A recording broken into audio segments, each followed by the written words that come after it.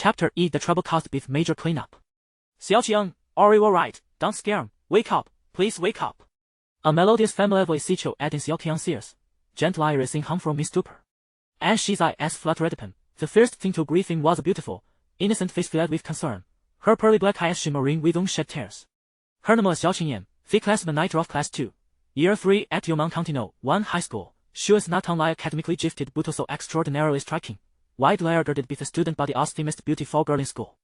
Upon seeing her, Xiao Qiang finally regained his senses and gradually recollected the events led into his fainting spell. It was indeed an unfortunate series of events during Gasco-wide cleaning day. He had found himself unluckily paired with Xiao Qiang, though originally might not have an exchange word with over the entire semester, Tuckley and a dilapidated storage area in Heback Mountain. However, amid their efforts, Xiao Qiang, ever earnest, insisted on pushing aside the cat's old wooden crates, only to reveal a golden, serpentine creature hiding within. Perhaps it was instinct to primarily to protect this gorgeous girl, but at that critical moment, he drew caution to the wind, embracing Xiao Qiang and shielding her with his own body, resulting in the golden serpent biting him fiercely. What a truly frustrating turn of events. She had finally gained a rare opportunity to be alone with the stunning Xiao Qiang, only for it to more at before welcome intrusion of this golden snake. How discouraging was that? As Xiao Qiang processed this absurdity, he realized he was still in the semi-awkward, embraced position on the ground alongside Xiao Qiang. The soft warmth of her body pressed against thighs almost made him forget the pain radiating from his lecturely. This was tempting to treat such reckless abandon. Xiao Qiang, you're awake at last. It saw me 45 hadn't pushed that box aside. This mightn't haven't, let me see your wand. I remember the teacher said in biology class that if a snake is venomous, wand will turn black or brown, and the poison will spread through our bloodstream. It's essential to treat it promptly. Xiao Qiang spoke rapidly, eager to check his injury. It was then that she realized it fire intimate embrace. Xiao Qiang froze momentarily before her cheeks flushed crimson in a state of panic. She pushed herself away from Xiao Qiang and scrambled to her feet, leaving the atmosphere decidedly awkward. Cough, how would you help back to the infirmary? Let the Shoner see take a look at me, Xiao Qiang hastily suggested, keen to steer the conversation away from firing comfortably position. That's so tough the question, Xiao Qiang replied honestly. If the snake was venomous, it requires immediate attention. I have to extract the venom from the wand. Panic listed her voice ceased has stamped her foot. Don't you worry about your own life, just tell me where you're bitten. Are you sure that's necessary? Xiao Qiang awkwardly gestured. The wand is right here. Alright, let me sight. Xiao Qiang crouched down, ready to examine the wand. Beauty shirt trailed off. She suddenly turned betrayed and froze in place. Why? Because, quite unfortunately, the bit mark was in Xiao Qiang's thigh. To check the wand, Xiao Qiang would have to pull down his pants. What girl would veer direct to do something so shameless? I think he should check for signs of poisoning himself instead. Can you turn around? Xiao Qiang chuckled sheepishly. Alright. Okay. Xiao Qiang quickly snapped back to reality, her lovely face blushing as he turned her back towards him. Xiao Qiang unbuckled his belt and glanced at the bit mark. A sigh of relief escaped him. The wand was black or brown, as Xiao Qiang had scrubbed. Instead, that puncture marks glimmered faintly at a hint of golden radiance. As long as it was discolored, her presumably hadn't been poisoned, right? Eh? What's this? Just as Xiao Qiang treasured, from his peripheral vision, has spotted a dragon-shaped J-dependent that had fallen beside the overturned wooden crate. It appeared to be exquisitely crafted. This old storage area seemed to have existed long before the show was built, typically housing only discarded items and junk. How could such a thin dragon pendant be here? Curiosity piqued, Xiao Qiang picked up white jaw pendant, about to vocalize his thoughts when he suddenly felt a surge of soothing warmth radiate from the bit wand, coursing through his veins. Thinner guy flowed into his body before ultimately entering the dragon pendant. Stunned, he quickly loosened this belt to catch the wand again, only to find the golden sheen had vanished from the bit mark, while it happened denting his soft light gleam mirrored with the golden light. This was an ordinary treasure. I too soon doubted something special. Xiao Qiang reasoned that this pendant must bring cat to thought golden snake. Thought he could understand dingo fixture in nature. The mere fact that it could absorb energy confirmed its remarkable value. Since it was an unclaimed that man divide and lie treasure, Xiao Qiang made an hesitation in stuffing the pendant into his pocket. Meanwhile, Xiao Qiang remained standing with their back turned towards him. Xiao Qiang gazed at her graceful silhouette, reflecting on thoroughly or intimate embrace.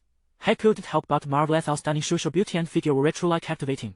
If only she were renting her shoe uniform, what an outrageous she thought might have created.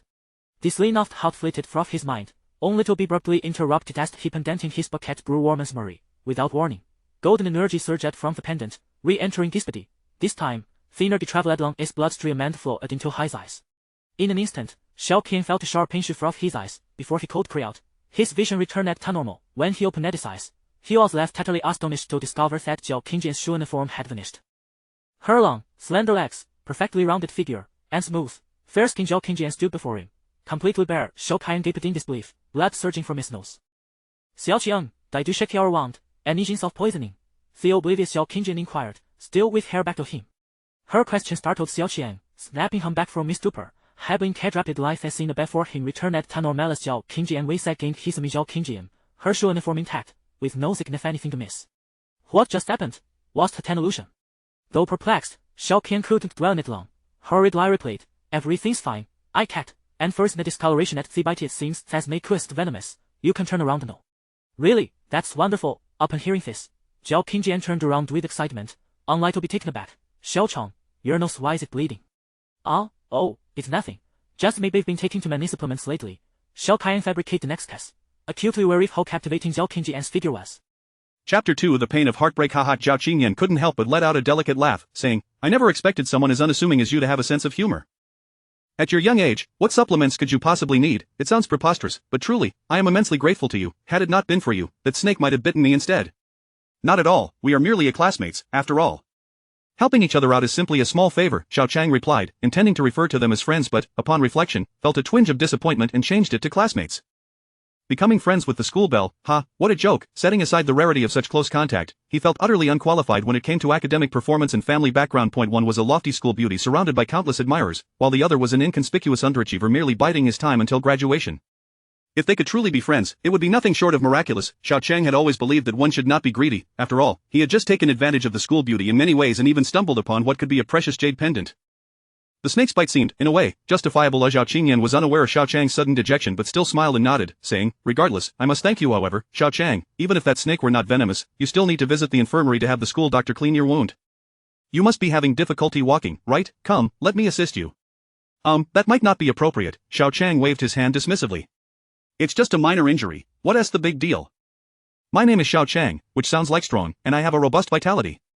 Absolutely not. If you don't go to clean your wound, it will leave me feeling uneasy. I implore you. The school belle's tone turned pleading, her large, glistening eyes radiating a heartfelt appeal. With such an expression, any man would likely be instantly disarmed. As Xiao Qiang remained in a daze, Xiao Qiang took the opportunity to support his right arm, helping him up from the ground. Thus, with Xiao Qiang's assistance, the two swiftly exited the dilapidated warehouse and made their way down the hillside along a narrow path. Xiao Qiang glanced at Xiao Qiang and remarked, Xiao Qiang, we have been in the same class for 3 years yet have hardly interacted. Aside from noticing your impressive grades in our first year, this is the first time you have left such a profound impression on me. By the way, why did your studies decline so drastically later on? Xiao Qiang's expression darkened momentarily, and he let out a self-deprecating smile. Life is filled with myriad choices. If I feel I lack the fortune to attend university, then what difference does it make whether I study or not? Your reasoning is rather peculiar. We haven't even faced the college entrance examination yet. How can you be so certain that you won't get into university? Xiao Qiang inquired, puzzled. I've seen those who are unmotivated in their studies, but I've never encountered someone with good grades who would willingly give up. I am not like you. Xiao Qiang thought of the myriad experiences he had endured over the past 2 years, and in that moment, he lost interest in continuing the conversation. Xiao Qiang. Remove your hand from Qingyan's shoulder this instant. Suddenly, a furious voice rang out ahead. Xiao Qiang looked up, frowning slightly, and instinctively attempted to lower his arm from Xiao Qingyan's delicate shoulder. Xiao Qingyan grasped his arm firmly, her brows knitting in displeasure as she retorted, Xiao Jiwei, can't you see that Xiao Qiang is injured? I am the one helping him. What concern is it of yours? Injured? This guy merely seeks to garner your sympathy and take advantage of you. Why are you so naive, Qingyan? The male classmate named Xiao Jiwei strode up to them, glaring fiercely at Xiao Qiang. Don't you know? He is the son of a con artist. How could he possibly be trustworthy? He has no right to your assistance. Xiao Qiang's expression shifted dramatically, his fists clenching tightly. Xiao Jiwei, what nonsense are you spouting? What do you mean by con artist? Xiao Qingyan exclaimed in astonishment.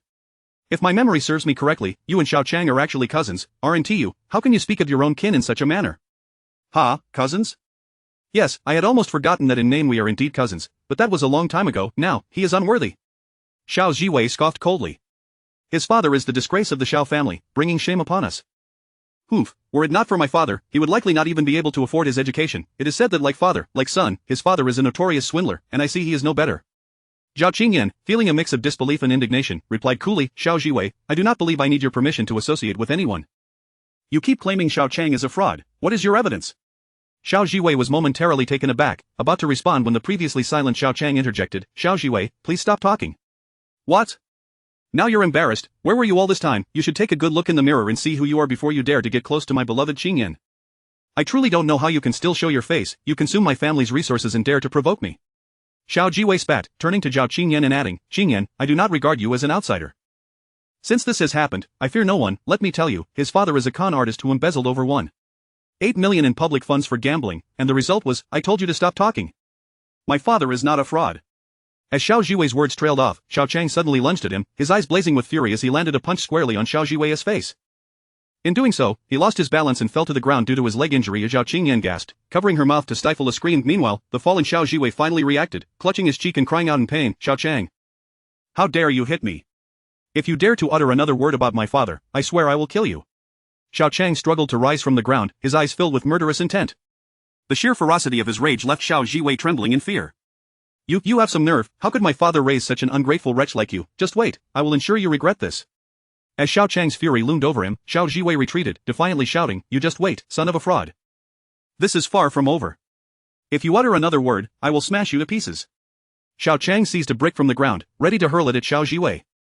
Terrified, Xiao Jiwei turned and fled without a trace. At this moment, Zhao Qingyan stepped forward, a mix of displeasure and concern evident on her face.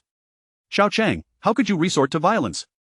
Fighting is prohibited in school, and no matter what your father is like, you cannot enough. My affairs are none of your concern.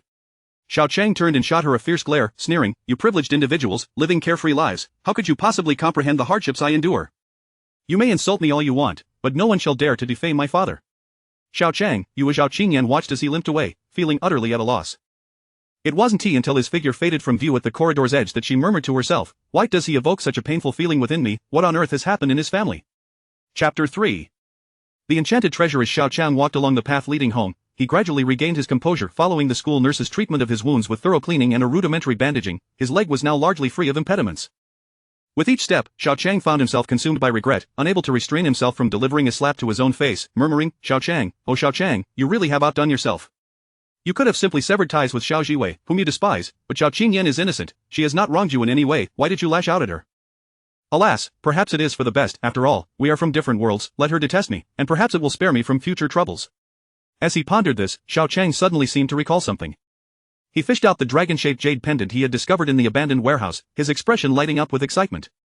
If what I experienced earlier was not merely a figment of my imagination, could it be that this pendant grants me the power of clairvoyance?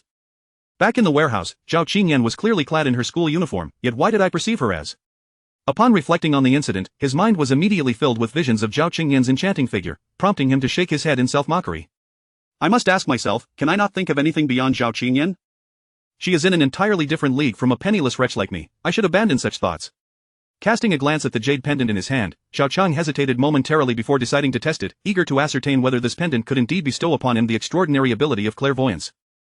Yong'an County, a small mountainous locale in Jiangnan Province, has long been renowned as one of the poorest counties in the region, despite its impoverished and underdeveloped state compared to larger cities, and its limited agricultural and industrial prospects. It has a rich history as a convergence point of ancient trade routes among 3 provinces, boasting nearly 1,000 years of cultural heritage. The area is replete with antiques and curios, and the Yong'an Mountains are famed for producing a highly sought-after yellow flower jade mine, attracting numerous jade merchants. Over time, this has given rise to an antique and jade street that runs through the eastern part of the county. This antique jade street lies conveniently between Yong'an County's first middle school and the county's largest state-owned enterprise, the Yong'an Jade Factory. Having grown up in the factory's residential area and attended Yong'an First Middle School, Xiao Qiang was intimately familiar with this street, having traversed it for nearly 3 years. At present, Xiao Qiang had arrived at the bustling antique street, his gaze fixed on the lottery shop that lay not far ahead. This shop had been his favorite haunt during his middle school years, where he would indulge in scratch-off lottery tickets, hoping for a stroke of luck. However, since his family fell on hard times, he had not returned. Boss, I'll take 2 scratch-off tickets, Xiao Qiang declared after a moment's hesitation, striding into the shop and tossing the 10 yuan he had saved from his breakfast money onto the counter with a twinge of regret. Oh. Is that not Xiao Qiang? You haven't graced my shop in quite some time, exclaimed the shopkeeper, a smile spreading across his face. I suppose it's understandable, given your father's unfortunate circumstances. Your family, boss, I'm here to buy scratch-off tickets, not to listen to your ramblings. Are you going to conduct business or not? Xiao Qiang's expression turned icy as he feigned departure. If you refuse to sell, I'll take my leave. Of course, I'll sell, I certainly will. The shopkeeper hurriedly accepted Xiao Qiang's money and handed him 2 scratch-off tickets. Scratch-off tickets are a popular local form of gambling, with a simple premise: one merely needs to scratch off the silver area on the card, and the displayed prize will determine the winnings. Yet, more often than not, the outcome is merely a polite thank you for your patronage without any reward. Xiao Qiang's intention in purchasing the scratch-off tickets was to test whether the jade pendant truly granted him the ability of clairvoyance. If it did, he would not need to scratch off the silver area to discern whether he had won. Gazing at the 2 cards in his hands, Xiao Qiang felt a surge of nervousness, his focus entirely on the silver prize area of the tickets. However, after staring intently for a considerable time, he was met with utter silence. Half an hour later, disappointment washed over him. It seemed that everything had been but an illusion, and he would likely go hungry for breakfast that week. Thief. It's him, he stole my wallet. Who stole your wallet? Don't make baseless accusations. Just as Xiao Qiang was drowning in despair, a sudden commotion erupted outside the lottery shop, quickly drawing the attention of many passers-by. He peered through the window to see a girl with shoulder-length hair, strikingly beautiful and radiating youthful vigor, engaged in a heated debate with a tattooed ruffian with a cigarette dangling from his lips. Beside her stood a middle-aged man dressed in a black suit, exuding an air of sophistication with his gold-rimmed glasses. Dad, this is the man. Just moments ago, while we were over there admiring antiques, I distinctly felt my wallet in my bag when you were paying for the antique. But as soon as he walked away, my wallet vanished. He must have stolen it, the beautiful girl exclaimed to the middle-aged man, her voice brimming with indignation. He is a thief. Just because you say I'm a thief, does that make it so? Where's your evidence? Where is it? The tattooed ruffian scoffed, puffing on his cigarette dismissively. If you can present evidence, I shall willingly turn myself in at the police station, but if you cannot, I shall sue you for defamation. My wallet must be on you. Hand it over quickly, or I will call the police, the beautiful girl retorted angrily.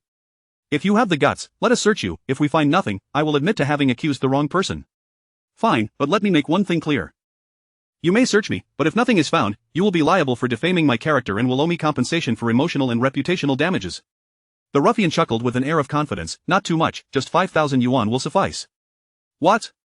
The beautiful girl momentarily stunned, her competitive spirit flaring up as she coldly laughed and nodded. All right, I won't say 5,000. I will offer you 10,000, but if we find it, I will take you to the police station. 10,000, you have said it, then it is a deal. The ruffian flicked his cigarette butt to the ground and extended his arms with a malicious grin. Come on, pretty girl, go ahead and search me. At this, whispers of intrigue rippled through the gathered crowd. The shopkeeper beside Xiao Qiang chuckled, glancing over. This father-daughter duo is clearly from out of town. They don't even know about Huang Shiren, the notorious thief of this street. He has a reputation for targeting newcomers, and he rarely fails. This fellow has a unique talent for concealing stolen goods better than anyone else. Unless they thoroughly search him from head to toe, I doubt they will recover that girl's wallet. This girl is far too hot-headed. A thief who invites a search surely has something up his sleeve. She is walking right into a trap, and not only will she fail to recover her wallet, but she may end up parting with 10,000 yuan. What a double loss. Xiao Qiang had indeed heard of Huang Shiren. He was known for his prowess on this street, having secured the protection of a local gang leader. As a result, shopkeepers typically refrained from interfering, provided he did not steal from their establishments. It was evident that this visiting father-daughter pair was in for a rude awakening. Strange, could it be that Huang Shiren possesses some supernatural ability to make stolen wallets disappear? Otherwise, how could he dare allow a search? If he can truly evade a thorough search as the shopkeeper suggested, that would be something.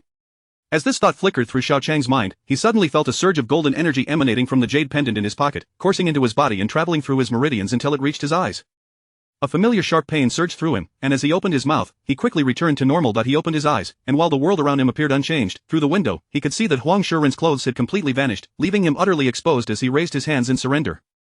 The power of clairvoyance had inexplicably manifested once more. Chapter 4. A test of skill. Xiao Qiang trembled with excitement, for he was finally certain that the dragon-shaped jade pendant he had found in the school's dilapidated warehouse endowed him with a miraculous power of X-ray vision. After using this extraordinary ability for the second time, he realized that in order to harness it, one must conjure thoughts and desires within the mind, essentially, a form of yearning. The earlier failure to see through the scratch card stemmed from his anxiety, which left his mind blank. With this newfound ability, Xiao Qiang understood that his once mundane and dismal life would now be replete with opportunities. A sense of long-lost confidence began to bubble up from the depths of his heart. Although he remained unaware of the true nature of the pendant, the mere possession of such a power was enough to fill him with joy. Suppressing his inner excitement, Xiao Qiang gradually calmed himself as he gazed out the window at the smug Huang Shiren. Truth be told, Huang's physique was quite abysmal. He was as thin as a rake, and his manhood drooped like a small worm, an exceedingly unattractive sight. However, it was precisely in that area that Xiao Qiang detected something unusual. So that is how this guy has honed his skills. Xiao Qiang could not help but chuckle quietly to himself. He pulled out the scratch card from his pocket to take a look. Both cards revealed the same message of gratitude for patronage. Cursing his bad luck under his breath, he exited the lottery shop. Let me search you, you beautiful thing. The pretty girl cast a disdainful look at Huang Shiren and turned her gaze towards her father. Her father seemed to understand her intention and turned to a burly young man beside him, saying, Secretary Lu, please search him. Of course, Mr. Xia. The young Secretary Lu nodded respectfully before hastily approaching Huang Shiren to conduct the search. After thoroughly examining Huang Shiren's upper body and legs, he awkwardly shook his head at the beautiful girl, indicating that he found nothing amiss. Impossible, I clearly saw him standing next to me just now. The beautiful girl, somewhat incredulous, addressed Secretary Lu with dissatisfaction, saying, Secretary Lu, search him again. Haha, search as many times as you wish. I am determined to claim that 10,000. Huang Shiren stood proudly, allowing Secretary Lu to search him, his demeanor exuding an air of confidence that made Mr. Xia furrow his brow. If you continue this way, not only will you fail to find the wallet, but you may also end up losing money. Unbeknownst to them, Xiao Qiang had quietly approached Mr. Xia and whispered, I know where he has hidden the wallet. Mr. Xia turned to the source of the voice, surprise evident in his expression. You know where he has hidden the wallet? His inquiry attracted the attention of his daughter, who anxiously interjected, Dad, there are photos of Mom in that wallet. We absolutely cannot lose it. Xia Yao, do not fret, I understand how important that wallet is to you. Mr. Xia trembled slightly, his gaze hardening. After a moment's consideration, he addressed Xiao Qiang, saying, Young man, as long as you tell me where that fellow has hidden the wallet, I will reward you with 10,000. What do you say? Xiao Qiang was taken aback. Such wealthy individuals were indeed impressive. He had yet to request any reward, and here was Mr. Xia offering 10,000 outright. Was a mere photograph of his mother truly worth such a sum? Yet, such considerations were not his concern. He was determined to seize this opportunity. A reward of 10,000 meant the world to Xiao Qiang, and he was eager to proceed. The beautiful girl, named Xiao Yao, stepped closer to Xiao Qiang and urgently whispered, Hey, what are you hesitating for?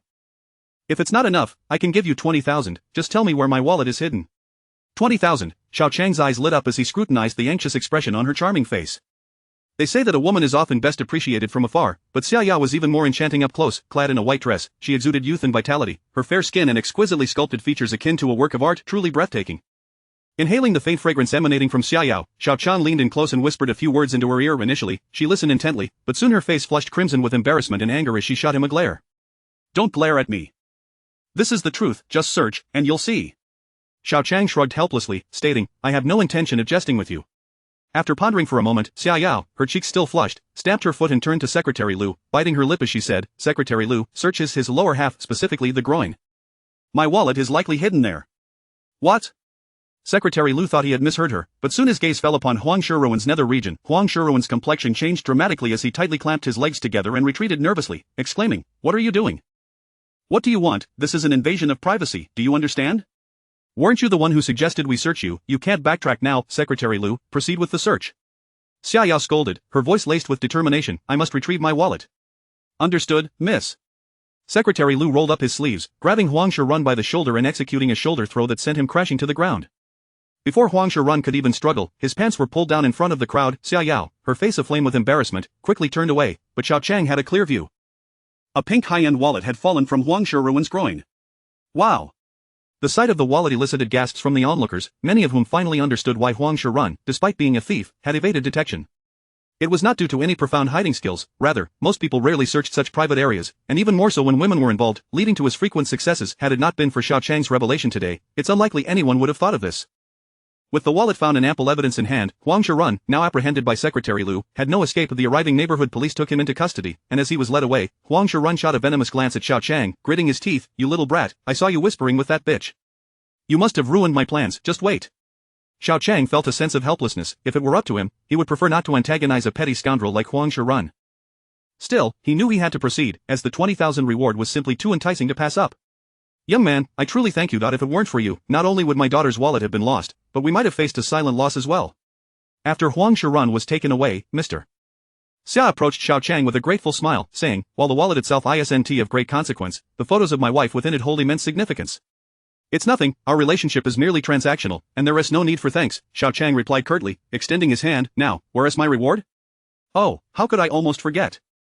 Secretary Lu, please hand him 20,000 in cash. Mr. Xia was indeed a wealthy man, unhesitating in his generosity. Though Secretary Lu cast a reluctant glance at Mr. Xia, he nonetheless retrieved 20,000 in cash from his briefcase and handed it to Xiao Qiang. Having never encountered such a sum of money in his life, Xiao Qiang could not help but swallow hard. After receiving the cash, he hastily stuffed it into his pocket as if fearing it would be snatched away. Dad, Secretary Lu retrieved Mom's photo from my wallet. Everything's fine now, let us go.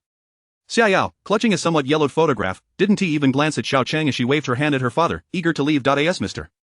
Xia nodded and turned to depart. He seemed to recall something, turning back to Xiao Qiang to inquire, Young man, could you tell me how you knew that the thief had hidden the wallet in his pants? Chapter 5.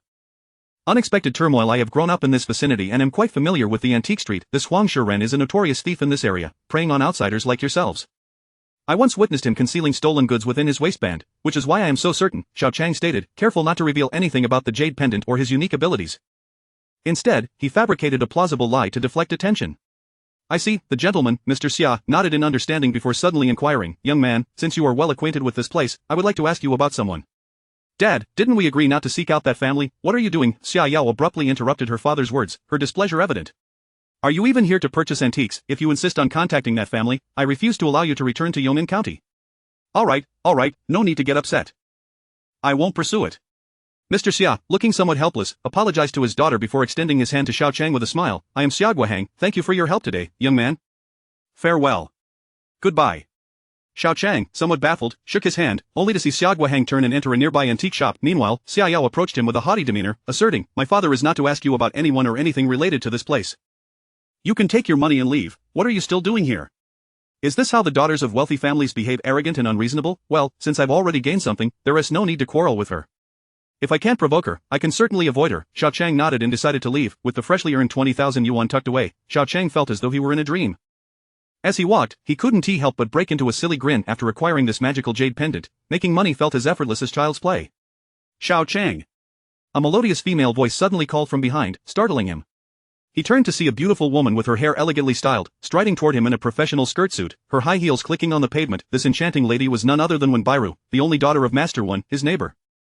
She was 2 years his senior and owned a small jade shop on the antique street. Bairu Jia, Xiao Qiang greeted with a smile, genuinely admiring this neighborly beauty. At the tender age of 20, Wen Bairu had always excelled academically and in character, often being the pride of Master Wen, who would boast that his daughter could easily gain admission to a prestigious university in the capital. However, just as she was about to take her college entrance exams, her mother fell gravely ill, depleting the family's savings in pursuit of medical treatment, leaving them unable to fund her education. Thus, this outstanding student selflessly chose to forego her exams to work and support her family. Tragically, her mother eventually passed away. Fortunately, with her father's esteemed reputation as a skilled jade carver, she managed to save enough to open her own small jade shop, stepping into the role of a business owner. One could not help but notice that when Bairu, clad in her professional attire, resembled a perfectly ripe peach, mature and exuding femininity, compared to the youthful beauty of Zhao Qingyan and the earlier met Xia Yao, her allure was undeniably more sensual and captivating. Just gazing at her was intoxicating, and due to her striking features, suitors lined the antique street, yet she appeared to remain unattached. The street ahead seemed quite lively just now. What happened? When Bairu inquired, seemingly unaware of the recent commotion as she had just exited her shop, Xiao Qiang dared not disclose his altercation with Huang Shiren to Wen Bairu. Instead, he smiled and replied, oh, it's nothing. Huang Shiren stole the wallets of 2 visitors and was taken to the police station. That Huang Shiren, relying on his connections with thugs, is becoming increasingly brazen. He certainly deserves to be apprehended, Wen Bairu remarked, her brows furrowing slightly. By the way, Xiao Qiang, if you have no plans after school, could you do me a favor? A new batch of yellow jade has just arrived from the mountains, and I'd like to pick a few pieces. Would you accompany me to help move the stones? If it were anyone else, I would certainly decline, but for Bairu Jia, Xiao Qiang feigned seriousness before breaking into a grin. Of course, that's no problem. Put. When Bairu couldn't help but giggle, you make it sound as if I'm asking you for a grand favor. Is it really that exaggerated? Hee, just a little joke, Xiao Qiang chuckled. Let us go, Bairu Jia. When Bairu nodded and led Xiao Qiang toward the jade market. Yong'an County is renowned for its specialty yellow flower jade, a jade variety famous for its vibrant yellow hue. This yellow flower jade has fostered a thriving industry encompassing mining, processing, carving, and retailing in the region. After extracting the raw jade from the mountains, most of the quality stones are purchased by the Yong'an Jade Factory for carving and processing into finished products. The remaining inferior materials typically find their way to the black market or niche markets like the antique street, where they are often bought unrefined, making the process of selecting stones akin to gambling, as the quality and size of the yellow flower jade within depend largely on one's luck and discernment. Of course, this gambling aspect is minor, as the market is relatively small, with few affluent buyers. Having accompanied Wen Bairu here on several occasions, Xiao Qiang had developed a basic understanding of the market's dynamics. Wen Bairu was particularly cautious when it came to selecting stones, typically opting for a few thousand yuan worth at a time. This way, even if the stones turned out to be of poor quality, her losses would be minimal. High-quality jade from the Qingshan mine, absolutely top-notch. Come take a look, we guarantee your satisfaction. Newly arrived yellow jade rough, sourced from the most authentic state-owned mines, quality assured. Although the market was small, each stall was energetically promoting their wares, surrounded by heaps of unrefined stones. Previously, Xiao Qiang had merely assisted Wen Bairu in moving stones, but now, everything was different, for he possessed a unique ability, X-ray vision. Taking a deep breath, Xiao Qiang activated his X-ray vision once more. As anticipated, the internal structures of the raw stones before him quickly revealed themselves. Ah, if it isn't Miss Bairu, the owner of the Wenru Pavilion, it's been a few days. Why do you seem even more radiant?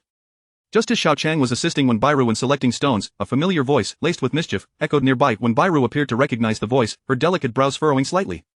Turning to look, Xiao Qiang saw a flamboyantly dressed young man accompanied by 2 lackeys, all sporting mischievous grins as they approached. The young man's lecherous gaze fixated on Wen Bairu, making it clear he was no good, and this filled Xiao Qiang with distaste.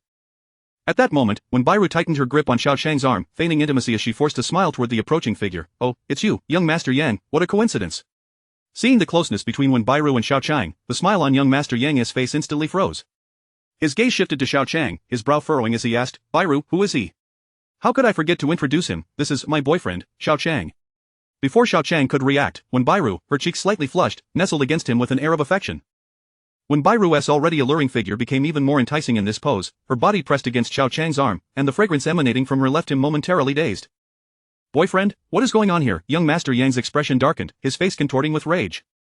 When did you get a boyfriend? And I wasn't informed. This guy looks like a student. He can't possibly be your boyfriend. I refuse to believe it. I prefer younger boys, whether you believe it or not. He is indeed my boyfriend. When Bairu's beautiful eyes sparkled with a hint of shyness as she turned, leaning in with her alluring lips to plant a kiss on Xiao Qiang's cheek. Chapter 6 The Gamble of Stones and Jade. With his eyes wide open, Xiao Qiang was utterly taken aback. The unexpected kiss from Wen Bairu momentarily left him in a daze. However, he soon regained his composure, realizing that this young Master Yang was evidently a suitor of Wen Bairu, and she was using him as a shield. Witnessing this scene, young Master Yang's face darkened with fury, yet he smiled with malice as he pointed at Xiao Qiang, coldly declaring, You insolent brat, how dare you compete with me for a woman? I challenge you, do you dare to engage in a jade duel with me? A jade duel. Xiao Qiang was clearly puzzled by the term. At that moment, when Bairu, her cheeks still flushed, quickly squeezed Xiao Qiang's arm and whispered urgently, a jade duel is a term used in this field.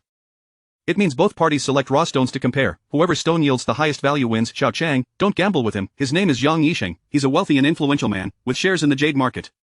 You cannot possibly compete with him. After some deliberation, Xiao Qiang realized that this jade duel was merely a gamble on stones. In the past, he would have hesitated to challenge young Master Yang, but now, endowed with the ability to see through the stones, determining whether a stone contained jade was as clear as day. Why should he fear him? After a moment's thought, Xiao Qiang spoke, What happens if you lose? In that case, I shall never disturb your affairs again. Yang Yisheng replied through gritted teeth, his expression dark. But if I win, you must leave Wen Bairu's side. So, what do you say? Do you dare? Bairu, if you wish to permanently rid yourself of this pest, this may be the best solution, Xiao Qiang suggested softly after a moment of contemplation. Since he wants to play, I shall indulge him. Xiao Qiang? Have you lost your mind? When Bairu was truly taken aback, clearly bewildered by Xiao Qiang's newfound confidence, she urged, You have no experience in evaluating raw stones, how can you compete with him? He has experts by his side. Experts? Gambling on stones relies more on luck than anything else. What nonsense about experts? If luck is on my side, I may very well win. Xiao Qiang replied confidently. Moreover, we are merely pretending to be a couple. Even if I lose, there is no real loss, you can simply find a new boyfriend. Upon hearing Xiao Qiang's cheeky remarks, Wen Bairu blushed and shot him a glare, remaining silent. Her silence was tantamount to acquiescence, prompting Xiao Qiang to eagerly propose, Young Master Yang, you said it yourself, if I win this gamble, you shall cease your pursuit of Wen Bairu. If that is the case, I am willing to take the bet. Very well, it seems you possess some courage after all. Delighted by Xiao Qiang's acceptance, Yang Yisheng, brimming with confidence, glanced around before pointing to a nearby jade shop filled with raw stones. Let us choose our stones from this shop. Whoever's cut yields the most valuable jade shall be the victor. Agreed, it is settled. Xiao Qiang nodded. You may go first. Yang Yisheng cast a scornful glance at Xiao Qiang, his lips curling into a derisive smile. Clearly, he believed Xiao Qiang was destined to be a failure. He waved his hand, and a middle-aged subordinate bowed and stepped forward to select from the pile of raw stones. This individual was evidently experienced, demonstrating meticulous care in his selection and keen observational skills. After approximately half an hour, he presented his chosen raw stone to Yang Yisheng. Xiao Qiang discreetly employed his ability to see through the stone, and indeed, the expert's selection proved impressive. Although the exterior appeared rough and unappealing, the core contained a decent quality of Huanghua jade, approximately of medium grade, and thus, quite valuable. I have made my selection, it is now your turn, Yang Yisheng said confidently to Xiao Qiang. Let me tell you, sometimes it takes more than just courage. One must also possess skill. I have been gambling on stones for at least 5 or 6 years. If I cannot defeat a novice like you, then what hope do I have? Ignoring Yang Yisheng's derisive taunts, Xiao Qiang focused intently on utilizing the perspective function within his jade pendant, thoroughly examining the entire pile of raw stones. It was evident that many of the stones in this market were indeed inferior, not to mention high-quality jade. Many were merely ordinary rocks, devoid of any jade content. After meticulously inspecting the pile, Xiao Qiang managed to find only one promising piece of raw stone at the bottom, which contained good quality Huanghua jade. However, this particular jade was of average quality, comparable to Yang Yisheng's expertly chosen piece. To secure victory, he needed to find raw material surpassing the medium-grade Huanghua jade. After thoroughly inspecting the entire pile, Xiao Qiang had yet to discover any superior Huanghua jade, suggesting that he might indeed lose this gamble to Yang Yisheng. This would inevitably lead to Wen Bairu being subjected to further harassment from that man. Just as Xiao Qiang was about to give up, his peripheral vision caught sight of a smaller pile of raw stones nearby. To his astonishment, he noticed a particular piece of raw stone within that pile, which seemed to exude a flowing golden mist. What is this? The golden mist, visible only through his perspective, felt eerily familiar to Xiao Qiang, instantly reminding him of the golden energy flowing from the mysterious jade pendant. Was it not strikingly similar? Instinctively, he reached out and grasped the modest piece of raw stone tightly. To his astonishment, the golden mist within the stone was suddenly absorbed without warning, flowing through his fingers and into his body via his blood, ultimately entering the jade pendant concealed within him. As the golden mist gradually dissipated, the true form of the raw stone was revealed, showcasing a lustrous and exquisite yellow jade. This entire phenomenon was visible solely to Xiao Qiang, who alone could perceive and feel it. The others merely observed him examining a piece of jade material without any indication of abnormality. Young Master Yang, I believe this fool has lost his mind. Has he not seen the sign indicating that the pile of raw stones is of inferior quality, the worst for jade yield? He actually intends to use that raw stone against us. It's simply absurd, one of Yang Yixing's accompanying experts remarked smugly upon seeing Xiao Qiang pick up a piece from the inferior pile. He is bound to lose. Xiao Qiang paid no heed to the expert's scornful remarks. Instead, he gazed at the piece of raw stone in his hand, which contained high-quality Huanghua jade, his mind swirling with questions. What was the nature of that golden mist? Could it be that the mysterious golden energy flowing from the jade pendant was derived from absorbing this golden mist? If absorption implies consumption, did that mean the golden energy within the pendant was finite? If so, would depleting this energy result in the loss of his perspective ability? A myriad of questions plunged Xiao Qiang into introspection. Meanwhile, when Bai Rou, mistaking his silence for disappointment over failing to find quality raw material, gently comforted him, Xiao Qiang, it matters not whether you win or lose, do not place too much weight on the outcome. Even if you lose, I shall not blame you. Snapped back to reality by Bai Rou's comforting words, Xiao Qiang flashed a grin and replied, lose, that word does not exist in my vocabulary. I have already selected my raw material, Bai Rou, here. Bai Rou, having heard the expert's comments, instinctively felt that their chances of winning were slim as she accepted the raw material Xiao Qiang handed her. However, to avoid disappointing him, she presented the jade stone for cutting alongside Yang Yixing's selected material. The market was relatively small, and with Yang Yixing being a well-known and affluent figure who enjoyed gambling on stones, it did not take long for many stall owners and customers to gather around, forming a lively crowd around the cutting machine. The value of each piece of raw material, worth only 800 yuan, hinged entirely on luck. Yang Yixing, brimming with confidence, cast a glance at Xiao Qiang, only to find him seemingly distracted, leading him to believe that Xiao Qiang had resigned himself to defeat. A smug smile crept upon his lips as he cast a greedy glance at Bai Rou's alluring figure. Rising, it's rising, dramatically rising.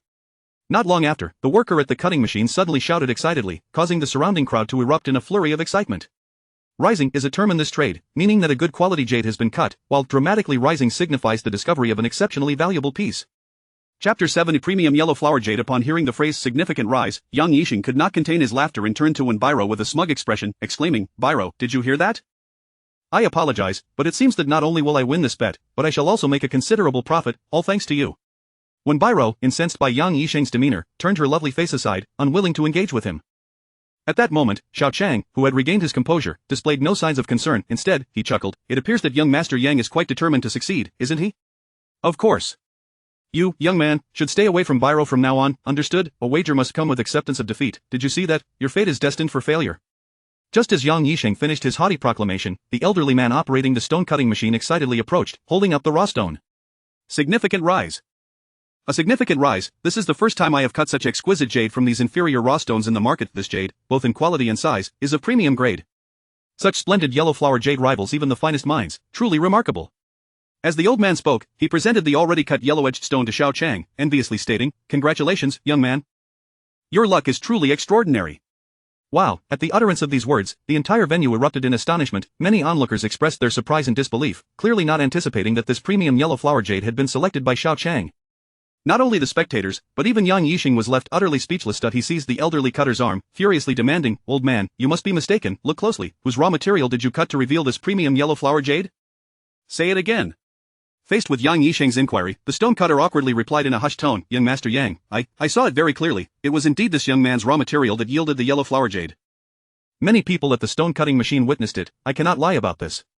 Enough, get out. Yang Yixing's face flushed with rage, his earlier arrogant words now felt like a slap to his own face. The reality had proven that he had utterly lost this jade contest, and the humiliation made him tremble with fury. Young Master Yang, this fellow's luck is simply too good. Who would have thought he could even stumble upon premium yellow flower jade? The so-called gambling stone expert beside Yang Yixing wore a pale expression filled with disbelief. However, this was the nature of gambling stones. No matter how skilled or experienced one might be, it ultimately hinged on luck, making it not uncommon for the unskilled to triumph over the masters. You fools, you are all useless. What were you saying earlier? Didn't you claim he purchased inferior raw material, and yet, look at the outcome, worthless rubbish. What good are you to me? Get out, all of you. In his fury, Yang Yixing kicked the gambling stone expert to the ground, then shot Xiao Qiang a furious glare before storming away without looking back. Young Master Yang, before you leave, remember to take the raw materials you purchased. I won't see you off. Xiao Qiang's sudden remark caused Yang Yisheng, already embarrassed and eager to leave, to stumble almost to the ground, inciting laughter among the onlookers. Xiao Qiang! Wenbiro exclaimed, quickly tapping Xiao Qiang's arm and admonishing softly, don't let it go to your head. Yang Yisheng is not someone to be trifled with. Don't let him hold a grudge against you. Understood, Biro. Xiao Qiang, realizing he had perhaps overstepped, acknowledged that despite his newfound abilities, he was still merely a student. Dealing with a wealthy heir like Yang Yisheng was one thing, even confronting a petty thief like Huang Shiren would be a challenge, yet he believed that it would not be long before he grew ever stronger. For the first time, he felt a profound sense of confidence blooming within him, and it was exhilarating. Boss, what luck, you managed to uncover premium yellow flower jade, sell it to me. Sell it to me. I assure you, I will offer a fair price. Once Yang Yisheng departed, the surrounding stall owners and shopkeepers eagerly began to bid for the yellow flower jade. Xiao Qiang, I truly did not expect you to win. Not only that, but you also uncovered a piece of premium yellow flower jade, akin to winning the lottery. What do you plan to do with it? Will you craft it into jade ornaments or sell it here? When Biro glanced at the premium yellow flower jade in Xiao Qiang's hands, her tone tinged with regret. This is such a fine piece. Alas, my shop is too small and lacks the funds, otherwise, I would have purchased it for processing. Seeing the glimmer of admiration in Wenbiro's beautiful eyes, Xiao Qiang, smiling, pushed the jade into her embrace, saying, if you like it, take it. If it weren't for you, Biro, I wouldn't have had the chance to stumble upon this. That simply won't do, Xiao Qiang, you must not be unaware of the value of this jade. When Biro insisted earnestly, even unprocessed premium yellow flower jade of this size is worth at least 200,000. 200,000. While Xiao Qiang was aware of the jade's considerable worth, he was nonetheless taken aback. It felt as though he were dreaming. Such easy money seemed almost too good to be true. Biro, why are you being so courteous? It truly doesn't matter. In the past, Xiao Qiang would have hesitated, for 200,000 was indeed a substantial sum, but now, if he wished, could he not acquire it? 200,000 had once been an astronomical figure to him, but now, it was merely a number. That won't do. Although we are quite familiar, even siblings must settle accounts clearly. How about this? If you insist on giving it to me, I cannot accept it without providing something in return. When Biro contemplated for a moment, then bit her lip lightly, my small jade shop, after all this time, is worth about 300,000 in total. If you agree, this piece of premium yellow flower jade will be your share, making you a 40% stakeholder from today onward, effectively the second shareholder. Then, once I take this jade to the factory for my father to process and sell, I will share the excess profits with you. How does that sound? Haha, whatever you decide, Biro, I shall comply. Xiao Qiang, seeing Wenbiro's insistence, no longer resisted and nodded in agreement, smiling. It seemed inevitable that he would engage with jade and antiques in the future, so becoming a small shareholder was a worthwhile endeavor. With such a significant gain, Xiao Qiang felt his trip had been worthwhile. The two wandered through the market a bit longer, purchasing some raw jade materials. Xiao Qiang once again employed his X-ray vision, but after visiting several shops, he could only find some subpar yellow flower jade materials. It seemed that premium yellow flower jade like the one he had discovered was indeed a rare find in such a modest market. After bidding farewell to Wenbiro and leaving the antique street, Xiao Qiang entered the residential complex of the state-owned jade factory, ready to return home. The old community was inhabited mainly by impoverished veteran workers from the jade factory, with alleyways littered with filthy garbage, piles of coal, firewood, and clothes hanging out to dry. Other than the slightly taller buildings, it bore little resemblance to anything but a shantytown. Upon reaching the foot of his building, Xiao Qiang ascended the uneven concrete steps, soon arriving at the entrance of his home on the 5th floor. Just as he was about to retrieve his keys, he looked down and noticed an unexpected number of shoes outside his door. Xiao Qiang's brows furrowed sharply. How could so many guests have arrived at his usually deserted home?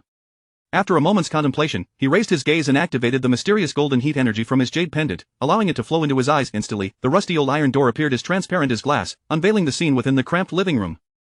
In the narrow living room, his mother stood beside the coffee table, her face filled with guilt and helplessness, continually speaking. Seated on the sofa before her were familiar faces, other relatives from the Xiao family, as well as his cousin Xiao Jiwei, whose face was bandaged from the beating he had received from Xiao Qiang. Beside him, spitting as she spoke, was his aunt, Ba Yuqin, Xiao Jiwei's mother, seeking retribution. The term flashed through Xiao Qiang's mind, and he withdrew his gaze, feeling an almost explosive surge of anger welling up within him. Chapter 8. What I owe you, I shall repay. Mother, I have returned. Xiao Qiang announced as he flung open the door and strode into the living room. Upon surveying the relatives of the Xiao family seated on the sofa, he turned to his mother, Zhang Suihua, and remarked with a cold smirk, I never imagined the household would be so lively today. Such a rarity. What is it, dear aunts? Are we convening a criticism meeting? Humph, Xiao Qiang, you have finally returned. We have been waiting for you for quite some time. Ba Yuqin, the mother of Xiao Jiwei, placed her hands on her hips and retorted sarcastically, as a student, why do you wander aimlessly instead of returning home promptly after school? Coming back at this hour, it is evident you are nothing but a layabout. Regardless of my so-called shortcomings, I am still far superior to your indolent son, who is only good at indulging in pleasures. Perhaps you should focus on educating him instead. Xiao Qiang shot back without hesitation. Xiao Qiang, cease your insolence. How dare you speak to your aunt in such a manner? Where are your manners? Before Ba Yuqin could express her indignation, Zhang Suihua quickly shot a glare at her son and turned to Ba Yuqin, offering a conciliatory smile. Sister-in-law, I apologize. It is my failure in teaching him proper decorum, and I regret that you have had to witness this. I must say, sister-in-law, you are aware of your own shortcomings in raising your children, aren't you? Bao Yuqin abruptly stood up, pointing an accusing finger at Zhang Suihua with a disdainful snort. Sister-in-law, if the Xiao family did not look down upon the two of you, you would know how my husband regards your family. Since my elder brother's passing, not only has my husband covered Xiao Qiang's tuition, but he has also arranged for you to reside in this employee dormitory, occasionally providing living expenses. It is one thing to be ungrateful, but to have your son beaten to such a degree is akin to raising a wolf that bites its benefactor. Stop pretending to be the good Samaritan. After finishing her drink, Xiao Qiang, with an expression of defiance, addressed the assembled relatives of the Xiao family. Indeed, my mother and I have benefited from my second uncle's kindness. I understand he is a good man, genuinely wishing to assist us, but that has nothing to do with you or your son. You have long desired to sever ties with my second uncle and have sought to reclaim the aid he provided us. Is that what you call kindness? Must I then be eternally grateful to you too? Enough, Xiao Qiang, you should hold your tongue. Zhang Suihua shot him a fierce glare, signaling him to stop speaking. Ha ha. This is quite the revelation. Well, sister-in-law, having such an ungrateful wretch in your family is indeed a testament to my husband's unfortunate blindness. Bao Yuqin sneered, turning to Zhang Suihua and continuing, Sister-in-law, since your son does not regard us as family, let us settle accounts. Pray tell, why should my son endure such punishment? The disgraceful actions of my elder brother are not a secret to our family. The largest enterprise in Yong'an County is the Jade Factory, with thousands of employees.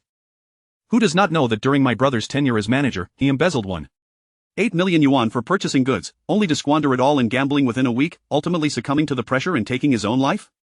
What harm is there in my son speaking the truth? Should we silence everyone? Then by all means, let your son go and beat every employee into submission. Confronted by Bao Yuqin's accusations, Zhang Suihua's eyes reflected a hint of sorrow as she replied, Sister-in-law, regardless of the circumstances, my son was wrong to resort to violence. So what do you propose we do about it? What shall we do? Let us handle this matter fairly. Bao Yuqin slammed her palm onto the coffee table. After casting a disdainful glance at Zhang Suihua, she asserted, firstly, your family must cover my son's medical expenses, compensation for emotional distress, and pain and suffering. Furthermore, Xiao Qiang must pledge to refrain from such reckless behavior in the future. Additionally, this matter must not be disclosed to my husband, otherwise, it would create discord in our marriage, and you would bear the blame. Considering you are my sister-in-law, I shall be lenient and ask for only 5,000. I say, elder sister, while the compensation to the second sister-in-law is understandable, may I inquire if our loan is to be settled as well? It has been over 2 years, and I only lent it out in good faith for my elder brother's sake. My 2 sons are also in need of education. The pressure is immense. Could you possibly repay the 10,000 owed to our family first? My family is not faring well either. We recently purchased a new house and are burdened by the mortgage. Could you perhaps consider repaying the 8,000 owed from my brother's previous loan? As Bao Yuqin initiated her demands for money, the other aunts and relatives seated on the dilapidated sofa eagerly chimed in with their own requests. Xiao Qiang gazed at the avaricious expressions on his relatives' faces and coldly laughed. Aunts and uncles, do you even remember the concepts of loyalty, integrity, and gratitude? Third aunt, were it not for my father, would your husband have secured a position at the Jade Factory? Would your 2 sons have gained admission to such esteemed schools? Fourth aunt, do you still have the audacity to ask for 8,000? When your father fell gravely ill, my father provided 30,000 for your family's medical expenses? Have you forgotten that? You hardly ever inquire about us, yet when you need money, you come here to collect debts. Truly exemplary relatives. Upon hearing Xiao Qiang's words, the relatives on the sofa lowered their heads, feeling embarrassed. Nevertheless, Bao Yuqin remained unyielding, addressing Zhang Suihua, regardless, I am not concerned, repaying debts is a matter of principle. If you cannot provide the funds, you must find a way. Sister-in-law, should you wish to escalate this matter, I can take my son to the school's administration and report the assault he suffered. At that point, whether your son Xiao Qiang can continue his studies will be uncertain. This cannot be allowed, this cannot be allowed. Zhang Suihua, panicked by the threat, became flustered and after a moment's thought, responded with difficulty, Sister-in-law, I acknowledge the money owed, and I will remember the debts owed to everyone. I promise to repay you all, if you could grant me a little time. You know our family has been on the brink of ruin since my husband's passing, with debts to the factory that have nearly stripped us of everything. We have sold off everything we could. I simply cannot gather such a large sum at once. Mother, you need not put yourself in such a predicament. Just as Zhang Suihua was speaking, Xiao Qiang interjected, revealing a cold smile directed at the avaricious relatives before him. You desire money, do you not? Very well, I shall repay what I owe you. You shall repay, you, a mere impoverished student, ha, what an audacious claim. Bao Yuqin scoffed derisively, your bravado is impressive, pray tell, how do you intend to repay? Just as the other aunts and relatives prepared to support Bao Yuqin, Xiao Qiang, without hesitation, pulled out 20,000 yuan from his pocket and forcefully tossed it onto the coffee table, declaring coldly, you wanted money, did you not? Take it and get out of my house at once. Staring at the substantial stacks of 100 yuan bills on the table, not only was Zhang Suihua taken aback, but the relatives of the Xiao family were equally astonished, utterly unable to fathom that Xiao Qiang, a seemingly impoverished youth, could produce such a significant sum of money. Chapter 9 The Memories of the Past. What? You don't want it? Very well, then I'll act as though I never said anything and put it away. As Xiao Qiang bent down to retrieve the money from the coffee table, his aunts immediately sprang up, seizing the cash before he could. Hee, sister-in-law, I just remembered that I have something to attend to at home, so I'll take my leave. The third aunt snatched up 10,000 yuan, as if fearing it would be taken from her, and quickly bid farewell. You all, take your time chatting. I must leave as well, I just remembered I need to go home to cook, the fourth aunt said, stuffing 8,000 yuan into her pocket before hastily departing. Before long, only 2,000 yuan remained on the table, and apart from Xiao Jiwei and his mother, Bao Yuqin, all other relatives had vanished without a trace. In her shock, Bao Yuqin finally regained her senses. When she reached out to take the remaining money, Xiao Qiang swiftly collected it all back. What do you mean by this, Xiao Qiang? Your other aunts took the money, why don't you give me any? Bao Yuqin frowned, extending her hand. I don't care where you got this money from, but I demand the 5,000 yuan compensation. On what grounds? Xiao Qiang glared at her and replied, though the third aunt and the fourth aunt were excessive, my mother and I did indeed borrow money from their family, and I acknowledge the debt. Therefore, I will give that money, but what gives you the right to ask me for money, just because I punched Xiao Jiwei? Sorry, but he had it coming for his foul mouth. What nonsense compensation, I won't pay a single cent. You with Bao Yuqin was so furious she nearly exploded, suppressing her anger as she said, fine, you refuse to pay, huh? We'll see about that, son, let us go to in a few days, I will report this to the school. Mom, I already told you, this Xiao Qiang is nothing but an ungrateful brat. Xiao Jiwei gritted his teeth in hatred, saying, I won't let this punch go unaccounted for.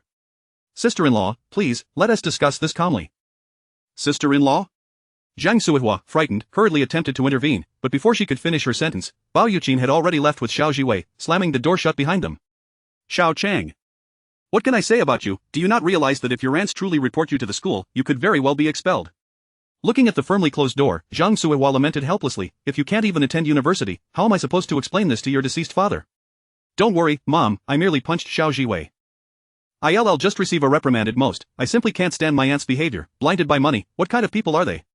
Xiao Qiang exclaimed angrily looking at his weary mother, whose hair was streaked with gray from overwork. He felt a surge of emotion and knelt before her, declaring, Mom, from now on, I will never allow anyone to bully you or this family. I will ensure you live in comfort and happiness. Xiao Qiang, Zhang Suihua's eyes reddened with tears as she hurriedly helped her son up, saying, I appreciate your intentions, but for now, focus on your studies and strive to get into university, do you understand? If it comes to it, I will swallow my pride and plead with your second uncle, we cannot allow you to drop out. By the way, I must ask, where did you get that 20,000 yuan? I found a wealthy merchant's wallet on my way home from school, and after I returned it, he insisted on giving me 20,000 yuan as a reward. Naturally, Xiao Qiang did not dare to tell his mother the truth. He continued earnestly, Mom, I didn't mean to hit Xiao Jiwei, it was just that he kept speaking ill of my father, so I understand everything. Son, I comprehend the injustices you've suffered for this family. 20,000 yuan. It could have been so beneficial for your education. Zhang Suihua wiped her tears, her voice choked with emotion. Xiao Qiang, you must remember, your father was certainly not a swindler, nor a gambling addict. Those public funds were not misappropriated by your father. You must believe in him, but if even the two of us do not believe, then no one will rest assured. Mom, I not only believe that my father is innocent, but I also swear to uncover the truth behind this matter, to bring him solace in the afterlife and restore his honor. Xiao Qiang's eyes radiated determination as he spoke. I will make all those who have looked down on us over the years see us in a new light, ensuring those snobbish relatives no longer dare to underestimate our family. Very well, I believe that day will come. Zhang Suihua affectionately patted Xiao Qiang's head, saying, now go study in your room, it's getting late, and I'll prepare dinner. Xiao Qiang nodded and turned to enter his small room. The walls were adorned with fine cracks, the white paint peeling in patches, and a yellowed old table with a broken leg stood alongside a small wooden bed and a stool. This comprised the entirety of the room. For over 2 years now, he still remembered the room he once occupied in a 3-story villa, the comfortable, soft mattress, the pristine, smooth desk set, the genuine leather chair, and so forth. Everything had long since turned to dust, like an illusion. Money can indeed move mountains. The faces of those snobbish relatives stirred long-buried memories within Xiao Qiang. Over 2 years ago, his father had been the director of a state-run jade factory, and their family had lived in blissful harmony. Yet, who could have predicted that a payment for a jade cutting machine would go missing, leading to his father being accused of embezzling public funds for gambling, bearing the full brunt of the blame? His father protested but was forced to sell off their assets to repay the debts. Ruined, his father lost not only his position but also accrued massive debts. Overwhelmed by injustice, he tragically took his own life with pesticide, leaving only Xiao Qiang and his mother to rely on one another. Had it not been for the new factory director, who was none other than Xiao Jiwei's father, they might have struggled to afford even a meal during their darkest times. Xiao Qiang firmly believed his father had been wronged and that he was innocent. In truth, he had always wished to investigate the matter thoroughly. However, being just a student, he had no opportunity to uncover any useful leads. 2 years had passed with no progress on this front. There is no need to dwell on this. I refuse to believe that if I work hard enough, the truth won't eventually come to light. Xiao Qiang shook his head, momentarily dismissing the unpleasant past as he opened his backpack and took out his books. Looking at the textbooks before him, a bitter smile crept onto Xiao Qiang's face. Since his father's death and the family falling into debt, he had resolved not to attend university and instead planned to start working right after high school to help his mother repay their debts. Yet, deep down, he knew his mother hoped he could pursue further education. However, given their circumstances, as he pondered this, he instinctively took out the mysterious dragon-shaped jade pendant from his pocket and placed it on the table. Perhaps, with this pendant, attending university might not be an impossible dream after all. Upon closer inspection, the craftsmanship and quality of the white jade pendant were undoubtedly exquisite, even to an untrained eye like his. It must be of considerable antiquity. Even if it bore no special abilities, it was likely a valuable antique. This pendant's mysterious golden energy flows into my eyes, granting me clarity. If it were to flow into other organs, could it not bestow other abilities? For instance, if it were to enter my nose, would my sense of smell enhance? With this thought, Xiao Qiang prepared to experiment. Holding the pendant tightly, he soon felt a familiar warmth emanating from it, as the golden energy distinctly flowed into his body once more. This time, Xiao Qiang meticulously observed the entire process as the golden energy entered his body. Initially, everything proceeded smoothly, but when the golden warmth reached the area of his nose, it seemed to encounter an obstruction, unable to pass through, and ultimately flowed back into the pendant.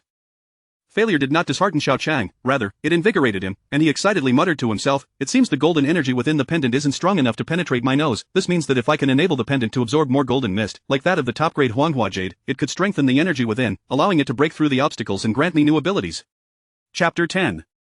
The invitation from the campus bell. Xiao Qiang, hey, wake up. Xiao Qiang, who had been dozing off with his head resting on the desk, was jolted back to consciousness. He wiped the corner of his mouth where drool had nearly escaped, and couldn't help but stretch languidly. He had spent the entire weekend engrossed in studying the golden energy within the jade pendant, and as a result, he only fell asleep in the early hours of the morning. Now, having just arrived at school for the morning self-study session, he had succumbed to fatigue and fallen asleep. After 2 days of research, Xiao Qiang had become remarkably adept at using the jade pendant. He discovered that the golden energy within it did indeed deplete. Each time he utilized the ability of clairvoyance, the golden energy diminished slightly, though the change was subtle and hard to perceive. To increase the concentration of this golden energy, he surmised that he would need to find treasures akin to the high-quality Huanghua jade, which contained golden mist. "Stop it, you annoying monkey. Why are you bothering me?" In his daze, Xiao Qiang glanced up to see his close friend, Song Xiaohou, calling him from the front row. He rubbed his eyes and slumped back onto the desk, saying, "Let me sleep a bit more. The morning study session isn't over yet, and there is no teacher around." "Xiao Qiang, what were you up to last night? You look utterly exhausted. It wouldn't be a spring dream, would it?" Song Xiaohou teased, playfully slapping him on the shoulder. "I heard that during the cleanup last Friday, you were grouped with Xiao Qiang. Not only did you take advantage of her, but you also gave Xiao Jiwei a beating? Song Xiaohou, do you really think you can't survive without gossiping?" Xiao Qiang retorted impatiently, turning his head. "I only gave Xiao Jiwei a punch because he was being obnoxious. It's not like I beat him up. And there is nothing between me and Xiao Qiang, so stop your wild speculations." "Oh, I see. In that case, it's no big deal. I just wanted to remind you that if you have any feelings for Xiao Qiang, don't forget about her English homework as the class representative. Otherwise, when she comes to collect the assignments and you can't turn yours in, that would be quite embarrassing," Song Xiaohou quipped. "Homework? What homework?" Xiao Qiang nonchalantly began to respond, but suddenly his eyes widened as realization struck him. He exclaimed, "Song Xiaohou, you really are something. The morning self-study session is almost over, and you remind me now, I haven't even done my English homework. Hurry, lend me yours so I can copy it." "What are you panicking for? Didn't you just say you had no feelings for Xiao Qiang? You failed to turn in assignments before. What's the big deal?" Song Xiaohou smirked. "Could it be that I was right? After a cleanup with the campus bell, you're starting to feel something?" Xiao Qiang was momentarily taken aback. Indeed, for someone like him, who had never intended to pursue higher education, homework had always been optional, submitted if he felt like it, or not if he didn't. But today was different. Was it possible that he genuinely cared about Xiao Qiang? In the past, Xiao Qiang would have dismissed such thoughts immediately. However, things had changed. After acquiring the extraordinary jade pendant, his burgeoning confidence had instigated a sense of daring within him. A beautiful and pure girl, recognized by all the boys in school as the top belle of Yong'an No. 1 high school. What boy wouldn't be drawn to her? Unless, of course, he was lacking in that regard. "Stop wasting time and hand over your homework," Xiao Qiang playfully scolded as he snatched Song Xiaohou's assignment book, beginning to copy furiously. "Look at that eager expression, all flushed with springtime enthusiasm, yet you claim you have no interest in Xiao Qiang," Song Xiaohou chuckled. "Listen, Xiao Qiang, this goddess isn't so easy to pursue. Not only is there a multitude of rivals, but your academic performance might just be your greatest hurdle. You'd better prepare yourself for a noble sacrifice, but hey, I'll still be cheering you on in spirit. Shut your mouth and stop distracting me while I copy." Song Xiao Qiang's heart sank as he caught a glimpse of Xiao Qiang's graceful figure reading aloud in English, letting out a silent sigh. Indeed, after neglecting his studies for over 2 years, the prospect of being with someone like Xiao Qiang, a top student, seemed overwhelmingly daunting. The bell signaling the end of the morning study session rang, and the class representatives began to collect assignments. Xiao Qiang, dressed in a lovely white dress paired with pink flats, looked refreshingly pure and charming. She moved from student to student, collecting English assignments, and soon arrived at Xiao Qiang's desk. "Xiao Qiang, here is your English homework." Xiao Qiang's gaze held an unusual glimmer as she looked at him. Xiao Qiang, unable to meet her eyes, extended his hand to pass her the freshly copied assignment. As she accepted the assignment, Xiao Qingyan hesitated for a moment, gently biting her lip before swiftly tossing a crumpled piece of paper into Xiao Qiang's drawer. Her cheeks flushed as she quickly walked away. Xiao Qiang was taken aback, turning to glance at Xiao Qingyan's retreating figure. Suppressing his exhilaration, he opened the drawer to retrieve the small paper ball. Unfolding it, he was met with a neatly penned line of script. Xiao Qiang, meet me after school by the east side of the park at the school gate. I have something I'd like to discuss with you. She wants to meet with me? Xiao Qingyan is actually inviting me to meet privately. The suppressed flame of excitement within Xiao Qiang ignited into a roaring blaze. He suddenly realized he had been overly cautious. No matter the disparities between them, if he lacked the courage to pursue the girl he liked, could he still consider himself a man? A graceful lady deserves a gentleman's affection. Liking someone is simply that, liking, with no need for excessive deliberation. As Xiao Qiang steeled himself with newfound resolve, his cousin Xiao Jiwei, unbeknownst to him, had approached and coldly rapped on his desk, declaring, Xiao Qiang, I saw Xiao Qingyan toss you that piece of paper. I am formally warning you to stay away from her out of respect for our familial ties. I might give you a chance, but don't test my limits. Xiao Qingyan is mine. Don't entertain any delusions. His words dripped with threat and warning, yet Xiao Qiang couldn't help but chuckle. Cousin, sometimes your self-importance is quite amusing. You claim Xiao Qingyan is yours, and just like that, she belongs to you? Unappreciative, sorry, but I tend to be rather unappreciative. The more you forbid me from pursuing Xiao Qingyan, the more determined I become. I see you're intent on courting disaster. Xiao Jiwei sneered, his expression darkening. Fine, if that is how you want it, don't blame me for being ruthless. College, wait until my mother comes to school to complain tomorrow. I doubt you'll even finish high school. Before Xiao Qiang could retort, Xiao Jiwei turned on his heel and departed with a mocking laugh. Xiao Qiang understood that his cousin, while lacking in talent, was adept at scheming. If this matter reached the school through a typical parent-esque complaint, it might not be dealt with too harshly. However, if the complainant was the wife of the jade factory owner, things could indeed get complicated. What a despicable scoundrel! Xiao Qiang glared at Xiao Jiwei's retreating figure, filled with anger yet feeling somewhat helpless.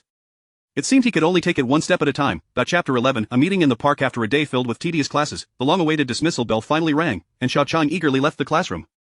Glancing at Xiao Qingyan, who was busy organizing her backpack, he felt a surge of excitement. Xiao Qiang, wait for me, let us go together. No sooner had he exited the classroom than his close friend, Song Xiao, caught up with him. With a playful grin, he draped an arm over Xiao Qiang's shoulder and said, Xiao Qiang, going straight home after school is so dull, how about we hit the arcade? It has been ages since we teamed up to slay in the romance of the Three Kingdoms. Do you think I'm like you, who only knows how to play all day? I really can't fathom how you manage to maintain a mediocre rank in every exam. The college entrance examination is approaching. Don't you plan to apply for university? Xiao Qiang shrugged off his friend's arm, giving him a serious glare. Let me give you some advice. The sea of bitterness has no bounds. Turning back is the shore. Don't get lost in games, or your dad will give you a beating you won't recover from. Oh dear, is this still the Xiao Qiang I used to know? Did I mistake you for someone else? Keep pretending, Song Xiao replied, exasperated. Bro, you need to know when to be serious. Remember, you were the one who taught me how to play that arcade game. Besides, you always end up behind me in exams. Do you even have the right to lecture me? Embarrassed, Xiao Qiang coughed awkwardly and forced a smile. Alright, you make a good point. I can't argue with you there. But today, I truly can't. I have plans with someone and must fulfill them. You can go play by yourself. Plans with someone? Who, from our class? It wouldn't be a girl, would it? Song Xiao's curiosity piqued, a mischievous grin spreading across his face. Could it be the school beauty, Xiao Qingyan? Wow, are you a fortune teller? How did you know? Xiao Qiang responded, utterly astonished. It really is Xiao Qingyan, Song Xiao exclaimed, his excitement getting the better of him. Realizing he had raised his voice, he quickly lowered it and chuckled. I'm not a fortune teller, just a lucky guess. I can't believe I actually got it right. Well, Xiao Qiang, I didn't expect you to have such skills in pursuing girls. Looks like you're making progress. Stop it. It's not a date, just a casual meetup. Don't get carried away. Xiao Qiang shot him a glance and waved him off. I'm not going to indulge in this nonsense with you anymore. I'm leaving. Oh, I almost forgot to mention. Wenjie is back and wants to gather for a meal sometime, Song Xiao suddenly recalled, calling out to Xiao Qiang as he walked away. Wenjie is back. Alright, I got it. Xiao Qiang waved his hand in acknowledgement and hurriedly descended the school building, exiting through the gates.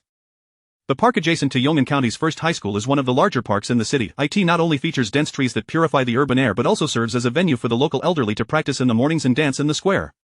As Xiao Qiang wandered through the park's grove, though the square was quite a distance away, the faint strains of lively music wafted into the air. It was rather comical that his first encounter with a girl was to unfold amidst such tunes. Before long, a figure clad in a pure and lovely white dress appeared, and Xiao Qiang suppressed his inner excitement, waving and calling out, Qingyan, over here. Upon spotting him, Xiao Qingyan's face lit up with a charming smile, and she quickened her pace towards him. Observing her graceful strides and the elegance of her flawless legs, he couldn't help but admire her beauty. Indeed, the school beauty was captivating even in her walk. Xiao Qiang, have you been waiting long? I am so sorry, the teacher needed me for a moment, she said as she settled onto a nearby stone bench, a hint of shyness in her tone. It's alright, I haven't been here long either, Xiao Qiang replied with a smile, yet he realized he was so nervous that he didn't know how to continue the conversation. An awkward silence enveloped them momentarily. I was going to say, they both attempted to break the uncomfortable silence simultaneously, only to interrupt each other, which elicited a shared laugh that lightened the mood. Ha, ladies first, you go ahead, Xiao Qiang gestured. You didn't invite me here without something to say, did you? Xiao Qingyan nodded, a touch of guilt appearing on her face. After a brief pause, her sweet voice rang out, Xiao Qiang, I invited you here to apologize in person. Yesterday, I spoke with some classmates and learned about your family situation. I realized that what Xiao Jiwei said to you was indeed rather excessive. Xiao Qiang's expression dimmed, and with a resigned smile, he replied, it's fine, I've grown accustomed to it. This matter doesn't concern you, so there is no need for you to apologize. In fact, I owe you an apology. I was too emotional and shouldn't have shouted at you like that regardless. That snake was originally going to bite me, and you saved me, so I feel I should express my gratitude, Xiao Qingyan continued, retrieving a beautifully wrapped small box from her backpack. Her lips parted slightly as she said, I bought this hero fountain pen at the mall over the weekend. It's for you. I hope you will study hard and strive to get into university. As he gazed at the pen in her delicate hand, a wave of disappointment washed over Xiao Qiang. It dawned on him that Xiao Qingyan had merely summoned him to return a favor. A date? Ha, how naive. She only wanted to sever ties and repay him for saving her life. Perhaps this was her subtle way of indicating she wished to establish boundaries. Taking a deep breath, Xiao Qiang forced a smile and accepted the glaring pen, saying, thank you for the gift. I truly appreciate it. If there is nothing else, I'll be on my way. Oh, okay, alright then, Xiao Qingyan responded, her expression reflecting a hint of hesitation upon noticing Xiao Qiang's lack of enthusiasm to continue the conversation. Turning away, he clutched the pen she had given him, his heart filled with a sense of helplessness. As the saying goes, the greater the hope, the greater the disappointment. It seemed that between him and Xiao Qingyan, there was never to be any unanticipated romantic aspirations. However, just as Xiao Qiang was about to leave in a dejected state, 3 ruffians, adorned in flamboyant attire and smoking cigarettes, suddenly emerged from the nearby grove. Their predatory gaze sent a chill down his spine, as if they recognized him. Xiao Qiang didn't know these thugs, but their menacing looks suggested nothing good was afoot. Instinctively, he halted, feeling a surge of energy from the jade pendant hanging on his chest. In an instant, he clearly saw that each of these ruffians was concealing a wooden club, evidently intending to confront him. In a split second, panic surged through him, and he turned to flee. Hey, you brat, stop right there. The thugs, taken aback by his sudden escape, quickly brandished their weapons and pursued him. Bewildered as to how their intentions had been revealed, Xiao Qingyan, who had been about to leave, witnessed the scene and couldn't help but gasp in alarm. Xiao Qiang was at a loss for words. She was indeed beautiful, but how could she be so naive? By calling out his name, she had effectively revealed their acquaintance to the pursuing gang. In desperation, he dashed to Xiao Qingyan's side, grasped her small hand, and urged, what are you standing there for? Hurry, run with me. Chapter 12 A Frenzied Revenge. Stop right there, you little brat, halt. Behind them, a gang of ruffians brandishing various weapons was relentlessly pursuing, while in front, Xiao Qiang and Xiao Qingyan were sprinting for their lives. The gap between the two sides was gradually closing, not because Xiao Qiang was unable to run fast, but rather because Xiao Qingyan struggled to keep pace with his rhythm.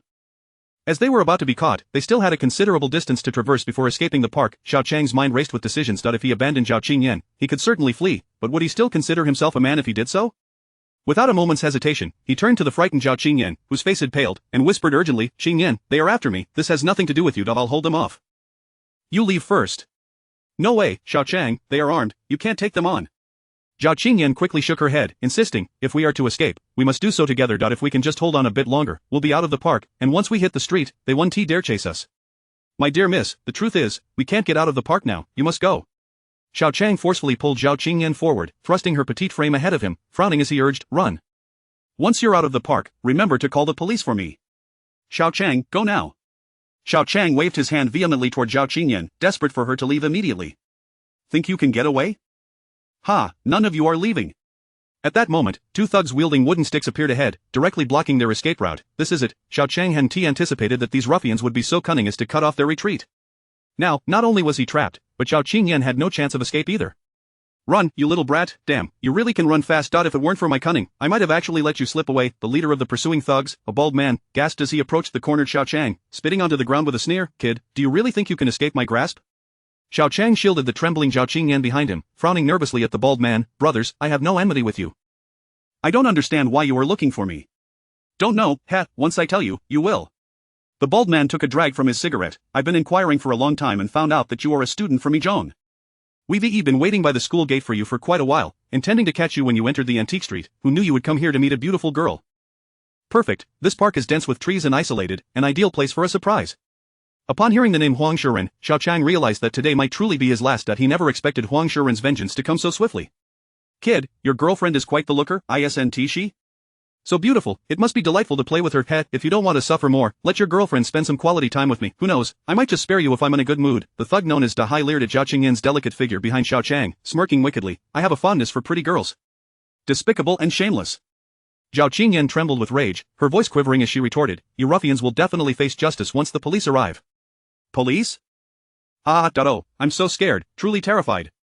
The bald man, Yu Hai, laughed, and his four accomplices joined in, guffawing as if they had heard the most amusing joke in the world. Gradually, he ceased laughing, his expression turning menacing as he remarked, "If you're so brave, call the police now, but if you can't, then shut your mouth and wait to cry for help after I'm done with you, little girl." Xiao Qiang furrowed his brow, realizing there was no way to resolve this peacefully.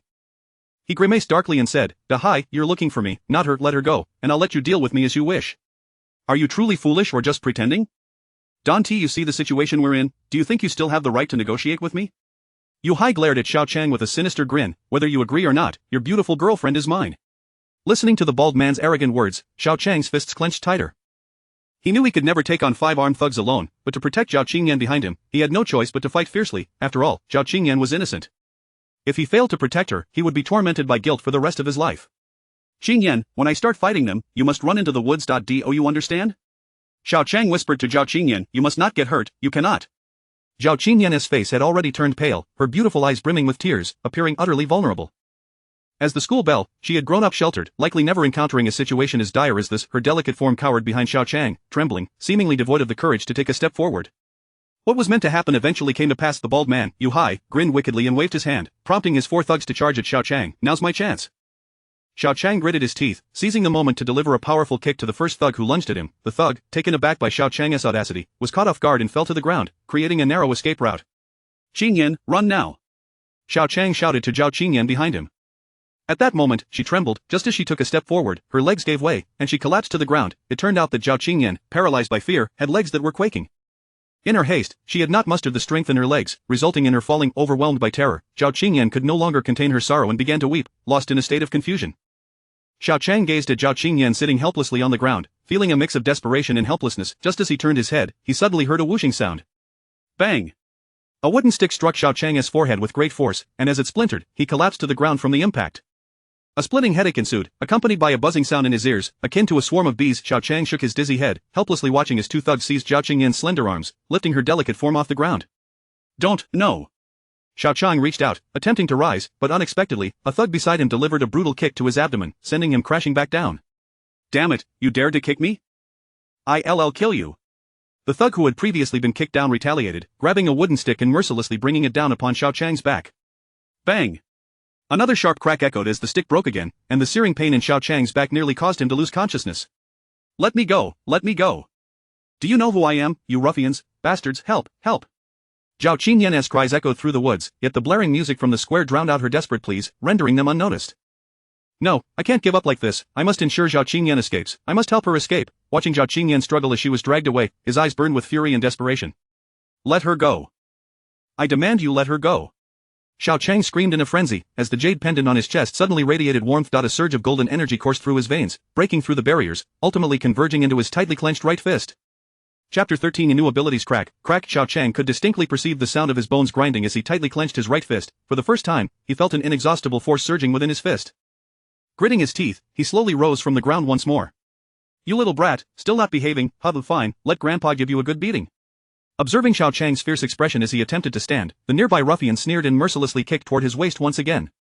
This time, however, Xiao Qiang was prepared. He clenched his right fist, let out a shout, and swung his fist with all his might toward the ruffian's leg. Crack!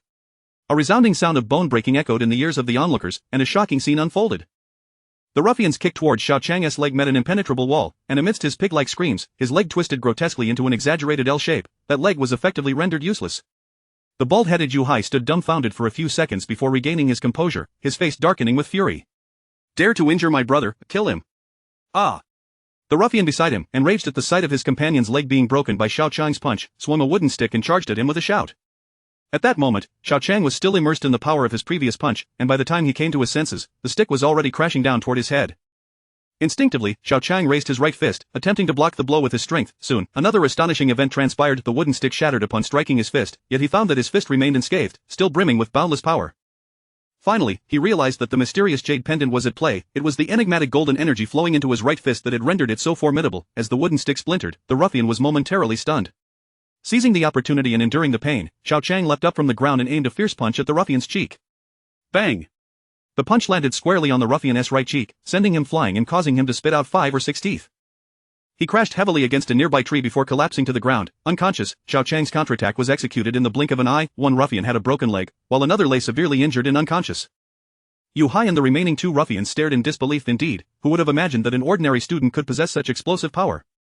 Run! Xiao Qiang was no fool, he understood that although his fist was empowered by the golden energy, the rest of his body remained vulnerable. The ruffians had underestimated him, providing him a fleeting opportunity if they regrouped, he would be outnumbered and surely overpowered, thus, the wisest choice was to flee this place before they realized what was happening. Grasping Xiao Qingyan's small hand, Xiao Qiang disregarded his injuries and sprinted frantically into the woods. At that moment, Yu Hai also regained his composure, his face ashen as he shouted, "What are you standing around for, you bunch of useless fools?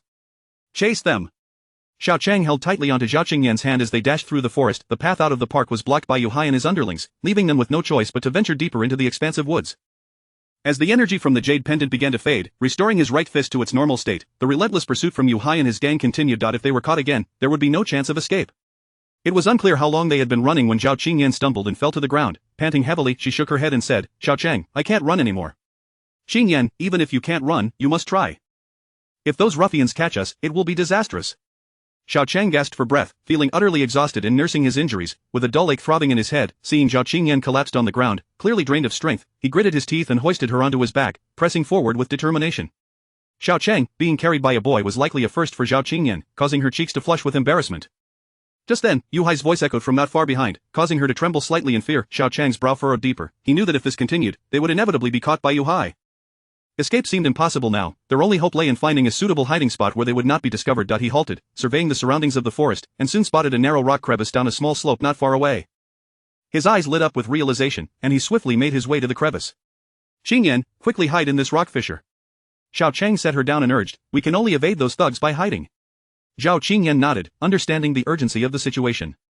She carefully squeezed into the crevice against the rocky wall. Once she was fully inside, Xiao Qiang followed suit, cautiously pressing himself into the narrow space. The rock crevice was quite tight, but since both of them were slender, they managed to fit inside. However, the challenge arose. While they had managed to squeeze in, there was no space left to spare, and their bodies were pressed tightly together as if in an embrace. Not only could they feel each other's breaths, but even the rapid beating of their hearts was distinctly perceptible. Xiao Qingyan's face flushed deep red, overwhelmed by shyness as she averted her gaze, yet, in the confined space of the rock fissure, there was no room to do so, leaving her cheek pressed intimately against Xiao Qiang's. Hiding so closely with the beautiful school belle Xiao Qingyan in the crevice, the intoxicating scent of her presence, the exquisite sensation of their bodies touching, and the tantalizing rhythm of her breath created an exhilarating yet nerve-wracking tension for Xiao Qiang, who struggled to suppress his surging emotions. As their bodies remained pressed against one another, Xiao Qingyan quickly sensed the unusual intimacy. The already awkward situation intensified her embarrassment, her cheeks burning as if they might drip with the sweetness of youth, invoking an irresistible desire to taste. "Damn it, that little brat runs surprisingly fast. Where could he have gone? We can't let them escape the park." Just as the two found themselves in such an ambiguous and awkward situation, Yu Hai's voice suddenly pierced through the rock crevice, startling them into silence, holding their breaths in fear. Gradually, the footsteps receded into the distance, and Xiao Qiang let out a quiet sigh of relief. At least for the moment, they were safe. "They've gone, we should head out now." He stirred, awkwardly preparing to leave the crevice, only to be halted by Xiao Qingyan's small hand gripping his arm tightly. "Xiao Qiang, wait a moment. The park is so small, if we step out now and run into them again, it would be troublesome. Let's wait a little longer," Xiao Qingyan whispered shyly. "I'll call for help." As she spoke, she reached into her bag on the ground, retrieving a pink phone with some difficulty, and began to dial a number.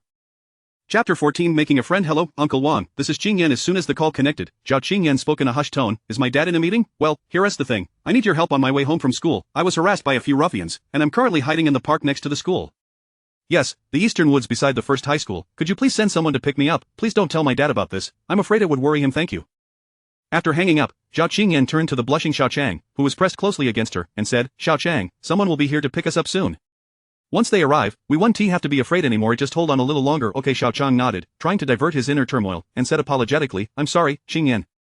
They were looking for trouble with me, and you got dragged into this. No one could have anticipated this. It's not your fault, Xiao Qiang. I actually want to thank you. If it weren't for you just now, I'm afraid As Xiao Qingyan spoke, she recalled the unpleasant taunts of those hooligans, her eyes reddening.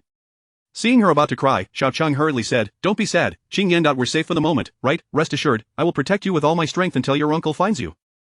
Xiao Qingyan bit her pink lip, her beautiful eyes revealing a hint of gratitude. She suddenly chuckled softly at Xiao Qiang, saying, "I guess I owe you another favor now. I don't even know how to repay it." Upon hearing this, Xiao Qiang's heart ached, and his expression darkened. It seemed that Xiao Qingyan wanted to distance herself from him. "Qingyan classmate, please don't feel burdened. This matter arose because of me. You don't owe me anything, really. After this, we can go back to being strangers, and that would clear the air, wouldn't it?" Xiao Qiang said with a resigned smile, "Don't worry, I understand my place in 1T disturb you in the future." "What do you mean by that?" Xiao Qingyan initially didn't understand, but then she realized and exclaimed in surprise, "When did I say I wanted to distance myself from you?" Xiao Qiang was taken aback, feeling somewhat awkward as he replied, "You gave me a pen as a favor, didn't that imply you wanted to sever ties? I know I'm a poor student, and my situation is special." "I understand a fool, you really infuriate me." Xiao Qingyan shot him an exasperated glare, saying indignantly, "I wondered why you took the pen I gave you and wanted to leave. It turns out you were thinking like this." "But do you know what I was thinking? Could it be you weren't thinking that way?" Xiao Qiang gazed at the close Xiao Qingyan in surprise, her dark, pearl-like eyes shimmering with reproach, making him feel guilty enough to avoid her gaze. "Xiao Qiang, listen well, the reason I gave you the pen is not to repay a favor or to distance ourselves. I only give gifts to friends I genuinely want to make. Do you understand?" Xiao Qingyan pouted slightly, her tone tinged with grievance. "Do you see me as someone who values wealth over character, judging people solely by their academic performance? What, you said you want to be friends with me?" For a moment, Xiao Qiang thought he had misheard, a surge of ecstatic feelings welling up within him. I must clarify, don't misunderstand, I meant just ordinary friends, not that kind of friend." Xiao Qingyan seemed to feel she hadn't been clear enough and hurriedly explained, "I know, I understand, I get it." Xiao Qiang was genuinely happy. Becoming friends with the school belle was an incredibly joyous occasion. Setting aside any notions of pursuing her, if they couldn't even be friends, what other hopes could he entertain? Seeing Xiao Qiang's radiant, overjoyed expression, Xiao Qingyan smiled slightly and asked, "So may I ask, Xiao Qiang, would you like to be my friend?" "Of course, it would be an honor." Xiao Qiang quickly nodded earnestly, but he evidently forgot that they were pressed closely together in the crevice of the rock. As he nodded vigorously, their faces collided, his lips brushing against her delicate skin. This sudden contact left him feeling awkward, and he stammered, "I'm sorry, I didn't mean to. It's fine." Xiao Qingyan replied that it was okay, but the unmistakable blush on her cheeks revealed her shyness. At that moment, her phone rang, and she hurriedly answered it, finally alleviating the awkwardness. The call was from Xiao Qingyan's uncle. After she hung up, she took the initiative to step out from the rock crevice. Clearly, the danger outside had been resolved. Xiao Qiang soon followed her outside and, before long, noticed a multitude of figures approaching. As those figures drew nearer, he was astonished to recognize that they were all uniformed police officers, quite an impressive display. Among the throng of officers were several apprehended individuals, with the ringleader being the very same Yu Hai, who had been so arrogant moments ago, now looking disheveled and terrified. "Uncle Wang!" Xiao Qingyan exclaimed joyfully, quickly walking to the side of a man in a black Zhongshan suit and gold-rimmed glasses, who appeared to be in charge of the police. Upon seeing Xiao Qingyan, the stern expression on Uncle Wang's face visibly softened as he hurriedly asked, "Qingyan, are you alright? Are you hurt anywhere?" Xiao Qingyan shook her head and replied, "I'm fine. Fortunately, my classmate is clever. He found a crevice in the rocks nearby to hide in, otherwise, it would have been truly dangerous." "Your classmate?" At this, Uncle Wang looked up in surprise at Xiao Qiang, frowning slightly as he asked, Qingyan, what is your relationship with this young man?" "Don't misunderstand, Uncle Wang, this is Xiao Qiang, my classmate. He helped me, and I wanted to express my gratitude by inviting him to the park, but I didn't expect to run into trouble." As she spoke, Xiao Qingyan cast an angry glance at the apprehended ruffians, exclaiming, "It's these scoundrels." Yu Hai, now a captive, hastily pleaded with a mournful expression, "Miss, we didn't come here to trouble you. I just said a few casual words. I didn't do anything to you. Shut up," shouted the police officer beside him, causing Yu Hai to tremble in fear, swallowing the rest of his words. "Qingyan, don't worry, rest assured, everything will be handled by your Uncle Wang." Uncle Wang, casting a meaningful glance at Xiao Qiang, turned to a rather rotund police officer wiping sweat from his brow and said, "Captain Zhou, this area is under your jurisdiction, correct?" "Humph, you're really something." In broad daylight, right next to the school, a female student was nearly harassed by ruffians. "What kind of work are you doing as a captain? Can parents still trust the safety here?" Uncle Wang, with an air of authority, showed no mercy in reprimanding Captain Zhou, who looked increasingly pale from the scolding. Yes, I'm sorry, Secretary Wang, this is our oversight." Captain Zhou repeatedly apologized, his face filled with embarrassment. "I will ensure strict patrols and will not tolerate any lawbreakers who dare to harm students. Ensuring the safety of the people is the police's solemn duty. This is your dereliction of duty, and I will demand an explanation from your chief. Furthermore, if I don't receive a satisfactory answer and resolution regarding today's incident, you can expect to be dismissed." After delivering this stern warning, Uncle Wang turned to the group of ruffians and coldly added, "I must say, you truly have the audacity. Do you even realize whose daughter she is?" Chapter 15 of the Vanishing Energy. "Uncle Wang, please stop. I am quite fatigued and wish to return home to rest." Before Secretary Wang could finish his sentence, Xiao Qingyan interrupted him. "Oh, very well." Upon hearing Xiao Qingyan's sudden interjection, Secretary Wang immediately suppressed his previously haughty demeanor, donning a smile as he said, "Qingyan, let us head home now. The car is waiting outside the park. Let's go." It was evident to even the most oblivious observer that Secretary Wang displayed an unmistakable air of reverence and respect towards Xiao Qingyan. He bore no resemblance to an uncle, but rather resembled a steward of her household. Xiao Qiang watched helplessly as Xiao Qingyan was escorted away by Secretary Wang. Before departing, Xiao Qingyan cast him a fleeting smile, while Secretary Wang regarded him with a vigilant expression, hinting at an unspoken warning in his gaze. Initially, the prospect of becoming friends with Xiao Qingyan reignited the flickering flame of hope within the insecure Xiao Qiang. However, the rapid arrival of the police and the ensuing commotion, coupled with Secretary Wang's arrogant demeanor before the police captain, forced him to confront a harsh reality. Not only was she academically gifted and strikingly beautiful, but her family background was undoubtedly extraordinary as well. Yet, rather than succumb to despair, Xiao Qiang felt invigorated with determination. He came to the realization that, yes, Xiao Qingyan was not a girl from an ordinary family, but so what? As long as he could achieve success, he would not be unworthy of her. Perhaps it would take considerable time, but fortunes could change, and with the unique abilities bestowed upon him by the mysterious jade pendant, perhaps he could one day be deserving of Xiao Qiang. You foolish boys, have you truly lost your senses?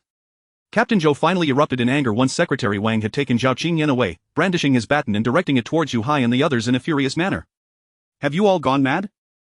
How dare you target the daughter of Secretary Wang? Very well, prepare to face the consequences, take them all to the police station. These lawless individuals will be subjected to thorough scrutiny and strict treatment, there will be no leniency. Yes. The surrounding officers shouted in unison, swiftly dragging the still wailing Yu Hai and his cohorts away.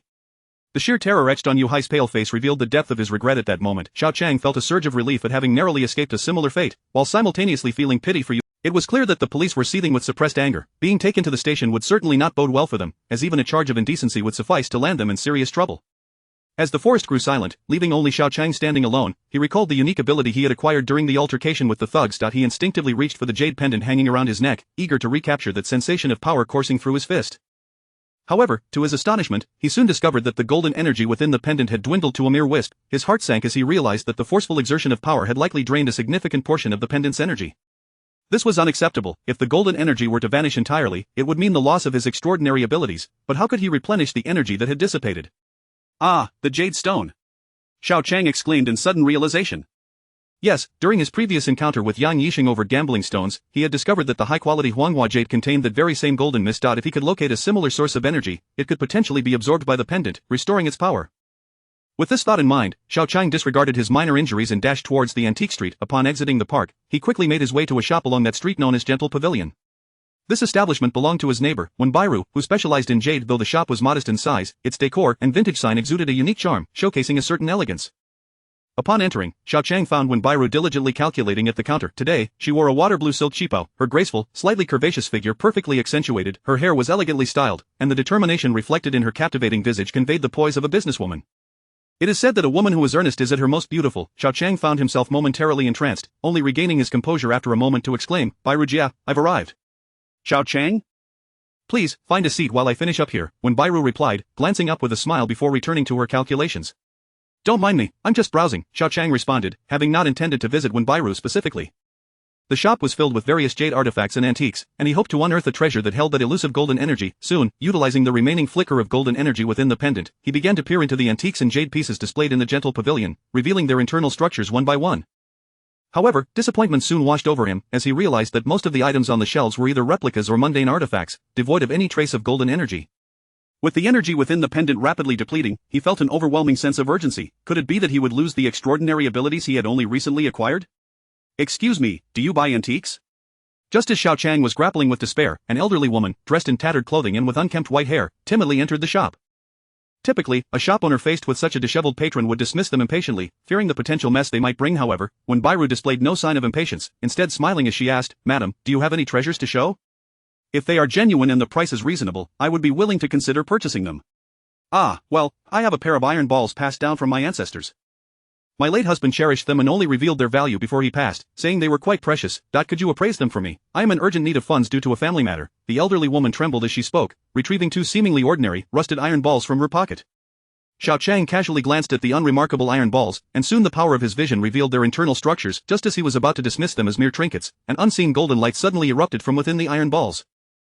Xiao Qiang's eyes widened in shock. The golden mist he had longed for was indeed present within the iron balls. Not only that, but its concentration was significantly greater than that found in high-quality Huanghua jade. Madam, those iron balls are actually ancient fitness tools known as Baoding balls. They were used in the past for hand exercises to stimulate acupressure points. While many were produced historically, their value is not particularly high, especially since yours have been poorly stored and are now rusted from exposure. They are hardly worth much, Wenbairu replied with a smile, glancing at the iron balls in the woman's hands. Perhaps you should try another shop. Oh, very well, I appreciate your time. Disappointment clouded the elderly woman's eyes as she retracted the iron balls and prepared to leave the Gentle Pavilion. Wait. Just as the elderly woman was about to depart, Xiao Qiang could no longer contain himself and exclaimed, Madam, may I take a closer look at those iron balls you have? Chapter 16. The Baoding Iron Balls. Xiao Qiang? Wenbairu was taken aback by Xiao Qiang's sudden interest in the pair of iron balls, and couldn't help but voice her curiosity. What, are you intrigued by those iron balls? Xiao Qiang did not respond to Wenbairu's inquiry. Instead, he stepped forward to the elderly woman and inquired, Excuse me, madam, may I examine those iron balls more closely? Oh, certainly. The old woman, noticing the acquaintance between Xiao Qiang and the shopkeeper Wen Rou, nodded in agreement and presented the pair of iron balls. Xiao Qiang's expression turned solemn as he tentatively took the iron balls into his hands. Almost immediately, the dragon-shaped jade pendant at his chest began to radiate warmth, as the rich golden energy from the iron balls coursed through his arm and into his meridians, being absorbed by the pendant. To Wen Rou and the elderly woman, it appeared that Xiao Qiang was merely observing the iron balls. However, he could clearly see that the golden energy within the iron balls, invisible to the naked eye of an ordinary person, was rapidly diminishing, while the golden energy within his jade pendant was increasing swiftly. As the rust began to fade, the true form of the iron balls gradually revealed itself. Initially, Xiao Qiang had focused on the jade pendant at his chest, but soon, his X-ray vision was irresistibly drawn to the internal structure of the iron balls.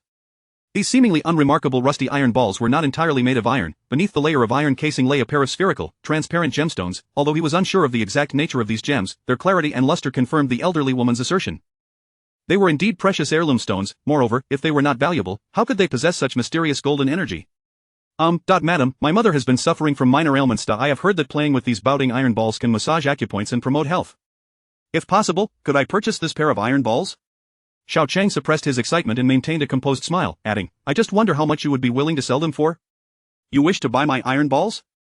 The elderly woman exclaimed in surprise, you truly possess a kind heart, far better than my grandson.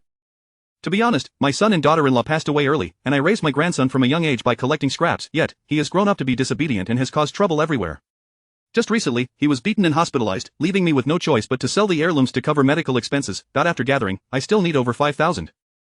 I am not sure if these are truly worth anything, but since they are family heirlooms, could you please offer a fair price? After repaying a relative's debt of 18,000, Xiao Qiang had 2,000 in cash remaining, which he originally intended to use to buy the iron balls. After all, even the owner, the elderly woman, was uncertain of their true worth, and nevertheless, considering her plight, he thought for a moment and proposed, Madam, I initially planned to offer 2,000 for these iron balls, but given the urgency of your grandson's medical treatment, I will help you gather the funds, offering you 6,000. Would you be willing to sell? Really? Oh my, thank you so much, young man. Yes, I will sell the iron balls. The elderly woman exclaimed, her excitement palpable, you are truly a good person. My grandson will now have a chance to recover. Xiao Qiang smiled, feeling a bit awkward despite having helped the elderly woman, as he realized he had gained a significant advantage. However, he felt no guilt, for had he not spent 6,000 to buy the iron balls, they might have been acquired by someone else for a lower price, leaving the elderly woman at an even greater loss. Xiao Qiang. Have you lost your mind? Wen Rou was utterly astonished, rushing to his side and pulling him aside, her eyes wide with disbelief. You can't possibly spend money this way out of sympathy. This isn't 60 or 600, it's 6,000. What were you thinking buying such a useless pair of rusty iron balls? Rou, don't worry, I know what I'm doing. Xiao Qiang smiled at her, taking out the remaining 2,000 from his pocket. I only have 2,000 right now. Could you lend me 4,000? I promise to return it as soon as I have the money. Wen Rou wanted to urgently dissuade Xiao Qiang from such impulsiveness, but upon seeing the undeniable determination in his eyes, she could only stamp her foot in frustration, pursing her lips in annoyance as she returned to the counter to retrieve 4,000, reluctantly placing it in Xiao Qiang's hands. Xiao Qiang handed over the 6,000 to the elderly woman and quickly went to the counter to write a purchase agreement. Naturally, considering the elderly woman could not write, he had her leave a thumbprint. Madam, please keep the money. This transaction is now complete. Xiao Qiang smiled at her, take the money and hurry to get your grandson the medical care he needs. Thank you, young man, you are truly a great person. The elderly woman expressed her gratitude repeatedly, leaving the gentle pavilion with immense joy. It was likely that she had visited many gemstone shops, and finding someone willing to pay 6,000 for the iron balls was beyond her expectations, thus her delight. While the elderly woman departed contentedly, Wen Rou wore a discontented expression. Once they were alone in the shop, she immediately voiced her dissatisfaction. Xiao Qiang, you owe me a reasonable explanation as to why you spent that exorbitant amount. Exorbitant, Rou, I assure you, this expenditure is anything but. Xiao Qiang grinned mischievously, toying with the rusty iron balls in his hands, as he turned to Wen Rou by the counter. Where is the stone cutting machine located? The stone cutting machine? Isn't it right beside your right hand? Why are you asking about it? Wen Rou replied, somewhat exasperated, don't change the subject, I need to know why you bought those iron balls. You'll find out shortly.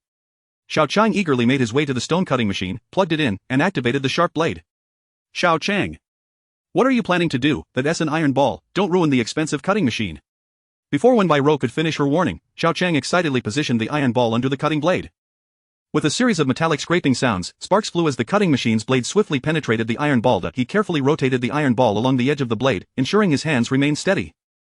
Before long, the cutting machine had made a complete incision around the iron ball, and Xiao Qiang repeated the process with the second iron ball. While he may not be an expert in cutting gemstones, slicing through the outer shell of the iron balls presented no significant challenge.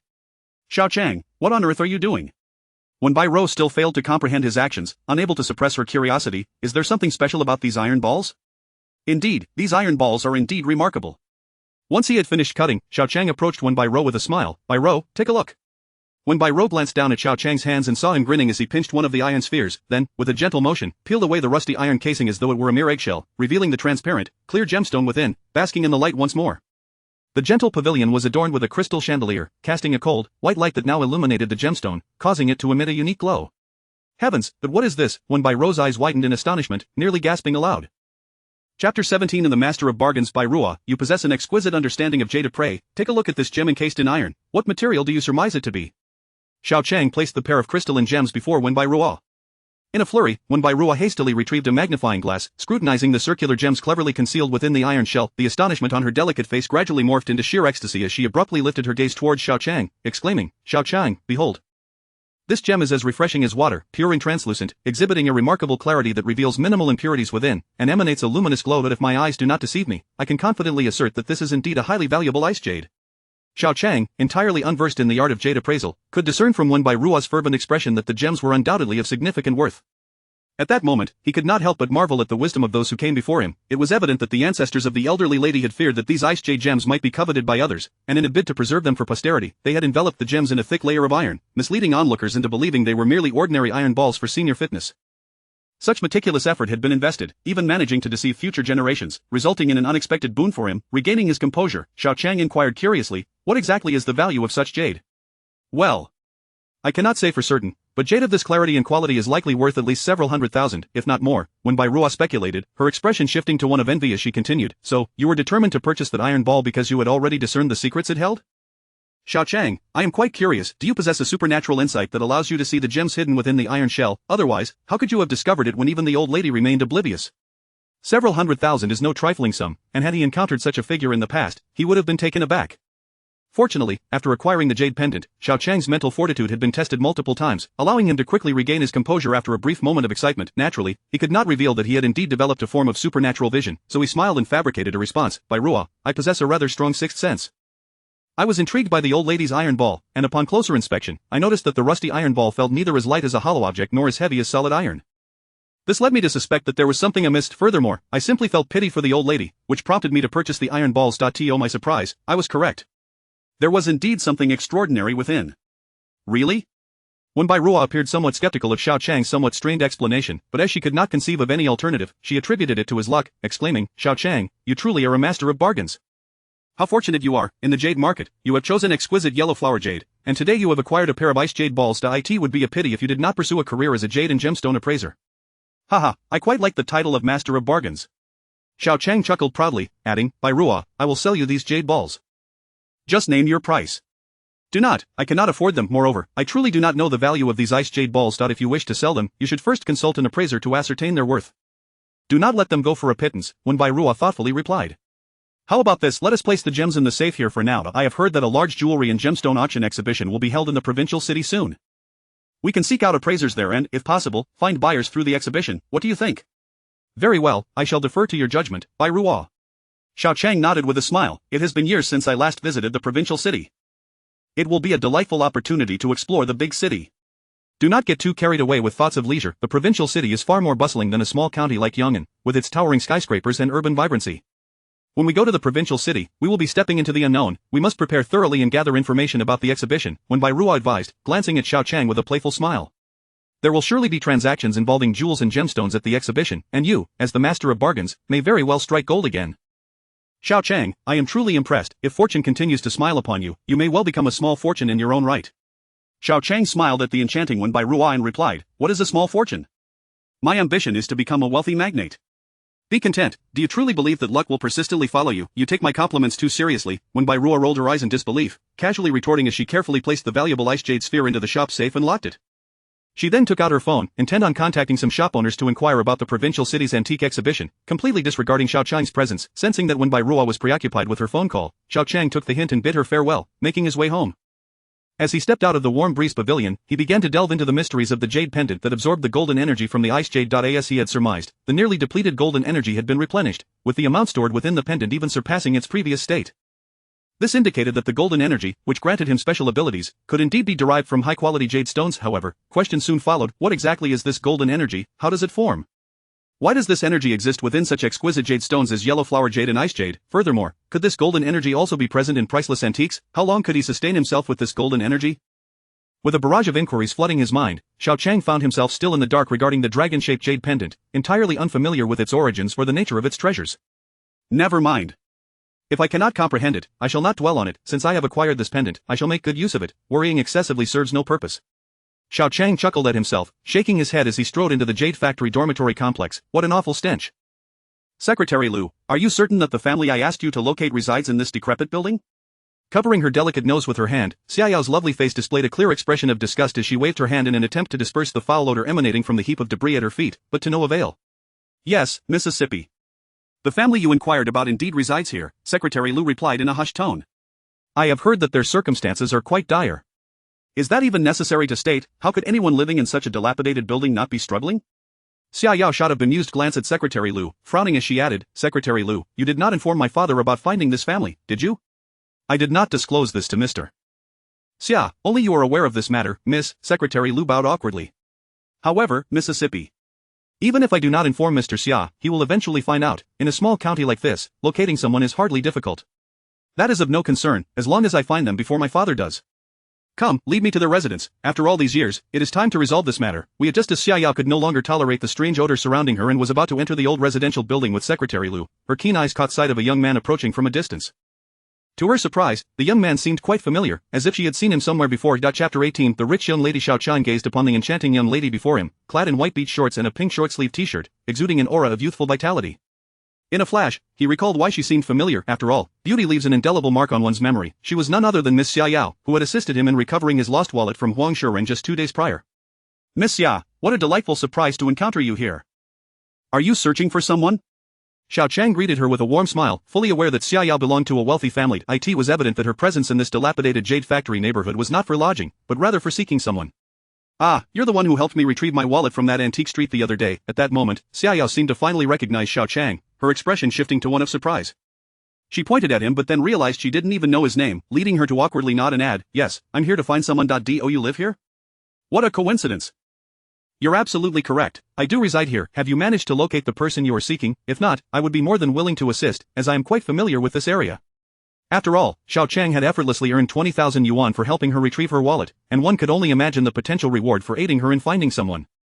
Although he had recently acquired an extraordinary ability through a jade pendant, his pockets were still empty, having just spent his remaining 2,000 yuan on a piece of ice-gray jade. Securing some funds from this affluent young lady would certainly be a welcome opportunity. Xiao appeared to see through Xiao Qiang's intentions, her demeanor turning cold and somewhat disdainful as she replied, I'm afraid you won't be of any help today, as I already know the address of the person I'm looking for. Oh, I see. Then I won't trouble Miss Xia any further. Xiao Qiang felt little disappointment. After all, with his newfound abilities, he was destined to accrue wealth in the future. Why concern himself with such trivial gains? He waved goodbye and turned to ascend the stairs. As Xiao Qiang climbed to the 3rd floor, he sensed something amiss. Glancing back, he discovered that Xiao and her secretary, Lu, were trailing closely behind him. Is it possible, Miss Xia, that the person you're looking for resides in this building? Xiao Qiang inquired, somewhat surprised. Having lived in this building for over 2 years, he knew it was home to several seasoned employees of the jade factory, and he had never heard of any wealthy relatives with the surname Xiao residing there. Don't you think you're being a bit intrusive? Xiao shot him a disapproving glare, her hands on her hips. Do I need your permission to search for someone in this building? That is not necessary. Please, go ahead. Xiao Qiang was well aware of Xiao's haughty temperament. Adhering to the principle of avoiding conflict with women, he graciously stepped aside, eager to discover which household she was connected to. With a huff, Xiao turned and continued her ascent up the stairs, with Xiao Qiang closely following her. And Lu soon, they arrived at the 5th floor. Miss, we have arrived. Upon reaching the 5th floor, Lu pointed towards a rusted door on the right. Room 502, this is indeed the place. Xiao examined the door, straightened her attire, and prepared to knock. Wait.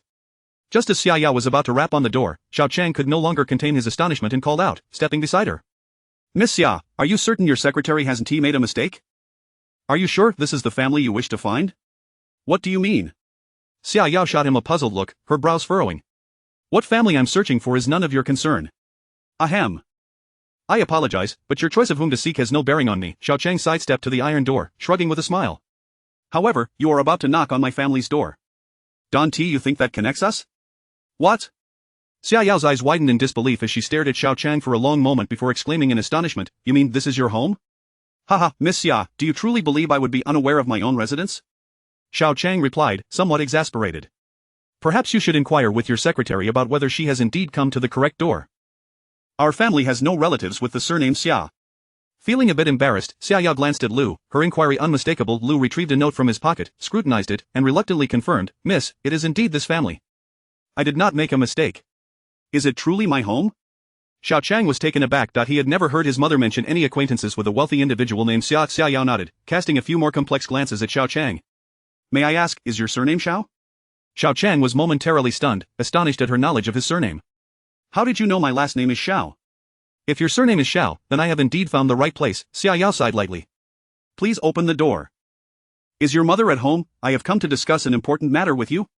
Initially, Xiao Qiang had assumed that Xiao Yao's secretary had erred, but upon her uttering his surname, it was clear they were not mistaken. Since they were indeed guests, Xiao Qiang felt it would be impolite to deny them entry. Despite the myriad questions swirling in his mind, he opted not to press for immediate answers. He opened the door and invited Xiao Yao and Lu inside. "Xiao Qiang, is that you home? Hurry and wash your hands, dinner is almost ready." In the kitchen, his mother, Zhang Suihua, had heard the door open and emerged with a spatula, only to be taken aback upon seeing her son Xiao Qiang accompanied by a man and a woman. "Hello, Auntie, my name is Xiao Yao, and this is my father's secretary, Mr. Lu Da. I apologize for the intrusion and hope you will not take offense." Before Xiao Qiang could introduce her, Xiao Yao smiled warmly and introduced herself. Zhang Suihua initially assumed Xiao Yao was a classmate of her son. However, upon realization, she quickly exclaimed, "Oh, no offense taken, no offense taken, guests are always welcome, please, make yourselves comfortable." "Xiao Qiang, why are you just standing there? Go make some tea for your guest." Xiao Qiang shrugged, a bemused expression on his face. "Mom, this Miss Xia is neither my classmate nor someone I invited. She came here on her own accord and happened to run into us at the door, mentioning she has something to discuss with you." "What, not a classmate?"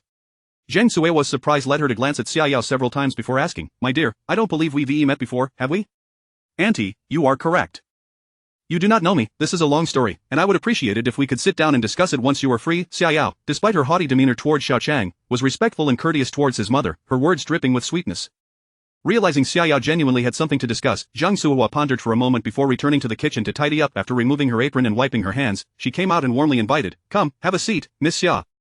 Once Zhang Suihua was ready to converse, Xiao Yao and Lu took their seats on the sofa. Xiao Qiang, naturally curious, wondered what this affluent young lady sought from his family. Chapter 19 of The Drunken Man's Intent is not on the wine. Miss Xia, I believe we are not acquainted, are we? What brings you to me? Zhang Suihua scrutinized Xiao Yao's exquisite visage once more, shaking her head in bewilderment. "A young and beautiful girl like you must be unforgettable. If I were familiar with you, I certainly wouldn't feel so estranged." Seated upon the modest sofa, Xiao Yao cast a casual glance around the bare room, a hint of a smile gracing her lips as she responded to Zhang Suihua, "Auntie, it is entirely understandable that you do not recognize me, for we have never met before. However, my father was once a dear friend of Uncle Xiao Wanyan." Upon hearing the name Xiao Wanyan, Xiao Qiang's expression instantly turned grave. Indeed, Xiao Wanyan was his father, and for the past 2 years, whenever someone mentioned his father's name, it was either in mockery or as a demand for repayment, which always made him instinctively tense. Not only Xiao Qiang, but Zhang Suiwa's countenance also noticeably paled, worry and fear flickering in her eyes as she grasped Xiao Yao's small hand and exclaimed, "Xia, Miss Xia, are you implying that the debt owed to your family by my departed husband is still outstanding? Could you tell me how much? I will repay it if I can." No, Auntie, you misunderstand. Uncle does not owe my father any money, rather, my father owes him a debt of gratitude." Xiao Yao, perceiving Zhang Suiwa's misunderstanding, hastily clarified, "I have heard my father say that back in the day, he worked alongside Uncle Xiao at a farming machinery factory. Uncle Xiao was diligent and skilled, quickly rising to become the team leader of the production workshop. They shared a close camaraderie, becoming good brothers." Upon hearing this, Zhang Suiwa's eyes widened in surprise, as if recalling something, she exclaimed, "You bear the surname Xia, could it be that you are referring to brother Xiao Guahang?" "Mother? You know her father?" Xiao Qiang was taken aback when his mother uttered Xiao Yao's father's name, indicating that her words might indeed hold truth. "Yes, I do know him. It was during your father's tenure as the workshop leader at the rural machinery factory. He and Xiao Guahang were very close, true brothers." Zhang Suihua seemed to delve into long-buried memories, glancing at Xiao Yao and sighing, "Time flies, over 20 years have passed in the blink of an eye. My father once recounted that he made a grave error, resulting in substantial losses to the workshop's machinery. Should he have been held accountable, it might have led to imprisonment, ruining his life. Upon learning of this, Uncle Xiao voluntarily took the blame, ultimately leading to the revocation of his position as team leader. My father, burdened by guilt and remorse, left for distant lands." As Xiao Yao spoke, she exchanged a meaningful glance with Secretary Lu. Secretary Lu, understanding her cue, promptly retrieved 3 thick bundles of 100 yuan bills from his satchel and placed them on the coffee table. Unperturbed by Zhang Suiwa's astonished gaze, Xiao Yao continued, "My father has labored tirelessly for many years, yet he has never forgotten Uncle Zhao's immense kindness. This money is but a small token of compensation. Listening to Xiao Yao's words, Xiao Qiang gradually began to comprehend. Although his father Xiao Wanyan had been transferred to work at the jade factory since he could remember, he had previously mentioned working at the rural machinery factory for some time. He never anticipated such a profound backstory. This is unacceptable, Miss Xia. We appreciate your father's goodwill, but we cannot accept this money. Old Xiao took the blame for your father willingly. Your father need not feel guilty. The fact that he left without a word weighed heavily on old Zhao's mind during his lifetime, and he even sought to find him, but communication was so poor back then that he was unable to. Zhang Suihua shook her head resolutely, refusing to accept the money. Seeing Zhang Suihua's refusal, Xiao Yao grew anxious. Auntie, please take this money. Look at how difficult your life has been. Uncle Xiao passed away early, and you were in dire need of funds. Our family cannot offer much assistance, and if you find this amount insufficient, I can provide more. Hearing Xiao Yao's words, Xiao Qiang felt increasingly uneasy. If Xiao Guohang truly felt such gratitude toward his father Xiao Wanyan, why did he not come in person, opting instead to send his daughter? Moreover, what did she mean by if you find it lacking, I can give more? It sounded less like a gesture of gratitude and more like a business transaction. Really, there's no need, Miss Xia. So much time has passed that it is unnecessary to delve into the past. Although our family has indeed faced hardships, we can hold our heads high. If I were to accept this money, I would feel uneasy. Zhang Suihua continued to shake her head, steadfast in her refusal. Xiao Qiang understood his mother's temperament. She would not accept money that lacked legitimacy, especially in light of what had transpired regarding his father. Seeing Zhang Suihua's insistence, Xiao Yao chose not to press further. After a moment of hesitation, her cheeks flushed slightly as she said, Auntie, aside from expressing my father's gratitude, I have another matter to discuss. I hope we can clarify the situation between our families to prevent any unnecessary misunderstandings in the future. Miss Xia, please go on, I am listening. Zhang Suihua nodded, intrigued by what Xiao Yao had to say. Xiao Yao opened her mouth, yet seemed to struggle to articulate her thoughts. Casting a glance at Secretary Lu, the secretary, sensing her intent, interjected, Madame Zhang, my boss, Mr. Xia, has been preoccupied with a matter. Years ago, Mr. Xia and Mr. Xiao had an engagement arranged for their children. I wonder if you recall this? An engagement? Zhang Suihua furrowed her brow, lost in contemplation, but soon appeared to grasp something, exclaiming, Are you referring to the betrothal between our family's children? Indeed, Mr. Xia has held this matter in his heart all these years, often expressing his desire to fulfill the childhood promise. However, Madame Zhang, as you know, times have changed. Mr. Xia has soared to great heights, and with Mr. Zhao's untimely passing, such arrangements are relics of a bygone era, now deemed illegal. Might we consider? Secretary Lu paused, having conveyed his meaning clearly. No one could misunderstand his insinuation. Zhang Suihua looked at her son Xiao Qiang in astonishment, her expression complex. Xiao Qiang was equally taken aback. His parents had never mentioned this to him. He had no recollection of any betrothal. It became evident that Xiao Yao was not here merely to express gratitude, rather, she sought to dissolve the engagement. Aunt Qiang, when my father and I returned to Yong'an County, we had no inkling that Uncle Zhao's family had changed so drastically. We are unable to assist. Xiao Yao, noticing Zhang Suihua's silence, mistakenly assumed she was resistant to the dissolution of the engagement and hastily added, How about this? I can add another 30,000. Could we resolve the engagement matter? Xiao Yao, do you think we are beggars? At this moment, Xiao Qiang could no longer contain himself and stood, scoffing. Yes, we are in need of money, but we have not reached the point of accepting charity. I tolerated your haughty demeanor, thinking you were merely a pampered young lady, but I will not stand for you belittling my parents with your money. Seeing Xiao Qiang's anger, Xiao Yao appeared somewhat embarrassed as she stammered, You misunderstand my intentions. I simply wish for the opportunity to have my own love. As for your family's plight, I can only do what is within my means. Spare me the pretense. Ultimately, you simply wish to come here under the guise of gratitude to annul the engagement, don't you? Let me make this clear, your family's financial situation is irrelevant to me. I have no interest in this engagement. Xiao Qiang pointed toward the door, commanding, Take your money and leave immediately. Our family does not welcome you. Furthermore, remember this, it is not for you to annul the engagement, it is our Xiao family that is withdrawing from it. What do you mean, withdraw from the engagement? Xiao Yao had never encountered such indignity and was ready to confront Xiao Qiang. Miss, isn't that precisely what you desire? Annulment and withdrawal are essentially the same. Why argue? What if they change their minds? Let us settle this and leave quickly. Secretary Lu urgently whispered, causing Xiao Yao to pause in thought. Gradually, the displeasure on her face faded, and she shot Xiao Qiang a fierce glare before turning to leave with Secretary Lu. Once their figures faded from view, Xiao Qiang gently patted his mother's shoulder, his gaze resolute as he declared, Mother, do not worry, once I achieve success, I will find you a beautiful daughter-in-law. Such a betrothal is best forgotten. Zhang Suihua nodded slightly, yet it was evident that a deep sense of shame and guilt lingered in her eyes, perhaps in her heart. If not for the family's misfortunes, the lovely and beautiful Xiao Yao might truly have become her daughter-in-law. Chapter 20 A Despicable Revenge. After class, Xiao Qiang remained diligently immersed in his studies. Following a night of intense internal struggle, he reignited his aspiration to excel academically and gain admission to university. Previously, his lack of commitment to his studies stemmed from his family's financial decline, burdened with debts that rendered higher education unattainable. He had yearned to leave school early to earn a living and support his family. However, circumstances had changed. With his newfound abilities, merely selling the pair of ice jade balls could yield an income of at least several $100,000, alleviating any financial concerns regarding his education. Coupled with his mother's enduring expectation for him to attend university and Xiao Qiang's encouraging gift of a fountain pen, he found himself brimming with motivation and ambition. It is worth noting that prior to his family's misfortunes, Xiao Qiang had been an exemplary student, which had enabled him to gain admission to the prestigious Yong'an No. 1 high school. Nonetheless, the 2 years of academic neglect posed a formidable challenge to overcome, but he resolved that if he exerted himself now, while gaining admission to a top university remained uncertain, securing a place at a more average institution seemed plausible. At this moment, Xiao Qiang couldn't help but steal a glance at Xiao Qingyan, who was seated diagonally across from him. Today, she wore the standard black and white uniform of Yong'an High School, yet even in such simplicity, the school belle radiated an extraordinary beauty. The recollection of the thrilling and ambiguous moments they shared in the park the previous day brought an involuntary smile of happiness to his face. Xiao Qingyan, please step outside. Just then, the class teacher, with a stern expression, appeared at the classroom door.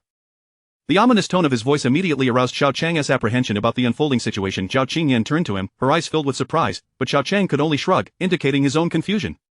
They rose from their seats and swiftly exited the classroom to join the teacher in the hallway. Their homeroom teacher, Wei Guangliang, who taught Chinese, wore a serious countenance upon seeing them emerge from the classroom. Xiao Qiang, what on earth have you done?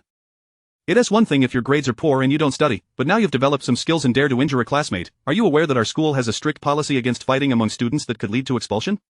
Upon hearing his teacher's words, Xiao Qiang immediately deduced that Xiao Jiwei's mother, Bao Yuqin, must have reported him to the school. Suppressing his inner fury, he replied, Teacher Wei, I did not engage in a fight. It was merely a dispute with Xiao Jiwei after he spoke ill of my father. I only struck him once, and he was not seriously harmed. You claim he was not injured, yet you admit to hitting him, which constitutes a fight. Wei Guangliang retorted, turning his attention to Xiao Qingyan. Xiao Jiwei asserts that you witnessed Xiao Qiang strike him. Is this true? Xiao Qingyan had not anticipated that last week's incident would still be under scrutiny. She hesitated, casting a glance at Xiao Qiang. I'm asking you a question. As class monitor, you must answer truthfully about what you witnessed. Wei Guangliang glared at her. Did Xiao Qiang indeed strike Xiao Jiwei? Xiao Qiang's expression darkened as he recognized the teacher's biased questioning, clearly favoring Xiao Jiwei, who had already been positioned as the victim. Teacher Wei, the situation is as follows. I was present and it was Xiao Jiwei who first insulted Xiao Qiang's father, which led to Xiao Qiang. Before Xiao Qingyan could finish, Wei Guangliang interrupted, just tell me directly, did Xiao Qiang hit Xiao Jiwei or not? This, Xiao Qingyan appeared reluctant, yet ultimately nodded helplessly, yes, he did, good, that is sufficient to confirm that Xiao Qiang indeed harmed a fellow student. Xiao Qingyan, return and write a statement detailing the incident for me, I will use it as evidence. Upon saying this, Wei Guangliang shot a glare at Xiao Qiang and remarked, I must say, what were you thinking? Of all people, why did you have to confront Xiao Jiwei? Are you trying to create trouble for our school? Xiao Qiang remained silent, fully aware that Wei Guangliang had already taken Xiao Jiwei aside. The reason was simple, Xiao Jiwei was the son of the Jade Factory owner, and the Jade Factory was the largest enterprise in Yong'an County. Even within the confines of Yong'an No. 1 High School, his influence was undeniable. What was bound to happen had finally come to pass. Xiao Jiwei had indeed sent his mother to the school to lodge a complaint, leaving Xiao Qiang at a loss for how to proceed. If all else failed, he might have to resort to seeking assistance from his uncle, who was Xiao Jiwei's father. However, truth be told, Xiao Qiang was loath to involve his mother in such humiliating entreaties. You are to report to the office of the Dean of Students. Xiao Jiwei and his mother are waiting there. As for how you will be dealt with, that is up to the dean. Wei Guangliang feigned displeasure as he glanced at Xiao Qiang. If you wish for leniency, you should apologize to Xiao Jiwei and speak kindly. Perhaps there is still a chance for a favorable outcome. What are you waiting for? Hurry up. Under Xiao Qingyan's concerned gaze, Xiao Qiang lowered his head and made his way through the corridor towards the third floor. Clenching his fists tightly, he struggled to suppress the seething anger within. Apologize to Xiao Jiwei? There was no way, even if he were forced to drop out, he would never bow his head and admit fault to someone who had insulted his father. The dean's office was located on the third floor of the teaching building. With a grim expression, Xiao Qiang ascended the stairs. Just as he was passing by the office of Vice Principal Li, he noticed mathematics teacher Mei Yuxia peering cautiously around before swiftly entering the room. Mei Yuxia was the mathematics teacher for the senior year and also the wife of Principal Wang. Although Xiao Qiang was studying liberal arts and did not require excessive focus on the sciences, he was nonetheless familiar with the teaching staff. It was class time, yet the mathematics teacher was not in class. What could she possibly be doing in the vice principal's office? Moreover, why was she behaving so furtively? If Xiao Qiang had not recognized her from the stairs, he might have mistaken her for a thief. The more he pondered, the more suspicious he became. As he approached Vice Principal Li's office, he felt a warmth emanating from the jade pendant around his neck, and golden energy flowed into his eyes. In an instant, the door to Vice Principal Li's office became as transparent as glass, no longer able to obstruct Xiao Qiang's view. However, just as he began to discern the activities within, he was met with an astonishing sight. There stood Vice Principal Li, tightly embracing Mei Yuxia, the two engaged in a passionate kiss, exploring each other in a clandestine affair. Heavens, Xiao Qiang was taken aback, a mixture of disbelief and amusement washing over him. Now he understood why Mei Yuxia had been so secretive. She was rendezvousing with her lover. The vice principal had entangled himself with the principal's wife. What kind of scandal was this? To make matters worse, he had witnessed the entire scene unfold live, and the two seemed to be growing increasingly fervent, practically putting on a show for him. Even with the thickest skin, Xiao Qiang found it difficult to continue observing and felt compelled to retract his penetrating gaze. Wait. Just as Xiao Qiang was about to turn away in embarrassment, a thought struck him. A gleeful smile spread across his face as he exclaimed, Xiao Jiwei, aren't you and your mother hoping to have me expelled? Well, it seems even fate is against you this time. Let's see how this unfolds. Chapter 21 Mutual Assistance Yuxia, I have missed you dearly. Li Kuiyuan exclaimed with fervor, tightly embracing the blushing and alluring Mei Yuxia, his hands wandering over her form with a mischievous grin. Mei Yuxia, shyly, delivered a playful tap on Li Kuiyuan's arm, yet she did not deter his wandering hands. Her breath gradually quickened, the two soon shed their outer garments, and as it was summer, the atmosphere grew increasingly heated. Suddenly, the office door was forcefully flung open by Xiao Qiang, who had been watching the passionate scene unfold outside for quite some time. Lacking a key to the door was no obstacle for him. After channeling the mystical golden energy from his jade pendant into his fist, he effortlessly smashed the lock. Though this single blow depleted much of the pendant's energy, he deemed the effort worthwhile. At that moment, Li Kuiyuan, drenched in cold sweat, fixed his gaze on Xiao Qiang, who chuckled lightly. After closing the door behind him, he glanced at the still flustered pair and remarked, It seems the one lacking decorum is not me, but rather the two of you. I wonder how many would come to witness your live performance if I were to shout out the door. Of course, if I were truly impulsive, do you think I would waste time with you here? Xiao Qiang casually took a seat beside them, observing the duo concealed by their clothing on the sofa and added with a smirk, So, what shall we do now? Mei Yuxia's complexion turned pale as Xiao Qiang's words pierced her heart. Indeed, if news of her infidelity were to spread, not only would her family be thrown into chaos, but she and Li Kuiyuan would likely be too ashamed to remain at this school. Gradually regaining his composure amidst the tension, Li Kuiyuan gently patted Mei Yuxia's hand and reassured her, Yuxia, do not fear, it appears this classmate does not genuinely wish to expose our affair. As long as he keeps our secret, we shall be fine. Upon hearing this, Mei Yuxia found some solace in his reasoning and dared to glance at Xiao Qiang with a hint of resolve, suppressing her anxiety as she spoke, I know you. Xiao Qiang, right? What exactly do you want? Li Kuiyuan, upon hearing her words, awkwardly nodded and smiled, and no problem, of course, no problem. Then that is splendid, very well, since that is the case, I shall step outside to grant you time to change. Once you are properly attired, we shall continue our discussion. Xiao Qiang nodded, a glint of malice in his eyes as he added, naturally. Rest assured, young brother, I would never go that far. I am a reasonable person, Li Kuiyuan wiped the cold sweat from his forehead, acutely aware that if the rumors were unfounded, it would be one thing. However, if they held truth, Xiao Qiang would be bound to spread the word, and Principal Wang would undoubtedly grow suspicious. In such a scenario, it would be Li Kuiyuan who would face dire consequences. Not long after Xiao Qiang exited the office, a conversation unfolded. But you intend to expel him? What if Director Xiao finds out? What if old Xiao knows? His own son was beaten. Does he still need to concern himself with other people's children? Bao Yuqin coldly remarked, casting a glance at Director Qian. Old Qian, I will not beat around the bush. Your wife has been under our family's care at the Jade Factory, and I have heard she is due to become a workshop director soon. If you do not handle this matter properly today, I will ensure her situation is no longer my concern. Hey, no, please. Director Qian, upon hearing this, became visibly anxious and stammered, Sister-in-law, why are you so hurried? I never said I wouldn't handle it. You are right, Xiao Qiang's academic performance has been poor, and the teachers frequently report his issues to me. Today, this matter must be dealt with seriously. Seriously? Who are we dealing with? Am I to be the one punished, Director Qian? Suddenly, a voice rang out from outside, and soon, Xiao Qiang, with an air of indifference and nonchalance, strolled in. Upon seeing Xiao Qiang, Bao Yuqin's expression darkened considerably, while the nearby Xiao Jiwei wore a smug grin, reveling in the unfolding drama. Perhaps he found it amusing that Xiao Qiang, facing imminent trouble, still maintained his bravado. Xiao Qiang. Look at yourself, do you even resemble a student anymore? Is this how you speak to your teachers? Director Qian scolded, glaring at Xiao Qiang as he entered with such swagger. You are fully aware that you have committed a serious offense, are you not? Of course, you must be dealt with severely. Is that so? Then may I ask, Director Qian, what grave error have I committed? Xiao Qiang inquired, utterly unfazed, a relaxed demeanor upon his face. Expulsion from school? Ha, Director Qian, you certainly have the audacity. Just as Director Qian was about to explode, a male voice suddenly echoed from outside, Chapter 22 A counter to every action Li. Principal Li? The visitor outside the door was none other than Li Kuiyuan, the vice principal of Yong'an No. 1 Middle School. Surprised, Director Qian immediately plastered a smile on his face and said, What brings you here? If I hadn't come, would you be the sole arbiter of all matters at the school? Li Kuiyuan shot him a stern glare and unceremoniously seated himself on the adjacent sofa, sneering, Director Qian, you certainly have some audacity, thinking this school belongs to you, without even informing me, the vice principal. No, of course not, please don't misunderstand, Principal Li. I am merely in the preliminary stages of investigation. Once I verify the facts, I will report to the school committee. As for how to handle this, it is, of course, up to you and Principal Wang to decide, Director Qian stammered, taken aback by Li Kuiyuan's discontent. Xiao Qiang observed this scene with a concealed smirk, silently reveling in his clever maneuver. It appeared that his strategy was indeed sound, for the director was like a mouse confronted by a cat upon seeing Li Kuiyuan. It was truly a case of one being countered by another. Director Qian, what do you mean by that? What do you mean by preliminary stages of investigation? The evidence that Xiao Qiang injured my son is irrefutable. It is a matter of established fact. According to school regulations, Xiao Qiang ought to be expelled.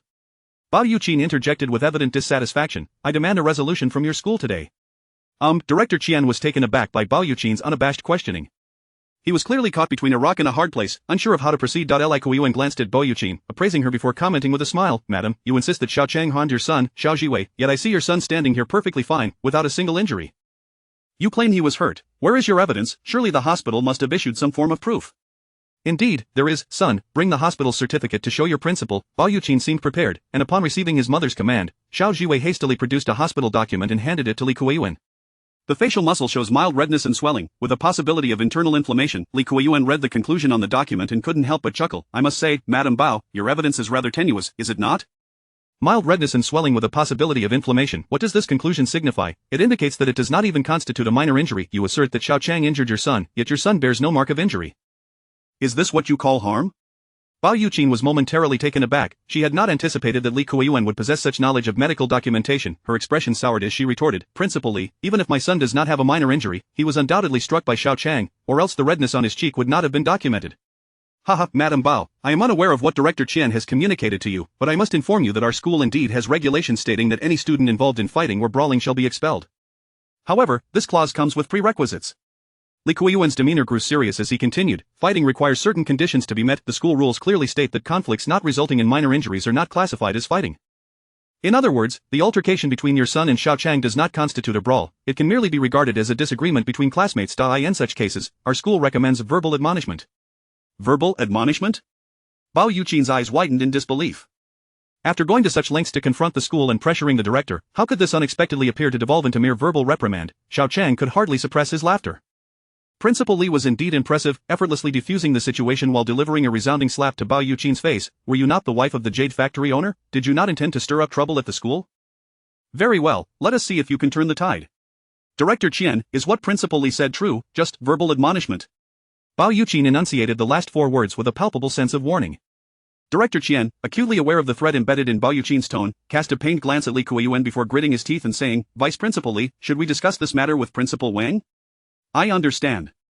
She is the factory owner's wife, is she not? So what, does that mean our school should show favoritism toward the offspring of leading officials?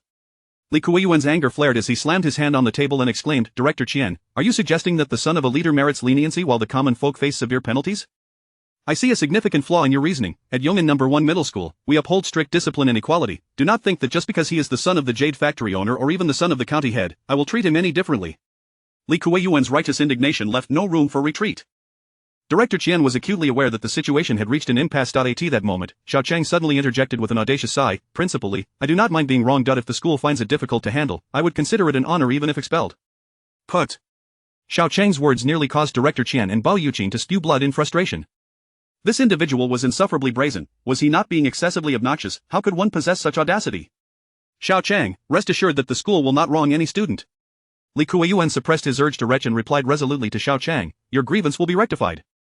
You are not only innocent, but you are also the victim. I will personally investigate Xiao Jiwei's slanderous accusations of fighting. If proven true, according to school regulations, he must face serious consequences. What? Now it was Xiao Jiwei's turn to be utterly dumbfounded. He finally comprehended the adage of losing the chicken while trying to catch the rice. His original plan to expel Xiao Qiang had not only backfired but had also placed him in jeopardy of disciplinary action.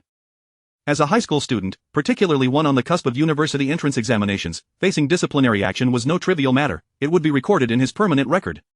Mom, I don't want to be punished, please. Xiao Jiwei panicked, grasping his mother's hand and crying like a primary school child. At this moment, Bao Yuqin was genuinely alarmed. Though she was indeed the factory owner's wife, the factory's influence, while substantial, was not omnipotent. Now, with the school leadership unyielding, her status as the factory owner's wife had lost its power. Haha, Principal Li, perhaps we should discuss this calmly. It may have been our impulsiveness that escalated matters unnecessarily. Could we perhaps consider waiving the disciplinary action? Bao Yuqin, realizing her predicament, began to humbly plead with Li Kuiyuan.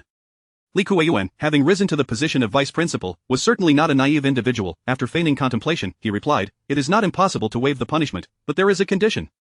Both parties must reach an amicable resolution. Thus, if Xiao Qiang chooses not to pursue this matter any further, then it can be regarded as though it never transpired. Xiao Qiang understood immediately that Li Kuiyuan was deliberately handing the initiative over to him, a favor indeed. Naturally, he was more than pleased to witness Bai Yuqin and Xiao Jiwei's discomfiture. Oh, so you wish to play me? Well, the wheel of fortune turns, and now it is my turn to play you. Chapter 23 The Tiger's Fury. Do not mistake it for a sick cat. Zhao Qingyan, tell me, did the homeroom teacher just call you to testify? Song Xiaohou stood beside Zhao Qingyan's desk, a look of discontent etched on his face.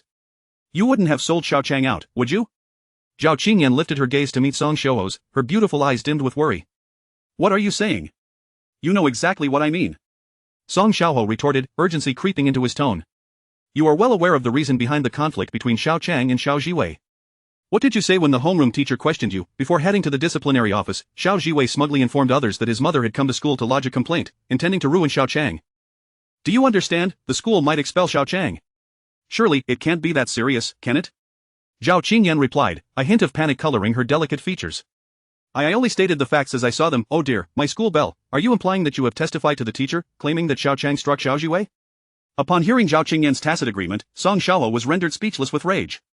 Facts?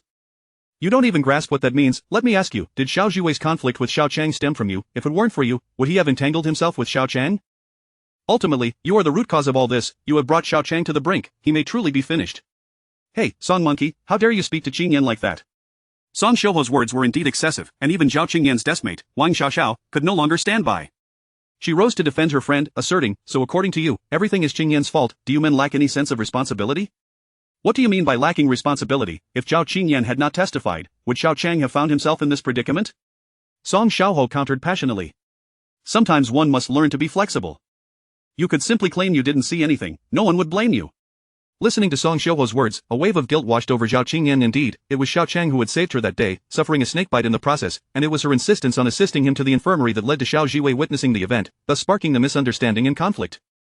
Regardless of whether she could control any of this, she should have at least sided with Xiao Qiang, but just moments ago, as thoughts swirled in her mind, Zhao Qingyan felt her eyes redden, and tears began to cascade down her cheeks. This sudden display of emotion left Song Xiaohou utterly dumbfounded. He had been unprepared for the school bell's sorrowful weeping. Ata loss for words, he could only stamp his foot in frustration, muttering, poor Xiao Qiang, to be expelled over such a trivial matter. Xiao Jiwei is nothing but a despicable scoundrel, he deserves. Just as Song Xiaohou lamented helplessly, the figure of the homeroom teacher, Wei Guangliang, appeared at the classroom door. Instantly, the previously boisterous classroom fell into an eerie silence. Wang Xiaoxiao hurriedly tugged at Song Xiaohou's sleeve, prompting him to realize the situation and hastily returned to his seat, bending over in a show of respect. Wei Guangliang did not immediately enter but instead bowed and nodded outside the door as if welcoming someone. When the students turned their attention to the entrance, they were astonished to see Vice Principal Li and Director Chen from the disciplinary office following closely behind him. The duo swiftly entered the classroom, followed by Xiao Qiang and Xiao Jiwei wiping away her tears. Zhao Qingyan, filled with remorse, cast a glance at Xiao Qiang standing at the podium, only to be taken aback by his apparent lack of distress or concern, instead exhibiting a demeanor of ease and comfort. In stark contrast, Xiao Jiwei, standing beside him, wore a grim expression that betrayed his unease. This struck her as peculiar. Shouldn't Xiao Qiang be the one in trouble? Why did it seem as though Xiao Jiwei was the one in hot water? Such questions were not hers alone. The entire class shared the same sense of bewilderment. Song Xiaohou muttered to himself incredulously, this guy, even at such a critical moment, still acts as if nothing is amiss. Director Qian, Teacher Wei, if there rests nothing further, let us proceed, Vice Principal Li Kuijing announced as he surveyed the classroom, prompting the students to hold their breath in anticipation. Director Qian cast an uneasy glance at Wei Guangliang, who then addressed the class. Students, we have encountered a rather unfortunate incident. Our classmate, Xiao Qiang, and Xiao Jiwei had a dispute during last week's cleaning session. Xiao Jiwei, feeling aggrieved, sent his mother to the school to falsely accuse Xiao Qiang of assault, with the intention of getting him expelled, and now, Xiao Jiwei deeply regrets his actions and, at Xiao Qiang's request, wishes to publicly apologize before all of you to settle this matter. As Wei Guangliang concluded his statement in a steady tone, both Zhao Qingyan and Song Xiaohou, along with the rest of the class, were enveloped in shock and disbelief. What an international joke! Just when everyone thought Xiao Qiang was doomed, the situation took an unexpected turn, with Xiao Jiwei voluntarily admitting his fault, leaving everyone utterly astonished. When Song Xiaohou finally processed the information, he was among the first to leap up and applaud vigorously. The other students, caught in the moment, joined in, filling the room with waves of enthusiastic applause, yet, many soon realized that such a humiliating act of public apology hardly warranted applause. Amidst the fervent clapping, Xiao Jiwei's expression soured drastically. The applause felt less like encouragement and more like a deeper humiliation to him. He glanced sideways at Xiao Qiang, his eyes filled with venomous resentment. Indeed, the condition for Xiao Qiang's agreement to reconcile was that Xiao Jiwei would apologize publicly in front of the entire class. This tactic was ruthlessly effective, not only embarrassing Xiao Jiwei in front of his peers but also ensuring that he could never hold his head high again in this school. Though Xiao Jiwei was unwilling, he found himself with no other option. If he refused to apologize, he would face disciplinary action. Thus, he begrudgingly settled on the former, taking a deep breath to suppress his simmering hatred and pent-up anger. Xiao Jiwei turned to Xiao Qiang, his voice trembling as he muttered, Xiao Qiang, I am sorry, it was my fault. Xiao Qiang glanced at him, smirking as he shook his head and called out loudly, "What did you say? I can't hear you." "I mean, Xiao Jiwei, you're standing so close, and I still can't hear you. How can the entire class hear you?" Xiao Jiwei felt as if he could kill Xiao Qiang, his fists clenched and his face flushed with anger. Gritting his teeth, he could only raise his voice and shout, "Xiao Qiang, I'm sorry. Why are you yelling at me? Is this how you apologize? There is no sincerity in that at all." Xiao Qiang shrugged, feigning indifference as he turned to Vice Principal Li, saying, "Principal Li, I believe he lacks sincerity. Perhaps we should consider giving Xiao Jiwei a punishment instead." "Please, no." Xiao Jiwei panicked at this suggestion. With no other choice, he could only concede, his spirit broken, and he declared, "I was wrong. I'm sorry, Xiao Qiang. I promise I won't make this mistake again. Now that's more like it." Xiao Qiang smiled, patting Xiao Jiwei on the shoulder as he quietly remarked, "All right, I accept your apology. Xiao Jiwei, do be careful not to repeat such errors. A cautious sailor sails for 1,000 years. Don't think that just because the tiger doesn't show its claws, it's merely a sick cat. Let this be a lesson." Xiao Jiwei seethed with hatred toward Xiao Qiang, but he found himself powerless to retaliate. This time, he had clearly stumbled into a significant blunder and could only silently endure the bitterness of his defeat. Chapter 24 Broadening Horizons. Xiao Qiang, you truly are something else. Ha ha, what a thrill, absolutely exhilarating. After school, Song Xiaohou enthusiastically draped his arm around Xiao Qiang's neck, laughing excitedly. You have no idea how satisfying it was to see that arrogant little brat, Xiao Jiwei, the son of the factory manager, get his comeuppance. Xiao Qiang smiled at him and replied, "What is that clown even worth? I could deal with him in a heartbeat." He, if you had said that before, I would have scoffed at you, but now I am genuinely impressed." Song Xiaohou gave Xiao Qiang a thumbs up and continued mysteriously, "Now tell me, weren't they planning to expel you? How did you manage to turn the tide?" Of course, Xiao Qiang could not expose how he had discovered the affair between Vice Principal Li and mathematics teacher Mei Yuxia. He chuckled and said, "The head of the department indeed intended to expel me, but I argued my case persuasively. As luck would have it, Vice Principal Li caught wind of the situation. He is a man of justice and fairness. Upon learning that Xiao Jiwei had not been injured at all, and after seeing the hospital certificate that confirmed it was merely a minor bruise, he erupted in anger, declaring that Xiao Jiwei was merely trying to deflect blame. You know how the rest unfolded. I aim to make Xiao Jiwei lose face completely and see if he dares to bother me again. Xiao Qiang, your luck is truly extraordinary to have Vice Principal Li come to your aid." Song Xiaohou lamented. "Honestly, I thought you were in serious trouble, especially after confronting the school beauty Xiao Qingyan and blaming her for testifying on Xiao Jiwei's behalf." Xiao Qiang was taken aback for a moment, then shook his head with a smile. "You can't really blame her. As class monitor and witness, she had to tell the truth. You're just making excuses for her. Don't you know the saying about a beautiful woman being a source of trouble? Xiao Qingyan is not someone easy to pursue. Don't end up empty-handed." Song Xiaohou shot Xiao Qiang a glare, waving his hand in resignation. "All right, I won't say more. When Jia is waiting for us at the arcade, it's been ages since we last gathered. Let us go." Xiao Qiang nodded with a smile and walked out of the school gate alongside Song Xiaohou, heading south towards the arcade.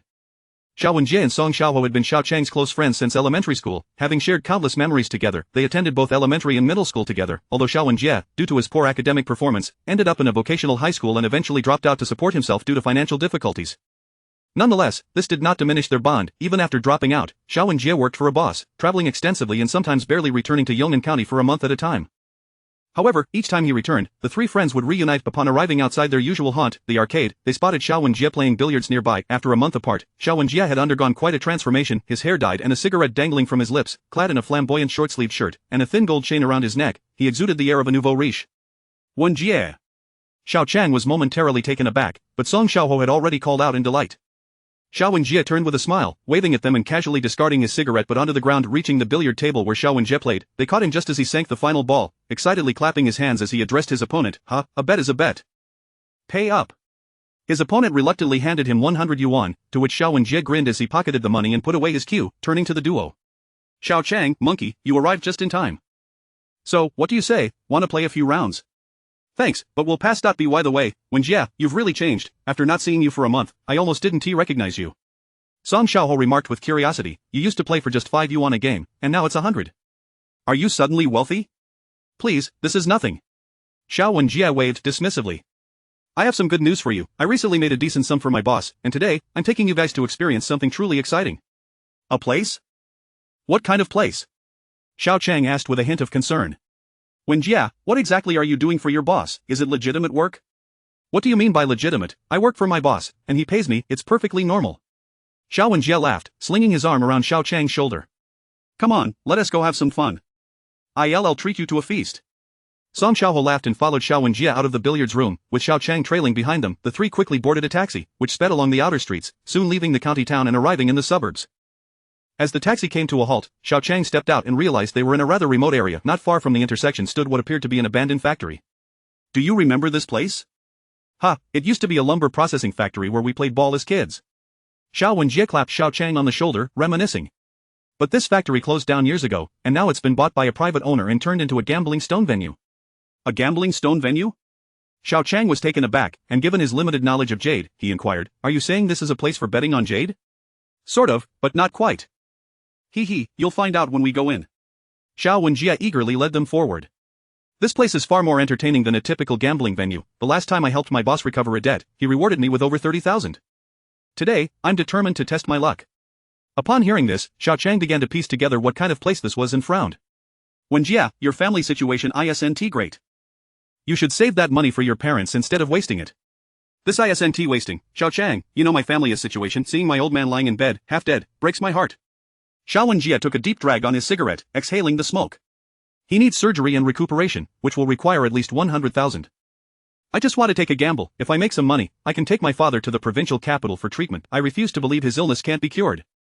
Xiao Qiang opened his mouth to say something more, but, hearing those words, he hesitated and ultimately swallowed his concerns. The abandoned lumber processing factory still occupied a large area, and at the entrance hung a sign emblazoned with the words Wenhui Stone Cutting Factory. This was likely a ruse to disguise the former lumber factory as a stone processing facility. The three friends approached the entrance and smoothly passed through the gate into the factory area. The gambling stone venue, as described by Xiao Wenjie, was located in the largest warehouse of the cutting factory, right at the heart of the complex. Upon entering the warehouse, the contrast between the bustling crowd inside and the deserted exterior was stark. The spacious factory, roughly the size of a standard football field, was filled with makeshift tables, and throngs of people gathered around the gambling stone areas, with many eager participants ready to place their bets. After observing a few moments, Xiao Qiang quickly understood why Wenjie claimed this place was far more entertaining than a typical gambling market. In a conventional gambling venue, one selects raw stone materials and has them cut in hopes of discovering valuable jade. If luck favors them, they strike it rich, but if not, they incur losses. Here, however, the nature of the betting clearly transcended the mere value of the jade itself. Chapter 25. Seizing the moment. Yellow side, there must be a yellow side. Nonsense, clearly, it's showing the green side. A throng of individuals jostled and shouted, and as Xiao Qiang approached to investigate, he realized that the yellow and green they were clamoring about were akin to the games of chance in a casino. However, instead of comparing the numerical values on dice, they were wagering on a piece of yellow-green jade placed within the dice cup. The yellow-green jade, as its name suggests, is a beautiful gem possessing both yellow and green surfaces, inherently valuable, yet here it had become a mere tool for gambling. Should the server shake and then set down the cup with the yellow side facing up, those betting on yellow would win. Conversely, if green faced up, then those betting on green would triumph. Wow, look at all that money. These people are truly wild when it comes to gambling, Song Xiaoho remarked, observing the gamblers gripping stacks of 100 yuan bills at the adjacent table, his eyes wide with incredulity. This is nothing, it's merely small stakes. Do you see that VIP area on the second floor? Xiao Wenjie pointed upwards, his face filled with longing. Only those truly wealthy can enter there. In the VIP section, not only do they gamble with jade, but I've heard that many antique dealings occur up there, with values starting in the hundreds of thousands. After expressing his awe, Xiao Wenjie excitedly produced 3 stacks of cash, each approximately 2,000 yuan, and handed one to Xiao Qiang and one to Song Xiaoho, saying, as brothers, we share both fortunes and misfortunes. I know you two are students and short on money, so here is 2,000 each to have some fun. Not if we lose it all, we'll call it a day and go for a feast. What do you think, Wenjie? This is too much, isn't it? What if we lose? Holding the money, Song Xiaoho's anxiety was palpable. Of this much cash could pay for many meals. Come on, monkey, what kind of mentality is that? How do you know you'll definitely lose? This game is no different from comparing sizes. The odds are even, you might just hit the jackpot. Xiao Wenjie chuckled. Don't worry, I won't ask you to cover any losses, Wenjie. We can't accept this money. It's your hard-earned cash. If we squander it like this, what will that make us? Xiao Qiang frowned and returned the money to Xiao Wenjie, with Song Xiaoho hurriedly doing the same. What are you two talking about? Coming here without playing with money makes no sense. Fine, if you want to play, at least keep me company while I do. With that, Xiao Wenjie focused intently on preparing to place his bets. The server extended their arm and began to shake the cup vigorously, and all eyes were fixated on the trembling dice cup. Xiao Qiang gazed at the cup in midair and suddenly had an idea. With his ability to see through walls and perceive the internal structure of jade, it was a given that he could see through the dice cup as well. Wouldn't that mean he could ascertain whether the stone was green or yellow even before the cup was lifted? With this thought, excitement coursed through him, and the jade pendant at his chest transmitted energy into his eyes. In an instant, the server's dice cup became transparent. Clang! As the server finally slammed the cup down, Xiao Qiang clearly saw that the side facing up was green. Place your bets. The server calmly announced as the cup was set on the table, inviting all to wager. The eager gamblers quickly tossed stacks of cash into the yellow and green betting zones, soon filling the previously empty spaces with money, amounting to several tens of thousands at a glance. After a moment of contemplation, Xiao Wenjie pulled out 1,000 yuan, hesitated briefly, then tossed it into the yellow zone. Xiao Qiang opened his mouth, intending to warn Xiao Wenjie that he had made a mistake, but hesitated, unsure of how to explain. Bets are locked in, the server called out, and as the cup was opened, they exclaimed, reveal. As the cup was lifted, the thumb-sized jade was suddenly exposed to the air, just as Xiao Qiang had anticipated. The side facing up was green, meaning those who had bet on green were the winners. Damn it, Xiao Wenjie fumed, watching helplessly as his 1,000 yuan was taken away. Xiao Qiang, not wanting his friend to suffer losses, contemplated how to guide him with minimal explanation. Finally, he said, Wenjie, lend me 5,000 yuan. I'll test my luck, but I promise, this money is a loan, and I will repay you. Aha, what is the sudden change of heart? 5,000, sure, I'll lend you that, even 10,000 if you want. We re brothers. Xiao Wenjie handed over the 5,000 yuan without a second thought, his brow unwrinkled. Xiao Qiang understood that though Xiao Wenjie was somewhat hot-headed and reckless, he valued his family and friendships highly. His father needed a substantial sum for medical treatment, and as a brother, he had to lend a hand. Xiao Wenjie wanted to give Song Xiaoho 2,000 as well, but Song Xiaoho, still timid, declined. After all, 2,000 was a considerable sum for a high school student, and losing it would mean they could not repay it. The server shook the cup once again, and soon set it down to commence betting. This time, Xiao Qiang watched intently. The jade inside the cup was still showing green irresolutely. He placed all 5,000 yuan on the green zone. Xiao Qiang, are you insane? You're putting all 5,000 on this round. Do you think Wenjie's money is just for fun? Song Xiaoho exclaimed in shock. Even if you have money, this isn't how you play. Xiao Wenjie, although surprised, remained silent. After some thought, he bet 1,000 in the yellow zone, grinning. I refuse to believe it'll be green again. Let us see who has better luck. Huh? Xiao Qiang maintained his silence. To be honest, despite his net worth being in the hundreds of thousands, it was all tied up in jade and not yet in cash. He had less than 10 yuan in his pocket, and placing a 5,000 yuan bet made him feel uneasy, beads of sweat forming on his palms. Reveal, the server called out, swiftly lifting the cup. The jade stone exposed to the air was unmistakably green up, yellow down, green one. I won. Xiao Qiang, ha, you did it. Song Xiaoho, feeling as though he had soared from hell to heaven, nearly jumped up in excitement, unable to contain himself as he embraced Xiao Qiang and cheered. Xiao Wenjie, though he had lost 1,000, was also exceedingly joyful. Xiao Qiang had won 5,000, all considered, they were still ahead. Oh my goodness, had I known, I would have wagered with you, just like that. You've made 5,000, your luck is incredible. Xiao Wenjie exclaimed, brimming with enthusiasm. What is your plan now? Will you bet on green or yellow? Xiao Qiang remained silent, waiting for the server to shake the cup and set it back on the table before finally speaking. This time, I bet on yellow. 1 million. What? 1 million? Xiao Wenjie was suddenly anxious. Xiao Qiang, don't act rashly. Luck doesn't last forever. Don't just throw in what you have without thinking. If you lose, you'll have nothing left. Xiao Qiang glanced at him and smiled. I believe my luck is consistent. This round should be fine. You think it'll be fine just because you say so? You're not a fortune teller. This is too. But before Song Xiaoho could finish his sentence, the cup was already opened, and before everyone's eyes, the jade within was unmistakably yellow. Now, Xiao Wenjie and Song Xiaoho were utterly speechless, unable to articulate their astonishment.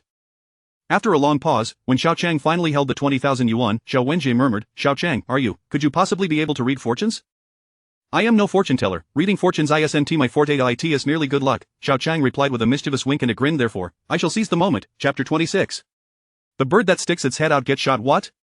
As Song Xiaoho exclaimed in astonishment, Xiao Qiang had already wagered a staggering 20,000 yuan on the green. Anxiety coursed through him as he grasped Xiao Wenjie's sleeve, exclaiming, Wenjie, Xiao Qiang is playing with fire.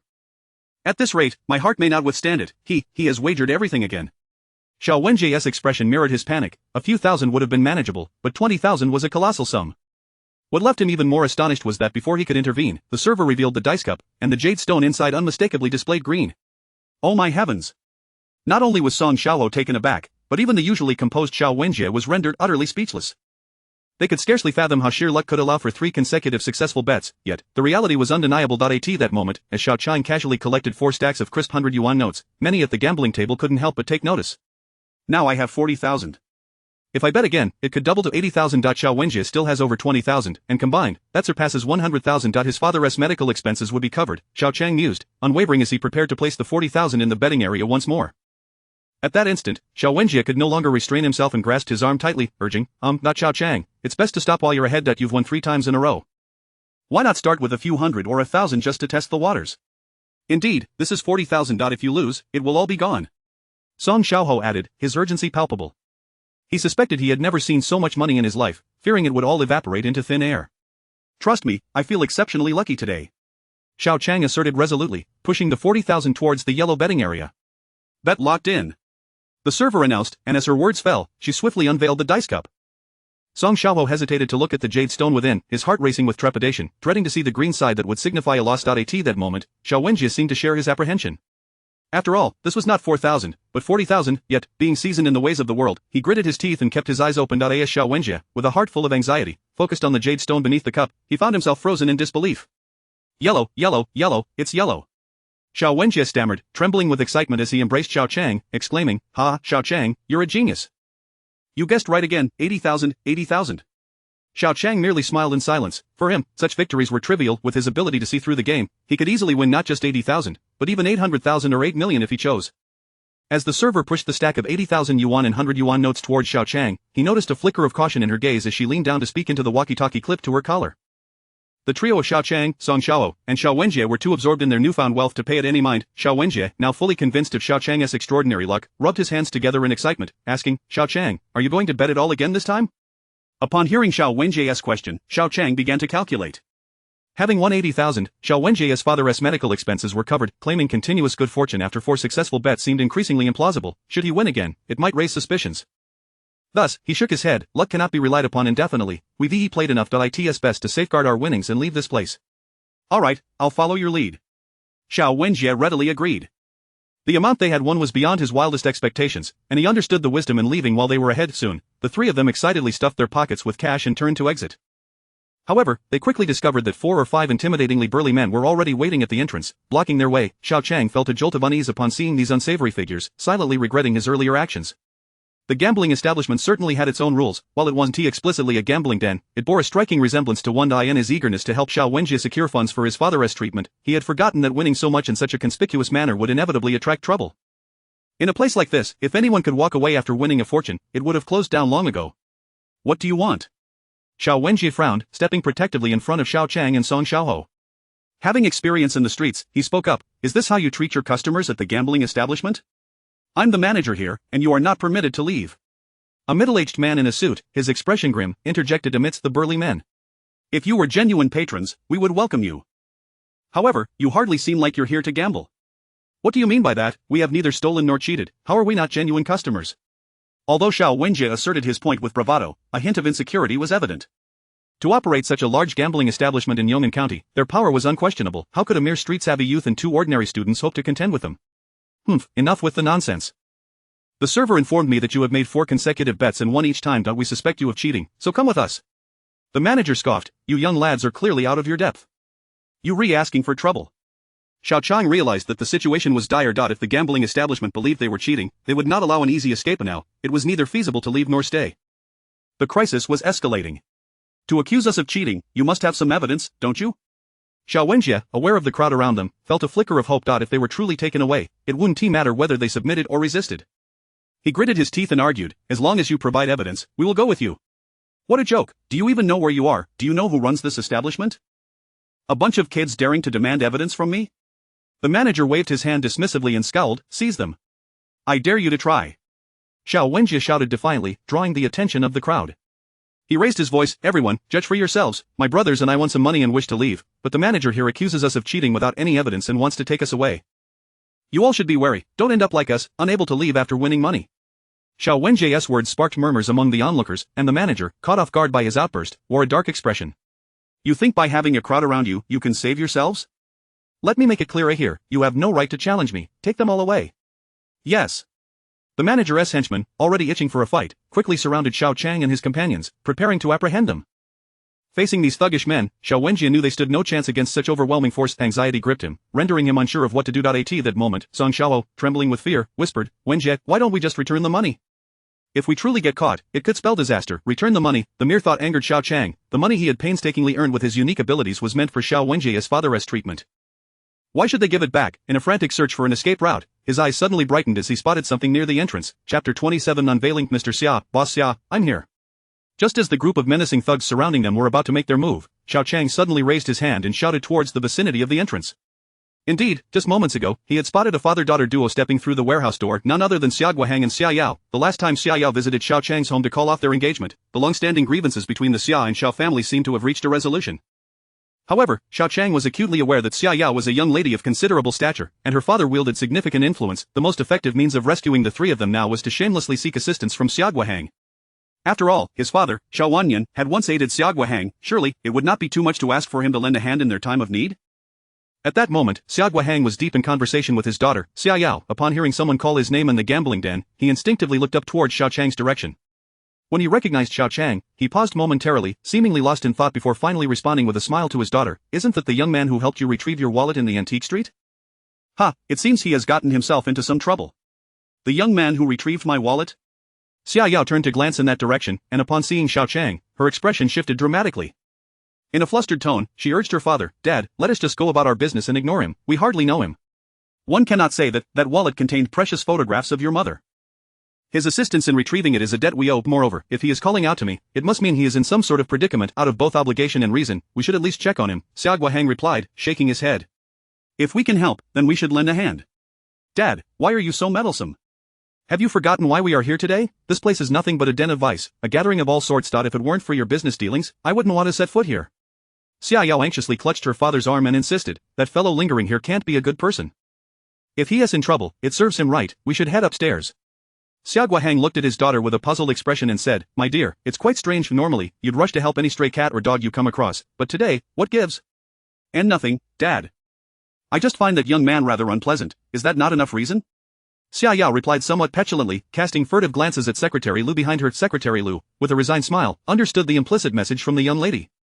She wished to avoid any encounter between Xiao Qiang and Xiao Qiang. If those two were to meet, and the conversation veered off course, it would surely lead to a revelation of their past connections. Yet, he found himself powerless to intervene, for Xiao Qiang was his superior, and he held no authority to object. After a moment of contemplation, Xiao Guahang's expression took on a resolute tone. "No, one must repay kindness. If that young man is in distress, it would be unseemly not to offer assistance. Come, let us see what we can do." Dad. Xiao Yao attempted to voice her objections, but Xiao Guahang was already on his feet, leaving her no room to refuse. Frustrated, she stomped her foot and hurried to catch up with him. As Xiao Qiang called out to Xiao Guahang, it appeared that the middle-aged manager was familiar with him. Unsure of their relationship, he gestured for his subordinates to pause their actions. Before long, Xiao Guahang stood before the group, smiling at Xiao Qiang before turning to the manager. "Manager Zhang, it has been a while. Has Boss Yang arrived?" "Ah, Mr. Xia, it has indeed been a long time. Our boss is currently waiting for you in the VIP room upstairs. I was just about to deal with this troublemaker when I ran into you," Manager Zhang replied, seemingly recalling Xiao Qiang's earlier shout. He cautiously inquired, "Mr. Xia, do you have any acquaintance with these three individuals?" "Oh, I am merely acquainted with him," Xiao Guahang said, gesturing towards Xiao Qiang with a smile. "What trouble have they caused? If it is not too serious, could you do me the favor of letting it slide?" Upon observing the familiarity between Manager Zhang and Xiao Guahang, Xiao Qiang felt a wave of relief wash over him. It seemed he had not erred in seeking out Xiao Guahang. Indeed, he possessed considerable clout in this establishment, yet, he could not shake the feeling that Xiao Guahang's gaze towards him was oddly distant, as if their previous rapport held little significance. This left Xiao Qiang feeling somewhat aggrieved. Yes, Xiao Guahang had achieved great success, while the Xiao family had fallen from grace, but had his father not once extended a helping hand to him? Although he bore no ill will regarding the engagement being called off, such indifferent behavior felt ungracious. Must they feign ignorance to sever ties? "Since it is Mr. Xia who has spoken, naturally, I must oblige," Manager Zhang acknowledged. He too sensed the tenuous relationship between Xiao Qiang and Xiao Guahang, yet given Xiao Guahang's request, he had no choice but to relent. He turned to Xiao Qiang and his companions with a cold snort. "Today, in light of Mr. Xiao's presence, I shall let you off the hook. Should I see you causing trouble again, do not expect me to be so lenient." With Manager Zhang choosing not to pursue the matter further, Xiao Wenjie and Song Xiaowo finally breathed a sigh of relief, feeling as though they had narrowly escaped disaster. Although they had not engaged in any wrongdoing, dealing with individuals in such environments often bore no sense of reason. At that moment, Xiao Yao remained closely by Xiao Guahang's side, hardly sparing a glance at Xiao Qiang. Her behavior was deliberate. After all, she wished to avoid any potential conflict and preferred to depart as swiftly as possible. Ironically, her cold demeanor only served to stoke Xiao Qiang's ire further.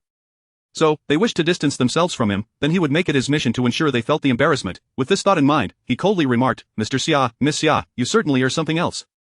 Just yesterday, you enthusiastically visited my home to call off the engagement, and now you act as if you do not recognize me at all. Is this not a touch lacking in human compassion? Have our previous sentiments been rendered entirely meaningless?" Upon hearing these words, Xiao Yao's face drained of color as she clutched her father's hand and exclaimed, "Oh, Dad, let us hurry to the VIP area. Boss Yang is waiting for us." "Engagement? What engagement?" At this moment, Xiao Guahang had caught wind of Xiao Qiang's words and halted Xiao Yao's attempts to pull him away, bewildered. "Young man, I am helping you out here. Why are you turning your back on me?"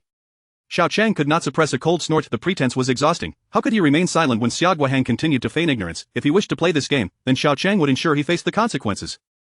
Just as Xiao Qiang was about to speak again, Xiao Wenjie urgently tugged at him, saying, "Xiao Qiang, don't antagonize the boss, otherwise, we may find it impossible to leave." At Xiao Wenjie's words, Xiao Qiang finally snapped back to reality. Although he felt a lingering frustration, he chose to hold his tongue. Seeing Xiao Qiang's silence, Xiao Guahang furrowed his brow in displeasure. After all, it was rather disheartening to assist someone only to be met with hostility in return. Who would not feel vexed in such a situation? However, just as he prepared to turn and leave with his daughter, Xiao Guahang's gaze caught the flicker of panic in Xiao Yao's eyes. Suddenly, a realization dawned upon him, and with shock evident on his face, he grasped Xiao Qiang's arm and exclaimed, "Young man, you just mentioned an engagement. Whose engagement are we discussing?" "Of course, the engagement between the Xiao family and the Xiao family." Xiao Qiang had intended to remain silent, but seeing Xia Guohang's continued charade, he could no longer contain himself. "Mr. Xia, surely you cannot be so preoccupied with your affairs that you have forgotten your own daughter came to my home to annul the engagement?" Upon hearing this, Xia Guohang was jolted as if struck by lightning. Meanwhile, Xia Yao's face grew pale, her expression a portrait of distressed Secretary Lu, standing behind them, lowered his head even further, as though wishing to vanish into the ground. Chapter 28. Misunderstanding, Xia Guohang's eyes widened as he stared at Xiao Qiang. After a long pause, he suddenly exclaimed, "You say your surname is Xiao?" At that moment, Xiao Qiang noticed the expressions on the faces of the Xia father and daughter, and it seemed they finally grasped the situation. In astonishment, he replied, "What, are you telling me you didn't know my surname? So, was it not you who sent your daughter to annul the engagement? You bear the surname Xiao, you actually bear the surname Xiao." Xia Guohang abruptly turned his head and shot a fierce glare at his daughter, Xia Yao, exclaiming, "Xia Yao, explain to me how this transpired. Is what he said about the annulment truly the case? Yes, it is all true." Xia Yao retorted in a loud and indignant voice, "I concealed this from you, alright? Dad, how long has it been since our family had any dealings with the Xiao family? I merely had Secretary Lu inquire about the Xiao family and informed me ahead of time. What is wrong with that? After all, it has been agreed that this childhood betrothal would not be honored. Whether you or I go to annul the engagement, what difference does it make? Smack." Before Xia Yao could finish her brazen defense, to her utter shock, Xia Guohang unceremoniously struck her sharply across the cheek. The sound alone conveyed the force of the blow. Xia Yao's delicate face quickly turned crimson, and she stood there, momentarily stunned, before her eyes reddened, and she stammered in disbelief, "Dad, you hit me?" As soon as Xia Guohang struck, regret flickered in his eyes.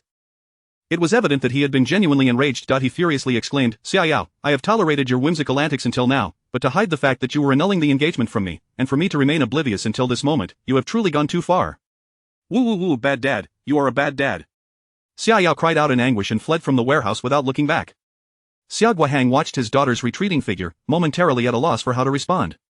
"President Xia, I will go comfort the young lady. As for the matters here," Secretary Lu, seeing Xia Yao leave in such distress, wore an expression of guilt, knowing he bore some responsibility in this affair.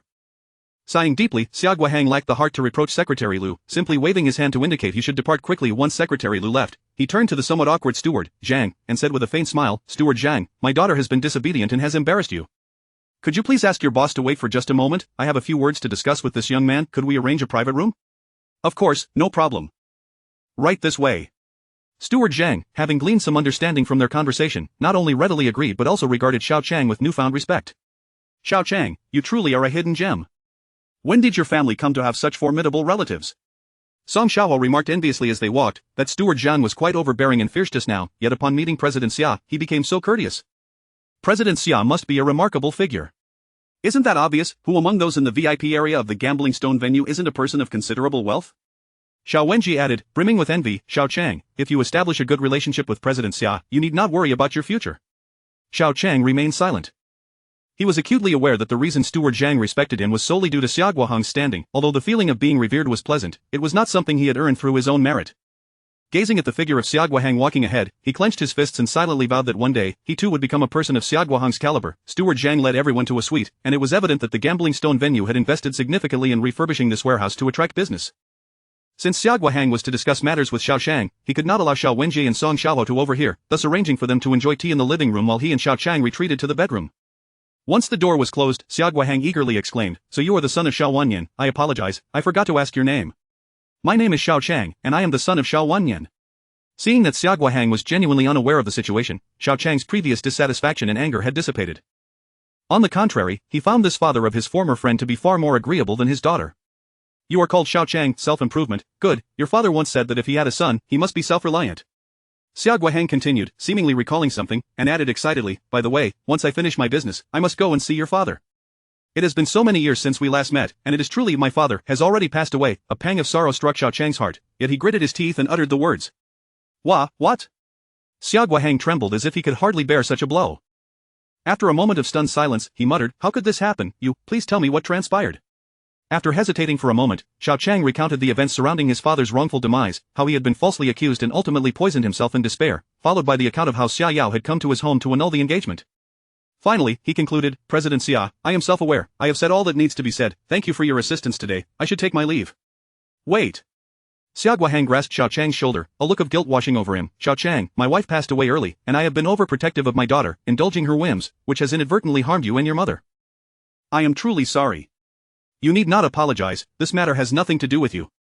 Seeing the sincerity in Xiao Guohang's apology, Xiao Qiang's heart softened, and he sighed lightly. In all honesty, I can understand why your daughter wished to annul the engagement. After all, such childhood betrothals seem rather absurd in this day and age. Besides, if there are no feelings between us, even if we were to force a union, it would hold no meaning. Therefore, President Xia, let us not concern ourselves with this marriage. Xiao Guohang paused for a moment, then, after deep contemplation, said, Sai, I am aware that this betrothal is not reliable, yet I feel indebted to your family. Now that your father is no longer with us, it is evident that you are a strong-willed child. If I were to offer you financial aid, you might consider it charity. However, if it were not for your father's rescue of me in the past, I might not have achieved what I have today. Thus, now that the Xiao family is in distress, I cannot stand idly by. Xiao Qiang, how about this? If you do not mind, would you consider working with me? I will provide you with opportunities, and you can build your own fortune. What do you think? Work with you. Xiao Qiang was taken aback and chuckled bitterly, but I am merely a senior in high school.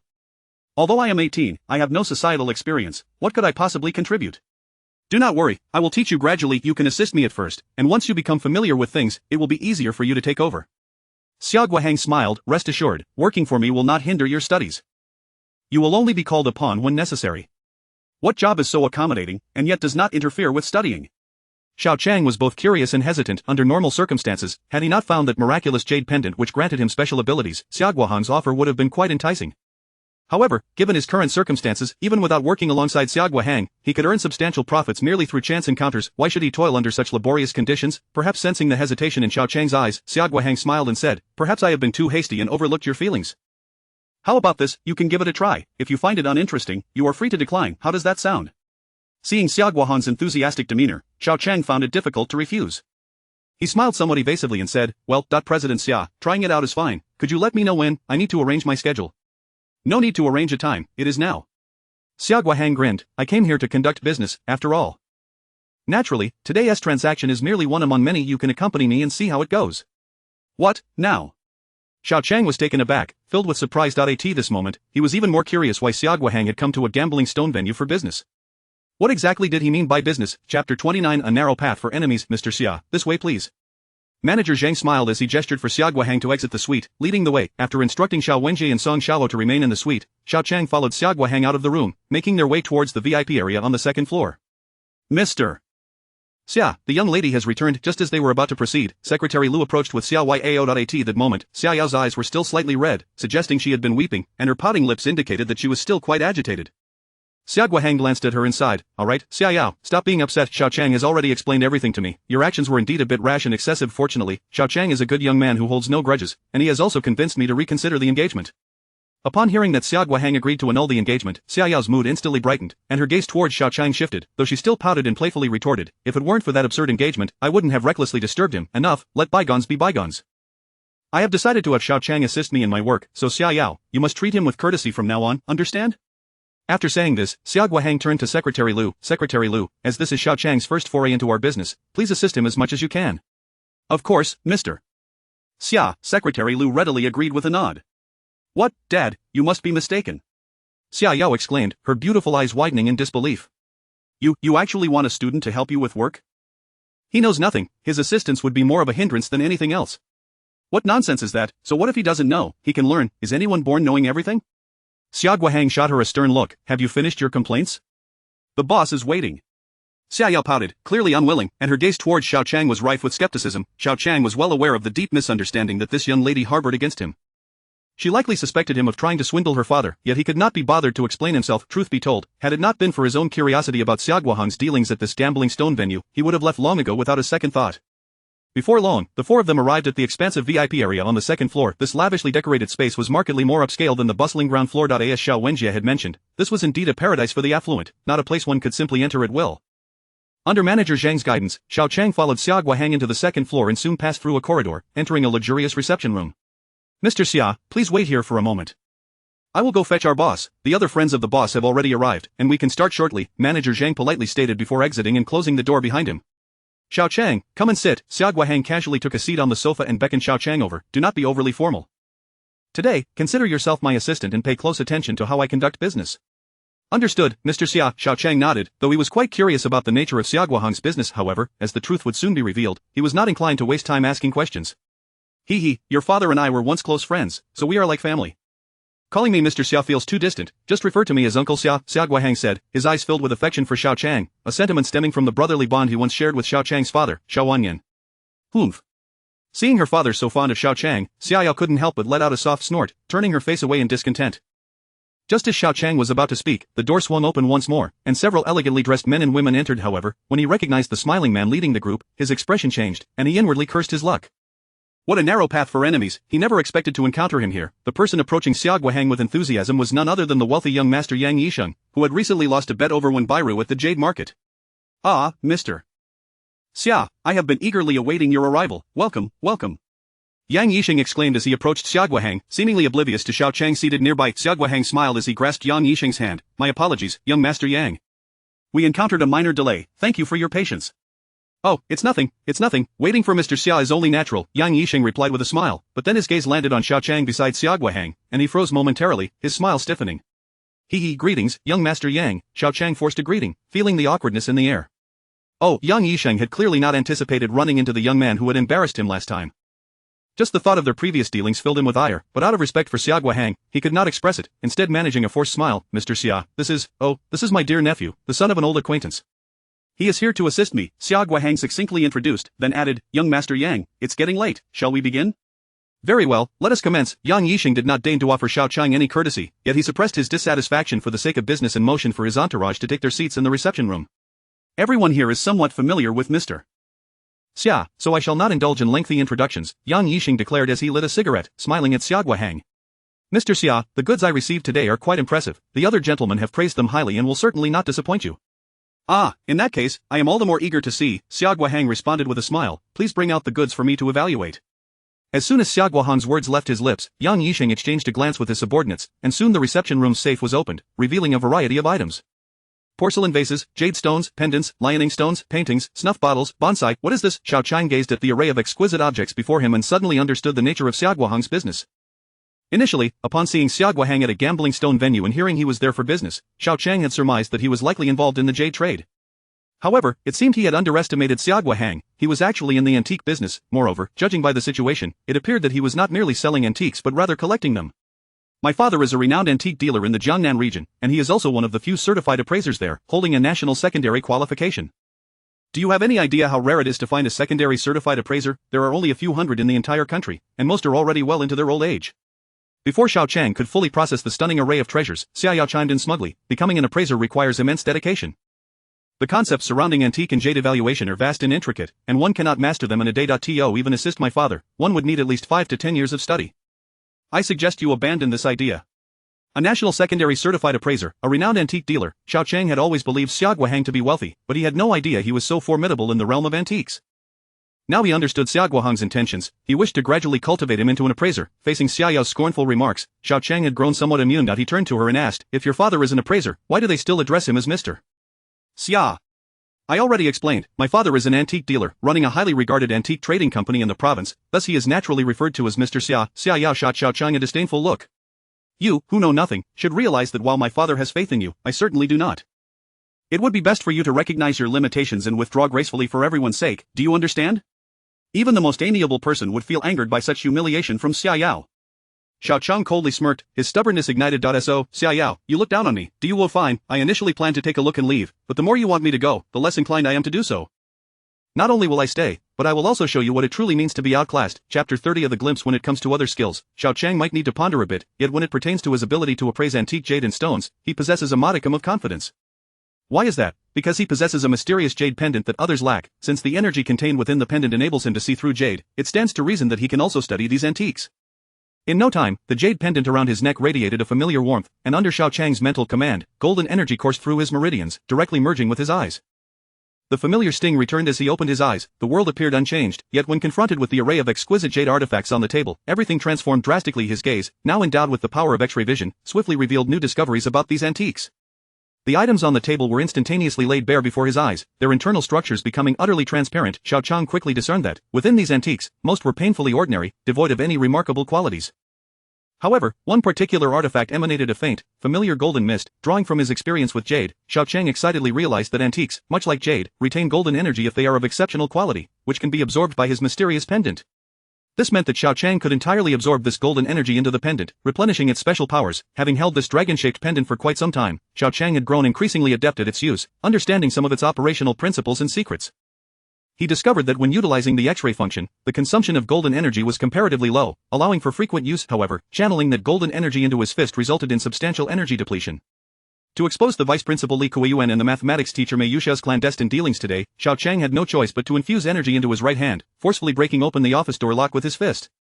Yet, after such a brief usage, the golden energy within the pendant had diminished by half. Just as he lamented where to find more golden mist to replenish it, fortune smiled upon him unexpectedly, leading him to this very situation. Perhaps, in the eyes of the merchants, antiques imbued with golden energy were merely monetary assets, yet to Xiao Qiang, they were bountiful resources for his mysterious pendant. Mr. Xia, how do you assess the quality of these items? These are the finest I have sourced over the past few months in collaboration with several other executives. Some of these treasures remain a mystery to us, and we truly need your expertise to ascertain their true worth. Yang Yisheng spoke with courtesy, clearly revering Xia Guohan's identity as a treasure appraiser. Mr. Yang, esteemed colleagues, please remain patient. Allow me to first examine a few pieces that pique my interest, Xia Guohang replied, selecting antiques and beginning his meticulous appraisal with specialized magnifying tools. Xiao Qiang had previously wondered why someone as wealthy and renowned as Xia Guohang would willingly return to Yong'an County. It appeared his intent was not solely to repay a debt to the Xiao family but also to engage in the antique business within Yong'an County. Indeed, Yong'an was a poverty-stricken and underdeveloped mountainous region, yet it boasted unique characteristics such as the abundant yellow flower jade and a variety of antiques and jade artifacts left behind by the prosperous ancient trade routes. Many in the antique community recognized Yong'an as an excellent location for treasure hunting, and Xia Guohang was no exception. Noticing Xia Guohang intently examining a jade nose vase, Xiao Qiang subtly shook his head. Through his X-ray vision, he discerned that the vase harbored no golden mist, clearly indicating it was not an authentic antique. It was likely either a counterfeit or simply not old enough. Upon making his judgment, Xia Guohang set down his tools and inquired, "Whose is this jade nose vase? How much was paid for it?"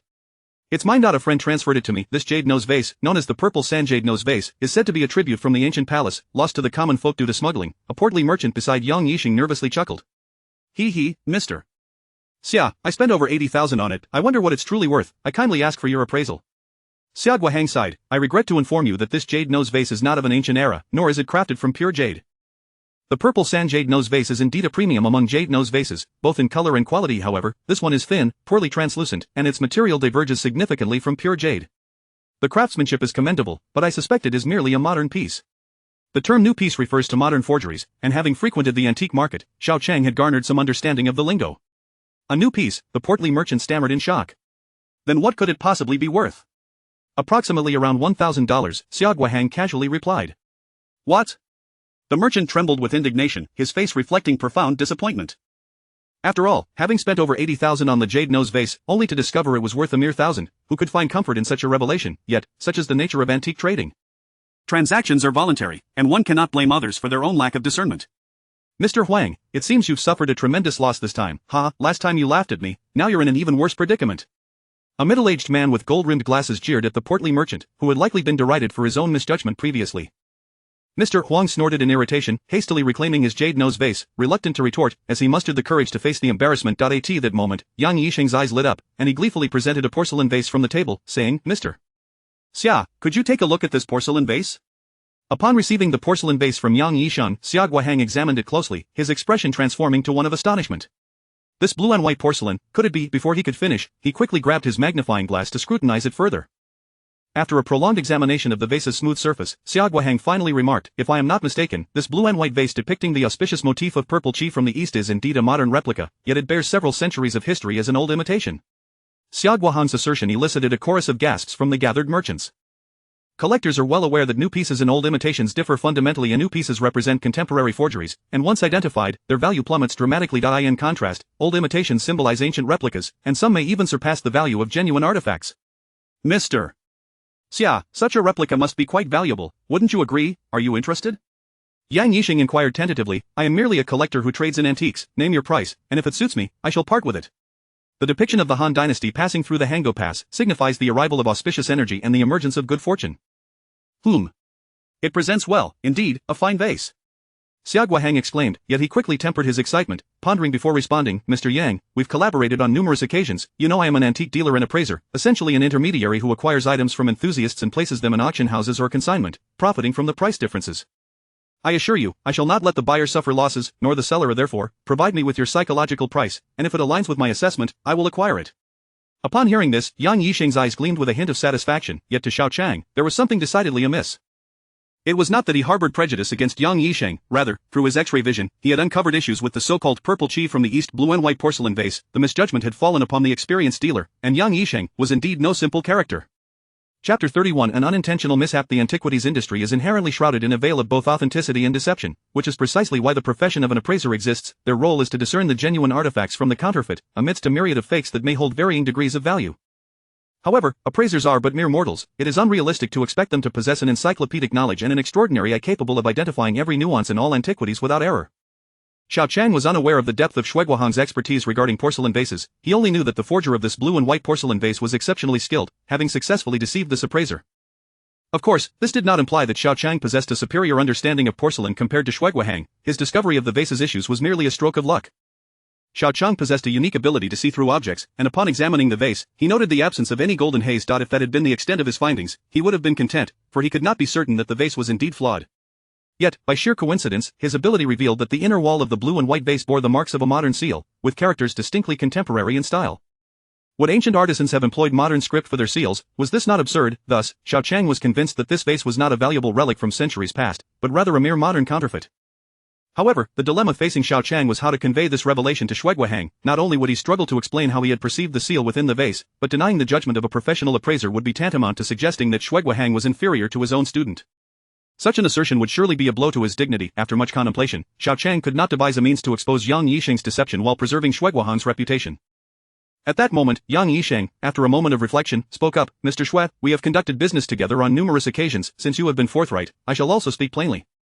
This purple chi from the East blue and white vase is the finest antique I have recently selected, and I have consulted several other appraisers regarding its value. But if you find it acceptable, how does 800,000 sound? 800,000, Xiao Qiang gasped at this figure, astounded by Yang Yisheng's audacity. Asking for such a sum for a counterfeit was akin to highway robbery. What astonished Xiao Qiang even more was that Shuiguahang did not display any shock. Instead, he pondered for a moment before nodding. If this blue and white vase were indeed genuine, given its pristine condition, it would likely be valued at least 3 to 4 million. While it is a forgery, this type of vase is quite sought after in the antique market. Your asking price of 800,000 is not entirely unreasonable. However, should I proceed with this purchase, there would be little profit left for me. How about 50,000? If Mr. Yang agrees, I shall buy it. Xiao Qiang was immediately alarmed. Purchasing a counterfeit for 50,000 would result in Yang Yisheng reaping a substantial profit, a loss too great to bear. He longed to inform them that this vase was a fake among fakes, yet, as he opened his mouth, he found himself unable to articulate the truth, knowing that once he spoke, he would be unable to clarify his position. 50,000? That seems a bit low, doesn't it? Could we possibly negotiate a bit higher? Yang Yisheng feigned reluctance, and after a dramatic pause, he gritted his teeth. Let us settle on 60,000, and if you agree, you may take it. Shuiguahang contemplated for a moment before a smile graced his face. It seems Mr. Yang has done his homework and has established a bottom line. Very well, I believe this vase is worth that price. Uncle Shui, this vase. Upon hearing that Shuiguahang agreed to pay 60,000 for the counterfeit, Xiao Qiang could not help but exclaim, but his words faltered. What is the matter, Xiao Qiang? Are you familiar with this vase? Shuiguahang, taken aback by Xiao Qiang's sudden interjection, chuckled. What are you trying to say? Please, feel free to express your thoughts. Him, what could he possibly discern? Xiao Yao, surprised by her father's respect towards Xiao Qiang, crossed her arms and protested, Dad, you should not let him embarrass himself, lest we become the subject of ridicule. Xiao Yao, how dare you speak like that? Shuiguahang shot a stern glance at his daughter, who sulked and turned away, refusing to engage further. At that moment, Xiao Qiang was not concerned with Xiao Yao's remarks. His mind was racing with thoughts on how to proceed. It was clear that recklessly declaring the vase a counterfeit to Shuiguahang would not do. He needed to find a way for Shuiguahang to discover the issue himself, perhaps by revealing the seal on the inner wall. But how could he orchestrate such a revelation? It seemed that only by damaging the vase could this be achieved. Wait a moment, damage it. Suddenly, an idea sparked in his mind, and his eyes gleamed as he said, Uncle Shui, I would like to study this vase. May I have a closer look? Oh, of course, there is no harm in that. Examining it would certainly broaden your horizons. This blue and white vase is a rare gem, Shuiguahang responded, slightly surprised, yet smiling as he handed the vase to Xiao Qiang. As Xiao Qiang reached out to receive the blue and white vase, just as Shuiguahang was passing it over, he suddenly lost his grip, causing the vase to slip from his hands and crash to the ground. Bang! The sound of a porcelain vase shattering upon impact was self-evident. Amidst the stunned silence of the onlookers, the purple chi from the East vase shattered into countless pieces, porcelain shards scattering across the floor. Everyone in the room gasped in shock, an eerie silence enveloping them. That Xiao Qiang, Xiao Yao's eyes widened in disbelief, and unable to contain her shock, she pointed an accusing finger. Not only was Xiao Yao enraged, but Yang Yixing also stood up, his face ashen with fury. What on earth are you doing? You mishandled such a valuable antique and allowed it to break. You are simply a fool. Shui Guohang's expression was equally grave. The vase valued at 60,000 had shattered so abruptly, and he felt a deep sense of loss. Yet, given that Xiao Qiang was the one responsible for the mishap, he could only furrow his brow and say, Mr. Yang, this is my fault. When I handed it to Xiao Qiang, I may not have steadied it properly, and he is still inexperienced, which led to this. Mr. Shui, are you implying that the vase breaking is somehow your responsibility? Yang Yixing, though furious, quickly regained his composure. We had already agreed on a price for this vase, and now it is broken. Are you prepared to compensate for it? Shui Guohang was momentarily taken aback. Who would be willing to spend 60,000 on a pile of shattered porcelain? Even if it were reassembled, its value would plummet. Yet, what could he do? After all, it was Xiao Qiang who had broken the vase. Reluctantly, he gritted his teeth and said, very well, I shall cover the cost. Uncle Shui, I'm so sorry. Xiao Qiang began, feeling somewhat embarrassed. It was an accident. I had no idea the vase was so heavy. An accident? Xiao Qiang, what a convenient excuse. Do you realize your little mishap will cost my father tens of thousands? Xiao Yao exclaimed, her face a mixture of anger and disbelief. You are utterly ridiculous. A clumsy person like you thinks to learn about appraising antiques? I suspect you are merely here to cause trouble. Xiao Qiang disregarded Xiao Yao's comments, opting to ignore her as he knelt down to collect the fragments. With a sigh, Shui Guohang joined him, picking up the pieces as he advised. Xiao Qiang, be meticulous in gathering the shards. Even a single missing piece could compromise the integrity of the restoration, thereby diminishing its value further. I know a master who specializes in restoring antiques. If we consult him, perhaps we can mitigate the losses. Wait, Uncle Shui, doesn't the shard seem to have some writing on it? Could you take a look? Xiao Qiang suddenly interrupted Shui Guohang, curiously handing him a piece that clearly bore modern characters. Chapter 32, a fortuitous encounter. This is as Xiao Guohang discerned the engraved characters on the inner surface of the shattered fragment, he was instantly struck with unparalleled astonishment. This vessel was crafted by, how can this be possible? Overwhelmed with excitement after contemplating the seal, Xiao Guohang hurriedly began to piece together several large fragments, fervently retrieving professional appraisal tools as though he sought to reconfirm something. Yang Yixing's expression gradually soured. After a brief pause, he could no longer restrain himself and said, But Mr. Xia, what is it? The vessel is shattered beyond repair. Do you perhaps have some new discovery? Xiao Guohang paid no heed to Yang Yixing, seemingly engrossed in the appraisal. After another 5 or 6 minutes, he sighed helplessly, his face slightly flushed, and bitterly remarked, to think that a distinguished second-level appraiser like myself could be deceived by a vessel crafted by this individual. How shameful. Xiao Qiang silently breathed a sigh of relief. It was evident that Xiao Guohang had grasped the true origins of the vessel. He deliberately chimed in, Uncle Xia, what do you mean? The patterns, the craftsmanship, have been replicated so exquisitely. Alas, there always lingers a hint of flaw. I was so overwhelmed earlier that I failed to notice. I let my guard down. What? Upon hearing Xiao Guohang's words, the several business owners could not contain their gasps of disbelief, their gazes swiftly shifting to Yang Yixing. Who was Xiao Guohang, a renowned appraiser. It was astonishing that he had stumbled here. The fact that Yang Yixing managed to pass off such a counterfeit made the other owners exchange wary glances. Yang Yixing was engulfed in embarrassment. He knew that this incident would severely diminish his credibility, yet he hurriedly feigned surprise, exclaiming, Oh dear, Mr. Xia, I am entirely wronged. I had no idea this porcelain vase was a fake when I acquired it. I paid a hefty sum for it. Mr. Yang, forgive my lack of discernment. It is no one's fault but my own for being misled. Nevertheless, the vessel's breakage is ultimately my responsibility, and I ought to compensate you to some extent. What do you think would be a fair amount? Xiao Guohang showed no interest in whether Yang Yixing had acted with malice. He shot a grateful glance at Xiao Qiang, his eyes reflecting genuine appreciation. Had he not discovered that the vessel was a counterfeit, the repercussions would not merely involve financial loss or embarrassment, it would have been a substantial blow to his identity as an appraiser. Fortunately, Xiao Qiang's mishap allowed him to rectify his error in time, thus averting a scandal, and for that, he felt compelled to express his gratitude. Mr. Xia, you jest. My misfortune in acquiring a counterfeit is solely my own fault.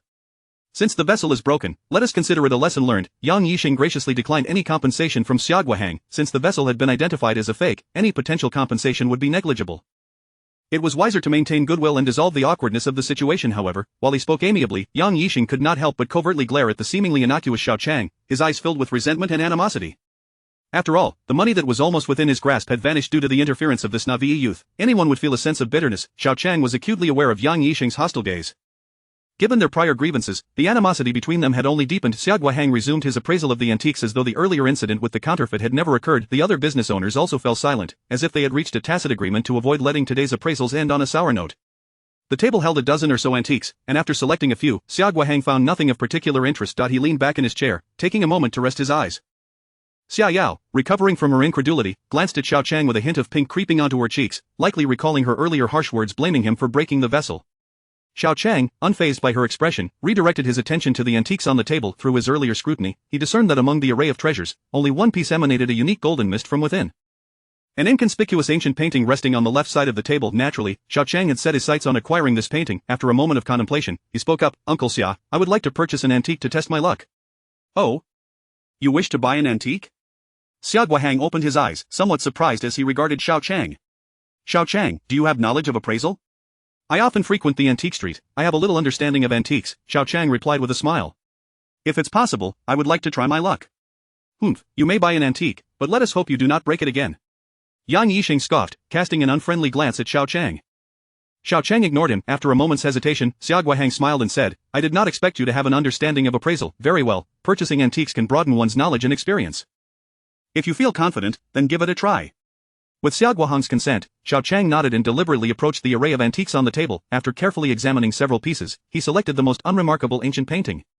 As he slowly unfurled the painting, a typical Chinese-style ink wash scene came to life on the paper, depicting the tranquil essence of a fisherman amidst mountains and waters. With no birds flying over 1,000 mountains and no traces of human footsteps on 10,000 paths, a solitary boat and a fisherman in a raincoat, fishing alone in the cold river snow. This poem's popularity in ancient times led many great artists to depict the image of a fisherman and nature in their works, aiming to convey the poetry's essence. After glancing at the painting selected by Xiao Qiang, Xia Guahang sighed with regret, saying, "This painting is quite conventional, and the brushwork does not bear the mark of a master." "It is exceedingly ordinary, Xiao Qiang. Do you find anything unique about this painting?" "I think this painting is quite nice. I rather like it," Xiao Qiang replied with a smile. Unbeknownst to everyone, a stream of golden warmth was continuously flowing into him from the back of the painting, coursing through his meridians until it reached the jade pendant hanging around his neck. Xia Yao chuckled derisively and could not help but interject, "Dad, he is merely a novice. He broke the vessel purely by accident. What do you expect him to pick out of something so ordinary?" Xia Guahang did not refute his daughter's words. Indeed, the painting selected by Xiao Qiang was exceedingly mundane. Even if it were an antique, its value was likely minimal. However, Yang Yixing, the owner of the painting, revealed a hint of a playful smile. He fixed his gaze on Xiao Qiang and slowly spoke, "What, you like this painting? I acquired it last year from a farmer for over 30,000. Since you like it, I won't say much more. My asking price is 80,000. If you like it, take it. If not, simply return it to the table." Upon hearing Yang Yixing's words, everyone collectively gasped in shock. Just moments ago, Xia Guahang had clearly articulated how ordinary this painting was. Moreover, even if Yang Yixing were somewhat lacking in appraisal skills, he had been around antiques long enough to know that it would be absurd to pay such a price for this painting. Even a fool could tell that he was speaking nonsense. It was likely that he had acquired the painting for no more than 10,000. However, it quickly dawned on the others that Yang Yixing, being a young heir, was the type to hold grudges. Although Xiao Qiang had not intentionally broken the vessel, the incident had nonetheless cost him 600,000, and it was clear that he was now seeking to make things difficult for Xiao Qiang. Chapter 33 of the universe within the painting. Xia Guahang, a connoisseur of antiques, is well connected in the world of relics and possesses substantial financial resources. Yang Yixing, being wise, would never misplace his ire upon him. However, Xiao Qiang is merely a student from Yongnan County. Yang Yixing wields considerable influence within that locale, and should he refrain from reprimanding Xiao Qiang, it would indeed seem rather unreasonable. This is precisely the situation at hand, though the other executives remain oblivious to the underlying tensions between Yang Yixing and Xiao Qiang, which had already flared up earlier that day. Today, Xiao Qiang inadvertently stumbled into Yang Yixing's line of fire, thus providing him the opportunity to exploit the situation. "Xiao Qiang, this ancient painting appears rather simplistic. I perceive little value in it.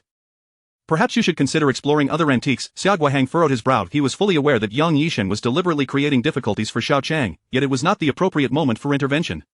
He could only gently encourage Xiao Qiang to withdraw. As long as he refrained from purchasing Yang Yixing's items, the latter's intent to vex him would be thwarted. Xiao Qiang scrutinized the ancient painting for a moment, then declared, "I rather admire this painting. I believe spending 80,000 on it is worthwhile." "What?" The moment those words escaped his lips, not only did Xia Guahang freeze in astonishment, but the other executives also wore expressions of sheer disbelief. At this juncture, Xia Yao could no longer contain herself and murmured, "Xiao Qiang, are you truly foolish or merely pretending? Can you not discern that Yang Yixing is inflating the value of this worthless painting, intending for you to incur a loss? My father has subtly advised you against buying it. Do you truly believe your judgment surpasses his? You are utterly obstinate." Xiao Qiang cast a glance at Xia Yao and smiled, clearly disregarding her words. He promptly tucked the ancient painting away, retrieved 80,000 from his pocket, and placed it on the table, stating, "Young Master Yang, you truly look out for me. I happen to have exactly 80,000 on me. Acquiring any more would be quite difficult. Here is the sum. Please count it carefully. We shall exchange cash for goods, and I shall not waver. Ha, splendid, truly refreshing." Yang Yixing was taken aback. He had merely intended to irritate Xiao Qiang, yet he was astonished that this naive youth actually spent 80,000 to purchase the worthless painting. He laughed heartily, saying, "As you wish, the transaction is complete, and the consequences are yours to bear. I shall not go back on my word, father. Did I not say so? He is clearly unfit for this line of work." Xia Yao murmured in exasperation to Xia Guahang, "You dragged him into this, and now he has lost money." Is it really necessary? Xiao Qiang sighed and shook his head, a hint of regret evident in his eyes. Perhaps at this moment, he realized Xiao Yao was right. A stubborn and impetuous young man like Xiao Qiang would find it exceedingly challenging to navigate the world of antiques. Although the painting had sold for 80,000, Yang Yixing seemed quite pleased, laughing incessantly. Meanwhile, Xiao Qiang revealed a sly smile, having absorbed all the golden energy from the painting into his jade pendant. While the energy contained within the painting was minimal, it was still better than none. Uncle Xia, may I inquire if you have any small blades or similar tools? Xiao Qiang suddenly asked Xiao Qiang. I would like to borrow one. Uncertain of Xiao Qiang's intentions, Yang Yixing signaled to his assistant, who promptly produced a set of assorted knives, placing them before Xiao Qiang. After a brief inspection, Xiao Qiang selected an exceedingly thin blade and, under the watchful gaze of the onlookers, laid the ancient painting flat upon the coffee table. Just as everyone was puzzled by his actions, he unexpectedly took the blade and began to slice along the edges of the painting. Xiao Qiang leapt from his seat in alarm, hastily reaching out to intervene. What are you doing? Even if you made a mistake in purchasing the painting, you cannot treat it so carelessly. At this rate, 80,000 will be wasted. Calm down. Before Xiao Qiang could finish his admonishments, an astonishing event unfolded, leaving everyone in a state of shock. What is this? Xiao Yao's eyes widened in disbelief. Being closest to Xiao Qiang, her lips parted in astonishment, ultimately forming an O shape. It turned out that after slicing open the painting, the blade did not pause. Instead, Xiao Qiang meticulously extended his cut along the seams of the paper, ultimately severing the entire artwork. Just as Xiao Qiang was about to urge Xiao Qiang to reconsider, everyone was utterly astonished to witness him prying apart the two halves of the painting and reaching inside. As if this were not remarkable enough, Xiao Qiang's peculiar action soon resulted in an unbelievable turn of events. He swiftly withdrew his hand, only to reveal a fragment of paper he had inexplicably extracted from within. Following that, the paper grew longer, and to everyone's astonishment, Xiao Qiang produced yet another ancient painting from within the original. Indeed, Xiao Qiang had already discerned the secret of this painting through his perceptive abilities. In truth, the seemingly inconspicuous ancient painting contained no golden mist within. Rather, the true treasure was an even smaller painting concealed within, a veritable painting within a painting. The term painting within a painting carries significance in the realm of antiques, encompassing various meanings. Some ancient artworks are half genuine, half counterfeit, with the false painting concealing the true one. Others are designed to hide masterpieces by embedding them within ordinary, unremarkable works. The latter was precisely the case with Xiao Qiang's discovery.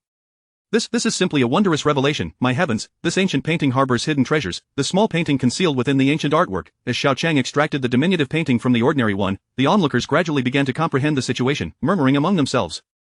At that moment, Xiao Qiang's eyes widened in disbelief, and he grasped his daughter's wrist with tremors of excitement, exclaiming, "Goodness, could this be the long-lost, the Tianshan Divine Sun's poem fragment, thought to be missing for nearly a century?" A collective gasp resonated through the once boisterous VIP room, plunging it into an astonishing silence. Chapter 34 Concealed Talent. Xiao Qiang was acutely aware that the fragment of the painting in his possession was undoubtedly a masterpiece, evidenced by the exaggerated expressions of those around him, particularly Yang Yixing, whose pallid and ghastly visage seemed on the verge of tears.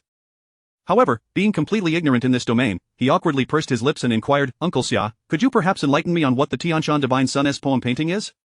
"You don't even know about the Tianshan Divine Sun's poem painting?" Xiao Qiang, recovering from his astonishment, found himself in a state of bemusement. He collected his thoughts and helplessly explained, "China boasts numerous ancient paintings, yet each era typically showcases a particularly representative artist. Over 1,000 years ago, China produced a painting sage named Wu Daoxi, who created many timeless masterpieces of considerable value, among which the most renowned and widely recognized is the Tianshan Divine Sun's poem painting. However, at some point in time, the genuine Tianshan Divine Sun's poem painting lost approximately 1/5 of its main image at the edges, reportedly due to the ravages of war in recent history. For nearly a century, countless collectors have sought traces of this missing fragment, yet to no avail. I never imagined that I would see it here today." Upon hearing Xiao Qiang's words, the other executives' eyes sparkled with excitement. At that moment, Yang Yixing, his face a mask of jealousy and regret, coldly remarked, "Xia, aren't you being a tad too hasty? This ancient painting has only just surfaced, and its authenticity is yet to be determined. How can you assert it is the genuine fragment? What if it's merely a counterfeit?" Yang Yixing's words struck a chord with the other executives, who began to contemplate the validity of his statement. Indeed, a work of such caliber, even if it were just a 1/5 fragment, would inevitably attract numerous forgeries. Casting doubt on its authenticity, Xiao Qiang turned to Xiao Qiang with palpable excitement. "Xiao Qiang, although few have even seen this fragment, the main image of the Tianshan Divine Sun's poem painting is housed in the National Museum. I have seen it before and conducted some research. If you could bring me this fragment, I would be delighted to study it further and authenticate its origin." Seeing Xiao Qiang's eagerness to appraise the treasure, Xiao Qiang casually tossed the fragment to him without a second thought. This action, however, startled Xiao Qiang. What a jest! If the fragment were indeed genuine, it would be an invaluable treasure, not to be treated lightly. He hurriedly received the fragment, setting aside all else to scrutinize it meticulously. The style, the clarity of the lines, the colors, indeed, they are identical to the main image of the Tianshan Divine Sun's poem painting. After some time spent in examination, Xiao Qiang excitedly lifted his gaze, exclaiming, "This fragment may very well be the authentic piece lost for over a century. The Tianshan Divine Sun's poem painting is a jewel of ancient Chinese culture, and if this fragment were genuine, it would undoubtedly hold immense value." Xiao Qiang had not anticipated such serendipity in stumbling upon such a treasure. Among those present, it seemed that the most disheartened individual was none other than Xiao Qiang, oblivious to the fact that he had unwittingly acquired a work of such significance for a mere pittance. Ah, indeed, there are always greater heights to aspire to. This young man is truly a concealed master, capable of perceiving the hidden intricacies within the ancient painting, a remarkable feat, I must say. Regardless of Yang Yisheng's palpable regret, a businessman named Song, standing nearby, clasped his hands and quickly interjected, though this fragment pales in comparison to the main image valued at several million, it still possesses considerable worth. Young man, should you wish to part with it, I would be inclined to purchase it for 500,000. If you agree, I can provide cash on the spot. While President Xiao's appraisal skills are commendable, the authenticity of this fragment may still require verification by a professional institution. If you sell it to me, even if it turns out to be a fake, I shall accept it. 500,000, to a penniless lad like Xiao Qiang, this figure seemed astronomical. He had not foreseen that this fragment could be worth so much. A mere piece of ancient art could equal the price of a 100-square-meter apartment in Yong'an County. Before Xiao Qiang could process this astonishing revelation, the rotund businessman, Boss Huang, who had previously purchased a counterfeit jade vase, interjected, President Song, you are being rather stingy, aren't you? You think 500,000 will suffice for this fragment? Ha, do you believe your little schemes go unnoticed? President Xiao rarely misjudges a treasure, and given the scarcity of individuals who have seen this fragment, producing a forgery is no simple task. ILL raised the bid to 800,000, without batting an eye. Gentlemen, I apologize, but I too am interested in this fragment. I'll offer 900,000. If this fragment were to be reunited with the main image, it would fetch an astronomical price. I bid 1 million. In an instant, the wealthy patrons began to outbid one another, each eager to secure the fragment, engaging in a subtle contest among themselves. Yet, the host of this antique fair, Yang Yisheng, remained seated in silence, his face a stormy shade of green, lost in thought. Not only was Xiao Qiang momentarily dumbfounded, but beside him, Xiaoyao's cheeks had flushed a deep crimson, her beautiful eyes fixed on Xiao Qiang, revealing a mixture of disbelief and incredulity. Indeed, the very individual she had deemed devoid of any appraisal talent just moments ago had stumbled upon a fragment of a renowned painting. Was this not a sharp slap in the face? Gradually, her gaze began to betray a hint of interest in Xiao Qiang. As the bids escalated, when Boss Huang finally shouted 1 million, it appeared that no one was willing to bid higher. Xiao Qiang, how do you intend to handle this fragment? Will you sell it to these businessmen, or shall I take it to the auction for you? Xiao Guohang whispered to Xiao Qiang amidst the flurry of bids. The main image was auctioned for 8 million a few years ago and was subsequently gifted to the National Museum by its owner. If sold now, it would likely command an even higher price. Though the fragment is merely 1/5 of the main image, its potential to complete the ancient painting is significant, often leading to a price exceeding its intrinsic value. I estimate, it could be worth around 2 million. Xiao Qiang understood that this was Xiao Guohang giving him the autonomy to decide. If he took the fragment to auction, it might indeed be valued at around 2 million, whereas selling it to these businessmen would yield only 1 million, leaving a substantial difference. However, Xiao Qiang had his own plans. He wished to dispose of the fragment swiftly. Why? Because Xiao Qiang was in dire need of money. Despite possessing a piece of fine Huanghua jade and a pair of ice jade balls, assets worth several tens of thousands, he had yet to see any cash. The auction process would be too lengthy. Individuals like Xiao Guohang could afford to wait, but for a struggling student like him, with only a handful of coins to his name, securing cash in hand was the safest option. After some contemplation, Xiao Qiang declared, I intend to sell this fragment today. I will part with it to the highest bidder. Chapter 35 Limitless Potential. Upon hearing these words, the various executives felt a surge of hope and immediately resumed their bidding with fervor. However, as they continued, the price reached 1,200,000 and could not ascend any further. After all, these individuals were shrewd businessmen, each possessing a keen intellect. They would not be foolish enough to drive the price into the ground. Xiao Qiang, if you are willing, I will offer 1,500,000 for this fragmentary painting. With this declaration, Xiao Guohang effectively quelled any intent among the other business owners to continue raising their bids. After all, 1,500,000 left little room for profit regarding this mere fragment. Unlike Xiao Guohang, who had a vast network of friends in the antique world, the others did not possess such advantageous pricing leverage. Well, Uncle Xia, I was unaware that you had an interest in this painting. If you wish to acquire it, a mere 1 million will suffice. Xiao Qiang was not one to forget his roots. He was acutely aware that had it not been for Xiao Guohang bringing him here today, he would never have encountered this lucrative opportunity. That will not do. This is your chance. How can I profit at your expense? Xiao Guohang shook his head and smiled. Rest assured, I will not incur a loss from this fragment. As a businessman, I will not engage in unprofitable transactions. On the contrary, I will surely make a profit, so do not feel embarrassed. Since Xiao Guohang had spoken thus, Xiao Qiang graciously nodded in agreement and handed over the fragment. After carefully wrapping it, Xiao Guohang inquired about Xiao Qiang's bank account details. Once Xiao Qiang provided his bank card number, Lu, the secretary, swiftly opened her portable computer and successfully executed the online transfer. In the blink of an eye, 1,500,000 had been transferred, leaving Xiao Qiang with an indescribable sense of unreality. He even felt the urge to pinch himself to confirm he was not dreaming. The ease with which money changed hands in the antique trade was astonishing. Of course, he was well aware that all of this stemmed from his unique ability of clairvoyance. Young brother, you are indeed fortunate, effortlessly exchanging 80,000 for 1,500,000. Your knack for spotting bargains is truly remarkable. Although he had failed to acquire the fragment, the rotund businessman appeared surprisingly unperturbed, chuckling as he spoke. I am quite curious, how did you discern that the ancient painting concealed a fragment? Snapping back to reality, Xiao Qiang pondered for a moment before casually responding, I have always had a good sense of touch. The moment I laid my hands on the ancient painting, I felt something unusual within, prompting me to attempt to cut it open. I did not anticipate discovering a fragment. I suppose it was merely a stroke of luck. Upon hearing such an implausible explanation, the crowd fell silent, incredulous that someone would slice open an ancient painting simply based on a feeling. While they may have doubted his story, the facts remained. Aside from lamenting Xiao Qiang's incredible luck, they had no better explanation. Xiao Qiang, while luck may favor you now, be wary. There will inevitably come a day when fortune turns. Be cautious not to overlook your next opportunity, lest you find yourself at a loss. Yang Yixing interjected unexpectedly, his words sounding like advice but dripping with a palpable envy. Xiao Qiang offered a cold smile in response. This man had shown no goodwill when selling the ancient painting and now resorted to mockery, assuming he could get away with it. Given the animosity that had already formed, they were unlikely to become friends. Thus, he retorted, speaking of which, I must thank you, young Master Yang. Not only did I purchase this ancient painting from you, but I also forgot to mention that the 80,000 used to acquire it was won from your stone gambling venue on the first floor. Put. Hearing this, several executives could not contain their laughter, while Yang Yixing nearly choked on his indignation. Xiao Qiang had completely humiliated him. This meant he had effectively gifted away a fragment worth 2 million. The more he contemplated, the angrier Yang Yixing became, his face darkening as he ground his teeth. Very well, Xiao Qiang, I shall remember you. Haha, young Master Yang, do not take offense. Xiao Qiang is young and inexperienced. Do not hold it against him. But if there is nothing else, we shall take our leave now. Having acquired the fragment, this journey has been quite fruitful for me, and I must hasten to have it further appraised. We will disturb you again on another occasion. Sensing the atmosphere had become somewhat volatile, Xiao Qiang understood that remaining any longer would not benefit anyone and thus took the initiative to bid farewell. Yang Yixing nodded, tacitly agreeing. At that moment, he was filled with ire, and it was unlikely he would see them off graciously soon. Xiao Qiang and Xiao Qiang exited the VIP room and descended to the first floor. Near the entrance, Song Xiao and Xiao Wenjie had been waiting, and upon spotting Xiao Qiang, they quickly approached. Once they stepped outside, Xiao Qiang pulled out a business card and handed it to Xiao Qiang, frowning as he spoke softly. Xiao Qiang, Yang Yixing is a notorious local bully in Yong'an County. He is not someone to be trifled with. It would be wise to exercise caution in the future. Should you encounter any trouble, do not hesitate to call the number on this card. Thank you for your concern, Uncle Xiao. Xiao Qiang was also aware that Yang Yixing was not an easy opponent, but having already disrupted his opportunities to profit twice, animosity had been established. He could only proceed with vigilance. At that moment, Xiao Qiang seemed to recall something and continued, by the way, since you were able to perceive the hidden treasures within the ancient painting, you must have also noticed the issues with the jar Yang Yixing sold me. You intentionally broke the jar earlier, did you not? You wished to spare me embarrassment by not pointing it out in public. Xiao Qiang smiled, tactfully sidestepping the question. I actually have a sister who runs a jade shop on Antique Street. I often visit her and have gained some experience in appraisal. The implication of his words was quite clear. Xiao Qiang nodded in satisfaction, patting Xiao Qiang on the shoulder. Excellent, the younger generation is indeed formidable. Initially, I considered bringing you into the antique business as my apprentice, but it appears we are not far apart in skill. What you lack is merely opportunity. In the future, we must engage in more exchanges. Faced with her father's high regard for Xiao Qiang, Xiao Yao remained tight-lipped, unable to voice her thoughts. She had entirely re-evaluated her perception of his abilities and no longer dared to regard him as an inexperienced novice.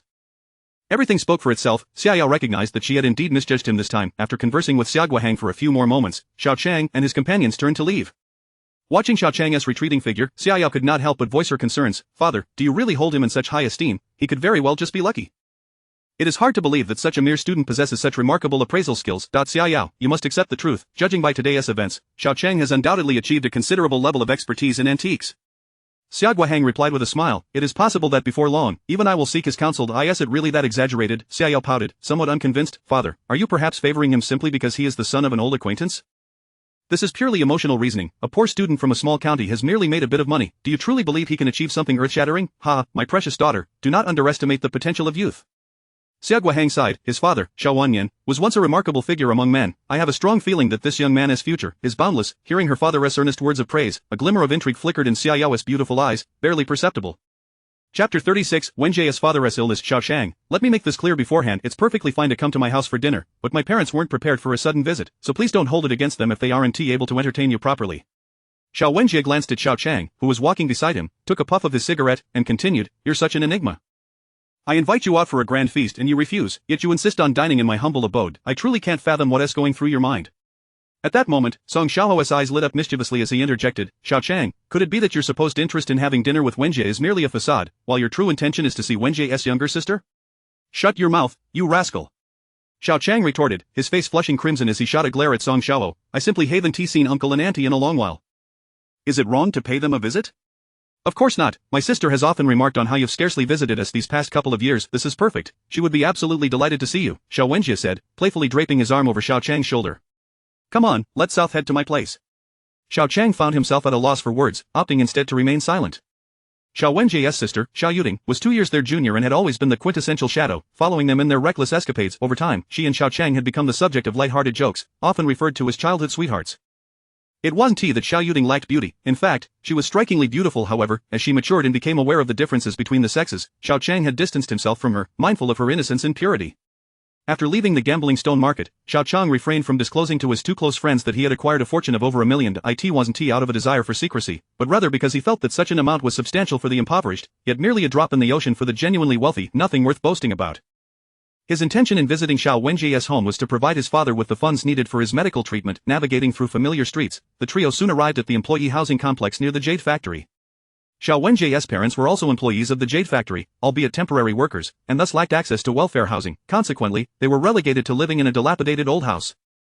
This area, known as the Shanty district of Yong'an County, had become synonymous with poverty and backwardness. Developers had long sought to demolish this blighted area, but faced staunch resistance from the impoverished residents, along with the logistical challenge of relocating so many people, resulting in the plans being indefinitely shelved. Xiao Wenjie's parents resided in the southern part of this shanty area, their home smaller than Xiao Qiang's and composed of an old, rudimentary brick-and-tile structure. Age and neglect had rendered it not only shabby but also dark, dirty, and chaotic, far worse than Xiao Qiang's own home. Cough, cough, cough. As soon as they stepped into the dim, musty room, a fit of harsh coughing erupted, emanating from Xiao Wenjie's father. Dad, I'm back. Xiao Qiang and Monkey have come to see you. Xiao Wenjie seemed accustomed to the dismal state of his home, effortlessly navigating through the gloom without needing to turn on the lights. Xiao Qiang had heard some whispers regarding Xiao Wenjie's father's illness. His father, named Xiao Erdong, worked as a cutter and polisher at the Jade Factory. Although a temporary worker, he was highly skilled and well regarded. The cutting and polishing of jade generate copious amounts of dust, and while permanent employees were provided with basic masks and medical checks, temporary workers were not afforded such protections. In the past, when technology was less advanced and dust production was rampant, Master Xiao did not initially take precautions, ultimately developing severe pneumoconiosis. Now, he coughed incessantly, his vitality drained, reduced to lying in bed, plagued by illness.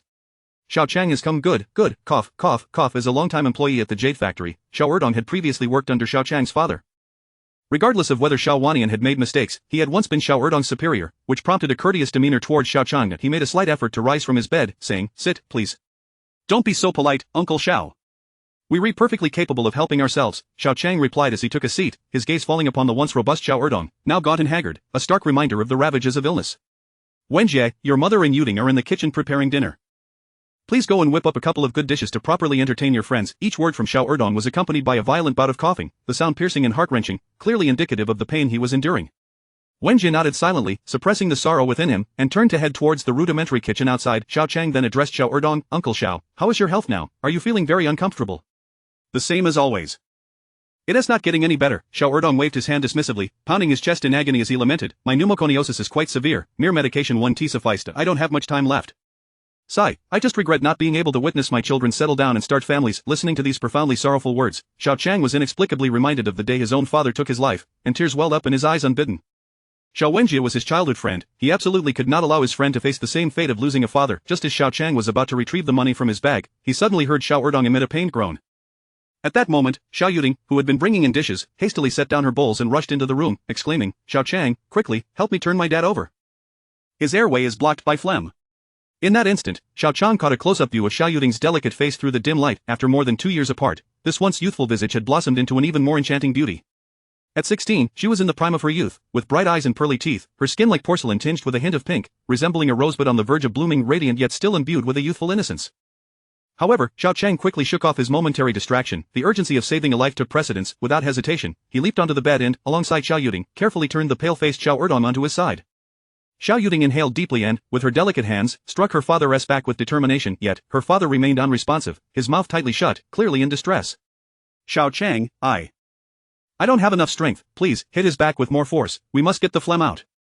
Xiao Yuting urged anxiously. "If we delay, it could be a serious problem."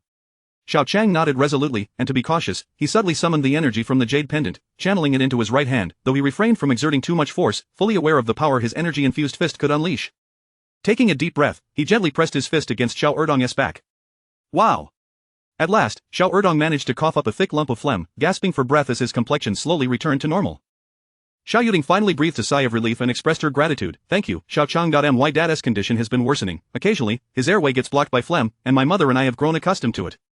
Xiao Qiang glanced at Xiao Erdong, who lay suffering in a near comatose state, and inwardly wished fervently for his recovery.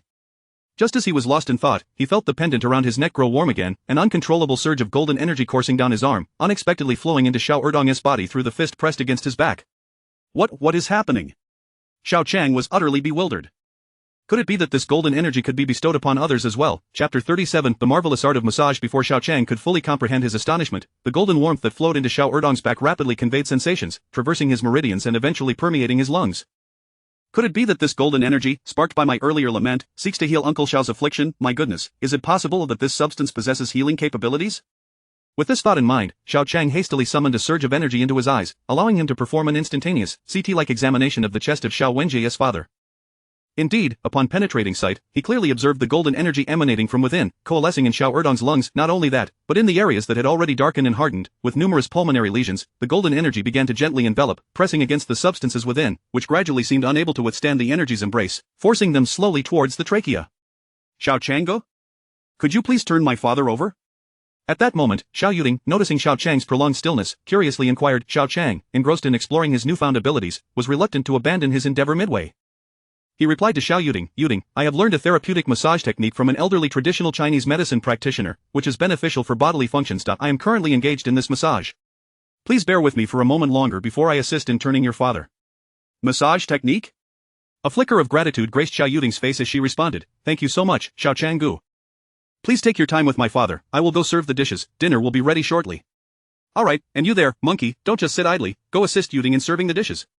Unbeknownst to Xiao Qiang, he was unaware of the peculiar events that might unfold, and it would be challenging to explain any strange occurrences to Song Xiao, so he decided to send him away from the room.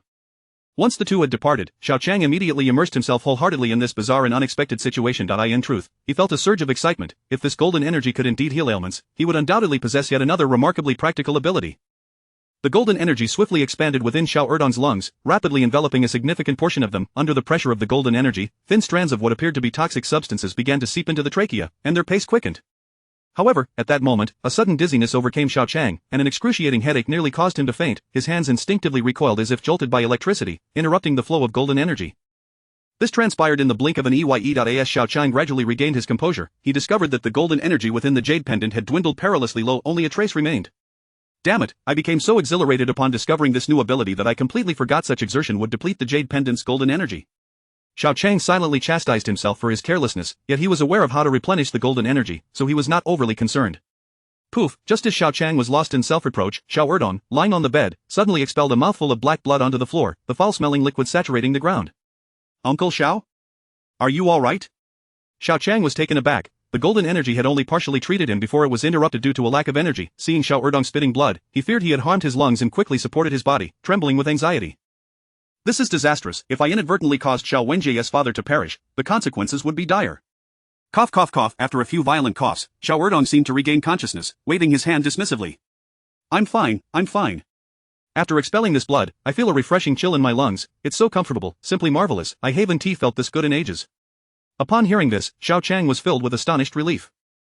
It appeared that the golden energy indeed possessed healing properties. Although the treatment was only half finished due to insufficient energy, it still exhibited significant effects. After all, Xiao Erdong's pneumonia had reached a severe stage, which likely accounted for the substantial energy consumption.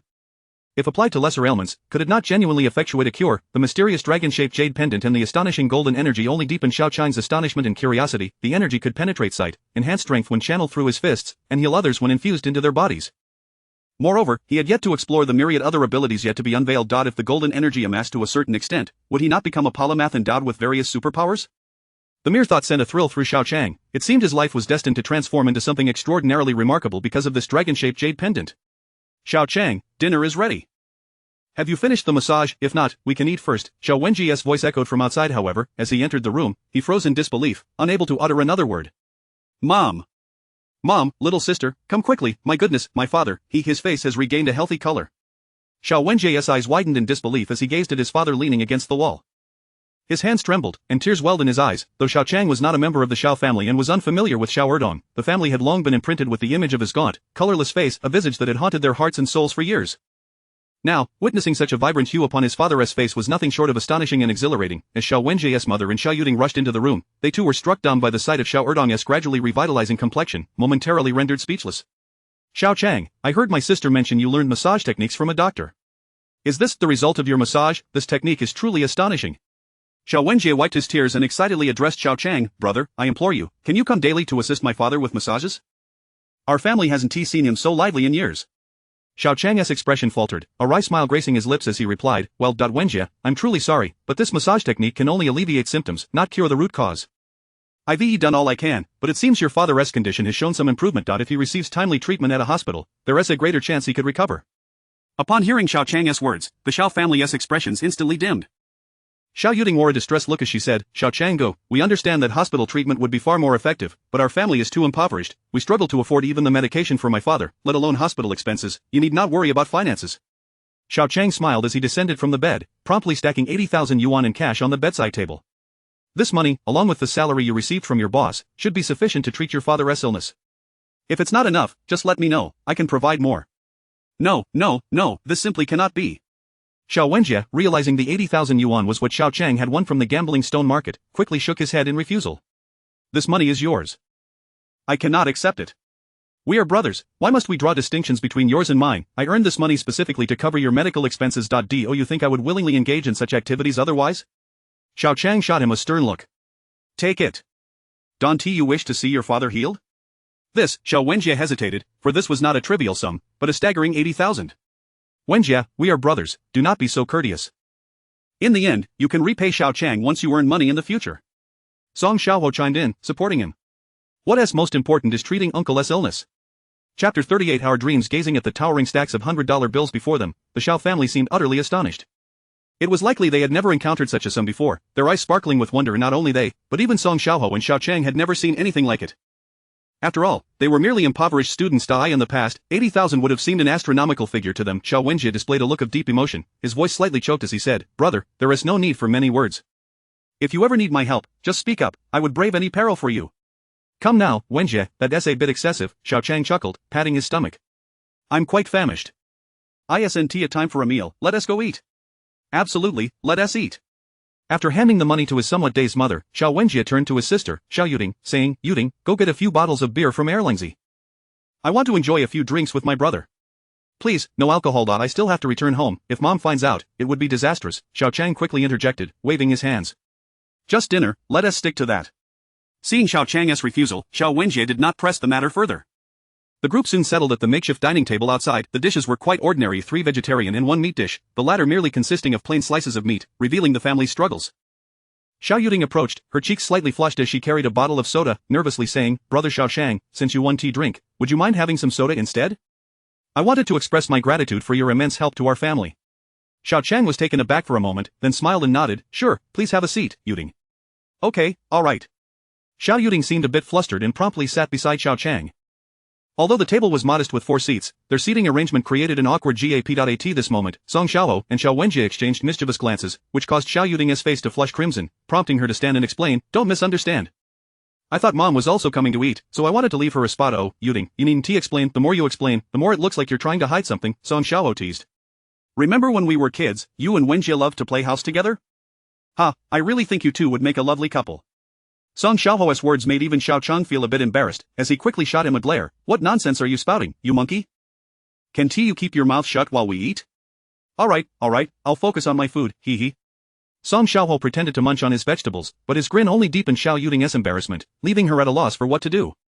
In truth, Xiao Yuting was quite beautiful, although she wore a slightly faded dress and had a slender figure, it merely reflected her youthful innocence. It was easy to believe that with a little more time, combined with her charming features, she would blossom into a stunning beauty. If one were to consider Xiao Qiang and her as a pair, it would seem a stroke of fortune for him, yet, such matters require mutual feelings. Xiao Qiang had always regarded her as a sister. No matter how lovely she was, she could not simply transform into a girlfriend. Here, brother Xiao Qiang, I want to toast to you, thank you for helping our family. Blushing furiously, Xiao Yuting summoned her courage, raising her cup filled with soda to clink with Xiao Qiang's before hastily standing up, saying, you all enjoy your drinks. I'll go check on my dad. You haven't even eaten yet. Xiao Qiang started, but Xiao Yuting had already dashed into the house without looking back. This girl had always been quiet and gentle. It seemed her nature was unlikely to change. With Xiao Yuting gone, the 3 brothers felt free to indulge, quickly devouring the meal as if it were a whirlwind. Xiao Qiang let out a satisfied burp and took a sip of his drink, exclaiming, ah, that was delightful. I've never eaten so well. Wenjie, your mother's cooking has truly improved. Not at all, I'm just grateful that my brothers don't mind the simplicity of our meals, Xiao Wenjie replied with a smile, then excitedly added, Xiao Qiang, I plan to take my father to the provincial city for treatment soon. I can't bear to let him suffer in illness any longer. Yes, it's time for proper treatment, Xiao Qiang nodded, leaning back and gazing at his two brothers, suddenly feeling a sense of distance growing between them. It wasn't due to their bond but rather because ever since he acquired that mysterious jade pendant, everything had begun to subtly shift. Wenjie, monkey, what are your dreams? Xiao Qiang suddenly asked, breaking the momentary silence. Do you wish to live a mundane life, or do you aspire to achieve the future of your dreams? Of course, I want to live splendidly. Xiao Wenjie declared earnestly. Everyone, regardless of wealth or poverty, has the right to dream. Who doesn't have dreams? My greatest dream is to gather a group of followers and become a prominent figure in Yong'an County. Then, I'll bring my parents and little sister to a high-end community to live, free from the burdens of poverty. And you, monkey? Xiao Qiang smiled, looking at the pensive Song Xiaoho. Is your dream to attend a mediocre university and spend your life in a mundane job? Probably, yes. I don't have much in the way of dreams, I just want enough to eat and wear. My parents have always said I should go to college and find a stable job, Song Xiaoho admitted, then turned curiously to Xiao Qiang. What about you, Xiao Qiang? What are your dreams? As for me? Xiao Qiang seemed to fall into a brief reverie before responding softly. My original dream was simple, to find a job and help my mother pay off her debts, so she wouldn't have to struggle so hard. But now I've changed my mind. I want to enroll in university, I want to become a wealthy individual, I want to possess my own business empire, to be a man standing at the pinnacle of China. Put. Laughter erupted, shattering the brief tranquility. The disbelief and impossibility in Song Xiao and Xiao Wenjie's laughter were unmistakable. After all, how could a poor boy like Xiao Qiang ever hope to lead such a dazzling life? Xiao Qiang, I suggest you keep your dreams a bit more realistic. Don't aim for the unattainable, Song Xiao remarked incredulously. I initially thought your dream was to pursue your goddess, the campus belle Xiao Qingyan, who knew you would dream of a business empire instead? That's truly laughable. Xiao Qiang chuckled softly, offering no rebuttal that he understood that no one would believe the dreams he had just shared, but he firmly believed that through hard work, he could indeed achieve such seemingly unattainable aspirations. Brother Xiao Qiang? Have you all finished eating? At that moment, Xiao Yuding re-emerged from the house, addressing Xiao Qiang. My dad is looking much better, he asked me to call you, saying he wants to speak with you. Oh? Alright. Xiao Qiang hadn't expected Wenjie's father to seek him out for a conversation. While taken aback, he knew it was a matter of respect for an elder, so he stood up and made his way into the house. Under the dim light, Xiao Qiang could clearly see Xiao Erdong reclining on the bed, his complexion greatly improved, likely due to the golden energy from the pendant. You all go about your business. I need to speak with Xiao Qiang, Xiao Erdong instructed, dismissing the others with a smile. Xiao Qiang, come, sit beside me. Uncle Xiao, please don't get up, I can sit by myself, Xiao Qiang quickly said, concerned about Xiao Erdong's well-being, as he took a seat beside him. Thank you, Xiao Qiang. Wenjie is fortunate to have such a good brother like you, Xiao Erdong sighed gratefully. Though our family doesn't know how to repay such a great favor, I genuinely wish to recover from this illness soon, so I won't burden my family any longer. Uncle Xiao, don't say that. Wenjie and I are brothers, I lost my father, and I don't want to see his father suffer as well, Xiao Qiang said, his expression turning somber as he forced a smile. As long as you receive proper treatment, I believe you will surely recover. It's quite regrettable that a capable person like Director Xiao had to leave this world in such a melancholy manner, Xiao Erdong continued, then seemed to resolve himself, saying, Xiao Qiang, you've shown great kindness to my family. I have nothing to repay you with, but there is something I've kept bottled up for a long time. As a temporary worker, I shouldn't speak out of turn, but regarding your father's matter. I believe he was wronged. Chapter 39 Clue Uncle Xiao, what did you just say? Xiao Qiang exclaimed, his eyes widening in disbelief, nearly springing up from the bed in shock. Ever since Xiao Wanian's tragic incident of poisoning himself, only Xiao Qiang and his mother, Zhang Suihua, believed he had been wronged. In the eyes of others, Xiao Wanian was nothing more than a corrupt embezzler, a detestable fraud, and a notorious gambler. Yet today, Xiao Erdong boldly asserted that his father was indeed innocent. How could Xiao Qiang possibly contain his astonishment and excitement? For the past 2 years, Xiao Qiang had tirelessly visited the jade factory, diligently questioning various individuals in search of evidence. However, those within the factory either remained tight-lipped or were uncooperative. Even Master One, who had the closest relationship with him, refused to divulge anything further. He had been left without a single clue. Yet now, Xiao Erdong's revelation stirred a glimmer of hope within him, the possibility that his father's injustice might soon see the light of day. Suppressing his inner agitation, Xiao Qiang took a deep breath and continued, Uncle Xiao, over these years, you are the first to claim that my father was wrong. Do you know something? Do you possess any evidence to prove my father's innocence? While I do not have concrete evidence, Xiao Erdong shook his head, I recall that prior to your father's incident, he visited our cutting workshop and consulted our workshop director on certain matters. I was present at that time. From what I overheard, it was clear that your father did not intend to embezzle funds for gambling. He must have been wrong. Oh, what exactly did my father inquire about? Xiao Qiang asked, both curious and excited. What led you, Uncle Xiao, to believe my father was innocent? I didn't catch every detail of the conversation between Director Xiao and the workshop head. After all, the noise from the machines was quite deafening. However, I did hear your father asking about a batch of jade goods. When I approached, they had already shifted the discussion to upgrading the cutting equipment. I even heard the director enthusiastically explaining to Director Xiao how much efficiency could be improved with the new machines. Director Xiao listened intently, taking notes on the required models and even meticulously recording the necessary cutting blades and parts. Now tell me, would someone who had premeditatedly planned to misappropriate funds for gambling behave in such a manner? Hearing Xiao Erdong's words, Xiao Qiang felt a mix of exhilaration and disappointment. The exhilaration stemmed from the fact that if what Xiao Erdong said was true, it at least indicated that Xiao Wanian had no intention of embezzling funds. However, his disappointment arose from the realization that this was merely a reflection of his father's intentions and could not serve as direct evidence. Sensing Xiao Qiang's disappointment, Xiao Erdong added, Xiao Qiang, if you wish to uncover more, it might be worthwhile to speak with the workshop director. However, given that 2 years have passed, many details may be difficult to ascertain. As a student, it may be quite troublesome for you to dig deeply. No matter how troublesome or difficult it may be, I am determined to uncover the truth. Xiao Qiang declared, his fists clenched with resolve. He had always intended to investigate this matter, and Xiao Erdong's words not only provided a potential lead but also ignited a fervent desire to pursue the truth. After conversing with Xiao Erdong for a while longer, Xiao Qiang and Song Xiaowo took their leave. On the way home, his mind was consumed with thoughts about what Xiao Erdong had said. Clearly, the workshop director at the Jade Factory must possess some knowledge. To find a lead, he needed to start there. However, although Xiao Qiang was somewhat familiar with the Jade Factory, it did not mean he knew everyone there. The workshop director was a longtime employee, yet Xiao Qiang was not well acquainted with him, as he had never frequented the dusty, noisy, and unpleasant environment of the cutting workshop. It seemed that he would need to devise a plan to establish a connection with the director and facilitate a conversation. But early the next morning, Xiao Qiang arrived at school while having breakfast. Due to the dramatic event of Xiao Jiwei publicly apologizing to him in front of the entire class the day before, he could feel a noticeable shift in the way his classmates regarded him as soon as he entered the classroom. Previously, Xiao Qiang had always been considered a poor student, inconspicuous and devoid of any noteworthy traits, essentially the kind of person who would create no ripples even if cast into water. Because of this, despite spending nearly 3 years alongside Zhao Qingyan, she had scarcely taken notice of him. However, the situation was markedly different now. Although he remained a poor student, he was undeniably the center of attention among his classmates. Naturally, after witnessing the son of the Jade Factory manager apologize publicly in front of everyone, it would be impossible for anyone not to notice Xiao Qiang. Transitioning from obscurity to being in the spotlight felt rather uncomfortable for Xiao Qiang. As he observed his classmates treating him with newfound politeness, he couldn't help but feel a mixture of amusement and bewilderment. Before the morning study session began, students trickled into the classroom. Some were engrossed in their studies, while others hurriedly copied assignments. Ever since Xiao Qiang decided to pursue university, he had refrained from copying homework, knowing that if he didn't put in the effort during this crucial period, he might end up as Xiao Jiwei had suggested, unable to gain admission even to a third-rate university. Unbeknownst to him, Zhao Qingyan had entered the classroom and taken her seat while he was reading. Today, she wore a black chiffon dress with subtle floral patterns, her hair tied back in a ponytail. She exuded an air of maturity and composure, a shift from the serene princess-like demeanor she once had, such as the allure of a school beauty. A simple change of attire could dramatically alter her aura.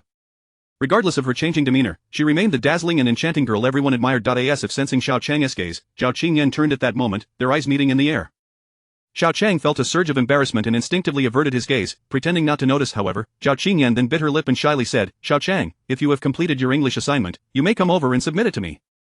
English assignment. Xiao Qiang was momentarily taken aback before quickly realizing the implication. Typically, assignments are collected after the morning study session by the group leader or class representative. However, Zhao Qingyan's early request for him to submit his assignment directly was clearly an invitation for him to approach her. She had something to discuss. The prospect of being near his goddess filled him with an inexplicable sense of excitement and nervousness. Clearing his throat, he took out his assignment book and left his seat, making his way to Zhao Qingyan's side to hand it over. Zhao Qingyan's deskmate, Wang Xiaoxiao, had not yet arrived. After accepting the assignment book, she glanced up at Xiao Qiang, a hint of guilt crossing her face as she softly said, Xiao Qiang, about yesterday. I owe you an apology. After giving it some thought, I believe I shouldn't have reported your altercation with Xiao Jiwei to the teacher. Sometimes, a well-intentioned lie may not be entirely wrong. Qingyan, you needn't apologize, you merely stated the truth as you saw it, Xiao Qiang reassured her, genuinely not harboring any resentment towards Zhao Qingyan. As class monitor, she was obliged to be honest. Do you have any free time this Sunday? Zhao Qingyan asked, her cheeks slightly flushed as she awkwardly continued, I was thinking of going to the library to read. If you're free, I'd like to treat you to a meal, just to make up for it, otherwise, I feel like I owe you an apology. Xiao Qiang was genuinely taken aback. If her previous invitation to the park to return a pen was merely a gesture of goodwill, then this invitation to read and share a meal, could it be considered a genuine date? Imagining spending a weekend with the school beauty, reading together, dining, and perhaps enjoying leisurely strolls filled him with a wave of excitement. Chapter 40 Unexpected. Xiao Qiang, are you, feeling troubled? Is it that you're too busy? Upon seeing Xiao Qiang frozen in astonishment, Zhao Qingyan couldn't help but feel a tinge of shyness. After all, it takes considerable courage for a girl to take the initiative to invite a boy to dinner. Oh no, I have time, of course I have time. Xiao Qiang returned to his senses and eagerly nodded in agreement. Sunday, right? Sure, I'll get in touch then. Coincidentally, I also wish to borrow some review materials for the second year of high school from the library to catch up on the knowledge I've missed. Xiao Qiang? It seems you are genuinely ready to study hard, such a transformation is truly commendable. Zhao Qingyan smiled sweetly, I believe that as long as you put in the effort in these last 2 months, combined with your already solid foundation, you will undoubtedly secure a place in university. Well, I appreciate your kind words. I may have to trouble you to teach me when I encounter difficulties. Xiao Qiang had firmly resolved to pursue university education. After all, with a fortune of 1.5 million, the expenses of attending university were no longer a concern for him. Not only could he pay the tuition fees, but he could also settle all family debts, and still have enough left to purchase a decent apartment. However, after contemplating for an entire night, Xiao Qiang had no intention of using his funds for such purposes. His plan was simple. He intended to make his money work for him. 1.5 million was far from a satisfactory sum for him. To earn more, it was evident that he could not rely on empty promises. Even if he stumbled upon a rare antique, he would still require capital to support such ventures. It was unreasonable to perpetually follow behind Xiao Qiang, expecting him to finance his endeavors. Thus, this money was to be regarded as the startup capital for Xiao Qiang's genuine dreams, and it certainly could not be squandered. Xiao Qiang, with a playful wink, remarked, "Of course, there is no problem at all. We are friends, and it is only right for us to help each other, isn't it?" Her slightly mischievous gesture nearly left Xiao Qiang momentarily speechless. It turned out that when Xiao Qiang, the serene and gentle beauty, became lively, she possessed an entirely different charm. "Xiao has arrived, you should quickly return to your seat. Oh, by the way, we might be getting a new classmate soon. Our homeroom teacher informed me yesterday that he would bring a transfer student to our early morning study session today. You need to pay attention and not give the teacher any reason to criticize you." Spotting Wang Xiaoxiao at the doorway, perhaps fearing an awkward situation, Xiao Qiang hurriedly advised Xiao Qiang. "A transfer student?" Xiao Qiang was evidently taken aback. With the imminent college entrance examination approaching, how could there still be a transfer student? Moreover, this was Yong'an No. 1 High School, a prestigious institution where admission was not so easily granted. This transfer student must have quite a remarkable background. The addition of a new classmate held little significance for Xiao Qiang. He was rather pleased with Xiao Qingyan's genuine concern for him. It seemed that this school goddess truly considered him a friend. However, he was also acutely aware that this friendship was not the same as the kind that would win her heart. That was still a distant aspiration. Upon returning to his seat, Xiao Qiang focused intently on his studies. Time was of the essence, and he was diligently catching up on the lessons he had previously neglected. Prior to the incident with his father, Xiao Qiang had performed admirably in his studies, which was why he had gained admission to a prestigious high school. It was only after the family crisis that he had abandoned his preparations for the college entrance examination, leading to a downward spiral. However, having regained his confidence in pursuing higher education, his efforts in studying now yielded fruitful results. Before long, Xiao Zhiwei appeared at the classroom door, his face dark with displeasure. Apologizing to Xiao Qiang in front of the entire class yesterday had undoubtedly been a humiliating experience for him, making school feel more painful than ever. He could hardly bear the curious glances of his classmates, and he desperately wished for a hole to hide in. The more frustrated he became, the more intense his animosity towards Xiao Qiang grew. He shot a fierce glare at Xiao Qiang, who was engrossed in his studies, clenched his teeth, and returned to his seat. Gradually, most of the class had arrived, and the bell for the early morning study session rang, filling the classroom with the sound of reading. The entire teaching building was enveloped in this distinctive atmosphere. Soon, the reading voices within the classroom began to fade, and Xiao Qiang looked up to find that he had not noticed when the homeroom teacher, Mr. Wei, had appeared at the doorway, sternly observing two students from the back who had not been attentive during the study session. Clearly, he had taken note of them. It seemed Xiao Qingyan had been correct. Mr. Wei had indeed come for an impromptu inspection, likely due to the arrival of a transfer student. Everyone, please quiet down. Mr. Wei approached the podium, clapping his hands to quickly silence the class. He appeared quite pleased with the authoritative effect of his presence and spoke solemnly. "I have an announcement to make. Although our class 2 of the 3rd year is on the cusp of the college entrance examination, it is rather surprising that our big family is about to welcome a new member. This new classmate excels in both character and academics, and I believe you will all become great friends. And now, let us welcome her with a round of applause." As Mr. Wei's words left his lips, the classroom erupted into gasps and murmurs. Clearly, like Xiao Qiang, most of the students were shocked that a transfer student would arrive so close to the examination. However, their astonishment was short-lived, and the applause began to trickle in. To everyone's astonishment, under the gaze of all the classmates, a stunning figure stepped through the doorway, dressed in a black and white school uniform with a long skirt, her shoulder-length hair cascading down, and her bangs framing a beautiful face. She radiated youthful vigor. Both male and female students couldn't help but gasp in awe. This new transfer student could only be described in 2 words: of beauty. The sparse clapping quickly escalated into a thunderous applause, akin to a volcanic eruption, surging like tidal waves. Many male students were so mesmerized that their hands nearly grew sore from clapping, yet the applause continued unabated, a testament to the allure of this new beauty. However, among all the male students, there was one oddity. He not only refrained from clapping but instead wore a shocked expression accompanied by a bitter smile, clearly surprised yet not particularly welcoming towards this new beauty. What a twist of fate! Who would have thought that the transfer student would be her? Xiao Qiang sighed helplessly, for this invincible beauty was someone he had already encountered on 2 or 3 occasions. This beauty was none other than the haughty young lady, Xiao. How interesting. One might wonder why she chose to transfer to Yong'an No. 1 High School, and even more so, why she transferred to Class 2 of the 3rd year. Was it destiny, or was this girl intentionally seeking to torment him? The more Xiao Qiang pondered, the more he felt that the latter was likely true. It appeared that this girl had deliberately come to his class with the intention of making his life difficult. "Classmate Xia, please introduce yourself, Mr. Wei seemed to regard Xiao with great respect, while others may be unaware. Xiao Qiang was well aware. Her father was a prominent businessman, and she was indeed a bona fide heiress. It would be absurd not to show her respect. Xiao surveyed her classmates' gaze without a hint of trepidation or nervousness, smiling as she began. Hello everyone, my name is Xiao, and I am the new transfer student. From today until the end of the college entrance examination, I will remain in this class. I previously attended Ninghai High School, where I ranked 10th in my year. I believe that upon joining Yeoman High, I will surely achieve the top score in the upcoming examination. Thank you all. Her brief introduction caused Xiao Qiang to furrow his brow. This girl was indeed as proud and arrogant as one could imagine. Chapter 41 The Challenge of the Heavenly Beauty. At first, the classmates in the classroom were taken aback, but soon, gasps of astonishment filled the air. What, Ninghai High School? Isn't Ninghai the capital of Jiangnan Province, and isn't Ninghai High School the foremost institution of its kind? It is indeed the pinnacle of high schools, ranking first in all of Jiangnan Province. Yet, within such a prestigious academy, the new transfer student, Xiao, managed to achieve an astonishing 10th place in her entire grade. What does that signify, if her achievements were to be compared with those at Yeoman High School? Many students dared not ponder further. Xiao's audacious claim assured them of her exceptional capabilities. Thus, she was not merely a beautiful girl but a veritable academic prodigy. It was no wonder she could transfer to Yeoman High School with such ease. It all made sense now. After the initial shock of Xiao's academic prowess wore off, many began to realize the implications of her boasting about her past achievements and her audacious declaration to top Yeoman High School. Was she implying that she regarded the top students of Yeoman High School with such disdain? This woman, not only was she accomplished, but her haughty demeanor suggested an air of superiority. Had any male student dared to utter such words, he would undoubtedly become the target of ridicule. Yet Xiao, being a striking beauty, found that even her arrogance elicited only mild discomfort among her peers, as most could not harbor excessive resentment. After all, girls possess an inherent advantage that makes them difficult to dislike. Wei Guangliang seemed somewhat awkward, unable to suppress a cough. Xiao appeared harmless, yet her words had dealt a significant blow to the reputation of Yeoman High School, affecting both students and teachers alike. Xiao smiled as she surveyed the class, and when her dark, pearl-like eyes fell upon Xiao Qiang, a mischievous smirk graced her lips. However, when she glanced at Xiao Qingyan, her gaze lingered for an appreciable duration. Perhaps she had not anticipated encountering a girl in this class who was her equal in beauty? Welcome, classmate Xia, to our family in senior year 2, let's give her a round of applause. Xiao Qingyan, noticing Xiao's attention, smiled slightly and initiated the applause, which quickly resonated throughout the classroom once more. Well, it seems classmate Xia is quite popular. Ahem, there are 2 vacant seats in the class, one in group 3 and one in group 1. Which would you prefer? Wei Guangliang spoke courteously, even allowing Xiao to choose her seat. Had it been any other student, they would likely not have dared to voice an objection to the teacher's arrangement. At this moment, Xiao Qiang was taken aback, as he suddenly recalled that one of the mentioned vacant seats was right beside him. Before he could even muster a prayer for fortune, he heard Xiao's voice ring out, Teacher Wei, I'll take the seat in group 3. Oh?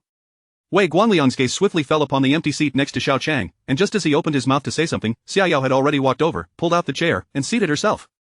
Xiao Qiang stared in disbelief at the graceful and smiling Xiao beside him. He could now affirm that her choice to join senior year 2 was likely intentional. Why else would she deliberately choose him as her deskmate?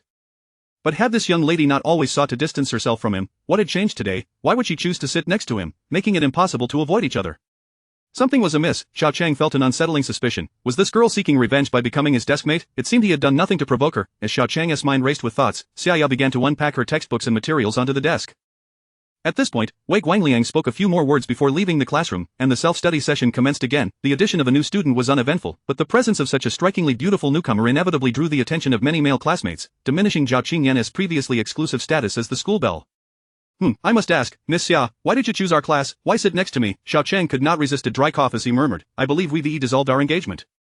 We re no longer related, right? Hearing Xiao Qiang's inquiry, Xiao turned and shot him a disdainful glance, retorting, who do you think would want to sit next to you? Spare me your self-importance. Do you honestly believe I wanted to sit with you? This is my father's decision. I have no choice but to comply. What? Your father? Uncle Xiao's decision? Xiao Qiang was momentarily taken aback. Why would your father want you to sit with me? He said it would be convenient for future matters, and that we should supervise and learn from each other. Xiao sighed, shrugging her delicate shoulders. Although I'm unwilling to share a desk with you, I have no choice under my father's coercion. So that was how it was. Xiao Qiang finally understood. He grimaced. Fine, since it's your father's insistence, I won't say anything further. Let us just keep to our own affairs. Ha, as if I care about your affairs, Xiao scoffed, then leaned closer to Xiao Qiang, whispering, by the way, how is that girl in our class? Is she popular? How are her grades? Following Xiao's gaze, Xiao Qiang realized she was referring to Xiao Qingyan. Remembering her earlier proud declarations, he couldn't help but chuckle derisively. Her name is Xiao Qingyan. She is our class representative. What's the matter? Seeing a girl more beautiful than you has put pressure on you. Well, let me tell you, she is the top student in our entire grade. If you wish to be the valedictorian of our school, you'll have to surpass her, but judging by your current state, TSK, it seems you might not stand a chance. The top student in the entire grade. Xiao seemed unfazed, a playful smile creeping onto her lips as she murmured, interesting, it appears we are destined to be rivals. Rivals, Xiao Qiang replied incredulously, I say, young lady, it's enough that you don't cause trouble, how could you possibly hope to surpass Xiao Qingyan? Dream on, Xiao Qiang. Why do I feel as though you are very fond of speaking on Xiao Qingyan's behalf? Do you perhaps have feelings for her? Xiao suddenly inquired, leaving Xiao Qiang momentarily at a loss for words. Of Xiao Qingyan, she is the school belle and a friend of mine. Why would I help you instead of her? Xiao Qiang awkwardly replied, turning away to ignore Xiao. Friend, Xiao seemed to savor this word, a charmingly mischievous smile blossoming on her lips. The self-study session finally concluded, but Xiao Qiang soon realized that his nightmare was far from over. Surrounding Xiao was an unexpected throng of boys, all drawn by her beauty and eager to curry favor.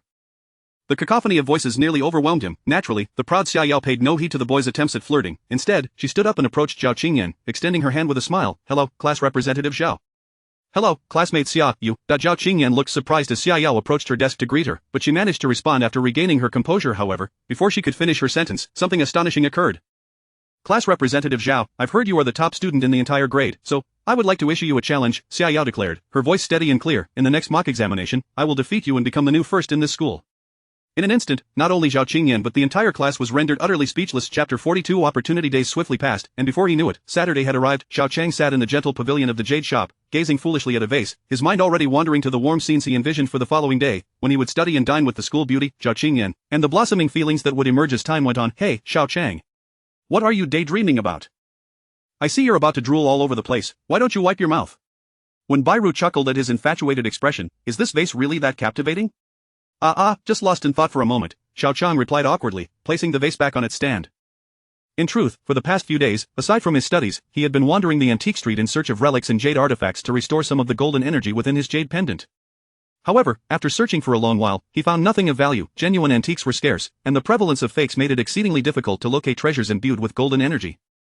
Moreover, it was improbable for Xiao Qiang to return to the gambling stone venue, as he had already made an enemy of Yang Yisheng, and even if he wished to go, the opportunity was lost. There had also been little news from Xiaoguahang recently. Ever since Xiao became his deskmate, he had not received any updates regarding Xiaoguahang. Thinking of Xiao made Xiao Qiang's head ache. This girl seemed to have an inflated sense of self-worth. On her very first day transferring to class 2 of the senior year, she had challenged the school beauty, Xiao Qingyan. Now, not only their entire class but the entire grade was aware of this, with many secretly regarding the academic competition between the two as a contest for the title of school beauty. To be fair, both Xiao and Xiao Qingyan were equally charming, each possessing unique qualities that qualified them for the title of school beauty. However, if Xiao Qiang were to choose, he would certainly prefer the gentle and demure Xiao Qingyan over the haughty Xiao. He had no interest in a proud little princess like her. Although Xiao Qingyan had not accepted Xiao's challenge, the matter of their academic performance would inevitably attract the attention of many classmates, creating a situation that was difficult to navigate. Xiao Qiang, what are you spacing out about again? When Bairu's voice pulled him back to reality. I've been in touch with a few shopkeepers on the antique street regarding the upcoming provincial exhibition, and I've received some news. Next weekend, a large-scale exhibition will be held in the provincial capital, featuring merchants and collectors from the southern 3 provinces. If our ice jade ball can be auctioned, we should fetch a good price. However, it seems that this exhibition is not open to the public, so we will need to find a way to obtain tickets. An exhibition? Xiao Qiang's eyes sparkled with excitement. He wasn't particularly interested in how much the ice jade ball would sell for. Rather, he knew that the exhibition would be filled with authentic antique jade treasures. If he could get his hands on these treasures, wouldn't he that help replenish the golden energy in his pendant? Alright, Bairu, let's make a trip to the exhibition next weekend. Xiao Qiang had no reason to refuse, nodding with a smile. I haven't been to the provincial capital in years. It will be an eye-opening experience. Great, I'll go arrange a ride with Boss Zhang next door, when Bairu said as she stepped out from behind the counter, making her way towards the door. This exhibition isn't open to the public, and tickets are difficult to obtain. Since Boss Zhang is a member of the Provincial Antique and Jade Association, having him take us will solve that issue. Oh no. Before she could finish her sentence, a sudden scream escaped her lips as she accidentally twisted her ankle in her black high heels, losing her balance and heading towards a display of porcelain. Xiao Qiang's eyes widened, and he rushed forward in a heartbeat. He hadn't intended to play the hero, but if when Bairu were to topple the porcelain display, it would result in hundreds of pieces being reduced to ruins.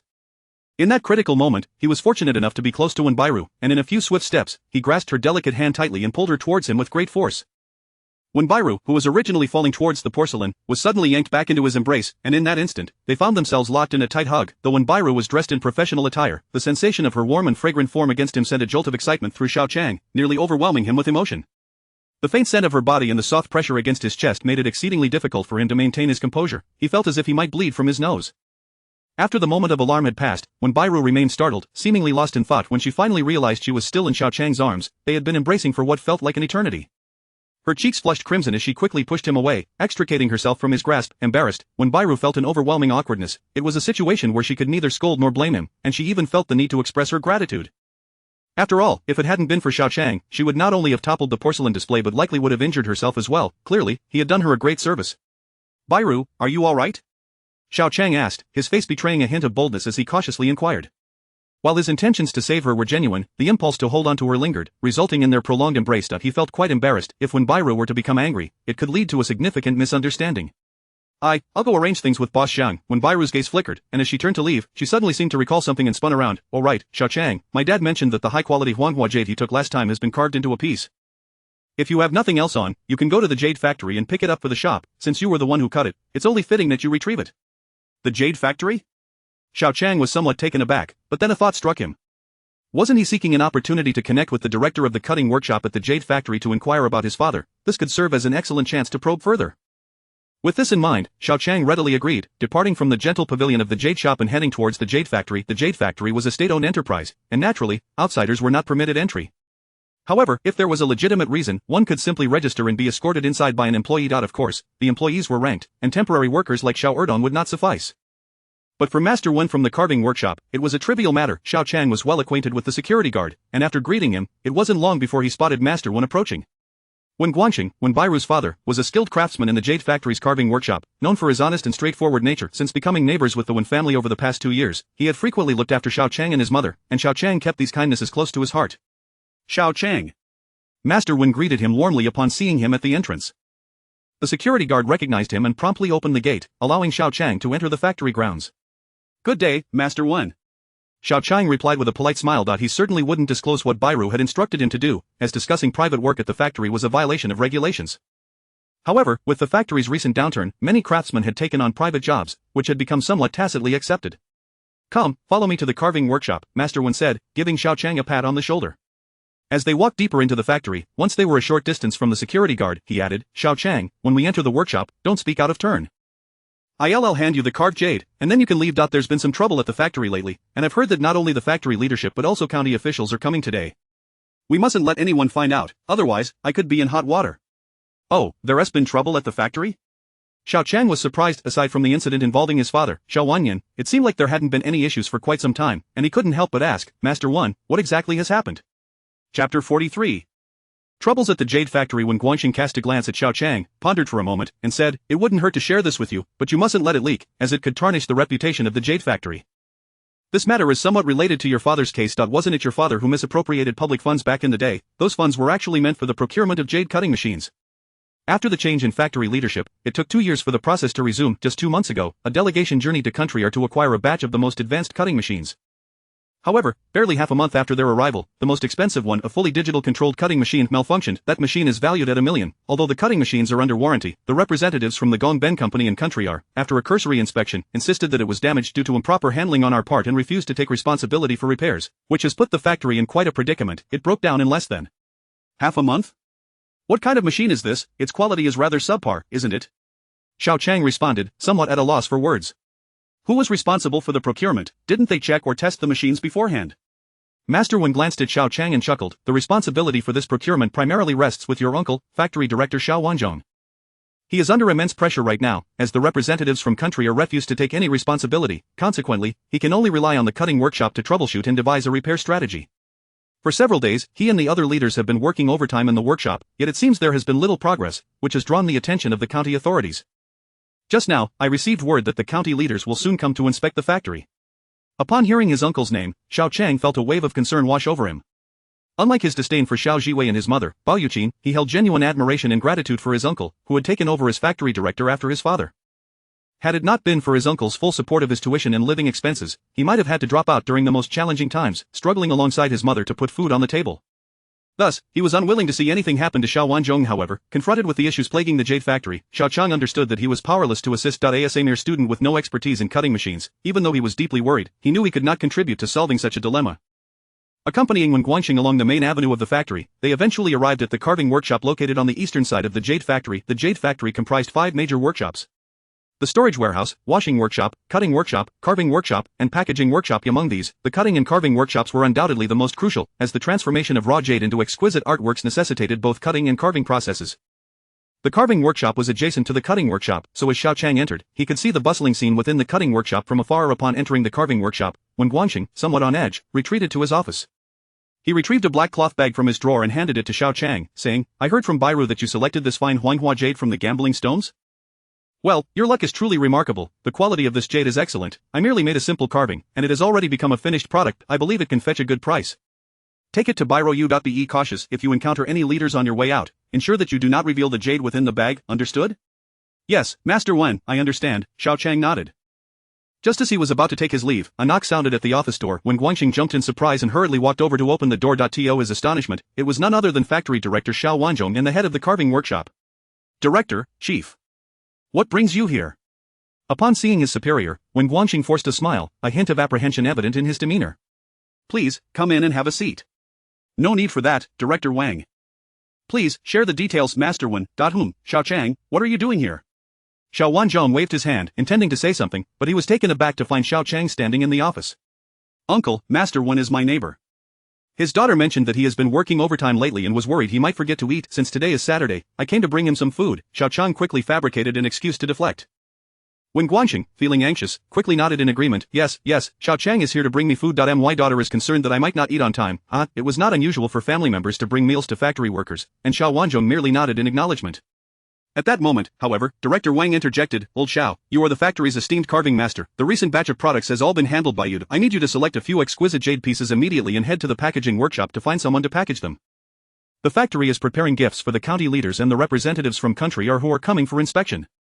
Upon realizing the nature of the request, when Guangxing let out a silent sigh of relief and patted his chest, declaring, "I assure you, I will complete the task. Rest assured, Director Xiao, I will select the finest jade pieces for the leaders."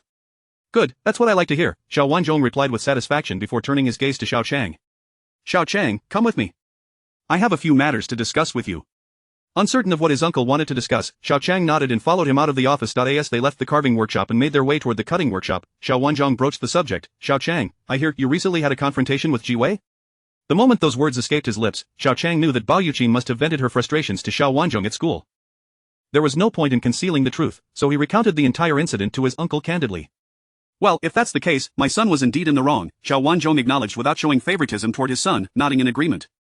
"As Xiao Jiwei's cousin, if he continues to misbehave, I grant you the authority to handle him. Do not be afraid, as long as your actions are justified, I will undoubtedly support you." Xiao Qiang felt a surge of emotion within him. His uncle, Xiao Wanzhong, was genuinely a reasonable and principled individual in his eyes.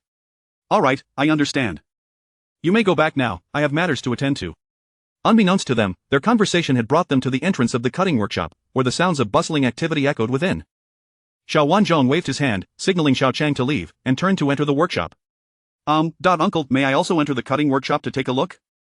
It's still early to go home, and my mother hasn't finished work yet. I would like to leave with her." Xiao Qiang suddenly expressed his desire to enter. He wanted to share the truth about his father's wrongful accusation with Xiao Wanzhong, but reconsidering, he realized that even if he told him, it wouldn't make a difference since his uncle had no investigative authority. He abandoned the thought. However, he still wished to meet the head of the cutting workshop, if only to familiarize himself with their appearance. Xiao Wanzhong glanced at Xiao Qiang, intending to respond, but suddenly noticed a group of people approaching from a distance. His expression changed dramatically, shifting from surprise to a serious demeanor, quickly replaced with a smile as he hurried toward the approaching group. At that moment, Xiao Qiang looked toward the gathering and saw a middle-aged man in a suit, with a square face and an imposing presence. Given the respectful demeanor of those surrounding him, he surmised that this must be the county leader come for inspection. Beside him stood a bespectacled man, who appeared somewhat unkempt yet bore an air of arrogance, likely the representative from country R. Although the affairs of the jade factory had little to do with Xiao Qiang, he briefly scanned the group before shifting his gaze away. However, just then, his peripheral vision caught sight of a man following closely behind the county leader, and he was struck by a sense of familiarity. That face seemed so familiar. Had he seen it somewhere before? As this thought crossed his mind, Xiao Qiang's expression transformed into one of sheer shock as he involuntarily exclaimed, "How could it be him?"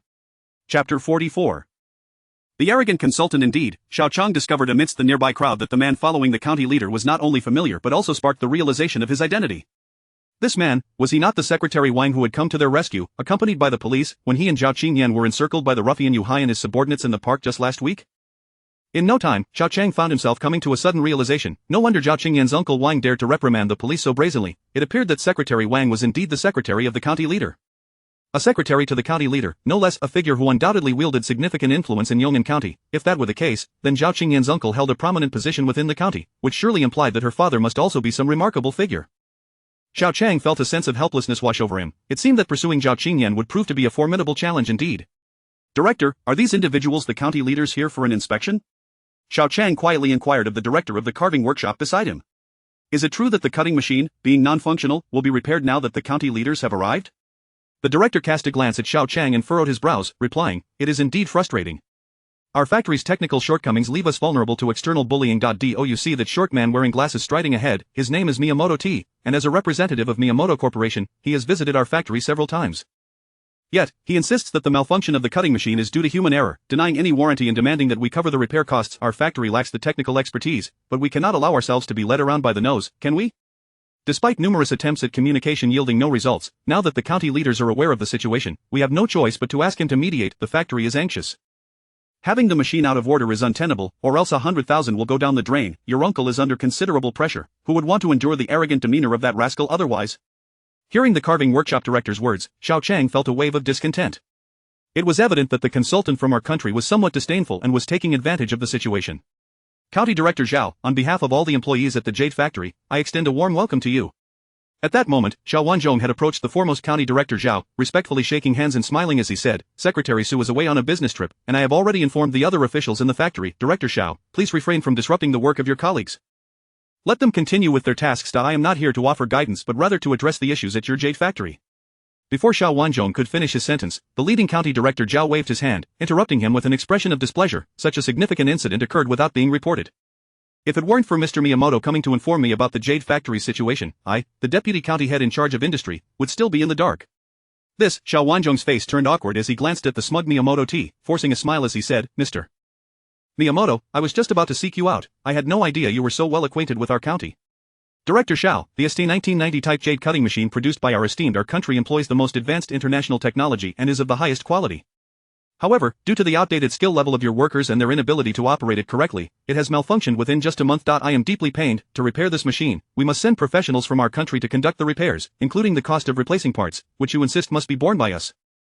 This is utterly unreasonable." Miyamoto T began, his broken Chinese filled with self-righteousness. "Our demands for repair costs should be covered by your side, as both the contract and logic dictate. This is entirely correct." Upon hearing Miyamoto T's words, Xiao Wanzhong's expression gradually darkened. After pondering for a moment, he frowned and said, "Mr. Miyamoto, our technical workers strictly followed the procedures outlined in the manual. How could this possibly be attributed to human error? Your assertions seem rather hasty. Director Xiao, when there are disagreements, we must resolve them. Mere arguments yield no fruit." Seeing that Xiao Wanzhong was about to engage in a dispute with Miyamoto T, County Director Zhao frowned and, after considering his words, turned to Miyamoto T with a smile. "Mr. Miyamoto, may I inquire how much funding would be required for the repairs?" Miyamoto T thought for a moment and replied earnestly, "The cost for our company to send repair personnel abroad, along with the expenses for imported parts, would amount to approximately 300,000. At this revelation, everyone was taken aback, including Xiao Qiang, who was rendered speechless. What nonsense! A machine purchased for 100,000 already required an additional 300,000 for repairs, which was nothing short of extortion. What, do you find it expensive? That is no problem at all. As long as you can repair it yourselves, you won't have to incur this cost." Miyamoto T replied nonchalantly, "However, I must state in advance that if you take it upon yourselves to disassemble the machine, the warranty will be voided, and from that point on, all matters will have nothing to do with our company. Oh, and by the way, this model of machine is exceptionally advanced. No one in the entire Huaxia country will be able to find qualified repair personnel. Should you come back to our company later, the repair fees will double." Xiao Wanzhong was nearly driven to the brink of apoplexy. It was clear to everyone present that Miyamoto T's words were nothing short of a blatant threat. With a smug expression that screamed arrogance, Miyamoto T stood there with his hands on his hips, exuding an air of triumph that incited both anger and frustration among the others. To put it plainly, the repair fee for the Jade Factory was a cost they would inevitably have to bear, whether they liked it or not. If they refused to pay, it would only mean the cutting machine would be rendered inoperable, leading to a total loss of 1 million, far exceeding the 30,000 repair fee. County Director Zhao's expression was equally grim, yet he managed to force a smile. "Mr. Miyamoto, please remain calm. Let us first inspect the machine. It is almost mealtime, and afterward, we can head to a nearby hotel for a meal and discuss this matter further, if that suits you." Xiao Qiang realized that County Director Zhao intended to de-escalate the conflict, relying on the culture of dining to persuade Miyamoto T, and while he could not expect a full warranty on the machine, at the very least, he aimed to negotiate a reduction in the repair fees. Miyamoto T seemed to grasp Zhao's intent, however, given that this was an invitation from the county leader, he did not refuse. At that moment, flanked by the crowd, he accompanied County Director Zhao into the cutting workshop. With the deputy county leader's presence, the attention of the entire factory shifted to the leaders, and naturally, no one paid heed to the inconspicuous Xiao Qiang trailing behind. Before long, Xiao Qiang discreetly followed into the cutting workshop. Although the cutting workshop was spacious and filled with numerous cutting machines, one could easily spot the most advanced and complex imported cutting machine prominently positioned in the center of the assembly line. At that moment, 4 or 5 factory employees were crouched around it, seemingly engrossed in examining the machine's blueprints, oblivious to the arrival of the county leaders. County Director Xiao, that machine is right there. In fact, there is no need for further inspection. If the machine is broken, it cannot operate, and merely observing the surface reveals nothing about the underlying issues, Miyamoto T remarked casually. The current problem with the cutting machine is that it cannot even power on. I suspect it has suffered damage due to severe operational errors. The leading county director Zhao furrowed his brows, remaining silent. Beside him, Xiao Wanzhong wore a disgruntled expression. He knew that Miyamoto T was blatantly fabricating claims, yet he was at a loss for how to counter such assertions. Xiao Qiang cast a glance at the non-operational cutting machine and, after a moment of contemplation, subtly channeled the golden energy from the jade pendant into his eyes, allowing him to see through the machine's exterior. The internal circuitry, chips, and components became crystal clear to him. Soon, it seemed he discovered something. His brow furrowing as a peculiar expression crossed his face. Chapter 45. Let me have a try. Within the intricately structured interior of the cutting machine, a labyrinth of densely packed wires enveloped the main mechanical arm, while the chip slots were seamlessly integrated into the main chassis, exhibiting an impressive level of order and sophistication. One must concede that despite the somewhat unrefined appearance of its people, country possesses technology of an exceptional caliber. However, the quality of technology is one matter, the inherent flaws of humanity invariably come into play. Through his penetrating gaze, Xiao Qiang discerned with clarity that among the tangled wires, a particular line at the base of the mechanical arm was unmistakably severed. If his eyes did not deceive him, this breakage was undoubtedly the root cause of the cutting machine's failure to operate. Such a fracture within the internal wiring could only stem from issues inherent in the machine's production process, and could not possibly be attributed to human error. Director Chen, could you come over here? At that moment, Xiao Wanzhong, whose countenance bore the weight of discontent, refrained from contesting Gong Bentang's words and beckoned to a somewhat disheveled middle-aged man who appeared fatigued while analyzing the blueprints. The director, Chen, only then realized that a group of individuals had gathered nearby, evidently for a leadership inspection, and promptly approached Xiao Wanzhong, feeling somewhat apprehensive. Director Xiao, did you call for me? Yes, Director Chen, this is County Chief Xiao, who has come specifically to investigate the malfunction of the cutting machine. Please provide him with a report, Xiao Wanzhong said, respectfully introducing Director Chen to County Chief Xiao. Upon hearing this, Xiao Qiang was momentarily taken aback, directing his gaze toward Director Chen. It seemed that the cutting workshop director he had been seeking was indeed this very individual. Hello, Director Chen. After exchanging pleasantries with a handshake, County Chief Zhao inquired, what progress have you made in repairing the cutting machine? Director Chen, his expression somewhat grim, shook his head in apparent frustration. County Chief Xiao, I must admit my embarrassment. My colleagues and I in the cutting workshop have been working overtime for the past 2 or 3 days without much rest, yet we have not even fully comprehended the blueprints for the cutting machine. Its internal structure is exceedingly complex, and we dare not recklessly disassemble it for analysis. Regrettably, there has been little progress. Humph. The representative from Country let out a derisive snort at Director Chen's disheartened remarks, his expression one of smug superiority as he declared, I advise you not to waste your efforts. If such a sophisticated instrument from Country could be easily understood, would we dare sell it to manufacturers in Huaxia capable of such impressive imitation? Merely possessing the blueprints does not equate to repairing the machine. Such an idea is utterly fanciful. Gong Bentang's words left the entire staff of the Jade Factory feeling disheartened. With their technology inferior to that of others, they were left to suffer in silence. Though they had to bow their heads under the circumstances, each person harbored a simmering resentment. Xiao Wanzhong shot a furious glance at Director Chen, gritting his teeth as he admonished, Director Chen, what is going on here? A machine that has been in operation for less than a month is already malfunctioning in your workshop, and you are unable to effect repairs. You are failing in your duties as director. The factory will discuss and address your shortcomings. But, Director Xiao, I too did not wish for this situation. Who could have foreseen that the cutting machine would fail so suddenly? Director Chen, sensing the impending reprimand that might cost him his position, stamped his foot in frustration, exclaiming, Director Xiao, how about this? We open up the cutting machine and meticulously inspect it section by section according to the blueprints. I refuse to believe we cannot locate the issue. Absolutely not. If you dare to disassemble the machine's exterior for unauthorized repairs, the warranty will be rendered void, and you will bear full responsibility for the consequences. Gong Bentang interjected, dismissing Director Chen's bold suggestion with scorn. With the capabilities of your mere county-level factory, do you truly believe you can repair the machine on your own? Such delusions are laughable. Director Chen could clearly sense the disdain emanating from Gong Bentang, rendering him momentarily speechless with indignation. Xiao Wanzhong and County Chief Zhao also wore grim expressions, their faces reflecting their displeasure. In the distance, Xiao Qiang furrowed his brow, feeling increasingly irritated by the arrogance of the representative from Country. Suddenly, an idea sparked in his mind. The Jade Factory found itself in a precarious position due to the malfunction of the cutting machine. Should they summon experts from Country for repairs, it would not only be deemed a case of human error but would also incur a hefty repair fee of 300,000. This would not only result in a loss of face but also financial repercussions, and more importantly, it would reflect poorly on the county leadership. Director Chen would face troubles, and it was likely that even factory director Xiao Wanzhong would suffer the fallout. However, if the cutting machine could be repaired, not only would the issue be resolved, but the individual capable of restoring the machine would undoubtedly earn the profound gratitude of both Xiao Wanzhong and Director Chen. Coincidentally, Xiao Qiang was eager to foster a closer relationship with Director Chen to inquire about matters concerning his father. With this thought, Xiao Qiang could no longer contain his inner impulse. He had long harbored a distaste for the pompous and arrogant Gong Bentang. Just because he possessed technology did he have the right to threaten others so brazenly? Moreover, this situation was not the fault of the Jade Factory. Summoning his courage, he stepped forward and spoke with fervor. Mr. Gong Ben, may I inquire whether this cutting machine has been disassembled by us at any point? Xiao Qiang's question immediately drew the attention of all present. At that moment, Xiao Wanzhong, somewhat displeased, hastily interjected, Xiao Qiang, what are you babbling about? The leaders are here, do not speak out of turn. Uncle, I am not speaking out of turn, Xiao Qiang asserted firmly, turning towards the somewhat bewildered Gong Benteng to continue his inquiry. If Mr. Gong can confirm that this cutting machine has not been disassembled by us, then I believe I may deduce the source of the problem, and it is quite likely that it can be repaired. What? Xiao Qiang's assertion sent shockwaves through the gathering, and many exchanged skeptical glances. After all, he appeared to be merely a young man, and such claims were unlikely to be taken seriously. Xiao Wanzhong felt a twinge of embarrassment, wiping the cold sweat from his brow as he faced County Chief Zhao's inquisitive gaze. County Chief Xiao, I apologize, this is my nephew, who somehow ended up in this workshop with us. He is just a child speaking nonsense, please do not take offense. County Chief Zhao glanced at Xiao Qiang, about to respond, when Gong Benteng chuckled lightly, young man, while one may jest with food, words should not be taken lightly. You claim that as long as I confirm the machine has not been disassembled, you can identify the problem and repair it. Ha, even professional repair technicians would hesitate to make such grand claims. Mr. Gong, all I require is a confirmation has this machine been disassembled or not, Xiao Qiang insisted, determined to have Gong Benteng affirmed that the cutting machine remained intact, in order to eliminate any future complications. Otherwise, should he proceed to open the machine and identify the issue, Gong Benteng could easily shift the blame to prior disassembly and attribute the malfunction to human error, making the situation even more convoluted. Gong Benteng had not anticipated such confidence from the young man before him, deeming it a gross overestimation of his own abilities. With a dismissive air, he turned away, ignoring Xiao Qiang's inquiry altogether. At that moment, Xiao Qiang felt a pang of helplessness to eye in this jade factory. He was no more than an ordinary worker, lacking any authority to voice his opinions. Thus, even if he knew the source of the problem, Gong Benteng would hardly acknowledge him, let alone respond to his questions. Chapter 46, The Choice of County Head. Zhao. Gong Benteng remained silent, and naturally, Xiao Qiang found it inappropriate to continue speaking, resulting in a brief stalemate between the two parties. Xiao Wanzhong's expression was somewhat grim, his gaze imbued with a peculiar look. Perhaps he simply could not comprehend how his typically obedient nephew could audaciously speak so brazenly before so many leaders without any apparent reason.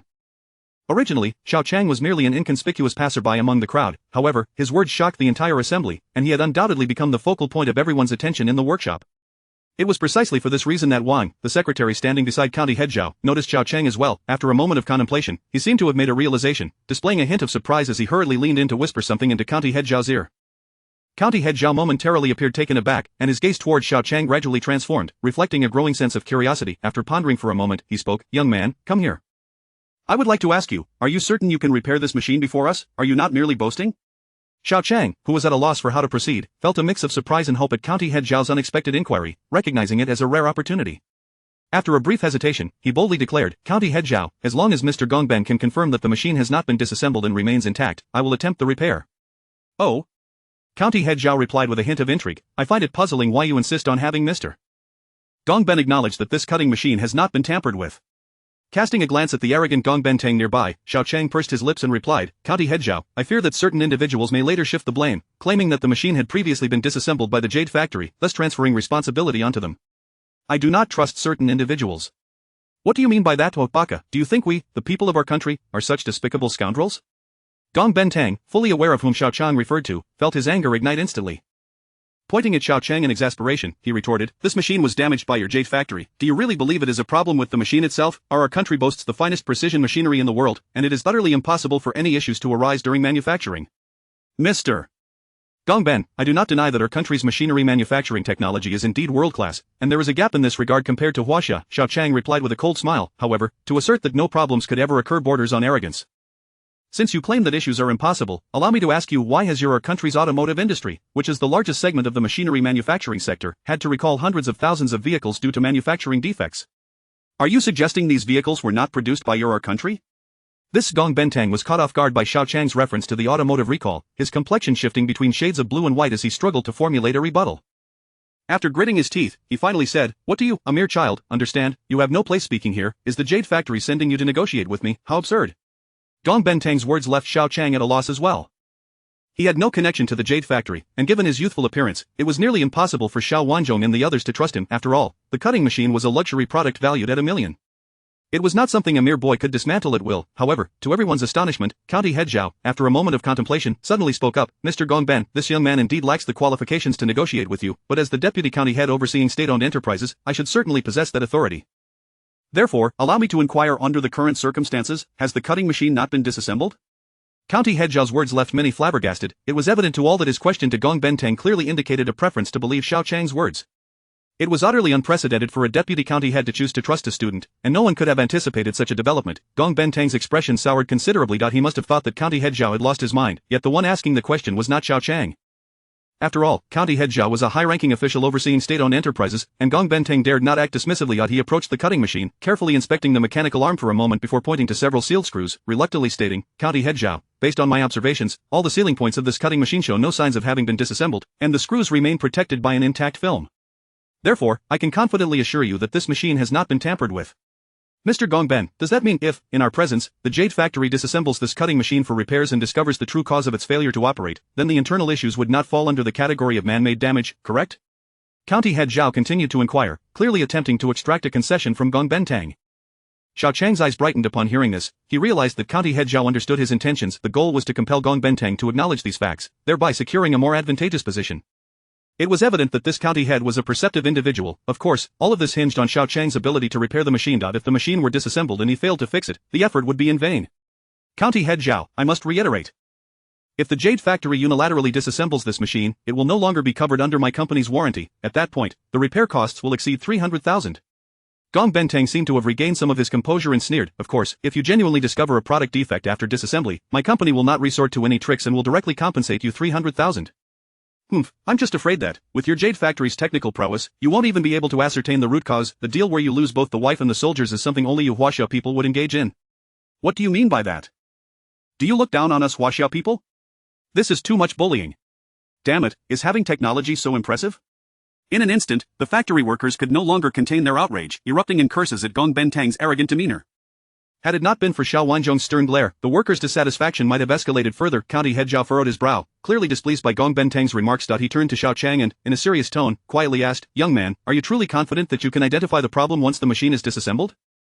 This is no joking matter, do you understand? County Head Xiao, please do not listen to Xiao Qiang's nonsense. He is nearly a high school senior. How could he repair any machines? This is pure folly." Xiao Wanzhong, taken aback, hastily interjected, "Do not engage in a debate with a child. This matter, uncle, County Head Xiao, rest assured, I would not speak without confidence." Xiao Qiang, though puzzled by County Head Xiao's trust in him, recognized the necessity of convincing both men.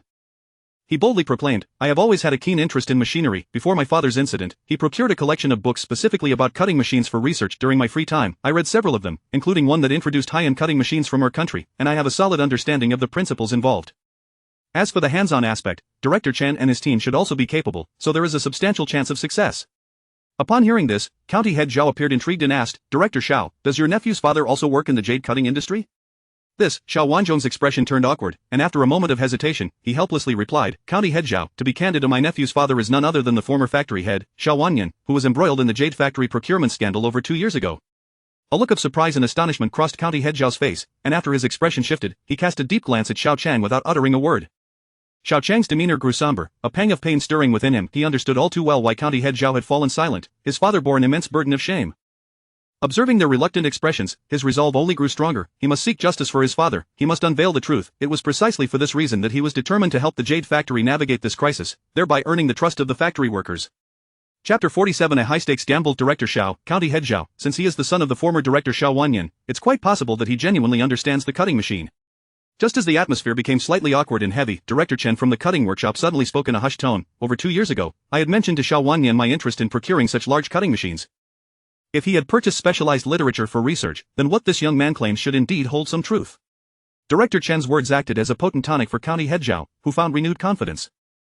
At that moment, Xiao Qiang glanced at Director Chen, whom he wished to engage, and couldn't help but inquire, "Director Chen, may I ask, if the issue is merely a short circuit or a break in the line, can you and your team handle it? What's so difficult about that?" Director Chen seemed eager to showcase his capabilities before the leadership, puffing out his chest as he declared, "If it's the chip or the main mechanical arm that's faulty, we might face complications due to lack of parts and technology. However, repairing issues like short circuits or breaks in the line is well within our grasp." With Director Chen's assurance, Xiao Qiang finally felt a measure of relief. After casting a disdainful glance at the arrogant Miyamoto Fujio beside him, he calmly stated, "Director Chen, instruct your team to remove the third protective metal casing located beneath the mechanical arm of the cutting machine. If my deductions are correct, the reason the cutting machine fails to start is due to the 36th line not being securely connected to the interface during manufacturing, compounded by a lack of thorough inspection later, which has led to it becoming loose and falling away." "What?" Director Chen, upon hearing this, immediately expressed disbelief. "Young man, are you mistaken? The machinery from country is so precise, how could they possibly make such a rudimentary error? Indeed, what Xiao Qiang articulated in simpler terms was that the interface had not been tightened, leading to the disconnection of the line and subsequently causing the machine to fail to start. Yet, given Country R's manufacturing prowess, such a fundamental oversight seemed nearly impossible. It was no wonder Director Chen wore an expression of skepticism. Without any extraordinary abilities, Xiao Qiang might also find it hard to believe that machinery from Country R could encounter such a trivial issue, but possessing the ability of X-ray vision, he had clearly discerned the situation within the protective steel casing moments ago. There was absolutely no mistake. Thus, he asserted confidently, why is it that the people of Country R would not commit basic errors? They are human, just as we are. If we can err, why should they be exempt? They are not divine beings. As long as they are human, mistakes are inevitable. Well, that's a fair point. Director Chen found himself momentarily at a loss for rebuttal. Indeed, as humans, errors are part of their nature. Even machines can malfunction at times. Nonetheless, he felt this explanation was somewhat strained, especially since once the cutting machine was dismantled, the R side would void any warranty, and the financial burden would fall solely on the Jade Factory. This was not child's play. The opportunity for dismantling was singular. Should an error occur, he could not bear the weight of the responsibility. Director Chen's apprehensions were not lost on Xiao Wanzhong, who understood all too well, and County Head Xiao was no stranger to this reality either. Casting a glance at Xiao Qiang's still somewhat youthful visage, he found himself uncertain whether to place trust in this mere student. At that moment, Secretary Wang approached with evident concern, whispering, County Head Xiao, perhaps we should just acquiesce to Miyamoto's conditions. If we fail, it won't just be a financial loss. Your reputation and achievements are at stake. County Head Yang has already been quite critical of your work, and I have a feeling this young man. Before Secretary Wang could finish, County Head Xiao abruptly raised a hand to silence him. In an instant, his gaze conveyed a newfound determination as he declared, Director Xiao, have your team follow Xiao Qiang's orders, dismantle the machine and repair it. But County Head Xiao, there are no buts. County Head Xiao fixed a steely glare on the astonished Xiao Wanzhong, clenching his teeth as he asserted, the Jade Factory is currently in dire straits. We invested a substantial sum to procure this new machinery in hopes of enhancing our cutting processes and improving the quality of our jade carvings, yet, now we are faced with an exorbitant repair cost of 300,000 before the machine has even been properly utilized.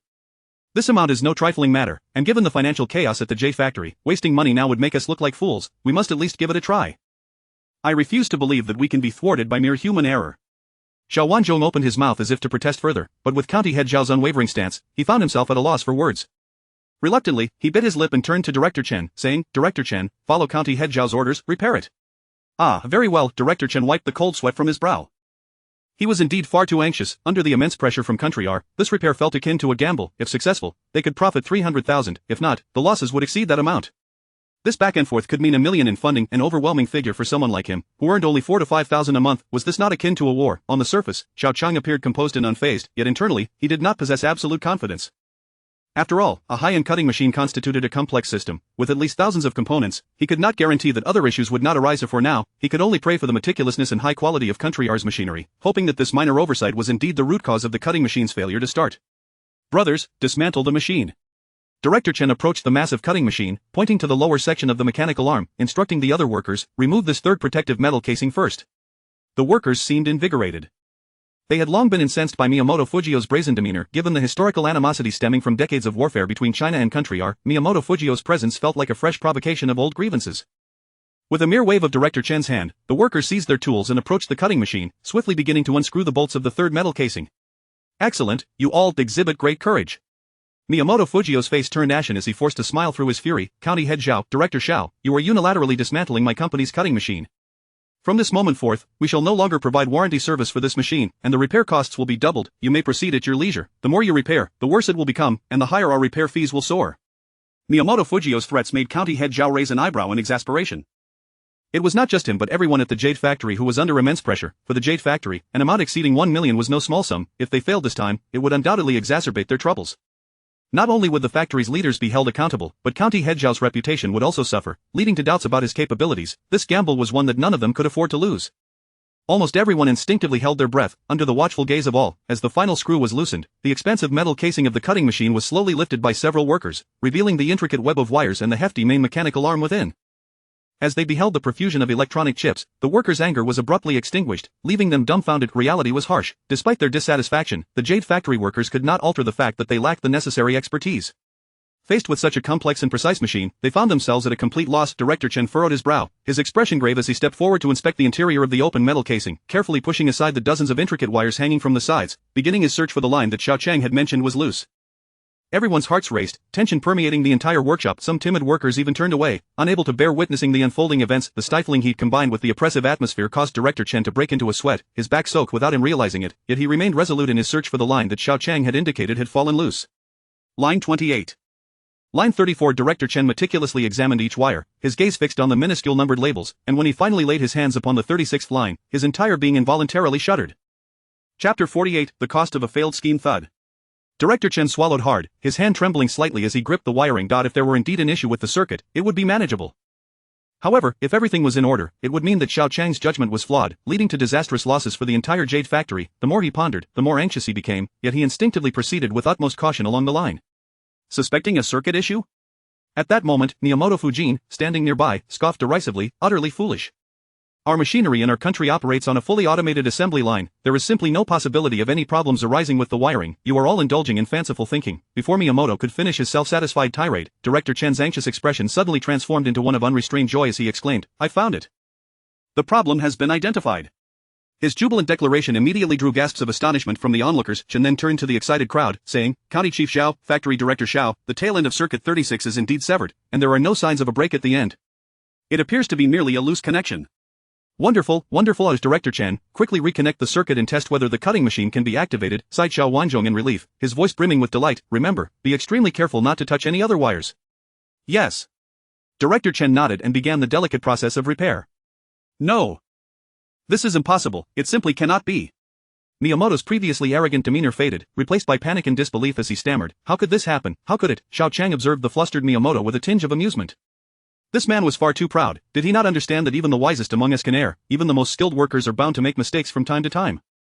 After carefully reattaching Circuit 36 to the connector, Chen felt his heart race with anxiety once more. The outcome hinged on this moment. If pressing the start button yielded no results, it would indicate that the issue with the cutting machine extended beyond this point, and that would spell real trouble. "Xiao Wang, go connect the cutting machine to the power supply and start it." Despite his inner turmoil, Director Chen resolved to attempt to activate the machine. Soon, cutting worker Xiao Wang became the focal point of everyone's attention. Under the weight of their gazes, he appeared visibly strained, his movements towards the cutting machine's power supply somewhat stiff.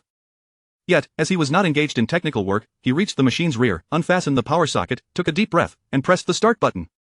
Vroom, vroom. With a chorus of engine noises emanating from within the cutting machine, which had been dormant for 4 to 5 days, it finally sprang back to life. The cutting blades spun rapidly as if they could dismember any material. It worked. The cutting machine is fixed. At that moment, Director Chen felt as though he were dreaming. After countless nights of poring over blueprints and troubleshooting the machine's failure to start, who could have anticipated that a mere suggestion from a student would lead to such an effortless resolution? Truly, one could say that comparison breeds discontent. Wow! The entire scene erupted into astonished cheers, the outcome far exceeding everyone's expectations. Who could have predicted that the dilemma plaguing the jade factory for nearly a week would be resolved so dramatically? Many had likely believed that the factory would have to succumb to Miyamoto's pressure and pay for repairs. Miyamoto, his face a mask of distress, stared blankly at the newly operational cutting machine. He could hardly comprehend how this machine, so easily repaired by a group of workers lacking technical expertise, had been restored. The humiliation he felt was akin to being struck across the face repeatedly. Excellent work. County Chief Zhao finally broke into a beaming smile, clearly victorious in this gamble. The jade factory's predicament had been resolved, granting him both political achievement and respect. Truly a moment of remarkable triumph. He turned to Xiao Qiang, patting him on the shoulder with satisfaction. "Xiao Qiang, you have been an immense help to the jade factory." Zhao's praise prompted a modest smile from Xiao Qiang. It was only at the moment the cutting machine successfully started that he truly felt a sense of relief. Now, not just Zhao, but also Xiao Wanzhong and the entire workshop staff regarded him with admiration, respect, and gratitude, evoking in him a sense of heroism and savior-like recognition. "Mr. Miyamoto, it seems there is no longer a need for you to send our country engineers for repairs." Xiao Qiang confidently addressed the bewildered Miyamoto with a smile. "As you can see, the cutting machine exhibited a loose connection without any disassembly, which sufficiently indicates a flaw in the manufacturing process rather than misuse on the part of the jade factory." Even if he wished to dispute the matter, he had just acknowledged that the factory workers had not disassembled the machine and that the problem lay within, absolving the factory of any blame for damage. Before Miyamoto could formulate a response, County Chief Zhao seized the moment, saying with a grin, "Mr. Miyamoto, didn't you just say that if we could repair the machine ourselves and prove that the issue was an internal defect, you would compensate us with 300,000 for repairs? Is that correct?" Miyamoto nearly lost his balance, barely managing to brace himself against the wall, his complexion paling as he forced a strained smile. "Well, County Chief Xiao, since the issue has been resolved, let us not dwell too much on this matter." "It seems you were the one insisting we bear the repair costs, Mr. Miyamoto," Zhao replied, his tone suddenly steely. "If it weren't for your insistence, would we have felt compelled to tackle this ourselves?" Now that it's fixed, you suggest we overlook it? What sort of logic is that? If you wish to play hardball, I will compile today's events into a report for the media, perhaps with a headline like, "Our country's unscrupulous company caught selling defective goods." What do you think? Please, no, County Chief Xiao. Let us discuss this calmly. Miyamoto's bravado evaporated in an instant. He understood the dire consequences that such a report could entail. He swallowed hard, desperate, and awkward. I will return to headquarters to apply for the compensation, and I will strive to ensure the funds are transferred to you within the next couple of days. I have other matters to attend to, so I must take my leave. Farewell. Before Zhao could utter another word, Miyamoto hastily retreated from the cutting workshop, unable to bear the humiliation any longer, fearing further unreasonable demands would be placed upon him. As they watched Miyamoto's retreating figure, the crowd erupted into laughter, with Zhao gleefully exclaiming, "Comrades, what do we call this? This is what we call stealing a chicken but losing the rice." Our country merchants look down upon us Chinese, yet they never anticipated the vastness of the world and the heights that others can reach.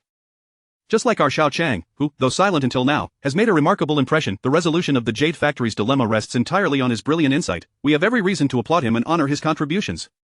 Clap, clap, clap. The sound of enthusiastic applause resounded throughout the workshop, and for the first time, Xiao Qiang felt a swell of pride in himself. Since the wrongful death of his father, he had lived under the weight of scorn and ridicule, never imagining that he would one day be held in such esteem. Because of the jade pendant, and the unique abilities it bestowed upon him, Xiao Qiang had risen to reclaim his dignity. As he beheld the jubilant scene before him, tears of emotion welled in his eyes. Chapter 49 Enigmatic Developments. I have always been one to distinguish clearly between reward and punishment. Today, Comrade Xiao Qiang undoubtedly stands as our foremost hero. Not only has he rendered tremendous assistance to the Jade Factory, but he has also delivered a severe blow to those foreign merchants who sought to bombard us with their technocratic artillery. It is imperative that we reward our heroes. Even if Xiao Qiang is not an employee of the Jade Factory, he must be treated with the same regard. After the applause subsided, County Chief Zhao declared loudly, turning to Xiao Wanzhong beside him, "Director Xiao, I propose you devise a plan. Not only have we saved on repair costs, but we have also received 300,000 in compensation from our country company. I suggest we allocate a portion of this compensation as a reward. Please draft a specific amount and a list to properly acknowledge these meritorious individuals, understood?" "Yes, County Chief Zhao, we will certainly comply." Xiao Wanzhong replied with a smile, adding, "All this credit is due to your leadership, County Chief Zhao. If we speak of heroes, your contributions are equally significant." "Director Xiao, no merit, no reward, do not flatter me. I am well aware of my own capabilities," County Chief Xiao retorted, casting a stern glance at Xiao Wanzhong before continuing with a smile. "Let us summarize today's events. I intend to promote this across all state-owned enterprises in the county, so that everyone is aware of the petty tricks employed by foreign merchants, ensuring we do not fall prey again. We were fortunate to have Comrade Xiao Qiang assisting us this time, but we may not be so lucky next time. Indeed, I shall prepare a thorough summary." Observing County Chief Zhao's modesty, Xiao Wanzhong dared not press further. After exchanging a few more words, County Chief Zhao cast a meaningful glance at Xiao Qiang, then departed the Jade Factory amidst a throng of admirers. "Well done, my boy, you truly made your uncle proud today." Once County Chief Zhao had left, the previously stifling atmosphere among the leaders eased, and Xiao Wanzhong playfully thumped Xiao Qiang on the shoulder, saying, "Rest assured, Xiao Qiang, your uncle will reward you handsomely. I had no idea you possessed such talent." Xiao Qiang chuckled modestly, replying, "In truth, it is also due to Uncle and County Chief Zhao's trust in me. Without that, my suggestions would never have been taken seriously." "Ha! That may be true, but it is your competence that made it possible. No need for false modesty," Xiao Wanzhong said, patting his arm. "I am truly impressed by you. How did you manage to determine that a wire in the cutting machine was loose? Could you deduce that solely from your theoretical knowledge?" "Because the 36th wire corresponds to the main control startup system, I was able to conclude that it was the 36th wire that had issues. Of course, there was a stroke of luck involved as well," Xiao Qiang admitted reluctantly, unable to reveal that he had discovered the flaw due to his ability to perceive it. "You are audacious indeed. Had it not been for County Chief Zhao's support, I must admit I would have hesitated to make that decision." Xiao Wanzhong sighed, adding, "It seems County Chief Zhao has a discerning eye. Well, now that this issue is resolved, I have many matters to attend to, so I shall not keep you any longer. When the rewards are distributed in a few days, I will hand yours to your mother." "All right, uncle, goodbye." Xiao Qiang waved, bidding farewell. After Xiao Wanzhong exchanged a few final words with Director Chen, he left the cutting workshop. However, as Xiao Wanzhong turned to depart, no one noticed the gradual disappearance of his smile, replaced by a countenance of deepening gloom. Once County Chief Xiao and Xiao Wanzhong had exited, Xiao Qiang's gaze swiftly fell upon Director Chen, who was overseeing the testing of the cutting machine's performance not far away. Chen soon spotted him and approached with a smile, saying, "Xiao Qiang, on behalf of all the workers in the cutting workshop, I thank you. Without you, we would have faced countless sleepless nights. Moreover, I, as the director, would have had to bear responsibility, and now, fortunately, the matter has been resolved, thanks to your ingenuity." "Thank you for your kind words, Director Chen. I merely made deductions based on my learning," Xiao Qiang humbly replied, eager not to miss this valuable moment of exchange with Director Chen. After a moment's thought, he ventured, "Director Chen, may I have a moment of your time? I have a few matters to discuss." "Oh?" Director Chen looked at Xiao Qiang with surprise, then nodded and instructed his subordinates briefly before leading Xiao Qiang into his office within the workshop. After pouring a glass of water for Xiao Qiang, Director Chen sat in his chair and smiled. This is my office, and there are no others present. Speak freely, you have been a tremendous help today, and I owe you my gratitude. Feel free to voice any requests you may have. Director Chen, you misunderstand, I am not here to claim credit. Xiao Qiang realized Director Chen had misconstrued his intentions and promptly clarified, I am here to inquire about certain matters. I shall be direct. I learned from others that my father met with you prior to the procurement of the cutting machine and inquired about certain issues. Could you tell me what my father discussed with you at that time? Director Chen's once warm smile faltered almost instantly, his expression shifting to one of awkwardness and coolness as he replied, Xiao Qiang, that was over 2 years ago. I can hardly recall the specifics. Moreover, I advise you not to dwell too much on the past. Some things should be laid to rest. The matters of those days have reached a conclusion, and no amount of speculation can change that. Why, I believe my father is innocent. In fact, it is possible he was wronged. Xiao Qiang asserted coldly and seriously, I must clear my father's name. Director Chen, you mentioned I have been a great help to you. I would even be willing to offer my share of the reward to you. Rest assured, I will not involve you in this. I merely wish to know what my father said to you and what questions he asked. This, Director Chen's expression fluctuated, and after a long pause, he finally said, Xiao Qiang, since you insist on investigating your father's matters, I cannot remain silent. Given the assistance you provided to me and the entire cutting workshop today, it would be ungracious of me not to share. However, do not get your hopes up, our conversation is hardly substantial evidence. Understood, Director Chen. I merely wish to gather more information. With Director Chen agreeing to share, Xiao Qiang felt a flicker of excitement within him. He sensed that today could yield valuable insights, even if they were mere threads of evidence. After a brief moment of contemplation, Director Chen appeared to recall, saying, I remember it was during the time the factory was set to procure a batch of jade cutting machines. Your father approached me, seeking guidance on the necessary machine models. The existing machines in the factory were outdated and inefficient, and I had already researched some new cutting equipment on the market, which I detailed to him, including the advanced machine we are repairing today. Was that all? Xiao Qiang inquired, a hint of disappointment in his tone. Aside from the cutting machines, did my father discuss anything else? Was there any other matter he brought up? Other matters, Director Chen echoed thoughtfully, then suddenly brightened as if recalling something. Ah, right, when your father visited the workshop, in addition to inquiring about the cutting machine models, he also asked me about the volume of jade shipments. However, that pertains to the factory's confidential inventory, so I cannot disclose it to you. After asking about the cutting workshop's output, he did not pursue the topic further. Questions about the cutting workshop's output? Xiao Qiang's expression froze momentarily as he fell into deep contemplation. While he was not an employee of the jade factory, he had absorbed knowledge from his father since childhood. He understood that raw jade must be processed in the cutting workshop before it could be sculpted into usable stones, a process that involves the removal of considerable waste material. Thus, while the factory procures raw ore, the actual quantity of finished jade products is reported by the cutting workshop. Why did his father inquire about the cutting workshop's output? Did he suspect discrepancies in the reported quantities?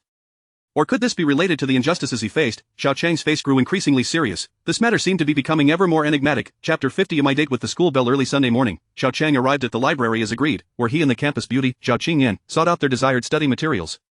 They found a seat and diligently immersed themselves in their revision. In the past, the prospect of a date with the school beauty would have filled Xiao Qiang with excitement, and he would have approached it with utmost seriousness. However, ever since his conversation with Director Chen from the Jade Factory yesterday, his mind had been consumed with speculations regarding his father's wrongful conviction. Director Chen had unveiled an important yet entirely new lead that complicated his father's case even further. If his deductions were correct, his father not only had not embezzled procurement funds but was likely framed and slandered. The motive behind this betrayal seemed to be connected to the volume of jade shipments. Xiao Qiang felt an elusive sense of grasping something significant, yet he was engulfed in confusion and utterly lost. What could possibly be amiss with the jade shipments that would prompt his father to inquire about them? The jade factory was vast, with numerous individuals involved in the procurement and distribution of jade. If a thorough investigation were to commence, it would be an interminable endeavor. He mused that it would be splendid if a formidable leader would take the initiative to delve into the jade factory's affairs, as he believed the truth would inevitably come to light. Yet, he couldn't help but shake his head in resignation. Lofty ideals often clashed with the harshness of reality. How could he possibly find such a leader? Moreover, what reason would they have to assist him without cause? Xiao Qiang, what is the matter with you? Xiao Qingyan, observing his distracted demeanor from across the table, could not help but gently tap the study materials before him with her delicate fingers, her lips pouting in mild discontent. You can't afford to lose focus while studying. Apologies, I was lost in thought, Xiao Qiang replied, returning from his reverie and offering an apologetic smile to the serene and beautiful Xiao Qingyan. As she resumed her reading, he inwardly sighed and adjusted his mindset. Perhaps it was best to set aside his current inability to act. With the miraculous jade pendant he possessed, he was certain he would rise to prominence. He believed that when the time came, a thorough investigation into his father's case would surely yield the truth with greater ease. As for now, he should simply relish the delightful moments of his date with the school belle. Today, Xiao Qingyan was dressed in a sleeveless white top, revealing her fair and slender arms. As she focused intently on her studies, she remained blissfully unaware that the loose fabric of her top subtly hinted at a glimpse of her snowy skin just below her delicate neck. At that moment, Xiao Qiang couldn't resist stealing a glance at Xiao Qingyan, clearly noticing the alluring hint of springtime. Gulp, unable to suppress a swallow, Xiao Qiang endeavored to divert his gaze, but his eyes seemed to have a will of their own, fixated and unyielding. There was nothing he could do. The enchanting sight proved far too tempting for a mere ordinary boy like him. Indeed, if Xiao Qiang so desired, he could easily perceive every detail of Xiao Qingyan's form, yet upon obtaining this peculiar ability, he had resolutely decided to employ it wisely, vowing never to engage in lewd or shameful acts. If he were to steal a glance, it must be done openly and honorably, no cheating allowed. After all, initially, Xiao Qingyan was entirely oblivious to her unintentional display until she completed a problem and suddenly felt the weight of a burning gaze upon her. When she looked up, the sight of Xiao Qiang's dazed expression instantly made her aware of the situation. Her cheeks flushed with embarrassment as she quickly straightened her posture, indignantly exclaiming, Where are your eyes wandering? Ahem, well, the weather is quite lovely today." Caught in the act, Xiao Qiang scrambled to maintain his composure, searching for an excuse to deflect the awkwardness as Xiao Qingyan, exasperated, clenched her delicate fist and bit her lip. "Xiao Qiang, do you expect your gaze to penetrate the heavy ceiling and see the weather outside? Your joke is utterly lacking in humor." Xiao Qiang scolded himself for his ineptitude. Even redirecting his gaze seemed beyond him, but he could only offer an awkward smile, saying, "Well, everyone appreciates beauty. I truly saw nothing, absolutely nothing." "You still dare to say that?" Xiao Qingyan, blushing and wishing to disappear, feigned anger and turned her head away from him. Her adorable fury was so captivating that it nearly enchanted Xiao Qiang once more. He genuinely wanted to say, "What can I do? You're simply too beautiful. If I'm not captivated, then what does that make me?" "Are you upset, Qingyan? Please don't be angry. I apologize." Noticing her reluctance to engage, Xiao Qiang hurriedly expressed his remorse and moved to sit beside her, attempting to change the subject. "Ahem, Qingyan, I worked on a few problems. Could you check if I got them right?" Sure enough, at the mention of studying, Xiao Qingyan, despite her earlier irritation, reached out her hand to take his workbook, beginning to review it with keen focus. Her intense concentration made it seem as though she were a teacher grading papers. After a few minutes of waiting and boredom, Xiao Qingyan finally turned to glance at Xiao Qiang. Her beautiful eyes, still tinged with a hint of shyness and displeasure, now sparkled with mild astonishment. After pursing her lips, she spoke, "Xiao Qiang, you're truly clever. It's my first time seeing someone solve a third-year problem using second-year knowledge. Although your method is rather convoluted, the final answer is correct, and I must admire that. I had no choice. I paid quite a bit of attention in my first year, so I still remember some of the second-year formulas. However, I hardly listened in my second year, and I've forgotten many of the formulas from both second and third years. Even if I try to catch up now, it won't be an overnight task." Xiao Qiang shrugged in resignation. He had been making considerable efforts lately, but the nature of learning was such that it required a gradual approach. Cramming would only yield superficial understanding, regardless of one's intelligence. Xiao Qingyan blinked and offered a sympathetic smile. "It seems you are genuinely preparing for university. With the college entrance examination just a month away, I believe in your ability to recover the knowledge you've lost. You are a boy with considerable academic talent, and as long as you catch up, you will surely achieve commendable results." In the presence of his beautiful heartthrob, Xiao Qiang felt a sudden surge of restlessness and tentatively asked, "Enough about me, Qingyan. Have you decided which university you wish to apply to?" "Me?" Xiao Qingyan paused, her eyes revealing a glimmer of aspiration. My father is an alumnus of Ninghai University. He hopes I will also apply there." "Ninghai University? That is quite a prestigious institution," Xiao Qiang mused. "It's not far at all, located in the provincial capital, Ninghai City." "Thank goodness for that. It seems I won't have to cross provinces." "What do you mean, thank goodness?" Xiao Qingyan asked, puzzled. "What do you mean by not having to cross provinces?" Xiao Qiang looked at Xiao Qingyan, momentarily at a loss for words. After a moment's contemplation, he summoned his courage and said, "I mean, if you attend Ninghai University, then even if I were to end up at a lesser university, I could still be in the same city as you. You know, if I had to cross provinces, your options would be far greater than mine, and I might not get to stay in the same city as you." Xiao Qingyan's eyes widened, and her cheeks flushed with a radiant glow, akin to the brilliant burst of fireworks. A girl as beautiful and intelligent as her could hardly fail to comprehend the deeper meaning behind Xiao Qiang's words. The atmosphere between them gradually shifted from awkward to intimate. However, as Xiao Qingyan's eyes began to reflect a hint of reluctance and distress, Xiao Qiang's heart sank like a stone. He dreaded hearing a rejection and loathed witnessing Xiao Qingyan's discomfort die in his heart. She was his goddess, his everything. Indeed, Xiao Qiang harbored feelings for her, but he was acutely aware that winning Xiao Qingyan's affection would be as daunting as scaling a treacherous cliff.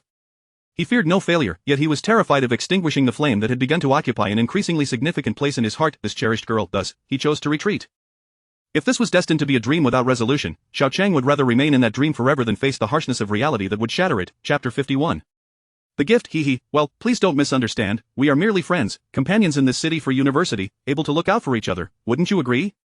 Xiao Qiang forced a smile. Attending university in the same city might actually be quite wonderful. Xiao Qiang maintained a facade of composure, yet internally he exhaled a long breath. As long as he had not shattered that final barrier, it signified that he had not failed. He still had a chance. Perhaps this opportunity held no future, but he would rather cherish this chance and traverse as far as possible. He could be deemed foolish, yet, for countless individuals ensnared in unrequited love, their choices were hardly different from his own. As long as there exists a possibility of a future, perhaps miracles could be born, although, in truth, most such futures often culminated in greater anguish. After a somewhat dazed escort of Xiao Qingyan out of the library, they found a quaint little restaurant nearby for a meal. Engaging in light-hearted conversation with Xiao Qingyan, he gradually adjusted his mood. After finishing their meal amidst laughter and chatter, they strolled along the roadside, relishing the refreshing summer air and the languid breeze. As they wandered through the shops, Xiao Qiang distinctly sensed the envious glances of passers-by directed towards them. Indeed, such a beautiful girl naturally drew attention effortlessly. He wished to feel proud. However, he was still caught in the throes of unreciprocated affection, with no promise of a relationship in sight. Xiao Qiang, there's a shopping mall ahead, shall we take a look? Women, by nature, possess an affinity for beauty, and of course, enjoy shopping, even if they are goddesses. Xiao Qiang walked along the storefronts, and upon reaching the central shopping complex, she cheerfully exclaimed, "My phone battery has been acting up, shutting down unexpectedly. It's been over 2 years since I got it." After much persuasion, my dad finally agreed to let me buy a new phone. Aside from studying at the library, my afternoon task is to purchase a new phone from the mall. For Xiao Qiang, mobile phones were not unfamiliar objects. He had owned one 3 years ago, but after his father's troubles surfaced, he sold it and had yet to replace it. Of course, circumstances had changed, he was now a millionaire, and acquiring a phone was no longer a concern. He had contemplated purchasing one in recent days, but due to his studies and tutoring, he hadn't found the time to visit the mall today, however, presented the perfect opportunity. Entering the first-floor flagship mobile store, both were instantly captivated by the dazzling array of phones on display. Xiao Qiang picked up one after another, her beautiful eyes scanning each device with evident affection, while Xiao Qiang remained indifferent, viewing phones merely as communication tools, indifferent to their aesthetics. A nearby sales associate approached, casting a glance at the pair, perhaps perceiving their youth. Her smile was somewhat lacking. Observing Xiao Qiang's indecision, she spoke in a bland tone, "Hello, how may I assist you?" Xiao Qiang had long since grown accustomed to the condescending gazes of others, so although the sales associate concealed her disdain well, he still felt a surge of discontent. If she looked down upon him, that was acceptable. However, she must not belittle Xiao Qiang. To preserve her dignity, Xiao Qiang waved his hand decisively and inquired, "Excuse me, what is the best and most expensive phone you have in stock? Please bring it out for me to see." The sales associate appeared momentarily stunned, seemingly intimidated by Xiao Qiang's nonchalant demeanor, and quickly suppressed her condescension, offering a smile in response. "The finest phone in our store is undoubtedly the latest iPhone model. It has just been released and is excellent, priced at 5,088. If you're interested, I can fetch one for you to examine right now." Upon hearing iPhone, Xiao Qiang's expression shifted slightly as she grasped Xiao Qiang's arm and whispered, "Xiao Qiang, I only need a phone that costs 1 to 2,000. The iPhone is lovely, but it's far too expensive." Xiao Qiang smiled at Xiao Qiang and turned to the sales associate, stating, "Please bring 2 units over, I wish to inspect them here." Xiao Qiang? Xiao Qiang thought she had misheard. Was this the same person who had once been burdened by his father's debts and hesitated to attend university, now requesting 2 iPhones for inspection? The sales associate, unaware of Xiao Qiang's background, assumed he was a wealthy patron and hurriedly fetched 2 new iPhones from the counter. Sir, the iPhones are sealed. They can only be unboxed upon purchase, but I do have a display model available for you to try." The sales associate, now treating him like a valued customer, promptly handed over a demo phone. Even if Xiao Qiang was intelligent, having not touched a phone in over 2 years, he was utterly clueless on how to operate it, thus he handed the device to Xiao Qiang. She shot him an annoyed glance, intending to merely demonstrate a few functions before returning it, but unexpectedly found herself enamored with it, enjoying it more and more. Xiao Qiang's south eyes sparkled like crescent moons, her pink lips curving into a charming smile, her demure yet alluring expression rendering Xiao Qiang utterly captivated. He wished to bestow upon her anything she cherished. If she desired this iPhone, what harm would there be in gifting it to her? "Welcome." Just as Xiao Qiang was lost in his musings, another customer entered the store. He turned to glance, and upon doing so, his brow furrowed in distaste. The newcomer was none other than his cousin, Xiao Jiwei, accompanied by his mother, Bao Yuqin, whom he wished to avoid. "Mom, Wang's deputy factory director's son has bought an iPhone. That phone is amazing, you must buy one for me," Xiao Jiwei exclaimed as they entered the store, addressing his mother, Bao Yuqin. "No one in class has one yet. If I have it, I'll be the first." Bao Yuqin smiled indulgently, responding, "Alright, it's just a phone. We'll buy it later. We can have your father take the receipt to the factory for reimbursement. It won't cost our family a dime." Before Bao Yuqin could finish, her peripheral vision caught sight of Xiao Qiang standing by the counter.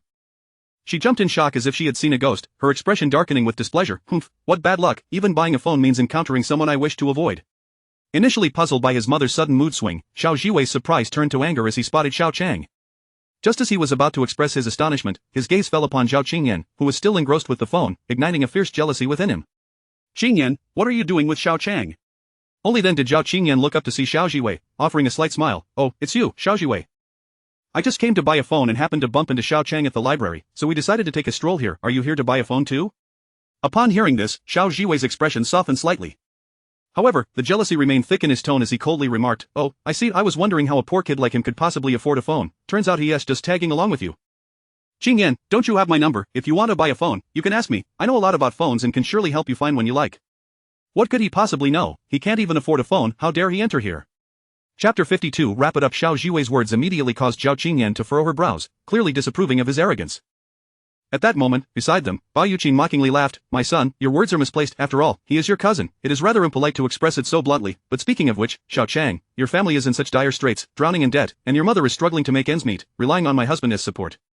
Yet here you are, frivolously spending money to curry favor with a young lady, neglecting your studies in favor of romance. What kind of behavior is this? Moreover, even if you were to pursue a relationship, a boy like you, lacking both wealth and capability, what girl would ever consider marrying you in the future? I suggest you conserve your energy. While Bao Yuqing feigned concern for Xiao Qiang, it was evident that her words were laced with disdain. Watching her revel in her own mockery, Xiao Qiang felt an overwhelming urge to silence her. Before Xiao Qiang could respond, Xiao Qingyan, her cheeks flushed, hurriedly interjected, "Auntie, you misunderstand, Xiao Qiang and I are not in a relationship, we were merely studying at the library, and he accompanied me to buy a phone." Merely? How amusing, my dear girl, if you are not in a relationship, then why is it Xiao Qiang who is accompanying you at the library and not my son? Bao Yuqing scoffed derisively. Are you afraid I will inform the school about your little affair? No need to provide such lengthy explanations, isn't this a clear case of denial? It's truly not like that, Auntie, please let me explain. Xiao Qingyan was eager to clarify, but Xiao Qiang abruptly cut her off. After all, while others might fear Bao Yuqing, he certainly did not. What was she but a loudmouth woman? If others could not handle her, he certainly could.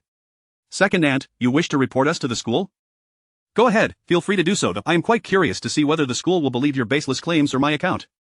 Facing the aggressive duo of mother and son, Xiao Qiang merely chuckled dismissively. Xiao Qingyan and I share a purely platonic relationship, yet you insist on fabricating rumors of romance.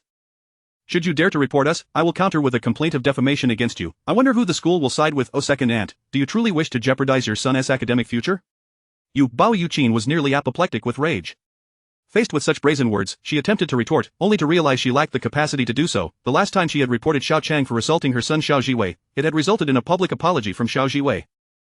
Who could predict whether a frivolous complaint against Xiao Qiang would place her son in jeopardy once more? It dawned on her that using the school to intimidate Xiao Qiang was utterly futile. Mom, please stop. I refuse to believe Qingyan would be interested in a penniless boy like Xiao Qiang. Xiao Jiwei urgently signaled his mother to cease her words. Bao Yuqing, unaccustomed to such indignation, flushed with anger, her face alternating between white and red, yet she found herself powerless to act. Fine, fine. I suppose you have some nerve. Ultimately, for her son's future, Bao Yuqing had no choice but to swallow her pride. Nevertheless, she was not averse to making Xiao Qiang uncomfortable. A quick idea struck her, and she called to the nearby, stunned attendant, "Waitstaff, why are you dawdling? My son wishes to purchase an iPhone. Bring it out promptly." Ah, your son wants an iPhone? The attendant appeared somewhat flustered, offering a sheepish smile to Xiao Qiang and Xiao Qingyan. "I sincerely apologize, but our store has only received 2 units of the new iPhone model. If you wish to purchase them, you may have priority, but if you do not intend to buy, they must be given to this lady." Upon hearing this, Xiao Qingyan hastily handed over the unopened iPhone she had placed before her, saying, "We do not plan to purchase at the moment, so please give it to that lady." "Humph, I knew you were only here to gawk. A phone worth over 5,000 yuan, how could 2 high school students afford it?" Bao Yuqing was filled with self-satisfaction, as if tormenting Xiao Qiang could somehow elevate her own sense of superiority. She patted her son Xiao Jiwei on the shoulder. "Why are you still standing there? Hurry and go get your new phone." "Oh, thank you, Mom." Xiao Jiwei finally snapped to attention, eager to claim the iPhone from the attendant. "Wait a moment." At that instant, Xiao Qiang swiftly interjected, positioning himself before Xiao Jiwei and confronting the attendant directly. "Excuse me, I believe you have yet to ask for my approval." "But this young lady has already." The attendant was taken aback by the unexpected interruption, unsure of how to proceed. Ignoring the attendant, Xiao Qiang slammed both iPhones onto the glass counter and, casting a sardonic glance at Xiao Jiwei, declared loudly, "Wrap these 2 iPhones for me. I'll take them both." "What?" Both Bao Yuqing and Xiao Jiwei felt as though they had misheard or were seeing things incorrectly. However, when Xiao Qiang actually retrieved his bank card, they soon realized the astonishing truth. This penniless boy was indeed purchasing over 10,000 yuan worth of iPhones. Are you out of your mind?" Xiao Jiwei was the first to regain his composure, exclaiming in exasperation, "Xiao Qiang, if you wish to impress Qingyan with your wealth, perhaps you should look in the mirror and assess your own worth. Where could a poor boy like you possibly find such money? Attendant, he is a fraud, that card must be a counterfeit." Upon hearing this, the attendant became wary. She quickly retrieved the store's card reader and swiped the card. After Xiao Qiang casually entered his password, the sound of printing filled the air, confirming the transaction was successful. This is impossible?" Xiao Jiwei felt as if he had been slapped repeatedly, engulfed in embarrassment and fury. He realized he had been thoroughly humiliated by Xiao Qiang. Throughout this ordeal, Xiao Qiang had uttered not a single word, yet reality had cruelly demonstrated that he had been made a fool of. At this point, the attendant disregarded Xiao Jiwei's protests, packaging the iPhones with respect and presenting them to Xiao Qiang with a smile. "Sir, thank you for your purchase, we look forward to your next visit." What a joke. The transaction had been completed with a successful card swipe. What could possibly speak louder than that? Bao Yuqing's eyes widened in shock, mirroring her son's disbelief. Neither had anticipated that Xiao Qiang could afford such an extravagant phone. And even more troubling, with only 2 units available, if Xiao Qiang bought them both, it would mean her son would be left empty-handed. "Mom, the iPhones, I want the iPhone." Xiao Jiwei was on the verge of tears. The mere thought of his beloved woman being with Xiao Qiang was already unbearable, and now to witness his prized possession being snatched away was almost too much to bear. Seeing her son's distress, Bao Yuqing's fury boiled over. Pointing an accusatory finger at Xiao Qiang, she shouted, "You ungrateful wretch, you were so wealthy yet still ask for loans from relatives? Hand over the money my husband has given to your family in support. If you cannot repay it, then surrender your phone as collateral." Chapter 53 The invitation. In the face of Bao Yuqing's vitriolic accusations, which echoed with the ferocity of a shrew, Xiao Qiang replied with a chilling smile, "Aunt, I am well aware of the sacrifices my uncle made for our family during our most challenging times. I remember everything he has done for us, and I shall undoubtedly repay that kindness. However, it seems you were mistaken. I owe my uncle a debt of gratitude, and you have no claim in this matter. If you wish to ask for money, you may have my uncle come to me. I shall have no objections. As for you, I'm afraid you lack the qualifications, for I owe you nothing." "You insolent brat, what are you saying? I am your aunt, and I too have a share in the assistance my husband provided to your family. Why should I not reclaim what is rightfully mine?" Bao Yuqing retorted, her agitation evident. "You must clarify this today. Either hand over the phone to my son, or compensate me." Xiao Qiang's expression darkened, and a surge of anger welled up within him. He shouted, "Aunt, my calling you aunt is out of respect for my uncle. Do not force me to sever ties. Reflect for a moment. When my father fell into misfortune, did you ever consider our family? It would have been enough if you had not added to our troubles. Do you think I am unaware of your actions over the years? Under the guise of my uncle's name, you seized the opportunity to sell our small villa at a meager price while pocketing the profits from its subsequent sale, amassing a considerable sum for yourself, no doubt. Would you like me to divulge other unsavory deeds?" At once, a look of panic and embarrassment washed over Bao Yuqing's face, and her words faltered as she stammered, "What are you saying? I can't comprehend." "Whether you comprehend or not, you know in your heart the truth. Do not compel me to expose your disgraceful deeds. If my uncle finds out, you may find it hard to maintain your standing." Xiao Qiang was truly incensed today. While he could endure the disdain of others, he refused to be humiliated in front of the girl he admired. "Humph, you arrogant brat, do not revel in your triumph. Your downfall is inevitable." Perhaps Xiao Qiang's words had indeed struck a chord with Bao Yuqing, or perhaps she, weighing the consequences, realized that continuing the argument would be detrimental to herself. After a moment of hesitation, she grimaced and grasped Xiao Jiwei's hand, casting a parting remark before storming away. Naturally, Xiao Jiwei was unwilling to relent, but the fierce glare from Bao Yuqing compelled him to follow her out of the phone store. However, as he turned to look back at Xiao Qiang, his eyes brimmed with boundless resentment. "Xiao Qiang, is your conflict with Xiao Jiwei really irreparable?" After they departed, Zhao Qingyan expressed her concerns. "You were too impulsive. Surely, there are better ways to resolve this. Qingyan, are you expressing concern for me?" Xiao Qiang replied with a smile, "Thank you for your kindness, it is nothing to worry about. My feud with Xiao Jiwei has long since reached its breaking point. I fear him not." "Who said I care about you? I merely..." Zhao Qingyan faltered momentarily, seemingly at a loss for words, her own embarrassment rendering her cheeks a rosy hue. Xiao Qiang felt a surge of joy. After all, it was a delightful thing to know that the girl he cherished cared about him. "Alright, enough of this, I still need to purchase my phone. Xiao Qiang, hurry, and help me choose one." Seemingly eager to evade Xiao Qiang's fervent gaze, the bashful Zhao Qingyan abruptly shifted the topic, feigning earnestness as she began to peruse the array of phones on display. Xiao Qiang smiled slightly, directly handing her a bag containing an Apple phone, saying, "What more is there to choose? This one has already been purchased." What do you mean?" Zhao Qingyan gazed at the bag in shock, incredulity evident as she pointed to herself. "Why, you mean this Apple phone is for me?" But I don't have enough money. My father only allocated me a budget of 3,000. This phone is a gift, consider it my present to you." Xiao Qiang insisted, pressing the bag into the astonished Zhao Qingyan's hands, adding earnestly, "We are friends. You gifted me such a fine pen, so naturally, I wish to return the favor with something you cherish. I noticed how enamored you were with this phone earlier, so let it be my first gift to you." "And no, this is out of the question." Zhao Qingyan quickly shook her head, attempting to return the bag to Xiao Qiang. "Xiao Qiang, your family is facing such hardships. How can I accept such an extravagant gift?" "Qingyan, I believe you have misunderstood." After a moment's thought, Xiao Qiang explained, "Indeed, life has been quite challenging since my father's accident, but that is a thing of the past. My father had a sworn brother who returned to Yong'an County and took me along to engage in the antique appraisal business. My current income is quite satisfactory. Purchasing a phone is merely a drop in the bucket for me." To assure Zhao Qingyan, Xiao Qiang resorted to invoking Xiaoguohang as a shield. He could hardly confess that during the last cleaning, he had saved her life, only to stumble upon a lucrative treasure, could he? "Is that true?" Zhao Qingyan still seemed skeptical. "Of course, it is." Xiao Qiang quickly added, "I recall your birthday is just around the corner. Consider this a birthday gift from me, and I hope you will cherish it." "Xiao Qiang, how did you know my birthday?" Zhao Qingyan asked, surprise mingling with warmth, though she seemed to shake her head, as if to dismiss something. "I'm sorry, but I still cannot accept this gift." Xiao Qiang understood that Zhao Qingyan's refusal stemmed from her fear of being indebted to him. At this moment, he ceased his persuasion and instead pulled the phone box from the bag, declaring, "If you will not accept it, then I see no reason to keep two phones. I shall simply discard this one, as if offering it as a grand gift to the trash." Upon hearing this, Zhao Qingyan exclaimed in alarm, "Xiao Qiang, are you out of your mind? This phone costs over 5,000. If you do not want it, then this phone is worthless. I would rather discard a gift than reclaim it." With that, Xiao Qiang turned to stride towards the trash bin outside the store. Xiao Qingyan's expression revealed regret, and for a moment, she was at a loss for how to proceed. After a brief struggle, she stomped her foot and snatched the phone bag from Xiao Qiang's hand, gritting her teeth as she said, "Fine, fine, I'll accept this gift, is that satisfactory?" "Now, that is more like it." With his plan successfully executed, Xiao Qiang beamed with delight. "Happy early birthday." Faced with Xiao Qiang's affectionate smile, Xiao Qingyan's lovely eyes darted away, and eventually, as if having made a decision, she sighed softly, her expression tinged with reluctance. "Xiao Qiang, I know you genuinely care for me, and I am not so naive as to be completely oblivious. However, there are certain things I cannot waver on." Xiao Qiang's expression grew grave, though he did not comprehend the full meaning of her words, he sensed an unsettling foreboding. "Xiao Qiang, this Friday evening is my birthday. If you are free, I would like to extend an invitation for you to attend my private birthday celebration, perhaps then, everything will become clear to you. I'm sorry, I need some time alone. Thank you for your gift, I must take my leave now, goodbye."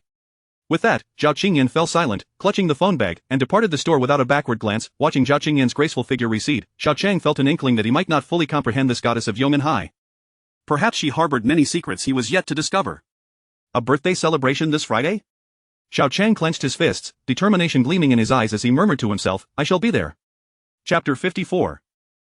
The storm approaches, Mr. Miyamoto. While others may be oblivious to your true stature, I am well aware of your position. How can a prominent figure from the Miyamoto Company's China branch be so thoroughly outwitted by a mere jade factory? It is quite disheartening, I must say. I believe we must seriously contemplate whether our collaboration should continue. The voice resonated from the dimly lit room. With a grim expression, Miyamoto Fujita cast a penetrating gaze at the young man lounging nearby, puffing on a cigar and exhaling smoke rings. Reluctantly, he lowered his stature and huffed disdainfully, "Yang Yisheng, do not speak as if you are untouched by the consequences. Plans often falter amidst unforeseen changes. Initially, everything was within my control, but who could have anticipated the emergence of a student who so brazenly thwarted my endeavors? What perplexes me further is that this student was able to pinpoint the flaws in our production machinery with astonishing clarity. If it were not for him, everything would have proceeded smoothly. It is truly infuriating." It turned out that the young man seated in the chair was none other than Yang Yisheng, a stakeholder in the jade market and the mastermind behind the gambling stone factory. He let out a cold chuckle. How surprising it is that the illustrious Miyamoto would be so completely subdued by a mere student, losing both his lady and his men in the process. "I am most curious to know this fellow's name. Does he possess some extraordinary abilities?" "Do not doubt it. You are well acquainted with many from the jade factory. Inquire for yourself, and you will see that I speak the truth. This student is indeed peculiar and formidable. He must be the son of some former master mechanic. How else could he have caused me to not only avoid a disaster at the jade factory but also incur a loss of 300,000? As Fujita spoke, a glint of cold fury crossed his eyes. "What is worse is that this scoundrel has caused me public humiliation. I must seek revenge. His name is Xiao Qiang, and I hear he is merely a senior in high school." "A mere high school senior can bring you to such a state," Yang Yisheng began, his tone casual yet tinged with dissatisfaction. Suddenly, his eyes widened in shock, causing his cigar to drop unnoticed to the floor as he sprang to his feet, exclaiming, "What did you say? That student's name is Xiao Qiang?" Seeing Yang Yisheng's astonishment, Fujita couldn't help but wonder, "What is it? Is it possible that this fellow has crossed paths with you?" Yang Yisheng's expression swiftly returned to normal, but a smile graced his lips, filled with an undercurrent of malice.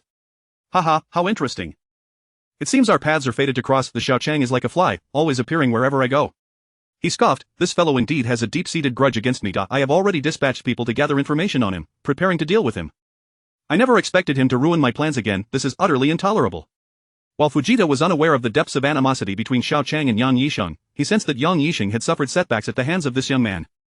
Curiosity piqued, he asked, "Is this fellow truly that formidable? Has he repeatedly thwarted your plans?" "I cannot say for certain. It is as if he has sprung from the earth itself. Every encounter with him seems to bring misfortune." Yang Yisheng seethed, his gaze icy. "This rascal has repeatedly disrupted my grand designs. It appears I must issue him a warning lest he mistakenly believe that I, Yang Yisheng, am an easy target. Indeed, this fellow is in dire need of a lesson."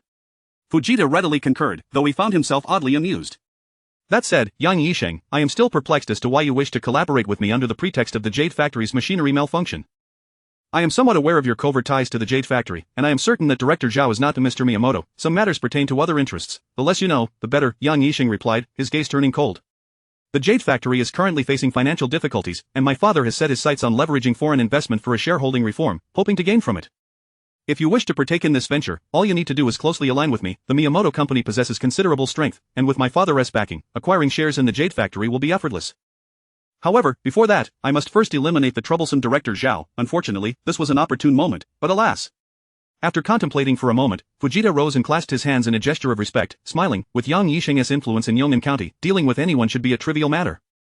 I have faith in you. Very well, I shall await your good news." Yang Yisheng waved his hand, signaling to his subordinates to open the door, allowing Fujita to exit the meeting room. Once Fujita had left, he spoke up, "Air Mao, how is the investigation into Xiao Qiang coming along?" The subordinate, named Air Mao, hurried over, bowing slightly as he whispered, "In response to your inquiry, Yang Yisheng, we have mostly pieced together the information. Earlier, I could not disclose this to Miyamoto, but it turns out Xiao Qiang is actually the son of the former factory director, Xiao Wanyan. Furthermore, I have learned that Xiao Guohang and Xiao Wanyan were sworn brothers in their youth." "Oh?" Yang Yisheng's eyes sparkled with intrigue as a cold smile crept across his face. "Xiao Wanyan's son? No wonder Xiao Guohang took Xiao Qiang along to appraise antiques. It all makes sense now. How fascinating, truly fascinating. Like father like son. If my Yang family could bring down his father back then, we can certainly deal with this little brat now." Yang Yisheng, even more interestingly, I have heard from the school Xiao Qiang attends that he and the current factory director, Xiao Wanzhong's son, Xiao Jiwei, are at odds. Air Mao continued in a hushed tone, these cousins seem to harbor a deep-seated enmity towards each other. "Xiao Jiwei, you say? I have seen him a couple of times, he could be a useful pawn." Yang Yisheng nodded, appearing to formulate a plan, then glanced at Air Mao. "Is there any other useful information?" "Well, Yang Yisheng, there is something I am uncertain whether I should mention." Air Mao hesitated. "Spare me the preamble, if you have news, share it." Yang Yisheng glared at Air Mao with impatience. After a moment of deliberation, Air Mao cautiously continued, "Yang Yisheng, do you recall the thug Yu Hai who used to keep an eye on the gambling stone factory? He was sentenced to prison for causing trouble outside of school. Upon investigation, I discovered that Yu Hai was arrested for defending a habitual thief from the antique street. Do you know who he was targeting? It was Xiao Qiang." "Oh?" Yang Yisheng chuckled, "I did not expect this fellow to have connections in the police station." "No. I later made a special trip to the prison to ask Yu Hai, and I learned that it was not Xiao Qiang who called the police, but rather Zhao County Director's secretary who brought Yu Hai in." Air Mao paused momentarily before continuing with clenched teeth. Moreover, Secretary Wang did not go to the rescue to help Xiao Qiang. Rather, it was because Miss Zhao unexpectedly found herself trapped with him. "Miss Zhao? Which Miss Zhao?"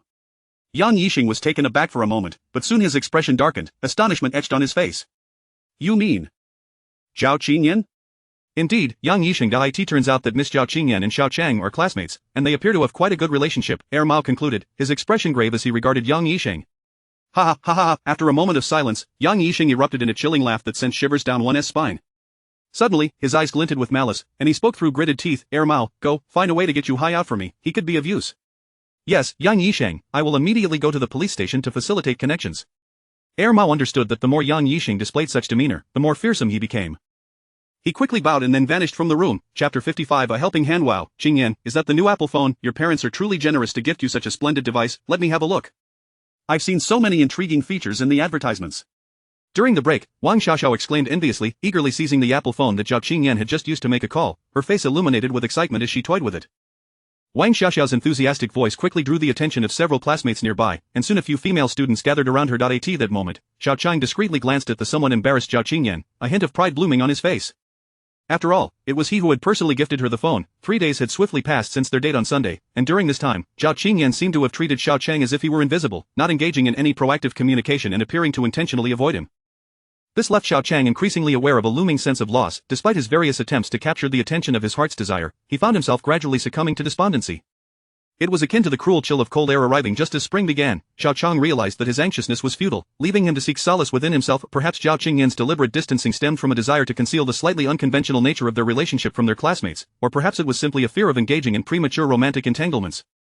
Regardless, this self-deception managed to elevate Xiao Qiang's spirits somewhat, for despite her aloofness, Zhao Qingyan had still invited him to her birthday celebration. To his knowledge, only 2 of her close friends from class would be present, underscoring the honor he felt. Was this the treatment typically afforded to mere friends? Clearly not. With this sense of fulfillment, Xiao Qiang cast aside distracting thoughts and devoted himself wholeheartedly to his studies. After school, he occasionally wandered through the antique street. Although he did not come across any remarkable jade antiques, he did manage to uncover some modestly valuable genuine artifacts. While these antiques may not hold significant worth, they still retained a hint of mysterious golden energy. He absorbed this energy into his jade pendant and entrusted the items to one Biro for resale. Remarkably, this exchange enabled him to earn a modest sum of several thousand yuan. Of course, for Xiao Qiang, whose wealth had reached millions, this was merely pocket change. And nevertheless, even the smallest of gains is still a gain, and the golden energy, though not yet abundant, would allow him to infuse it into his fist once more. "Xiao Qiang, I seem to recall that you recently purchased an Apple phone as well, right? Why has Zhao Qingyan also switched to an Apple? Did you both buy them together?" The voice of his deskmate, Xiao Yao, suddenly interrupted Xiao Qiang's thoughts. He cast a glance at her. To be honest, he felt little affinity for Xiao Yao. Being desk partners with such a haughty princess was quite a trial. Ever since she entered the class, she had continuously sought to compete with Zhao Qingyan, who was not only the class monitor but also the English representative. Can you imagine her audacity? She boldly applied to become the Youth League branch secretary and the Chinese representative, much to the chagrin of the original branch secretary. That was not all. What was even more outrageous was how the homeroom teacher, for reasons unbeknownst to Xiao Qiang, acquiesced to her demands. Since then, the newly appointed branch secretary and the class monitor had indeed been at odds, squabbling over every proposal for an extended period. Both were top students, and even participated in debate competitions, yet their arguments seemed endless, dividing the class into two factions, one supporting class monitor Xiao Qiang, and the other championing branch secretary Xiao. The rivalry between these two beauties had clearly escalated to a boiling point. Naturally, Xiao Qiang stood firmly with Xiao Qingyan's faction. Although he was Xiao's deskmate, he refrained from discussing any useful information about Xiao Qingyan. Thus, when Xiao posed her question, he responded with a hint of impatience. Do you really need to pry into my choice of phone brand, Xiao? If you and other female classmates happen to wear the same dress, does that imply you have an affair? Hey, I was merely asking. Why are you getting so worked up? Have you ingested gunpowder? Xiao shot him an annoyed glare. Xiao Qiang, at the very least, my father is your uncle, right? If you won't help me, that's one thing, but why do you always defend Xiao Qingyan? It seems my suspicions may indeed hold some truth. You like Xiao Qingyan, don't you? Whom I like is none of your concern. Xiao Qiang rolled his eyes. I simply cannot stand certain individuals who create chaos in the class upon transferring, all in pursuit of their own vanity, challenging seemingly insurmountable opponents. It's utterly tedious. Who are you disparaging? Are you implying that I cannot compete with Xiao Qingyan? Xiao was quick to catch on, her expression turning agitated, yet, she appeared to have an epiphany and smirked mischievously. I see you're quite fond of Xiao Qingyan, hence your constant assistance to her. Well, since we no longer have any engagement, as you said, whom you love is your prerogative, and I have no right to interfere. However, as your former fiancée, it wouldn't hurt to lend you a hand. You needn't feel grateful. Seeing Xiao's mischievous grin, Xiao Qiang felt a pang of unease and cautiously asked, what are you planning? Xiao, I warn you, don't act recklessly. Before he could finish his warning, Xiao stood up and called out loudly towards Xiao Qingyan, class monitor, the homeroom teacher informed me yesterday that our class will be conducting a thorough cleaning today. You aware of this, right? The surrounding female classmates, who had been gathered around Xiao Qingyan, promptly scattered like frightened birds upon hearing Xiao's words and her assertive demeanor. This was a battle of the school beauties, and they certainly did not wish to be caught in the crossfire. Facing Xiao's sudden onslaught, Xiao Qingyan furrowed her brows slightly, seemingly uncertain of Xiao's intentions. She could only nod and reply, yes, the homeroom teacher mentioned it to me as well. What's the matter? Nothing much, but this cleaning relates to whether our class will earn the title of clean class, so we mustn't be careless, Xiao said, her tone shifting to playful. The homeroom teacher specifically mentioned to me that the reason our class scored so highly during the last school-wide cleanup was due to how thoroughly we cleaned the abandoned warehouse on the back hill. I specifically inquired with the homeroom teacher, and he mentioned that it was you and Xiao Qiang who cleaned it together. Therefore, for the sake of our class's honor, I kindly request you both to tackle that task once more. What do you think? Upon hearing this, Xiao Qiang immediately objected. Wait a minute, that abandoned warehouse on the back hill is the dirtiest and most exhausting task in the entire school. The last time Xiao Qingyan and I cleaned it, we were absolutely worn out, and I even got bitten by that golden snake. Now, you want us to do it again? That's utterly inhumane. At that moment, Xiao Qiang finally grasped what Xiao had meant by offering to help him. On the surface, she was creating an opportunity for him to be alone with Xiao Qingyan, but in reality, she was cleverly placing the burden of responsibility on them. During the class cleaning, the area most likely to incur deductions for poor performance was indeed the warehouse on the back hill. If they failed to clean it thoroughly, the consequences would fall squarely on Xiao Qingyan and him, and Xiao could very well use this as leverage to undermine Xiao Qingyan's standing in the class. Xiao Qiang regarded Xiao, who wore an innocent smile yet exuded a cunning air, and he began to understand the true meaning behind the phrase two tigers cannot coexist on the same mountain. Chapter 56. Anecdotes of the back mountain. Xiao Qiang, could you assist me in moving this table? I need to wipe it down, Xiao Qingyan said, donning gloves as she struggled to shift the dilapidated furniture within the makeshift storage room. However, her diminutive strength rendered her efforts futile, prompting her to call out helplessly to Xiao Qiang, who was busy sweeping nearby. Upon hearing her plea, Xiao Qiang hurried over to her side, lending his strength to pull the table and chairs out.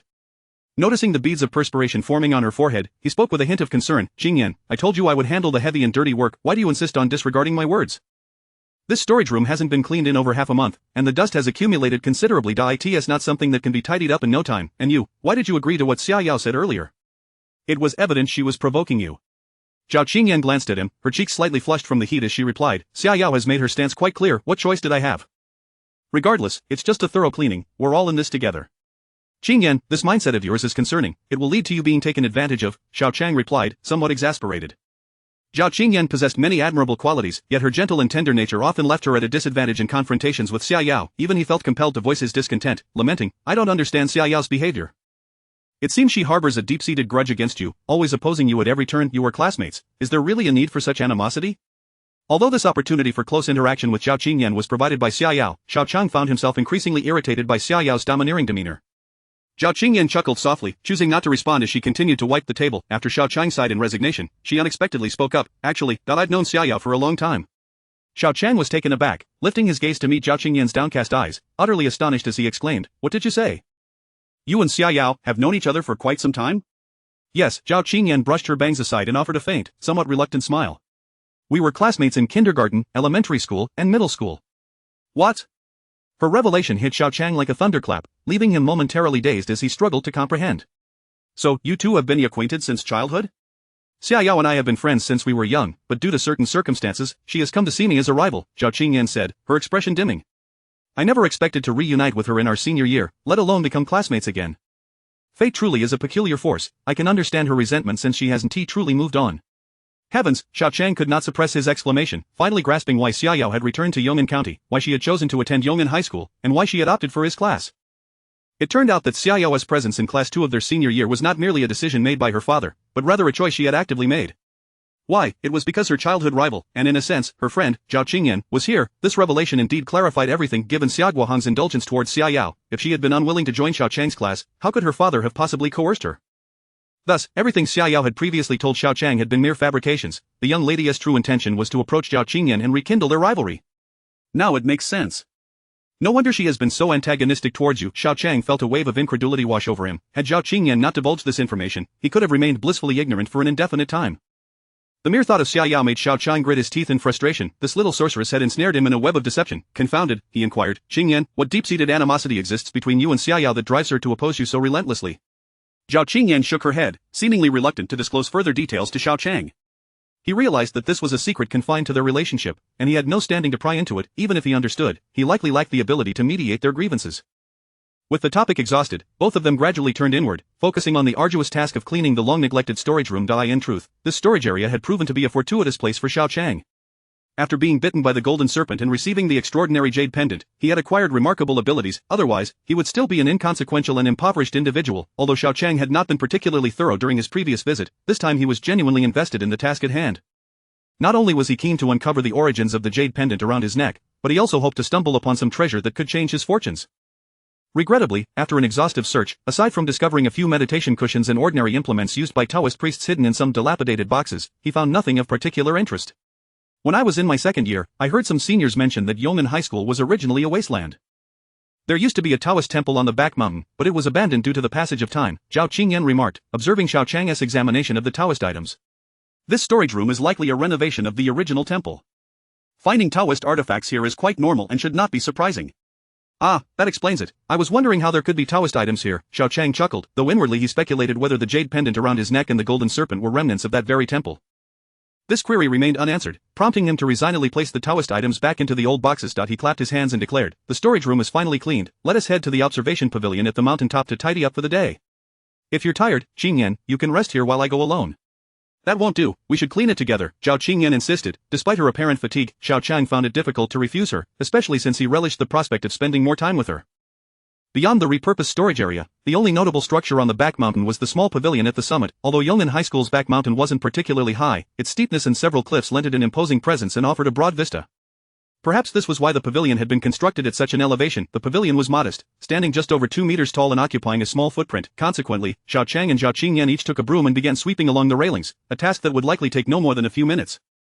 Compared to the abandoned storage room, this was undoubtedly much easier to clean. The sound of the broom sweeping against the ground echoed around the pavilion as Xiao Qiang focused intently on his task, his mind swirling with thoughts about the relationship between Xiao Qingyan and Xiao. According to Xiao Qingyan, she and Xiao had been classmates since childhood. Under normal circumstances, they would have been considered childhood friends, yet, why had they ended up as rivals, constantly clashing with one another? Initially, Xiao Qiang had assumed Xiao was envious of Xiao Qingyan's looks and academic prowess, prompting her to challenge her. However, it now seemed that the situation was far more complex than he had anticipated. Lost in his musings, Xiao Qiang unconsciously inched closer to Xiao Qingyan as they swept, unaware that their proximity was increasing until they were on the verge of colliding. Chapter 57. The boundless heavenly sovereign Xiao Qiang was suddenly enveloped by a delightful fragrance wafting before him. Instinctively, he lifted his gaze, only to find Xiao Qingyan mere inches away. His eyes widened in alarm as he hastily attempted to reach out and halt her, exclaiming, "Qingyan!" Before he could finish his sentence, Xiao Qingyan, on the verge of colliding with him, jolted back to reality. As she raised her head, she realized she was about to fall into Xiao Qiang's embrace, and in a flurry of embarrassment, she retreated several steps. However, they stood perilously close to the edge of the pavilion's railing, with the steep cliff of the back mountain just a few steps away.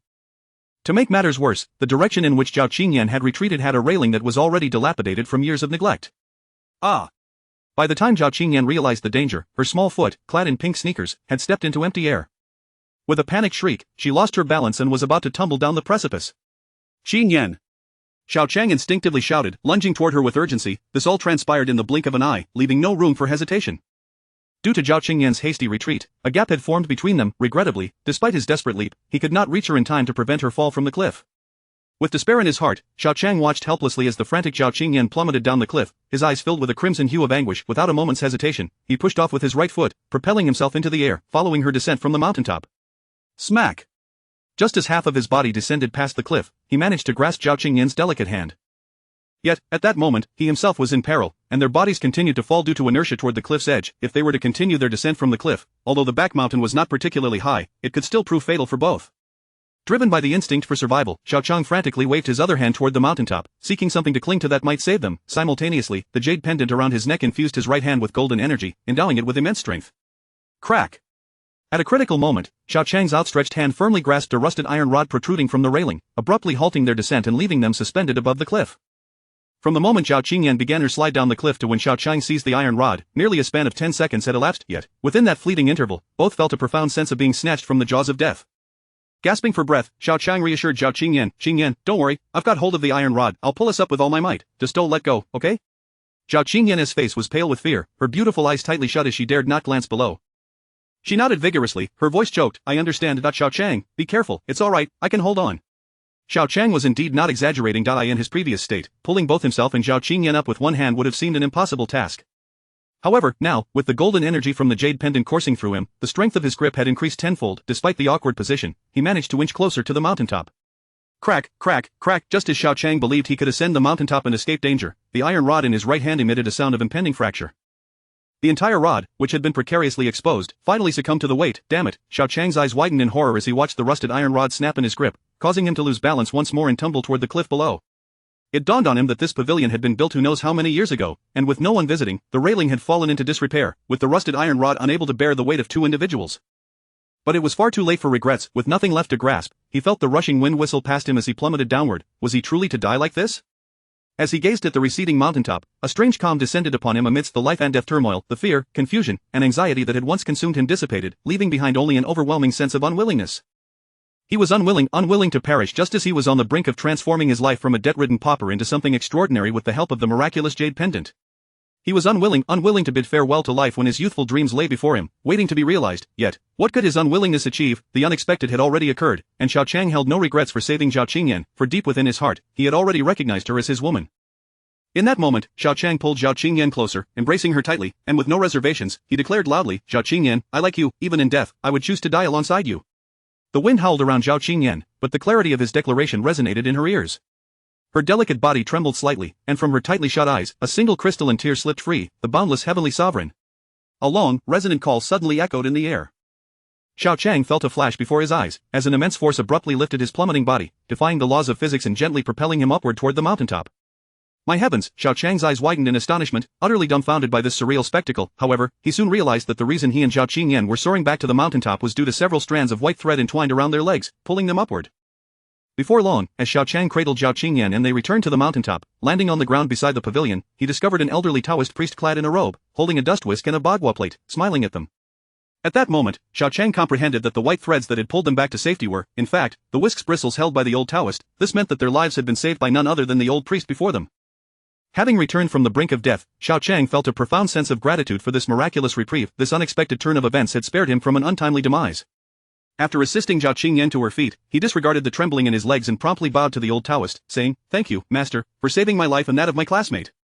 Xiao Qiang, still seemingly dazed from the life-threatening ordeal, took a moment before softly expressing her gratitude. "Thank you, master." The old Taoist smiled and shook his head, saying, "Do not dwell too much on it, my dear disciples. It was but a simple ACT.ASA practitioner of the way. My heart naturally inclines toward kindness. You both fell from the mountaintop for but a brief moment, and fortunately, the whisk's bristles were able to catch your ankles. Had it been a moment longer, even I would have been powerless to assist." Xiao Qiang was skeptical of the old Taoist's words. He recalled that he and Xiao Qiang had fallen at least 3 or 4 meters deep. The whisk's bristles could hardly reach a meter in length. How could that be deemed fortunate? It seemed evident that the old Taoist possessed some hidden, remarkable skills. However, what puzzled Xiao Qiang was why the old Taoist had appeared at the school's back mountain in broad daylight without reason. Did he possess foresight, knowing they would encounter danger today? As this thought crossed his mind, Xiao Qiang couldn't help but chuckle and shake his head. What a ridiculous notion, why would someone go out of their way to rescue a mere nobody like him? That was simply impossible. Chapter 58 of the Mysterious Jade of the Nine Heavens. Master Dao, what brings you to the school's back mountain? Xiao Qiang could not help but inquire, for the individual before him was indeed a benefactor, and he would be more than willing to offer any assistance, no matter how small. The old Taoist glanced at Xiao Qiang and replied in a leisurely manner, infinite reverence to the celestial sovereign, this humble priest has come here guided by this Bagua plate in my hand. Perhaps, in some unseen way, destiny has led me to encounter the two of you in distress, allowing me to lend my aid. Master, your compassion is truly commendable. We are immensely grateful for your life-saving grace. We are at a loss as to how we might repay you, but should you require any assistance, please do not hesitate to voice your needs. We shall do our utmost to help, Xiao Qiang said, casting a glance at the pale-faced Xiao Qiang, who remained silent and seemed somewhat dazed, huddled, and trembling. Indeed, for a delicate flower nurtured in a greenhouse, facing the specter of death is a profoundly terrifying ordeal. She exhibited a measure of fortitude, for had it been another girl, she might have already fainted from fright. Upon hearing Xiao Qiang's words, the old Taoist seemed to hesitate for a moment before continuing. If you truly wish to assist, there are certain inquiries I would like to make. To be frank, I am a practitioner from the Ziyuan Taoist sect of Tianqing Mountain, and my Taoist name is Ningchenzida. I have ventured out of the mountain for 10 years, dedicating myself to the search for a particular item. Over the course of this decade, my Bagua plate has continuously pointed me towards this very location. Searching for an item, Xiao Qiang's heart raced. This old Taoist clearly did not seem like an ordinary person, and the item he sought was undoubtedly something extraordinary. This led Xiao Qiang to quickly associate it with the dragon-shaped jade pendant hanging around his neck. Could it be that his appearance in this back mountain was to seek this wondrous jade pendant? Feeling a surge of anxiety, Xiao Qiang maintained a facade of calm and asked, "May I inquire what it is that you seek, Master Dao?" Well, how should I put it? The old Taoist appeared uncertain on how to articulate his thoughts, and with a smile, he said, "In truth, I find it rather peculiar that this place, being a site of education, could harbor such an item. However, the Bagua plate has distinctly calculated that this item lies nearby, leaving me with no choice but to try my luck. Young friend, might there be a Taoist temple in the vicinity?" A Taoist temple? A sense of unease gripped Xiao Qiang's heart. Wasn't the abandoned warehouse on this back mountain previously a Taoist temple? Could it be that the old Taoist's calculations pointed to that very abandoned temple? If indeed that was the case, then it was highly likely that the item he sought was the dragon-shaped jade pendant around Xiao Qiang's neck. He swallowed hard and maintained a composed smile, saying, "Master Dao, you jest, this area is solely comprised of a school, there are no Taoist temples to be found." That should be the case. It is truly strange. The Bagua plate rarely makes errors in its calculations. I have invested a decade of painstaking effort into this endeavor, yet it seems I may have miscalculated. The old Taoist sighed in resignation, speaking almost to himself. It appears that the quest for this item is fraught with immense difficulty, only attainable by those of great will and fortune. Alas, alas, after 10 years of dedication, it leads to naught. That this item is fated to elude me, truly a matter of fate. Master Dao, may I be so bold as to ask what exactly it is you are searching for? Xiao Qiang cautiously ventured, sensing that the old Taoist was indeed in pursuit of the dragon-shaped jade pendant. Should this be true, he might well know the pendant's origins. The old Taoist gazed skyward, and after a lengthy pause, he said, "You and I share a connection, thus, it is permissible for me to divulge a few details. However, we inhabit different realms, and it may not serve you well to hear too much. I can only tell you that what I seek is the mysterious jade of the Nine Heavens." The mysterious jade of the Nine Heavens. As Xiao Qiang silently repeated the name, he felt a gentle warmth emanating from the dragon-shaped jade pendant resting against his chest. Could it be that this jade pendant was indeed the mysterious jade of the Nine Heavens the old Taoist spoke of? Gathering the essence of heaven and earth, absorbing the spiritual energy of the cosmos, the mysterious jade of the Nine Heavens is a rare treasure of the world. The old Taoist continued, letting out a deep sigh. The mysterious jade of the Nine Heavens is truly a paragon among celestial treasures, yet acquiring it is no simple feat. I have devoted 10 years to calculating with the Bagua celestial mechanism, yet have been unable to unveil its secrets. How tragic, how lamentable. Xiao Qiang opened his mouth, yet found himself at a loss for words. At that moment, the old Taoist's revelation struck him with profound impact. Gathering the essence of heaven and earth, absorbing the spiritual energy of the cosmos, the mysterious jade of the Nine Heavens, a rare treasure of the world. This statement was laden with invaluable information, and Xiao Qiang felt as if a veil had been lifted from his eyes. If the dragon-shaped jade pendant was indeed the mysterious jade of the Nine Heavens, it implied that this pendant was formed from the essence of heaven and earth, possessing the ability to absorb the spiritual energy of the cosmos. Spiritual energy of the cosmos. Xiao Qiang's heart raced once more. Could it be that the golden energy stored within the pendant, or found within antiques, was, in fact, the spiritual energy of the cosmos? At this moment, Xiao Qiang finally grasped the truth. The pendant absorbed the spiritual energy of the cosmos, which flowed into his eyes, granting him the power of insight, and into his hands, endowing his fists with strength. No wonder the finest antiques and superior jades contained this golden energy. It was because these objects had accumulated the spiritual energy of the cosmos over time. Xiao Qiang, where did that old Taoist go? Just as Xiao Qiang's thoughts were tumultuous, Zhao Qingyan's soft voice broke through his reverie. He turned to look ahead, only to find the pavilion and the surrounding mountaintop utterly empty, as if no one had ever been there. Yet both Xiao Qiang and Zhao Qingyan knew that just moments ago, a mysterious old Taoist had not only appeared before them but had also saved their lives. The old Taoist must have vanished like a dragon, leaving no trace behind. Xiao Qiang sighed in disappointment, for he knew the old Taoist must possess further knowledge regarding the mysterious jade of the 9 heavens, yet he had not dared to inquire. Who knows how the old Taoist might react if he discovered that the jade was in Xiao Qiang's possession? Would he seize it without hesitation, or worse, would he resort to violence?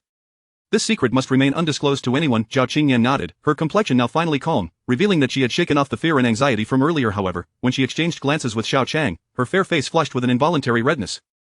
Seeing Xiao Qingyan's bashful demeanor, Xiao Qiang recalled that, in a moment of desperation, he had boldly confessed his feelings to her. Even with his thick skin, he felt a twinge of embarrassment and, clearing his throat, forced to chuckle. Qingyan, well, what I said earlier was merely a jest. Please, do not take it to heart. Xiao Qingyan's delicate figure trembled slightly, awkwardly responding, the mountaintop has been thoroughly searched, and it's nearly time for school to end, so I shall take my leave now. Xiao Qiang stared blankly as Xiao Qingyan disappeared from his sight, a flicker of regret crossing his features as he inwardly chastised himself. Alas! Xiao Qiang, why must your words be so clumsy? Of all things to clarify, why did you insist that it was just a joke? Ugh, what a foolish tongue I possess. Chapter 59. Gathering of heroes gazing upon the towering structure of the Yong'an International Hotel, which stood a magnificent 20 stories high, Xiao Qiang could not help but marvel at the grandeur of the only 5-star hotel in Yong'an County. In the past, he might have felt a pang of inferiority upon arriving here, but today was different. He could now consider himself a millionaire, and sometimes, confidence is indeed derived from one's own achievements. As he felt the smooth surface of the beautifully wrapped yellow flower jade pendant in his pocket, a smile of satisfaction crept across his face. The reason for his presence at this venue was Xiao Qingyan's birthday banquet, which was being held in this very hotel, and naturally, he would not arrive empty-handed. The day before, he had obtained this exquisite jade pendant, carved from fine yellow flower jade, from Wenbairu. This pendant, crafted by Master Wen himself, although not comparable to the works of renowned artists, was still of considerable value due to the master's skill. With the pendant in hand, Xiao Qiang strode confidently into the hotel, only to be reminded of the vast chasm separating him from high society. Despite being in this seemingly modest Yong'an County, the parking lot was filled with gleaming luxury cars.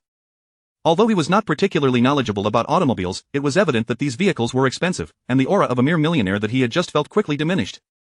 Upon reaching the hotel entrance, he observed elegantly dressed ladies adorned in gold and silver, linked arm in arm with impeccably dressed gentlemen, and he could not help but feel out of place in his casual attire. The last remnants of his earlier confidence evaporated in an instant. It seemed that Xiao Qingyan's family background was far more formidable than he had imagined. Xiao Qiang, what are you doing here?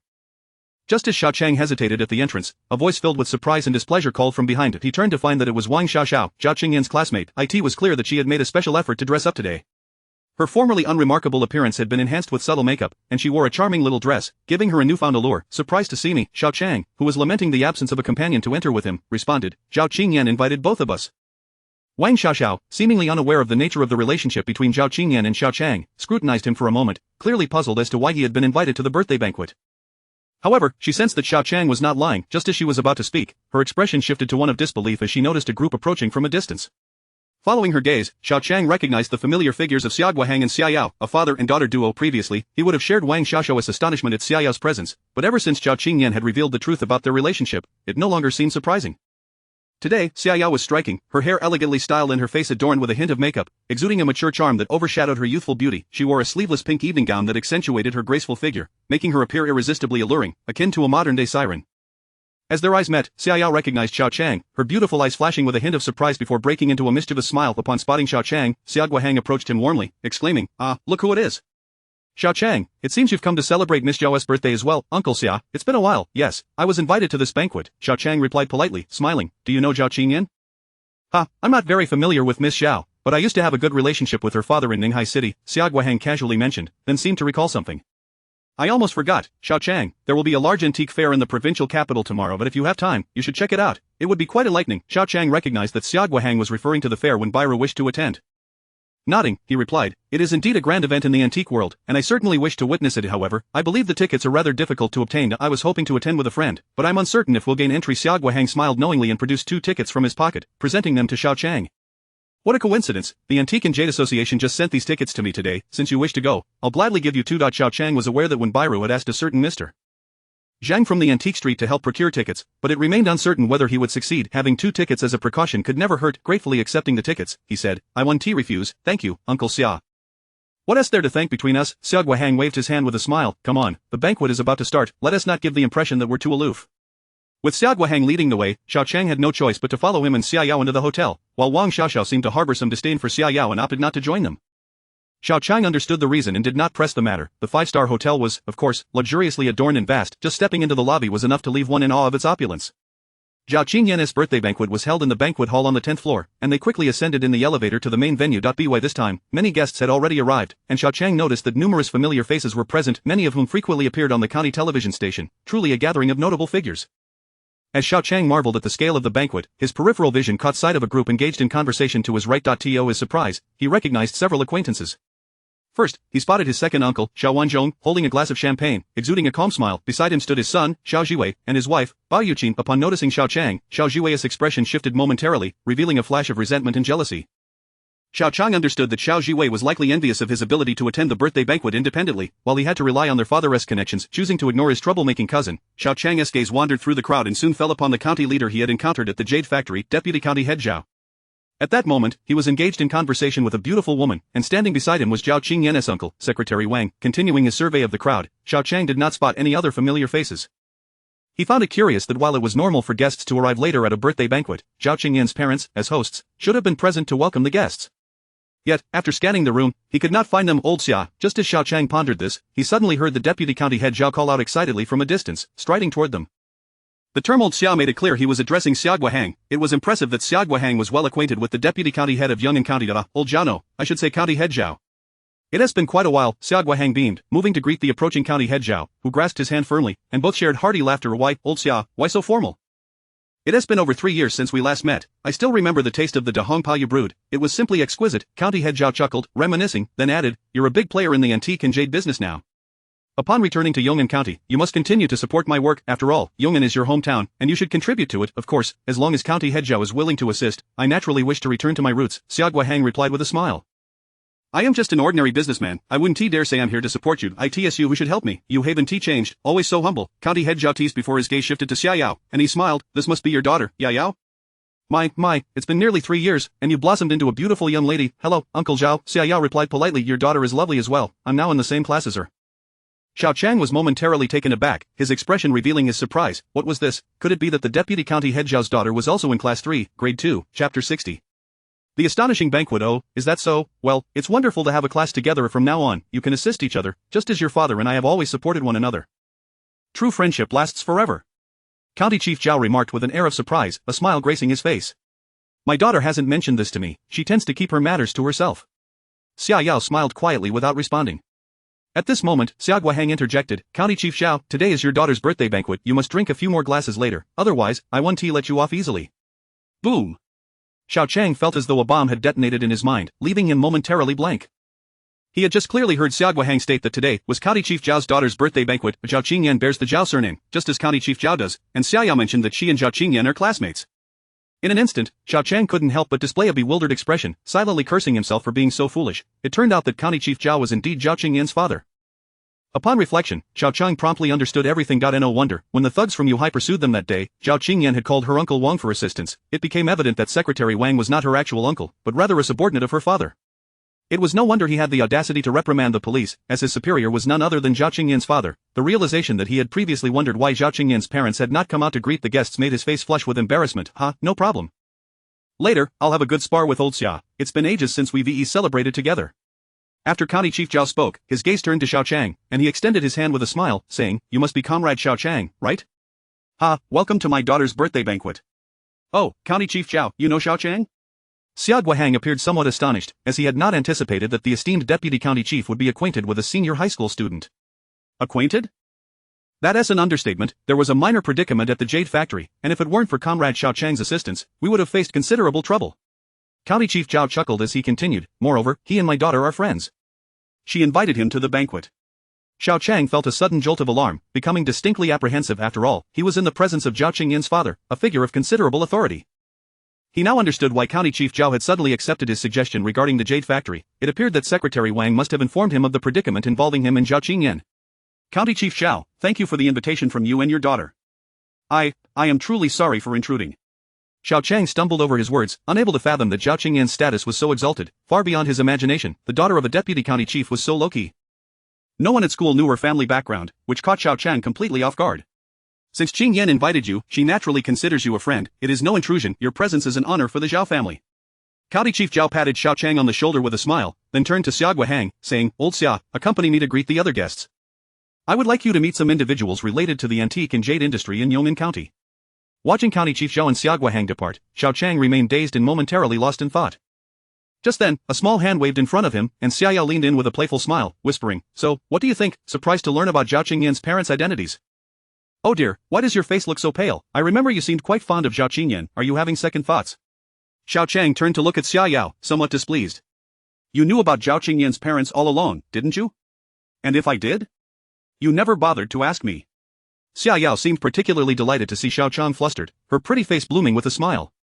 "Besides, you seem so eager to help Xiao Qingyan. Have you ever truly regarded me, your deskmate?" Xiao Qiang felt a surge of frustration, yet he found himself at a loss for words. Indeed, it seemed Xiao had no obligation to divulge Xiao Qingyan's background, and he could only huff in resignation. "Fine, I admit I like Xiao Qingyan. So what? Rest assured, I am fully aware of the gap between us. Even if Xiao Qingyan comes from a prominent family, that is not an excuse for me to retreat. I am still young. I still have opportunities." "Opportunities? Ha, let me offer you a piece of advice. It's best not to be foolish." Xiao rolled her eyes. "Do you know why Xiao Qingyan invited you to today's birthday banquet?" "Why?" Xiao Qiang looked at Xiao, puzzled. Did this girl truly know everything? Why did it feel as though he was the only one left in the dark? "Since you're already here, you'll find out soon enough. What I say now is no match for witnessing the truth firsthand." Xiao smiled, adding, "Xiao Qiang, if I were you, I would prepare myself mentally. Xiao Qingyan is not as simple as you might think. That's still better than your penchant for scheming." Xiao Qiang retorted, though a nagging sense of unease began to creep over him. Xiao shot him a glare and then ignored him, leisurely sipping juice from a nearby table. Xiao Qiang silently took a seat in a corner, observing the lively interactions among the elite in the restaurant. This gathering of high society felt alien and out of place to him. At that moment, Xiao Qiang couldn't help but feel a profound sense of powerlessness. He had never desired respect more than he did now. To gain the approval of these upper-class individuals, he realized he must become wealthier and more capable. "Look, County Chief Yang has arrived. Wow, isn't that young Master Yang so handsome? Quickly, County Chief Yang and young Master Yang are here. Let us hurry to greet them before it's too late." Suddenly, the banquet hall erupted in a flurry of activity, with the crowd surging toward the entrance. Xiao Qiang glanced at Xiao, who was still sipping her juice, and asked, "It seems a big shot has arrived. Why aren't you going to welcome them? As a mere student, do I really need to flatter others?" Xiao replied, casting a glance toward the entrance, a flicker of disdain crossing her beautiful eyes. "Do you think everyone is like you, foolishly rushing toward danger?" "Hey, what do you mean by that? What do you mean I'm foolishly rushing toward danger?" Xiao Qiang felt a surge of irritation, just as the crowd began to press in from the entrance. At the center of the throng was a middle-aged man with a square jaw and a beaming smile, flanked by a young and handsome fellow, none other than Yang Yisheng. This Yang Yisheng's father is also a county chief?" Xiao Qiang turned to Xiao, astonished. "Isn't he a businessman?" "A businessman? Ha, who says the son of a county chief can't engage in business? You have much to learn." Xiao shot Xiao Qiang a look of exasperation, noticing his bewilderment. "His father is Yang Guangrong, the county chief of Yong'an. Xiao Qingyan's father, Zhao Guoji, had a good relationship with the Yang family even when he was a section chief in Ninghai City." "You mean the Yang family and the Zhao family have a good relationship?" Xiao Qiang began to feel anxious, worrying aloud. That could be troublesome. "I've offended Yang Yisheng several times. If County Chief Zhao finds out." Xiao regarded Xiao Qiang as though he were a simpleton, unable to contain her words. "Xiao Qiang, sometimes I truly believe you are like a frog in a well, blindly trying to enter a completely foreign world without fearing a catastrophic fall. To put it bluntly, you are nothing in their eyes. Do you really think Yang Yisheng would mention such trivial matters to County Chief Xiao, that could only diminish his stature?" Chapter 61. The heart-wrenching truth. Xiao Qiang parted his lips, yet no words emerged. Indeed, as Xiao had articulated, he did not belong to the social circle before him. To him, the upper echelons of society were an alien realm he had never traversed, yet he was inexorably drawn into it because of Xiao Qingyan. This sensation was akin to a street vendor selling ice pops suddenly intruding upon a H.A.G.'s ice cream parlor. Although both dealt in frozen treats, they were worlds apart in stature. A profound sense of humiliation surged within him as Xiao Qiang clenched his fists, enduring it all in silence. Was he merely a frog at the bottom of a well? Perhaps he was still too feeble, but one day, he would leap out and soar to great heights.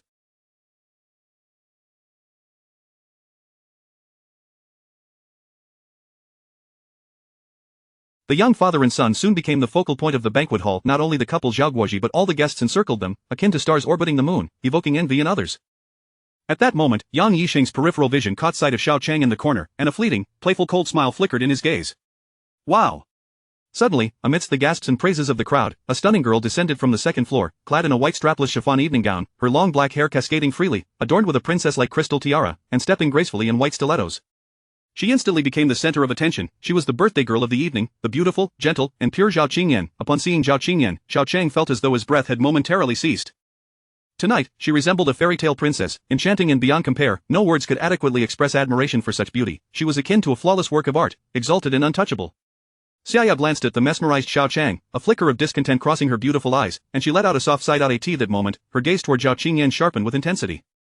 As a fellow favored daughter of heaven, an indomitable spirit radiated from her delicate form. Cough, cough, ladies and gentlemen, please be quiet. As the bashful Xiao Qingyan made her grand entrance from the second floor and descended the staircase to her father Zhao Guozhi's side, Secretary Wang suddenly called out, "The birthday banquet for Miss Xiao Qingyan is about to commence. And before we begin, we invite Xiao Qingyan's father, our county chief Xiao, to announce some joyous news." As Secretary Wang finished speaking, all eyes in the hall swiftly turned toward Zhao Guozhi.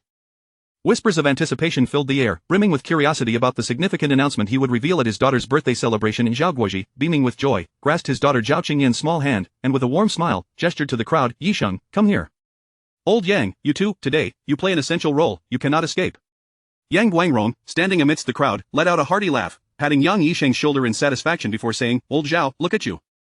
On such an important day, I am overjoyed to be here. How could I possibly flee? Yisheng, let us go."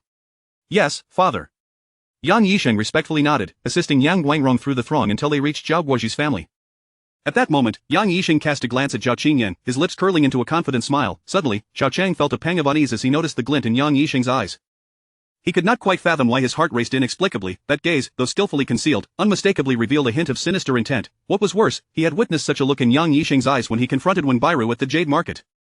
Yet, at that time, Yang Yisheng's stare had been more brazen. Now, it was more restrained, but the essence remained the same.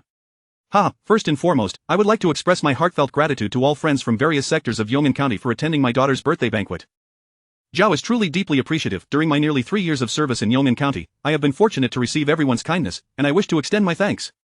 After clasping his hands in gratitude, Zhao Guozhi steadied his emotions and continued, "Furthermore, the reason for hosting this birthday banquet, aside from celebrating my daughter's birthday, is to announce an even more significant event. Today, in your esteemed presence, my daughter Zhao Qingyan will engage in a betrothal ceremony with Yang Yisheng." Wow! The hall erupted in astonishment, shock, and admiration, culminating in resounding applause that reverberated through. Meanwhile, aside from Xiao Jiwei's slightly pale and helpless expression in the crowd, Xiao Qiang stood with wide, bloodshot eyes, overwhelmed by disbelief. As if struck by a tremendous blow, Xiao Qiang staggered backward, leaning against a table to steady himself. He felt as though the world was spinning out of control. The deafening applause had vanished, replaced by a cacophony of roaring chaos. A heart-wrenching agony unfurled from the depths of his soul, piercing every nerve in Xiao Qiang's body. At that moment, a single word echoed in his mind: betrothal, betrothal, betrothal, betrothal. Zhao Qingyan was actually to be betrothed to Yang Yisheng, and this was the very reason she had invited him to her birthday banquet. In an instant, Xiao Qiang smiled, yet his smile was 100-fold uglier than tears. At this juncture, nothing else mattered. He comprehended everything, yet he had lost it all. He finally understood Xiao Yao's words. It dawned on him that from the very beginning, Zhao Qingyan had likely sensed his feelings for her, and when those feelings became so overwhelming that she could no longer contain them, she chose to speak through actions, inviting him to stand here. This was a torment more despairing than death. Xiao Qiang felt an intense suffocating sensation, as if his world was collapsing, plunging him into an abyss of darkness. Just then, the dragon-shaped jade pendant against his chest suddenly radiated a warm sensation, spreading throughout his body, gradually bringing him back to reality. A frog at the bottom of a well. Indeed, he was a frog at the bottom of a well, foolishly yearning for the unattainable goddess in his heart, only to realize he had been played for a fool. Xiao Yao's words echoed in his ears like a film on repeat. He was truly a simpleton who had been sold and was still counting the money for others. Did he harbor hatred? Yes, he did, but his ire was not directed at Zhao Qingyan for failing to express her feelings candidly. Rather, it was aimed at his own delusions. Did he feel unwilling? Absolutely, his unwillingness stemmed not from the impending loss of his beloved woman to another but from the bitter truth that he could not compete with Yang Yisheng. You should have awakened long ago. Zhao Qingyan is simply not a girl you deserve, and there can be no outcome between you two. Xiao Yao's cold words suddenly rang in his ears. Letting go sooner might spare you this pain. I believe Yang Yisheng and Zhao Qingyan are quite well matched, a handsome young man of wealth and a beautiful, cultured woman, a match made in heaven. Xiao Qiang's bloodshot eyes fixed on Xiao Yao like a feral wolf, causing her to abruptly halt her words in fear. At that moment, she sensed the overwhelming unwillingness radiating from him. For the first time, Xiao Yao experienced such an indomitable will, compelling her to take a step back. A match made in heaven? A good match, ha ha ha ha. Xiao Qiang clenched his fists, straightening his back, and coldly declared, I believe in Zhao Qingyan. She is certainly not a girl who would deceive. She is pure and kind, and in her presence, I can feel her sincerity. Her engagement to Yang Yisheng is surely not her own choice. If it were, she would not struggle to voice it, opting instead to convey her despair through this means. I, Xiao Qiang, may be a weakling now, but I possess my own determination and resilience. The woman I love, I will respect her inner choices, but I will not permit anyone to coerce her into a decision. If she is not willing, then I shall never give up, let alone Yang Yisheng. Even if it were a deity, I would trample him beneath my feet.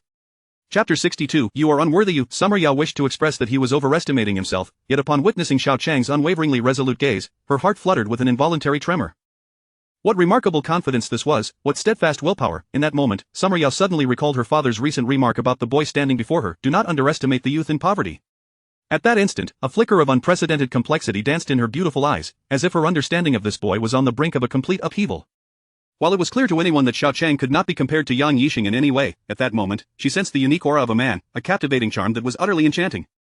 His unwavering determination and belief instilled in her an undeniable feeling of trust. Unintentionally, Summer Yao murmured, as far as I know, it seems Zhao Guoji has faced considerable pressure in Yong'an County over the years. I cannot ascertain whether Zhao Qingyan's engagement was voluntary, but one can imagine that once the Zhao and Yang families unite, her father will undoubtedly gain tremendous support in Yong'an County, thereby flourishing.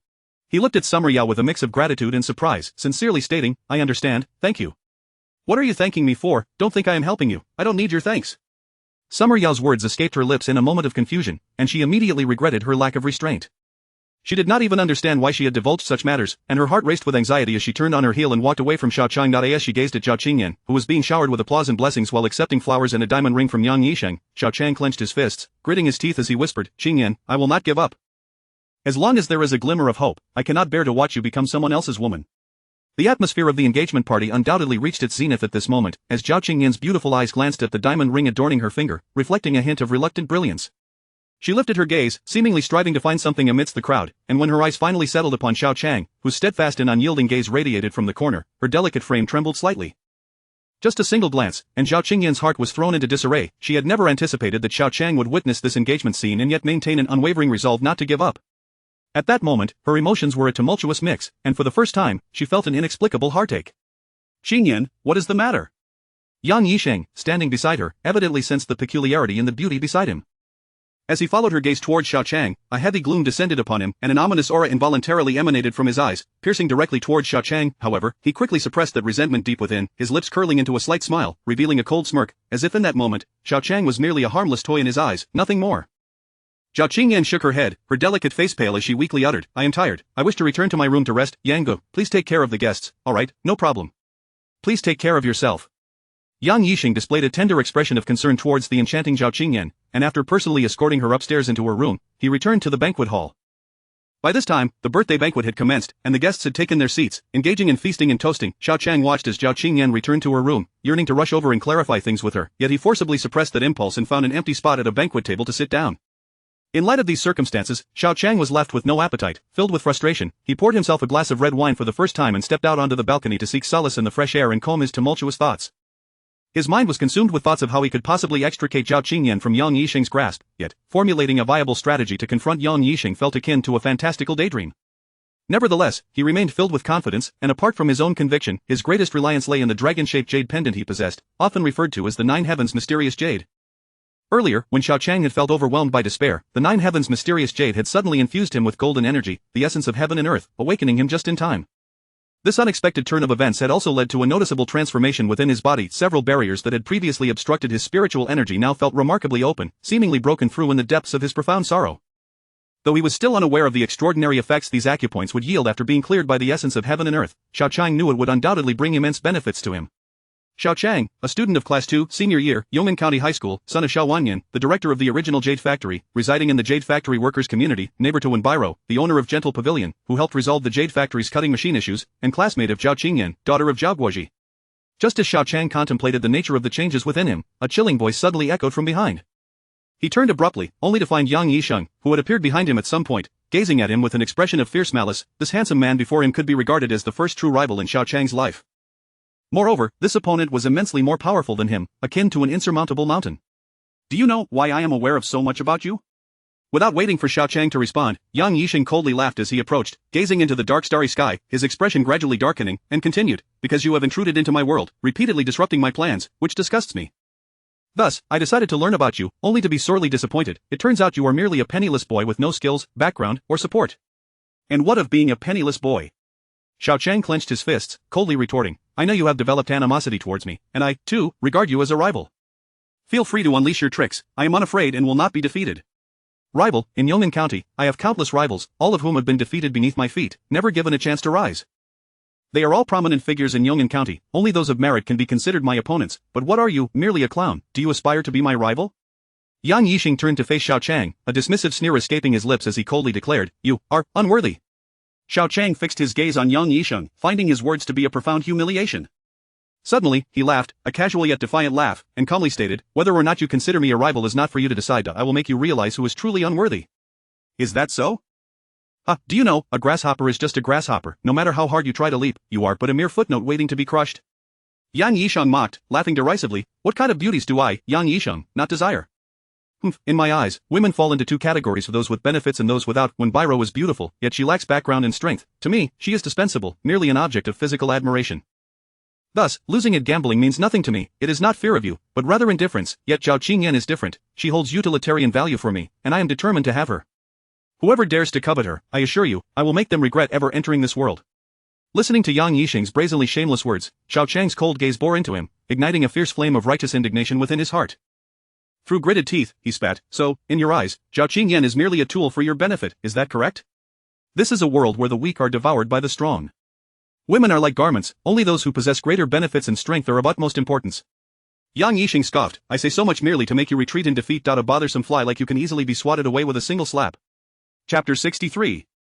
A breakthrough again. Yang Yisheng departed, leaving no room for Xiao Qiang to utter further words. He left with an air of nonchalance. After all, to him, Xiao Qiang was hardly worthy of being considered a rival, so why squander precious time on him?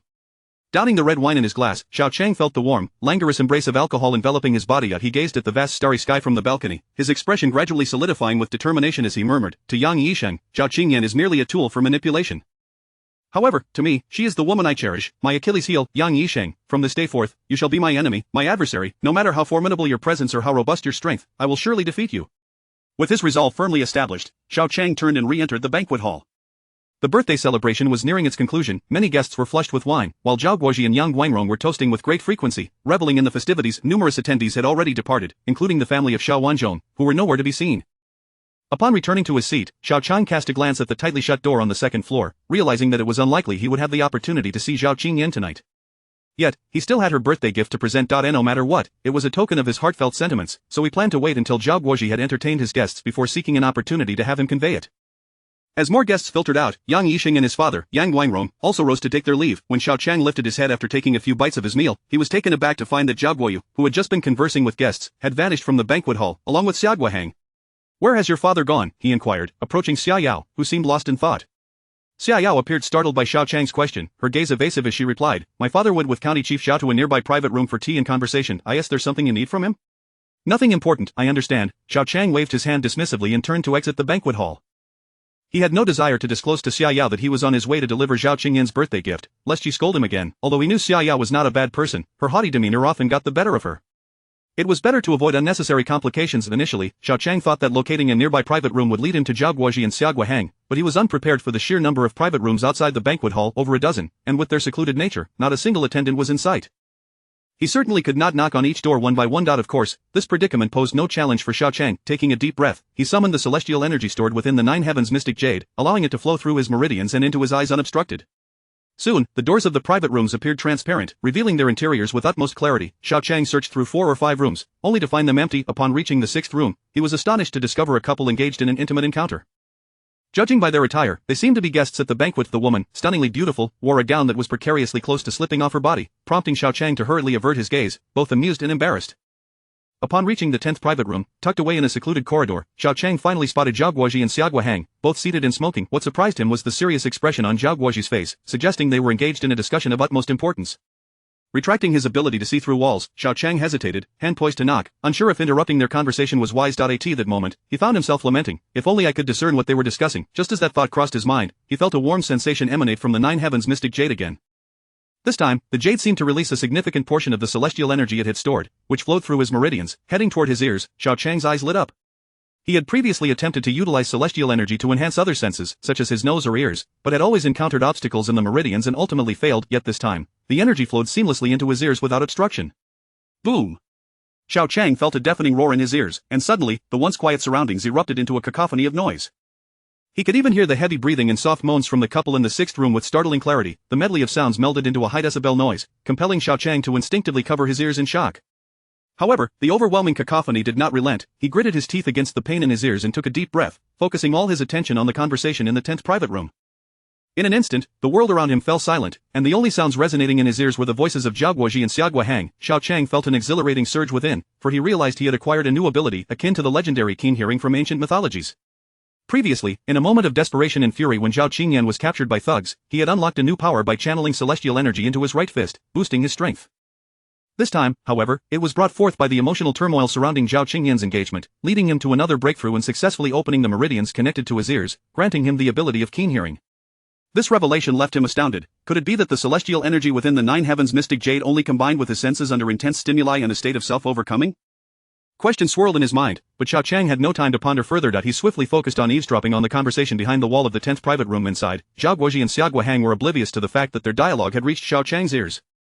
Zhao Guoji exhaled a puff of smoke, his expression grave as he began, "Old Xia, we've been friends for many years. After spending some time in Yong'an County, you must have gathered some insights, haven't you?" Xiao Qiang took a sip of tea, his face slightly flushed from the alcohol. "Old Zhao, having been here for a month, I've more or less come to understand a few things. In my line of work with antique jade, I've interacted with Yang Yixing and several local antique enthusiasts. To be honest, I believe Yong'an County's jade industry has immense potential for development.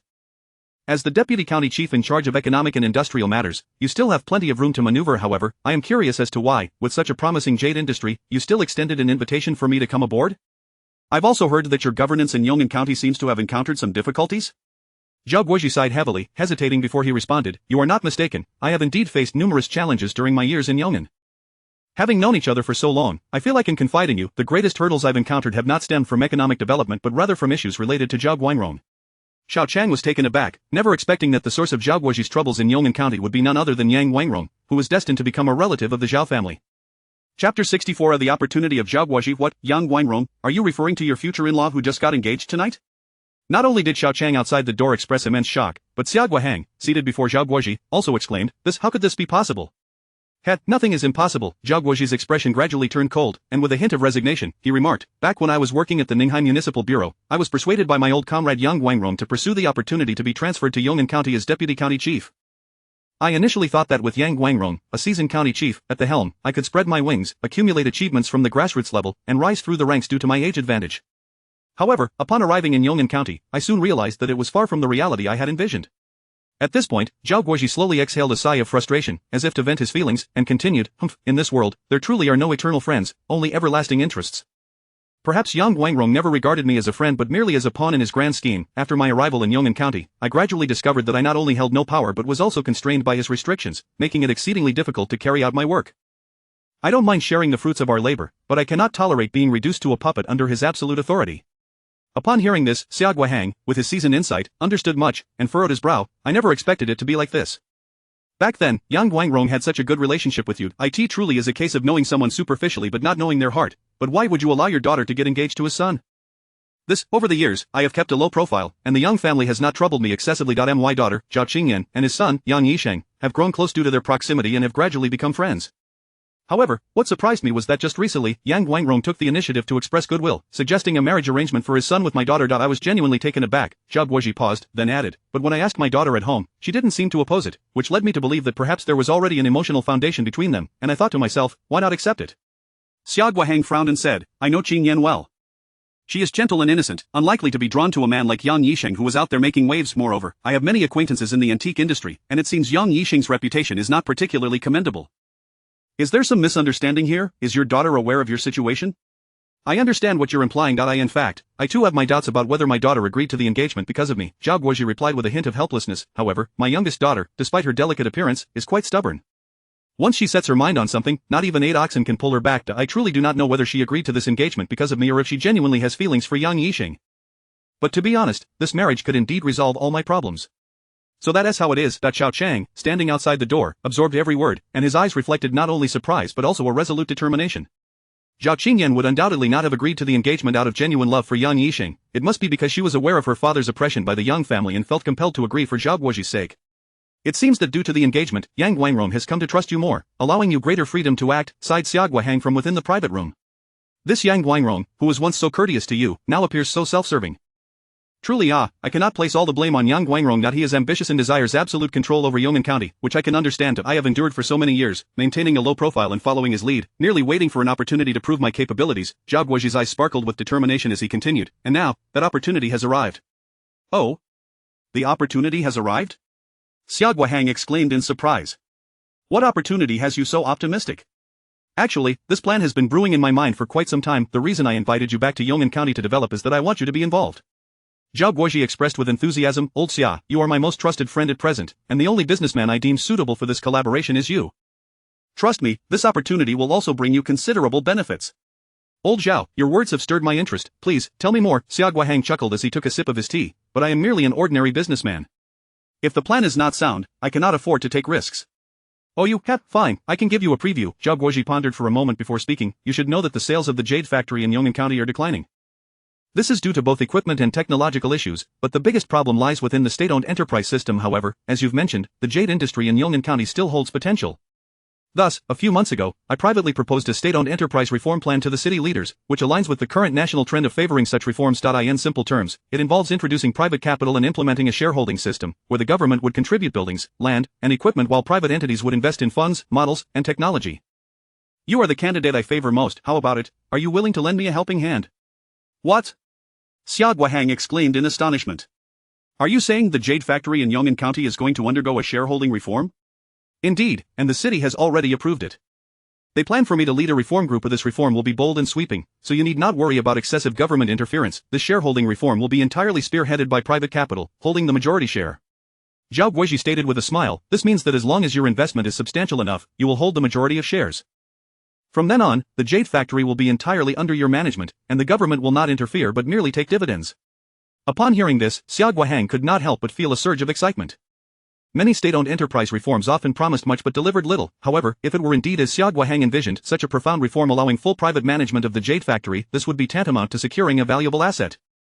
Not to mention the scale of the Jade Factory, the land, the buildings, and the equipment, the skilled workers alone constituted a wealth that could not be overlooked. The Jade Factory is experiencing economic issues solely due to systemic problems? I fear it may not be that simple. Xiao Qiang soon regained his composure, for he was a shrewd businessman and considered all aspects deeply. He furrowed his brow and remarked, I can't shake the feeling that the issues with the Jade Factory are more complex. Also, if I wish to invest, will there be competitors? Are there any additional conditions? Old Xia, you truly are a cautious one, waiting for the rabbit before letting the hawk fly. Zhao Guoji laughed, pointing at Xiao Qiang and exhaling deeply. I won't hide it from you.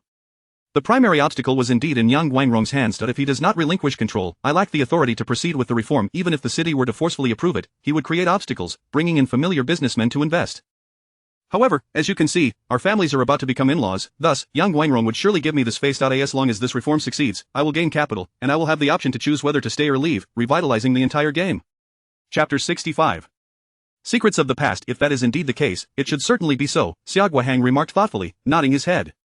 After all, your families are now in laws. No matter how much Yang Guangrong wishes to assert his authority, he cannot disregard your standing. This business venture appears promising. I have a keen interest in the Jade Factory as well. You should be aware that Xiao Qiang's father, Xiao Wanyan, was the director of that factory, and he and I are sworn brothers. Recently, I have conducted some research on the Jade Factory.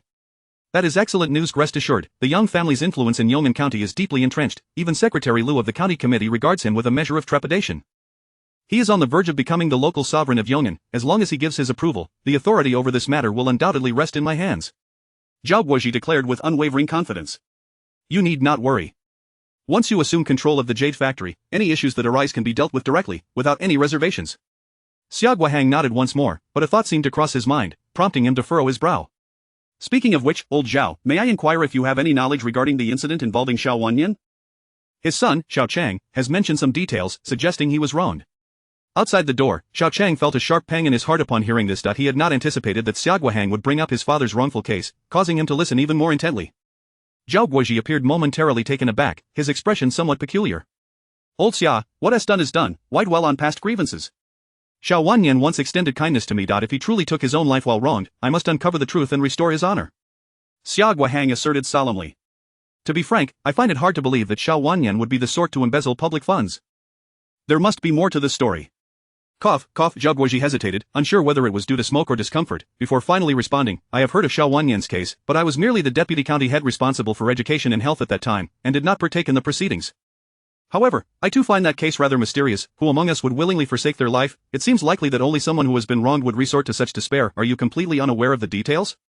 Xiao Qiang inquired, his brow furrowed tightly. Could it be that someone within the Jade Factory intentionally sought to bring down Xiao Wanyan? That seems rather implausible. Perhaps there was a misunderstanding, but I doubt it was intentional, Zhao Guozhi replied, shaking his head. Consider this, who would benefit from Xiao Wanyan's downfall? Surely, it would be someone coveting his position as director. But do you know who the newly appointed director is? It is none other than Xiao Wanyan's own younger brother, Xiao Wanzhong. How could brothers turn against each other? It defies logic. Brothers turning against each other, Xia Guohang paused, then managed a resigned smile. While I cannot say it is entirely impossible, the notion that Xiao Wanzhong would deliberately conspire against his elder brother to usurp the directorship does seem rather far-fetched. Regardless of whether it seems reasonable or not, the case was closed long ago, and we currently lack any concrete evidence to cast suspicion on anyone. Zhao Guozhi waved his hand dismissively. I have heard that when Xiao Wanyan went to procure machinery in another province, he was accompanied by an employee who subsequently went missing after embezzling funds for gambling. To uncover the truth, we may have to locate that individual. At this point in their conversation, Xiao Qiang, who had been leaning against the wall, could not help but let out a bitter laugh. His uncle, Xiao Wanzhong, scheming against his father for a promotion that was utterly absurd, yet Zhao Guozhi's words did hold some merit. Everything being discussed was mere speculation. To obtain evidence, they must find that missing employee. The employee who had accompanied his father to the province and subsequently vanished was someone Xiao Qiang knew well. He was the most trusted disciple of his father, named Wang Zijin. After the incident, Wang Zijin's parents and wife had come to their home, accusing his father of causing Wang Zijin's disappearance. More than 2 years had passed, and there had been no sign of him. His father had adamantly claimed that Wang Zijin had fled with the embezzled funds, yet no one believed him. If only they could find Wang Zijin, perhaps the truth would finally be revealed. However, with the vastness of Huaxia and the case long closed, searching for Wang Zijin among the sea of people without police assistance seemed akin to finding a needle in a haystack, utterly unrealistic. Very well, let us set aside the matter of Xiao Wanyan for now. If what old Zhao says about the jade factory is true, then it should not pose any difficulties, Xia Guohang declared, slapping his thigh earnestly. Now, I agree to collaborate with you. What would be the preliminary estimate for investment in the jade factory? Upon hearing Xia Guohang's agreement, Zhao Guozhi could not help but grin widely. Old Xia, I knew you were a straightforward person. I have already instructed the auditing department to assess the jade factory's assets. If you wish to hold a controlling stake, you must secure at least 60% of the shares. The land, factory buildings, equipment, and personnel are collectively valued at approximately 20 million. Thus, you would need to invest over 30 million. Of course, the higher your shareholding, the greater your influence. 30 million? Xia Guohang furrowed his brow. That amount seems rather steep. My company's liquidity in the provincial capital cannot be interrupted, and considering loans and other factors, I might only have around 20 million at most. Is it permissible for multiple parties to invest in the jade factory? If so, I could reach out to some reputable business owners in Ninghai City to gauge their interest. That is feasible, but it would be best if you took full responsibility for managing the funds. This means that other investors would solely be shareholders without any executive power. Zhao Guozhi pondered before adding, this arrangement would simplify management. Otherwise, if the shareholders dictate terms, it could lead to complications down the line. Moreover, the valuation of the jade factory is exceptionally favorable. Many of the buildings are aged and valued at a discount. Securing 60% for 30 million is already quite advantageous. Understood. I will devise a plan. This is a rare opportunity, and I firmly believe that with proper capital market operations, the jade factory's profitability will see a significant transformation. I have confidence in this, Xia Guohang resolved, gritting his teeth in agreement. He recognized this as a once-in-a-lifetime opportunity. If managed well, the jade factory would yield tremendous benefits. Excellent, I shall await your favorable response. The hour grows late, I must return to check on my daughter. She seemed unwell earlier, and I hope she does not fall ill, Zhao Guozhi said, clearly pleased with Xia Guohang's commitment. Rising, he shook hands with him and added with a smile, here's to a fruitful collaboration, with mutual gains in both reputation and wealth. Old Zhao, it is settled then. I will rely on you to handle matters with the government. However, it would be wise to clarify your daughter's situation. I would not wish for you to jeopardize your daughter's happiness for the sake of your own ambitions. That would be a grievous error, Xia Guohang advised earnestly. As a father myself, I must prioritize my daughter's happiness above all else. Zhao Guozhi chuckled, playfully punching Xia Guohang's shoulder while giving him a mock glare. Old Xia, do not belittle me. Your daughter is precious, but does that mean my daughter is any less so? If my daughter truly objects, I would forsake my position as county head in my future rather than allow her to suffer. Haha, I merely meant it as a suggestion. I trust you understand. Farewell. Xia Guohang replied with a smile as he and Zhao Guozhi made their way toward the exit of the private room. At that moment, Xiao Qiang discreetly withdrew, not wishing for them to catch sight of him. He had lost all motivation to present them with gifts and hurriedly exited the private area, returning to the banquet hall. Chapter 66 Departure for Ninghai. Xiao Qiang, it's Saturday today, where are you off to so early? Inquiring curiously, his mother, Zhang Suihua, observed her son hurriedly putting on his shoes after a quick breakfast. Mom, today, Sister Bai Rou and I are heading to the provincial capital, Ninghai City, where an auction is being held. She wants to procure some goods and has asked me to accompany her, Xiao Qiang replied with a smile, using one Bai Rou as a shield. Rest assured, Mom, I've nearly finished my homework, and I've also caught up on my tutoring assignments a few nights ago. My studies won't suffer. Before Zhang Suihua could respond, Xiao Qiang exited the house, descended the stairs, and made his way towards the Wenru Pavilion Jade Shop. Yawn. As he reached the ground floor, a look of lethargy washed over him, accompanied by a yawn. The previous night, he had tossed and turned, unable to sleep, his mind consumed by the events of Xiao Qingyan's birthday banquet. After eavesdropping on a secret conversation between Zhao Guoji and Xiao Qiang, he had pieced together the relationship and dynamics between the Zhao and Yang families. However, he found it perplexing that while Yang Yisheng had warned him that his engagement to Xiao Qingyan was for the sake of profit, Zhao Guoji's comments indicated that the Yang family would permit him to oversee the jade factory's restructuring due to Zhao Qingyan's influence. Was this not akin to relinquishing power? It seemed that the Yang family would only incur losses rather than gain any benefits. As he pondered, a bold hypothesis flashed through his mind. Could it be that the union between the Yang and Zhao families was merely a strategy to placate Zhao Guoji, causing him to grow complacent and misguided, thereby enabling them to secure greater advantages? If what Yang Yisheng had said was true, this assumption might indeed hold water, yet, all of this remained mere conjecture on Xiao Qiang's part, devoid of any substantial evidence. The engagement with Zhao Qingyan had inadvertently led Xiao Qiang to break through his blocked meridians, granting him a new ability, superhearing. However, the overexertion from the previous night had left him with scarcely any spiritual energy in his jade pendant. He needed to find antiques imbued with celestial energy at today's grand exhibition in the provincial capital to replenish his reserves. Before he realized it, he had arrived outside the Wenru pavilion, just in time to see Wen Bairuo closing the shop's door. Today, this neighborly sister was clad in a professional attire. A white blouse paired with a deep purple blazer, a black skirt, and black high-heeled shoes that accentuated her slender legs, her long, glossy hair cascading elegantly, her face adorned with light makeup. She resembled a perfectly ripened peach, exuding an air of maturity and femininity. Xiao Qiang, you're just in time, Boss Zhang is waiting for us across the street, let us hurry. Wen Bairuo smiled, a fragrant breeze following her as she approached and linked her arm with his. Xiao Qiang was momentarily taken aback. He was perplexed by Wen Bairuo's unexpected warmth and intimacy. Her arm entwined with his. It was noteworthy that her fitted blazer only accentuated her figure, the occasional contact causing a delightful discomfort. Upon reaching the opposite side of the street, the door of a black Audi A6 swung open, revealing a portly man with sunglasses stepping out. He initially wore a friendly smile, but it quickly stiffened upon noticing Wen Bairuo's affectionate grasp on Xiao Qiang's arm. Boss Zhang, sorry to keep you waiting. Shall we set off? Wen Bairuo seemed unfazed, greeting the man with a cheerful smile. Suddenly, as if struck by a realization, she added, "Oh, I forgot to introduce, this is my boyfriend, Xiao Qiang. He is accompanying me to the exhibition." At this revelation, Xiao Qiang felt a mix of amusement and exasperation. Once again, he had unwittingly become Wen Bairuo's decoy, impersonating her fictitious boyfriend. No wonder she had been so forward today. "Ah, Miss Wen, when did you get a boyfriend? I had no idea." Boss Zhang chuckled awkwardly, though a hint of animosity flickered in his gaze as he glanced at Xiao Qiang. "Sister Bairuo, must you always use me as a stand-in boyfriend? Did you not notice Boss Zhang's expression? He looks ready to swallow me whole. I doubt you mentioned I'd be in this car too, did you? He is probably still daydreaming about a cozy moment between the two of you." Xiao Qiang whispered as he slid into the car, their exchange resembling a couple sharing secrets. Wen Bairuo settled into the back seat and playfully kicked Xiao Qiang's leg, shooting him a mock glare. "Don't act coy, put on a show. If you let the cat out of the bag and Boss Zhang figures it out, I'll make sure you regret it." Xiao Qiang felt resigned. It seemed he had no choice but to play along with this charade. He muttered, "Sister Bairuo, you're so beautiful with so many suitors, why not find a boyfriend you genuinely like?" "That's because I haven't met anyone I fancy yet. If I could find someone like you, perhaps I might consider it," Wen Bairuo teased playfully. "Oh, you're just making fun of me again." Xiao Qiang shook his head in disbelief, choosing instead to gaze out of the window. The Audi glided along the road, swiftly departing from the antique street, leaving the county behind as it entered the highway leading to Ninghai City. Yong'an County, the most impoverished among the 7 counties under the jurisdiction of Ninghai City, was situated at the edge of the province. Fortunately, thanks to the provincial capital's influence, the highway had long been established, allowing for a mere 2-hour drive between the two locales. "Miss Wen, I've heard that this provincial exhibition is a veritable treasure trove of antiques, with several esteemed collectors showcasing items worth millions.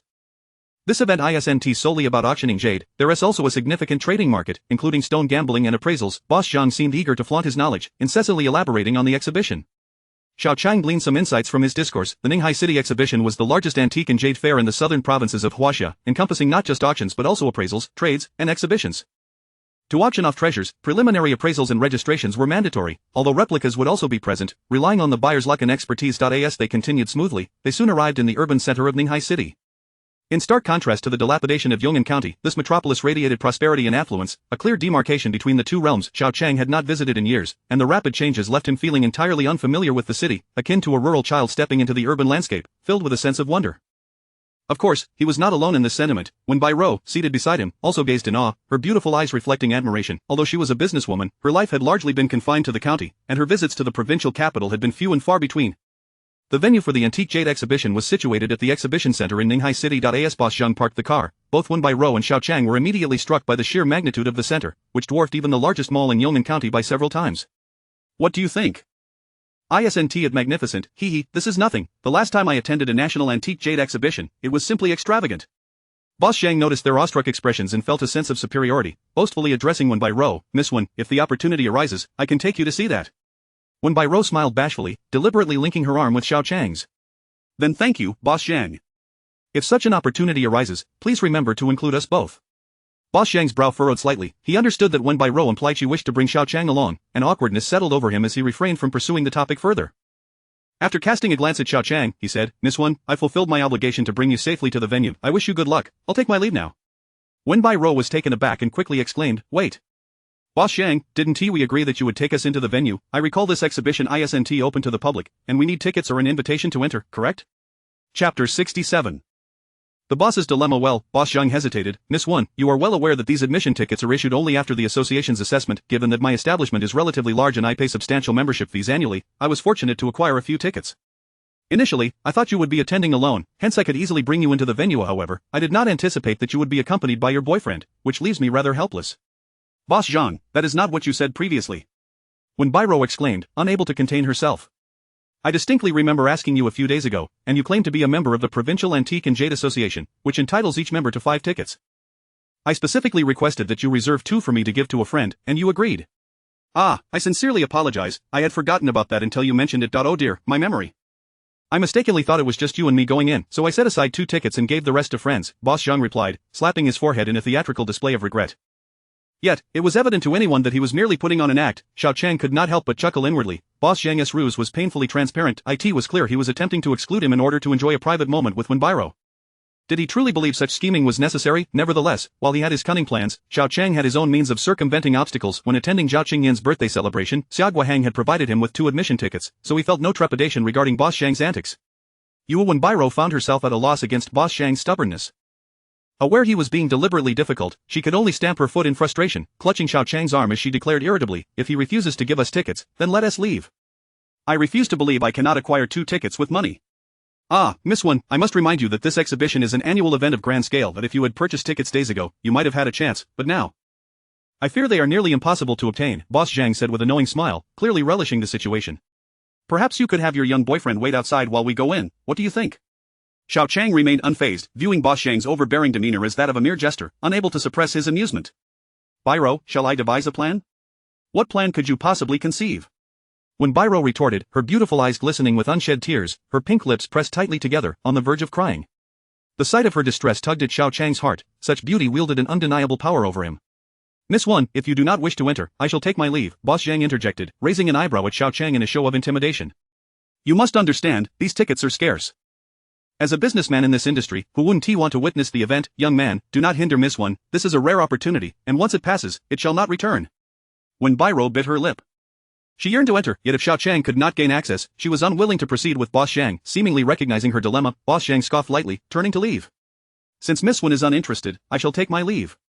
As she watched Boss Xiang's retreating figure, Wen Bairuo clenched her fists, exuding a profound sense of helplessness. Her purpose for visiting the provincial city was to attend this exhibition, yet if they could not even enter, what was the point of their journey? Lost in her thoughts, tears welled in her beautiful eyes, cascading down like pearls from a broken string. Just then, 2 exquisitely printed golden tickets appeared before her breath hitched momentarily, her eyes widening in disbelief as she snatched the tickets from the air. The 15th Jiangnan Provincial Antique and Jade Exhibition VIP membership tickets. Wen Bairuo exclaimed, her voice trembling with astonishment as she looked up at the smiling Xiao Qiang. Where on earth did you acquire these? My goodness, these are VIP tickets. Her excited voice, unable to contain its exuberance, reached Boss Xiang's ears, causing him to whirl around in shock. It is worth noting that the exhibition tickets are divided into 2 categories. Regular and VIP. Those who possess VIP tickets enjoy a range of exclusive privileges, such as discounts and priority access. While the benefits of VIP tickets may not be overwhelming, their mere possession signifies status and honor. Even someone like Boss Xiang, a member of the Antique and Jade Association, only held a regular ticket, underscoring the rarity of the VIP tickets. However, Xiao Qiang was oblivious to the significance of these tickets. He chuckled with curiosity. Are these tickets truly that special? I recall you mentioning that they are difficult to obtain. Coincidentally, I have a friend who is a renowned appraiser in the antique world, and he gifted me 2 tickets, which I kept on hand just in case. Bairuo, can we now enter? You little rascal, why didn't you reveal this sooner? You made me worry for nothing. When Bairuo feigned anger, glaring at Xiao Qiang, her sultry gaze igniting a flutter in his heart. It must be said, her charm was irresistible to any man. She playfully punched his shoulder, adding, what more needs to be said? With these tickets, we are VIPs, let us see who dares to obstruct us. As she spoke, she cast a deliberately scornful glance at Boss Xiang, taunting, Boss Xiang, you can keep your tickets for yourself. Wasn't Boss Xiang the one who held tickets as if they were treasures, using them to intimidate others? Did he not look down on those who could not obtain them? Now, Xiao Qiang not only possessed tickets, but VIP ones at that, far surpassing the ordinary. This was undoubtedly a resounding slap in the face to Boss Xiang, rendering his earlier arrogance laughable. Boss Xiang's face paled, his gaze fixed on Xiao Qiang, brimming with fury. VIP tickets were reserved for those of status and influence, and even if Xiao Qiang had acquired them through a friend, it was still a significant distinction. The pride and arrogance he had exhibited earlier vanished, replaced by shock and resentment, when Biro intentionally linked her arm with Xiao Qiang's, effortlessly bypassing Boss Xiang without granting him a chance to respond, as they approached the grand entrance of the exhibition hall. After presenting their tickets to the guards, they were respectfully escorted into the exhibition hall. Xiao Qiang, did you see Boss Xiang's expression just now? It was utterly satisfying. I have endured him for far too long. Had it not been for the need to seek his assistance, I would have ignored such a petty man. When Biro laughed joyfully as they entered the hall. Seeing him dumbfounded and fearful was almost too much to bear. It was delightful to see him humbled. Xiao Qiang, you truly avenged me. Xiao Qiang was about to respond when, unexpectedly, Biro stood on her tiptoes and lightly kissed his cheek. Before he could fully process the moment, she blushed slightly and said, "This is your reward. Now, let us hurry and find the registration for the auction to register the Ice Jade Ball." Chapter 68. The Master of Identification, young Master Su Xiao Qiang brushed his fingers against his cheek, still tinged with the lingering fragrance, as he gazed at the graceful silhouette of Biro walking ahead of him. It took him a moment to regain his composure regardless of the circumstances. Having received a fragrant kiss from a beautiful woman was undoubtedly a stroke of fortune, leaving him both amused and exasperated. Xiao Qiang took a moment to survey the expansive hall of the exhibition. At this moment, it was filled predominantly with guests attending the event. This space served as the central venue for the exhibition, while the auction, exhibition, trading zone, and appraisal area were all located on different floors of the grand establishment, the scale of which was almost unimaginable. Such a large-scale exhibition, bustling with wealthy merchants and gem appraisers, could hardly be compared to the antique street of Yong'an County or the gambling stone arenas of Yang'yixing. The primary purpose of Biro and Xiao Qiang's visit was to auction the jade ball of ice-type jade in their possession. Therefore, their first stop was undoubtedly the registration area for auction items. After consulting with several staff members, the two quickly ascended to the third floor's appraisal zone. Amidst the bustling crowd. From their inquiries, they learned that the auction would take place the following afternoon. All antiques and jade stones intended for auction would undergo a preliminary appraisal on the third floor. Only those deemed to possess auction potential would be registered and officially classified as auction items. Upon reaching the third floor, Xiao Qiang soon spotted the auction registration area to his right, where many collectors and merchants were already queuing. Such a grand auction naturally attracted numerous merchants with precious treasures, as everyone hoped their valuables would fetch a good price. The auction provided a perfect opportunity for this, resulting in a crowded scene. Unfortunately, the crowd was overwhelming. Biro understood that even with her VIP ticket, she would still have to take a number and wait in line. Xiao Qiang, standing beside her, gleaned from his conversations with other merchants that while it was true that all items required appraisal before the auction, exquisite high-end replicas might still slip through unnoticed. After all, the number of senior appraisers was limited, and they were unlikely to lower their status to serve as appraisers at the auction, which naturally limited the authority of the appraisals. However, even ordinary appraisers could undoubtedly filter out the vast majority of counterfeit items, with only a rare few fakes making it into the auction. Interestingly, adjacent to the appraisal area was a direct trading zone, where several buyers and collectors were seated, intently observing the treasures awaiting appraisal and registration. If they found something appealing and could offer a reasonable price that met the seller's expectations, they could transact directly without going through the auction. This was also because the number of treasures selected for auction was limited and the entry requirements were generally quite high. Some items, while not extremely valuable, still held worth, and even if they could not participate in the auction, they might still be sold here, ensuring sellers did not leave empty-handed. Xiao Qiang, I feel quite nervous. I'm not sure if our item will attract attention. Biro murmured, her charming face revealing a hint of anxiety. I was so confident before coming, but now it seems this exhibition is far larger than I imagined. I just caught a glimpse of some items being appraised, and several are valued at over $1 million. Compared to them, ours seems far less significant. Xiao Qiang nodded in agreement, acknowledging the truth in her words. Their ice-type jade ball was indeed a fine treasure in Yong'an County, but in the context of the largest exhibition in the 3 provinces, it seemed less remarkable, with a value only in the hundreds of thousands. The items eligible for auction often reached million-dollar valuations, making it considerably challenging for their jade ball to be registered as an auction item. However, since they had come to the exhibition, it was only right to give it a try. After a moment of contemplation, he suggested, Sister Biro, let us give it a shot. If it doesn't work out, we can try to catch the attention of those buyers in the direct trading zone. If they can offer a fair price, we won't need to go through the auction. Biro smiled wryly. It's not that simple to attract the attention of those buyers. I fear our ice-type jade ball lacks the allure. Xiao Qiang pondered in silence, fully aware that selling antiques differed vastly from selling ordinary goods. While regular products have models and prices, each antique is unique. Beyond its intrinsic value, speculation plays a crucial role, and in terms of speculation, the intricacies involved are considerable. At least, he did not have any good ideas at present. Before long, the queue advanced, and soon it was Biro's turn. She forced a smile, preparing to hand the ice-type jade ball to the appraiser, when suddenly a commotion erupted from the crowd behind her. A man in a suit, exuding an air of arrogance, swaggered toward the appraisal table. Look, isn't that Master Wu's top disciple, known as Jade Hand, Zhang Woluan, oh my goodness, it really is him. What is he doing here? Does he have something to auction? Heaven help us, whatever he is auctioning must be a treasure, and it will surely be fought over. Whispers rippled through the crowd, reaching Xiao Qiang's ears. He had no knowledge of who Master Wu was or who this Zhang Woluan was, but it was evident from the atmosphere and the tone of the crowd that this individual was a significant figure in the antique jade industry. Not only the guests in line but even the collectors seated in the direct trading zone stood up in excitement, clearly interested in what Zhang Woluan had brought to sell. Initially, Xiao Qiang thought this person would have no relevance to him, but he quickly realized he was mistaken. As Zhang Woluan approached, the sellers in line instinctively parted, allowing him to step right next to Wenbairu. To make matters worse, the appraiser who was supposed to receive Wenbairu's jade ball completely ignored her presence and stood up with a beaming smile to welcome Zhang Woluan. Such a brazen act of cutting in line was met with absolute silence from the crowd. No one dared to voice a complaint. Wenbairu bit her lip in frustration, yet she understood that she was standing next to a person of great significance. She dared not provoke him and, recognizing the situation, took a couple of steps back, relinquishing her spot. Xiao Qiang felt a surge of anger. As a renowned figure in the antique jade community, Zhang Woluan should be adhering to the rules. Yet, he brazenly treated his line cutting as a matter of course, which struck Xiao Qiang as both excessive and contemptible. Why should he? Was it simply because of his status as a collector with valuable treasures? While others might consider this acceptable, Xiao Qiang found him utterly shameless. Mr. Zhang, long time no see, it's a pleasure to see you again. You are indeed a master in the jade industry, known as Jade Hand. If you have any fine treasures to showcase today, would you allow me the privilege of selecting first? Just as Zhang Woluan was about to reveal his treasures, a young man, adorned with a smile and exuding an air of elegance, suddenly chimed in from the direct trading zone. My grandfather is celebrating a grand birthday, and I'm helping him select a gift. Surely, Jade Hand wouldn't refuse me this courtesy. Upon hearing this, Zhang Woluan glanced at the young man and responded with a teasing smile. I see it's you, young Master Su. I never expected to see you again after so long. Have you come down from the mountains? What is this? Instead of pursuing masters as a disciple, you've turned to the business of acquisitions? The young man, identified as Su Dishao, appeared slightly embarrassed at Zhang Woluan's remarks and forced a smile.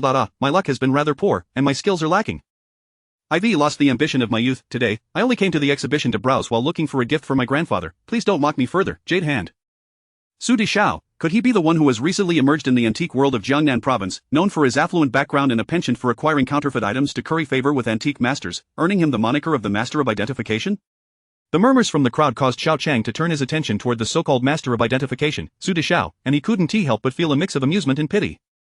The Master of Identification, wasn't that a euphemism for someone frequently deceived into purchasing counterfeit goods? To have fallen so low in this field was indeed a tragic fate. Chapter 69. Hype. You are quite the remarkable figure, Su Dishao. How could I dare to mock you?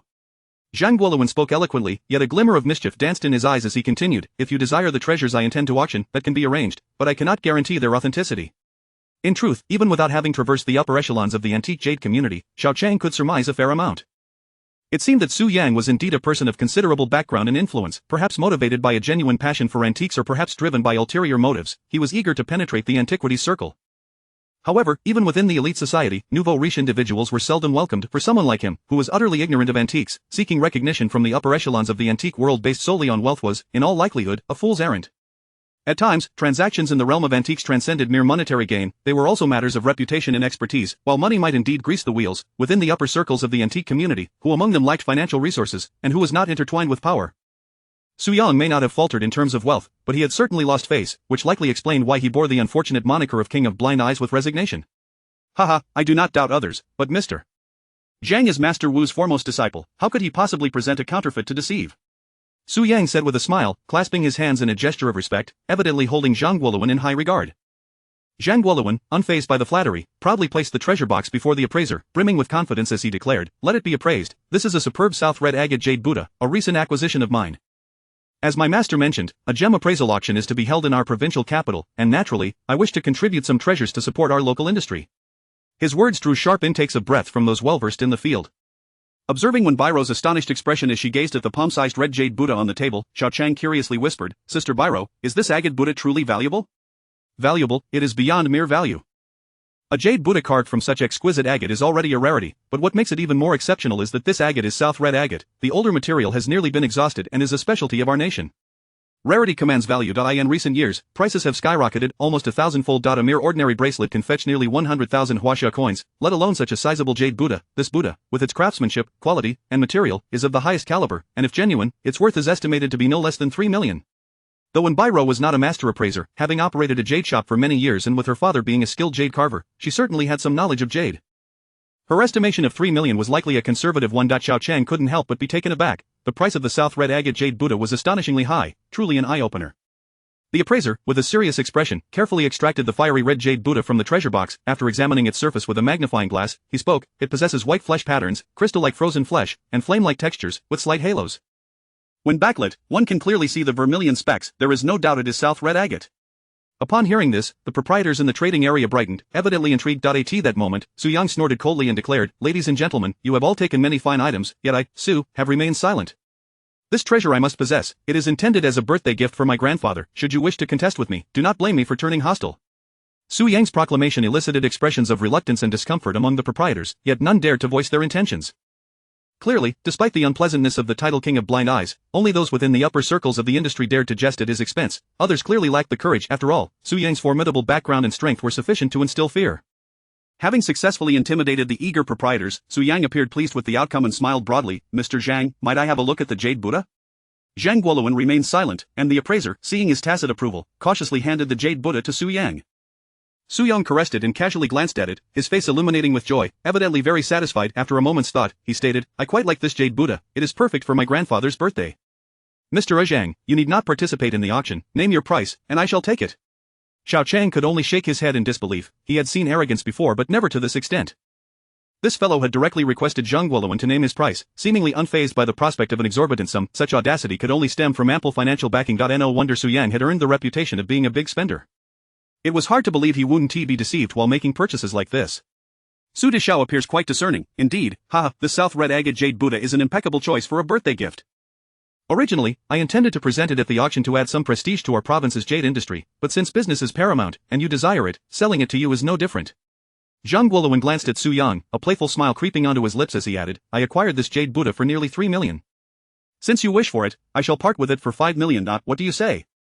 5 million, this was 2 million more than when Bairo's initial estimate of 3 million. 3 million was merely the base price for the jade Buddha, which might appreciate further but would never reach such lofty heights.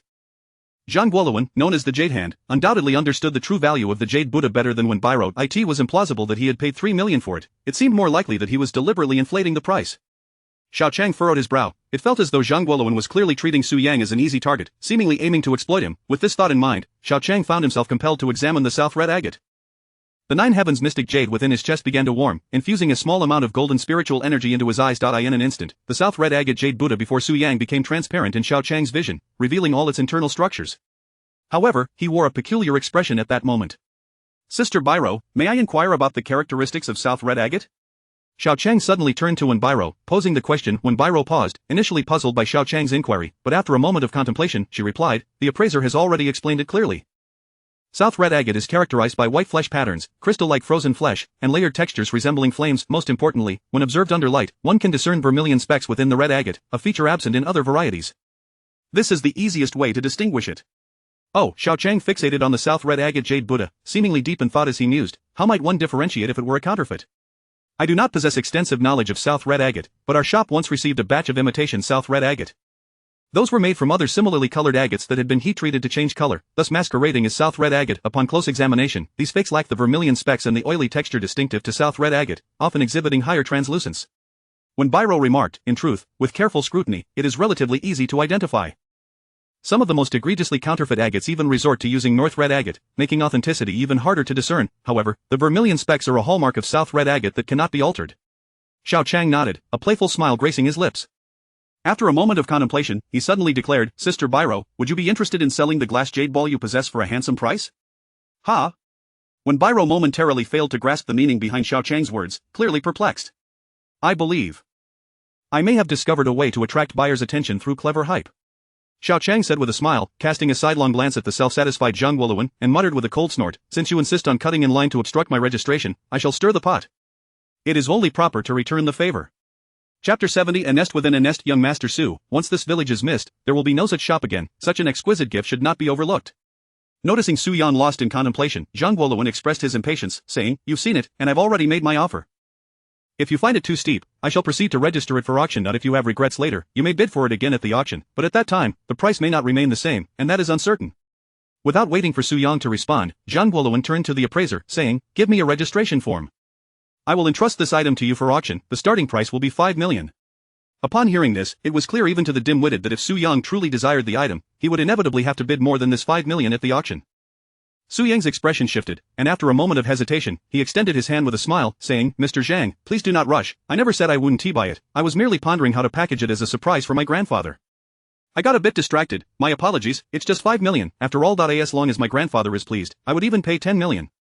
Su Yang's intention was unmistakable, he agreed to purchase the South Red Agate Buddha for 5 million.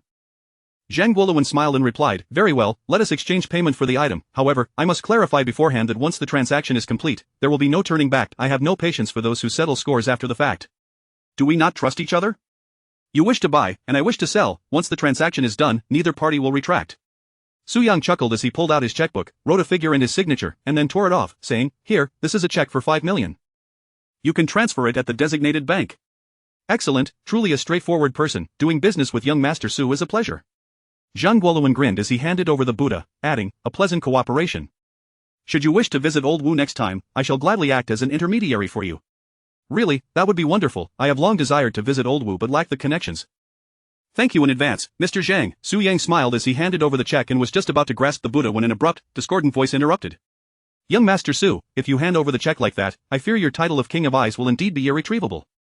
Just as the transaction was nearing completion, Xiao Qiang unexpectedly interjected with a cold chuckle, if you truly intend to gift this Buddha to your grandfather, 5 million would be a waste, and such a gift would bring nothing but shame.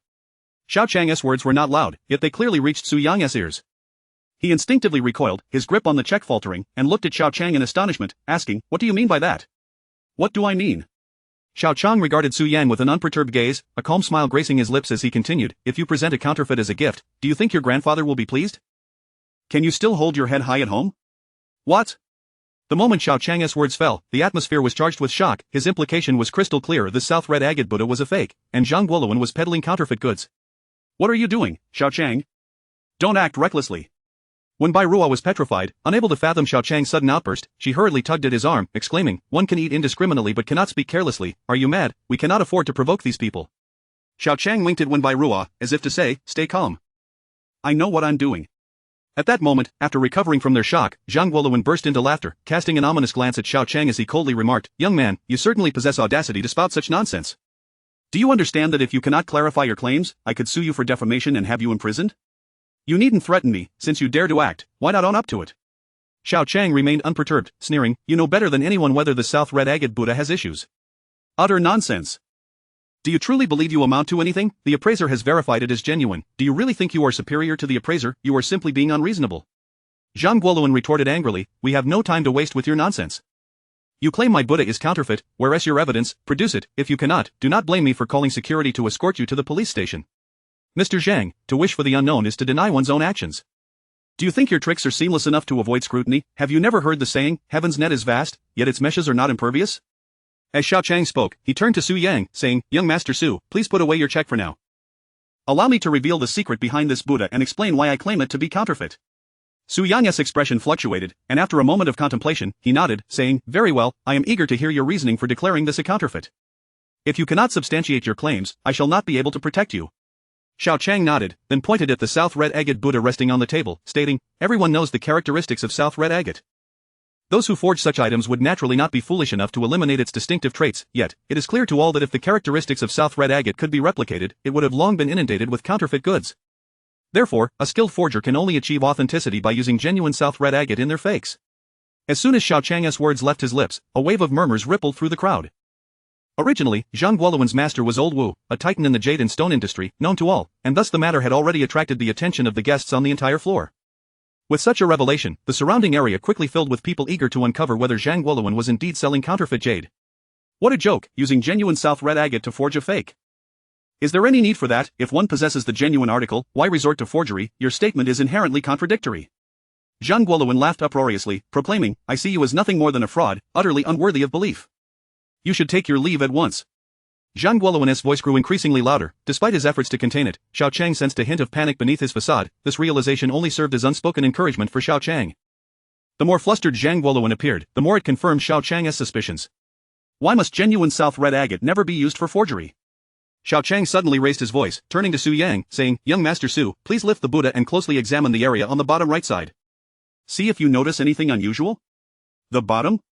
Su Yang was momentarily taken aback, but he quickly picked up the Buddha and, following Xiao Qiang's advice, scrutinized it for a considerable time before revealing a hint of curiosity, saying, "The bottom seems to have a slight color variation, though it is not particularly conspicuous." Chapter 71. Master Xiao exactly. Xiao Qiang remarked with a cold chuckle, "If I am not mistaken, this is indeed a jade Buddha crafted from south red agate, albeit with a defect. It is hollow. The reason it appears as it does now is that molten, fire-treated agate has been infused through the bottom. In other words, the south red agate Buddha is only genuine on the surface, while what lies within is counterfeit. Consequently, it is exceedingly difficult for anyone to ascertain that this is a fake, allowing the price to rise. If the outer shell is merely south red agate, this Buddha's value likely does not even reach 1/5 of its purported worth." As Xiao Qiang's words resonated through the room, an oppressive silence enveloped the gathering, for everyone was rendered speechless by his revelation. Who could have imagined that forgery could reach such an intricate level? In truth, had it not been for Xiao Qiang's ability to see through objects, had he not perceived the ethereal energy contained within treasures, he would never have discerned the emptiness within the Buddha, which merely had a thin veneer of authenticity. It was not that the genuine article was too real, but rather that the level of deception was astoundingly high, so high that it had fooled both the appraisers and all present. Zhang Guoluan's face was a portrait of despair, his countenance darkening as he sought to retort, yet his resolve had utterly evaporated. Xiao Qiang had even detailed the forging process with such precision that any defense he could muster seemed futile. Once the Buddha was presented to a professional appraiser, there would be no escape from exposure. "I never expected that I too could be so easily deceived." Zhang Guoluan lamented, feigning shock and indignation. "I spent 3 million on a jade Buddha, only to discover it is a phony. The forger's skill is such that even I was misled."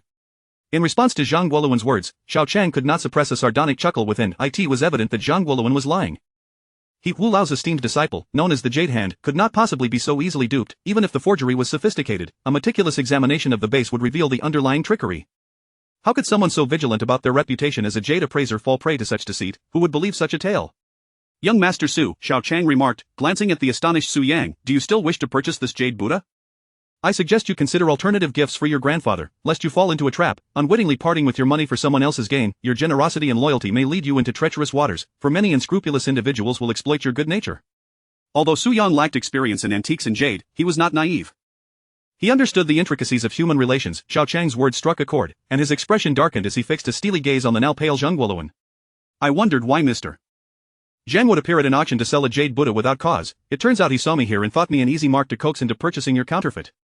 Mr. Zhang, your actions are decidedly unscrupulous, plotting against me. Very well, you have made your intentions clear."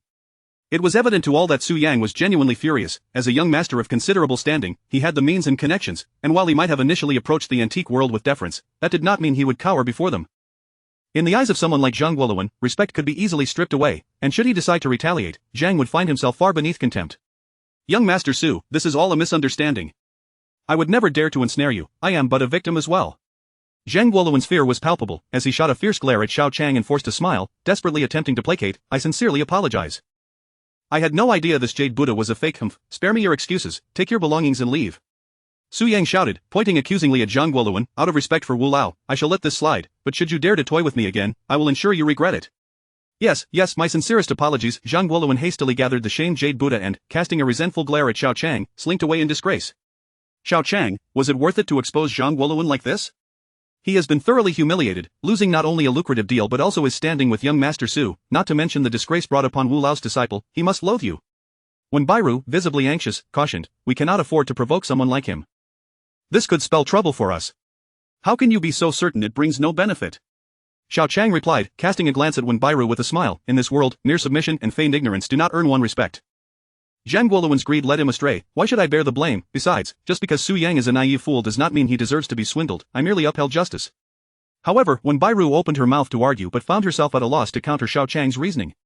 With a resigned sigh, she conceded, "Fine, I cannot argue with you, but do remain vigilant. Zhang Guoluan may seek revenge, and that would be troublesome." Before Xiao Qiang could respond, Su Yang approached with a hearty laugh, extending his hand with genuine gratitude. "Brother, I cannot thank you enough.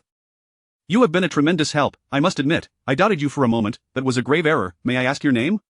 For reasons unknown, upon hearing Su Yang's overly ornate speech, Xiao Qiang felt a sense of discomfort wash over him, prompting a chuckle. "Young Master Su, you flatter me. I merely acted out against injustice. My name is Xiao Qiang, hailing from Yong'an County. Yong'an County, I would never have guessed that such a small place could produce a jade appraisal expert like you. To call you Master Xiao would be no exaggeration." Su Yang exclaimed, and upon reaching this point, he seemed to find his own words somewhat overbearing. Clearing his throat awkwardly, he continued, Brother Xiao, have you come to this appraisal area to auction off a treasure?" Indeed, I am here for the exhibition, intending to auction a piece from my girlfriend's store, Xiao Qiang replied after a moment's thought, opting to maintain the pretense of Wenbairu being his girlfriend, as it would simplify matters. Upon hearing Xiao Qiang refer to her as his girlfriend, Wenbairu's cheeks flushed slightly, but she cooperatively linked her arm with his and smiled at Su Yang. Oh, brother Xiao, you are indeed fortunate. With such a beautiful girlfriend, you must be quite happy. Su Yang, perhaps noticing Wenbairu's beauty for the first time, marveled, may I inquire what treasure you intend to auction? While my appraisal skills may be lacking, I have many connections. If your treasure is noteworthy, I would be glad to assist, considering you have helped me tremendously. Xiao Qiang did not hesitate, for his willingness to antagonize Zhang Guoluan stemmed from a desire to have Su Yang promote his jade orbs. The commotion he had caused undoubtedly piqued the interest of many in attendance regarding the treasure he intended to auction. Wenbairu, being astute, promptly produced the pair of jade orbs, announcing, we wish to auction this pair of icy jade orbs. The age of these orbs is unknown, but they are a family heirloom. The original owner concealed them under an iron shell to pass them off as iron balls, and it was only through Xiao Qiang's keen eye that they were salvaged. This treasure, before Wenbairu could finish, Su Yang's eyes widened in sheer astonishment as he exclaimed, is this the legendary Kongwang jade orbs? It must be. I cannot be mistaken, there is a portrait of Kongwang hanging in my ancestral hall, and the orbs he holds are identical to these. Chapter 72 Never Sell Cheaply. King Kong. Xiao Qiang glanced at Wenbairu in confusion, only to find her equally bewildered, clearly having never heard of this figure. Perhaps noticing their astonishment, Su Yang excitedly explained, King Kong was a noble from an ancient dynasty of Huaxia several centuries ago, who had a particular fondness for playing handball.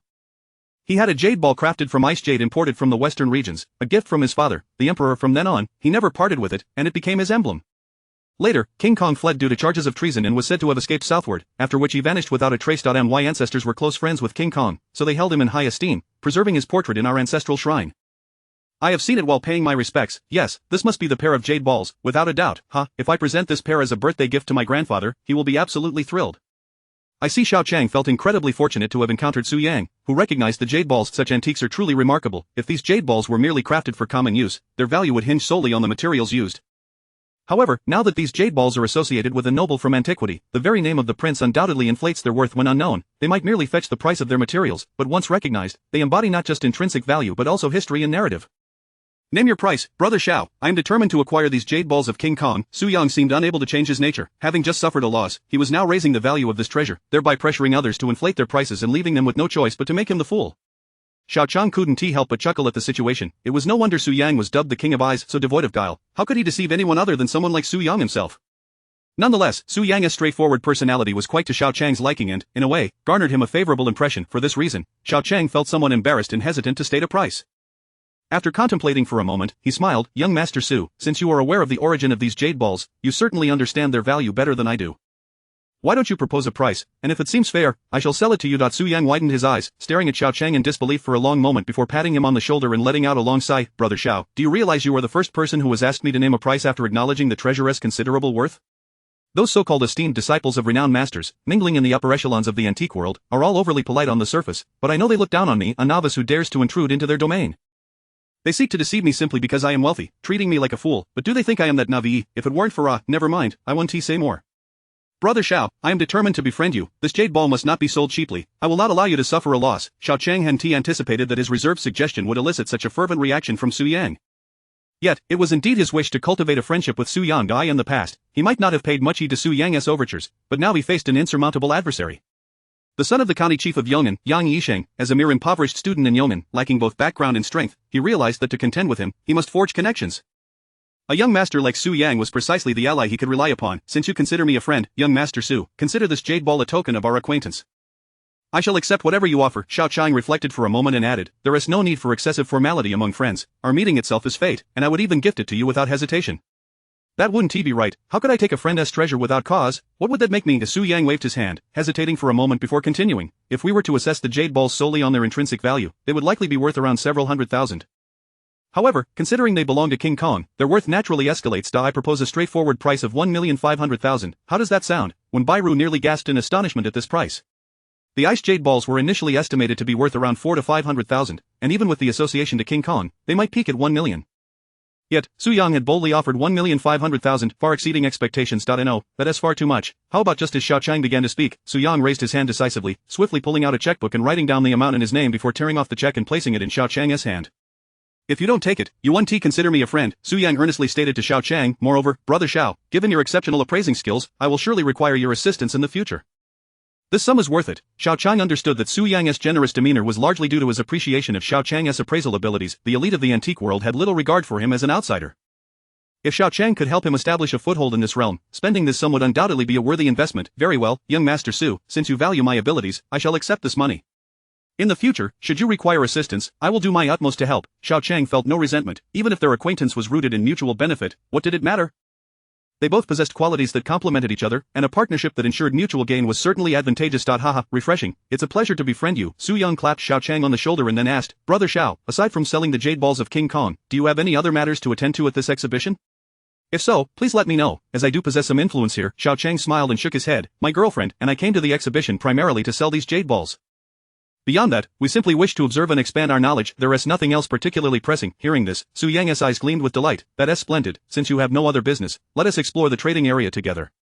I've been eager to acquire some fine antiques, but I fear being deceived. With your expertise, I would feel much more at ease. You have no idea how my grandfather adores antiques. The more excellent items I can procure, the happier he will be. Xiao Qiang couldn't help but chuckle internally. He understood Su Yang's intentions all too well. This fellow likely feigned an interest in collecting antiques while truly seeking to assess Xiao Qiang's skills. After all, given their limited acquaintance, it would be unwise to place complete trust in a single appraisal. He aimed to continue testing Xiao Qiang's abilities. Naturally, Xiao Qiang soon relaxed. A young master like Su Yang, endowed with background and strength, was unlikely to be easily deceived. It seemed that only once Xiao Qiang's worth was validated would Su Yang genuinely regard him as a friend or a partner in profit. Seeing that Xiao Qiang had no objections, Su Yang and his entourage quickly escorted Xiao Qiang and Wenbairu to the trading area on the 4th floor. The entire venue was bustling with antique merchants displaying their wares, arranged in dense rows of stalls. The calls of vendors, shouts of sales, and the sounds of transactions created a vibrant and lively atmosphere. In contrast to the previous auction appraisal area, the antiques here varied greatly in quality, with counterfeit goods and replicas nearly ubiquitous, while genuine items were regrettably scarce. One had to dig and rely on luck to find treasures. Although the auction featured numerous authentic pieces, their prices were typically exorbitant, having already been fully exploited for their potential, offering little in the way of challenge. Only in such a trading area could one stumble upon hidden gems and showcase the skill of appraisal. Chapter 73 The Deal of Boss Zheng. Xiao Qiang, previously, when you stumbled upon that gambling stone, I merely thought you were fortunate. However, today, with your appraisal of the southern red agate Buddha, I cannot help but acknowledge your innate talent in the art of treasure appraisal. Yet, you are merely a student. How did you acquire such expertise? As they entered the trading area, Wenbairu, her face etched with skepticism, could no longer restrain herself and leaned in to whisper, Please don't tell me that all this knowledge has come from self-study. Xiao Qiang had anticipated Wenbairu's inquiry and had already devised a response. With a smile, he replied, Actually, Bairu, I have long wished to share this with you. I have been studying under a nationally recognized treasure appraisal master. The ticket that allowed you entry to this exhibition was a gift from him. What? Are you implying? Wenbairu's eyes widened in astonishment before she quickly regained her composure and asked, Who is this individual? Could you disclose his name? His name is Xiao Qiang, an antiquities dealer and a national-level treasure appraiser. Have you heard of him? Without hesitation, Xiao Qiang divulged Xiao Guohang's name as a shield, knowing the credibility of this lie was remarkably high. You mean, Mr. Xia? Wenbairu's face lit up with admiration as she exclaimed, I know him. He is a renowned appraiser in Jiangnan province. I once attended one of his lectures in Ninghai City. It was truly captivating. He is a sworn brother of my father from years past, now developing his career in Yong'an County, and he has treated me exceptionally well. Given the chance, I would be delighted to introduce you, Xiao Qiang remarked, somewhat surprised that Wenbairu was acquainted with Xiao Guohang. He casually added, You could also learn about treasure appraisal from him in the future. Really? Wenbairu's eyes sparkled with excitement as she declared, Then we must make a pact. You absolutely must introduce me to Mr. Xiao when the opportunity arises. Certainly, he may attend tomorrow's auction. I'll make sure to introduce you then. Although Xiao Qiang spoke nonchalantly, he inwardly sighed in relief, grateful that his explanation had gone smoothly and that he had successfully navigated this situation. Brother Xiao, come here for a moment. Take a look at this jade snuff bottle. It appears to be a genuine piece. Just as Xiao Qiang and Wenbairu were engaged in quiet conversation, Su Yang had unknowingly approached a nearby stall, holding a snuff bottle that was entirely green, seemingly crafted from jade, and turned to Xiao Qiang for his opinion. After a brief examination, Xiao Qiang withdrew his gaze and shook his head with a smile. Young Master Su, this is merely a counterfeit. It is not authentic. Oh? Su Yang seemed somewhat incredulous, frowning as he replied, but it looks quite genuine to me. Xiao Qiang found himself at a loss for words. Although he could perceive the internal structure and recognized that this snuff bottle differed significantly from the previous jade ball, lacking any celestial energy, thus confirming it as a counterfeit, he struggled to articulate a thorough explanation. After all, his knowledge of antique jade was rather scant. After a moment's contemplation, he suddenly turned to Wenbairu beside him, his eyes lighting up. He may only be able to discern authenticity, but she possessed the knowledge. Although her appraisal skills may be lacking, her understanding was still quite rich. After all, once the authenticity was established, explaining the reasons would be much simpler. Bairu, take a look at this and see if you can explain why this is a counterfeit. With a smile, Xiao Qiang handed the snuff bottle to Wenbai Rou, his expression suggesting he wanted to put her to the test, instantly captivating both Su Yang and Wenbai Rou.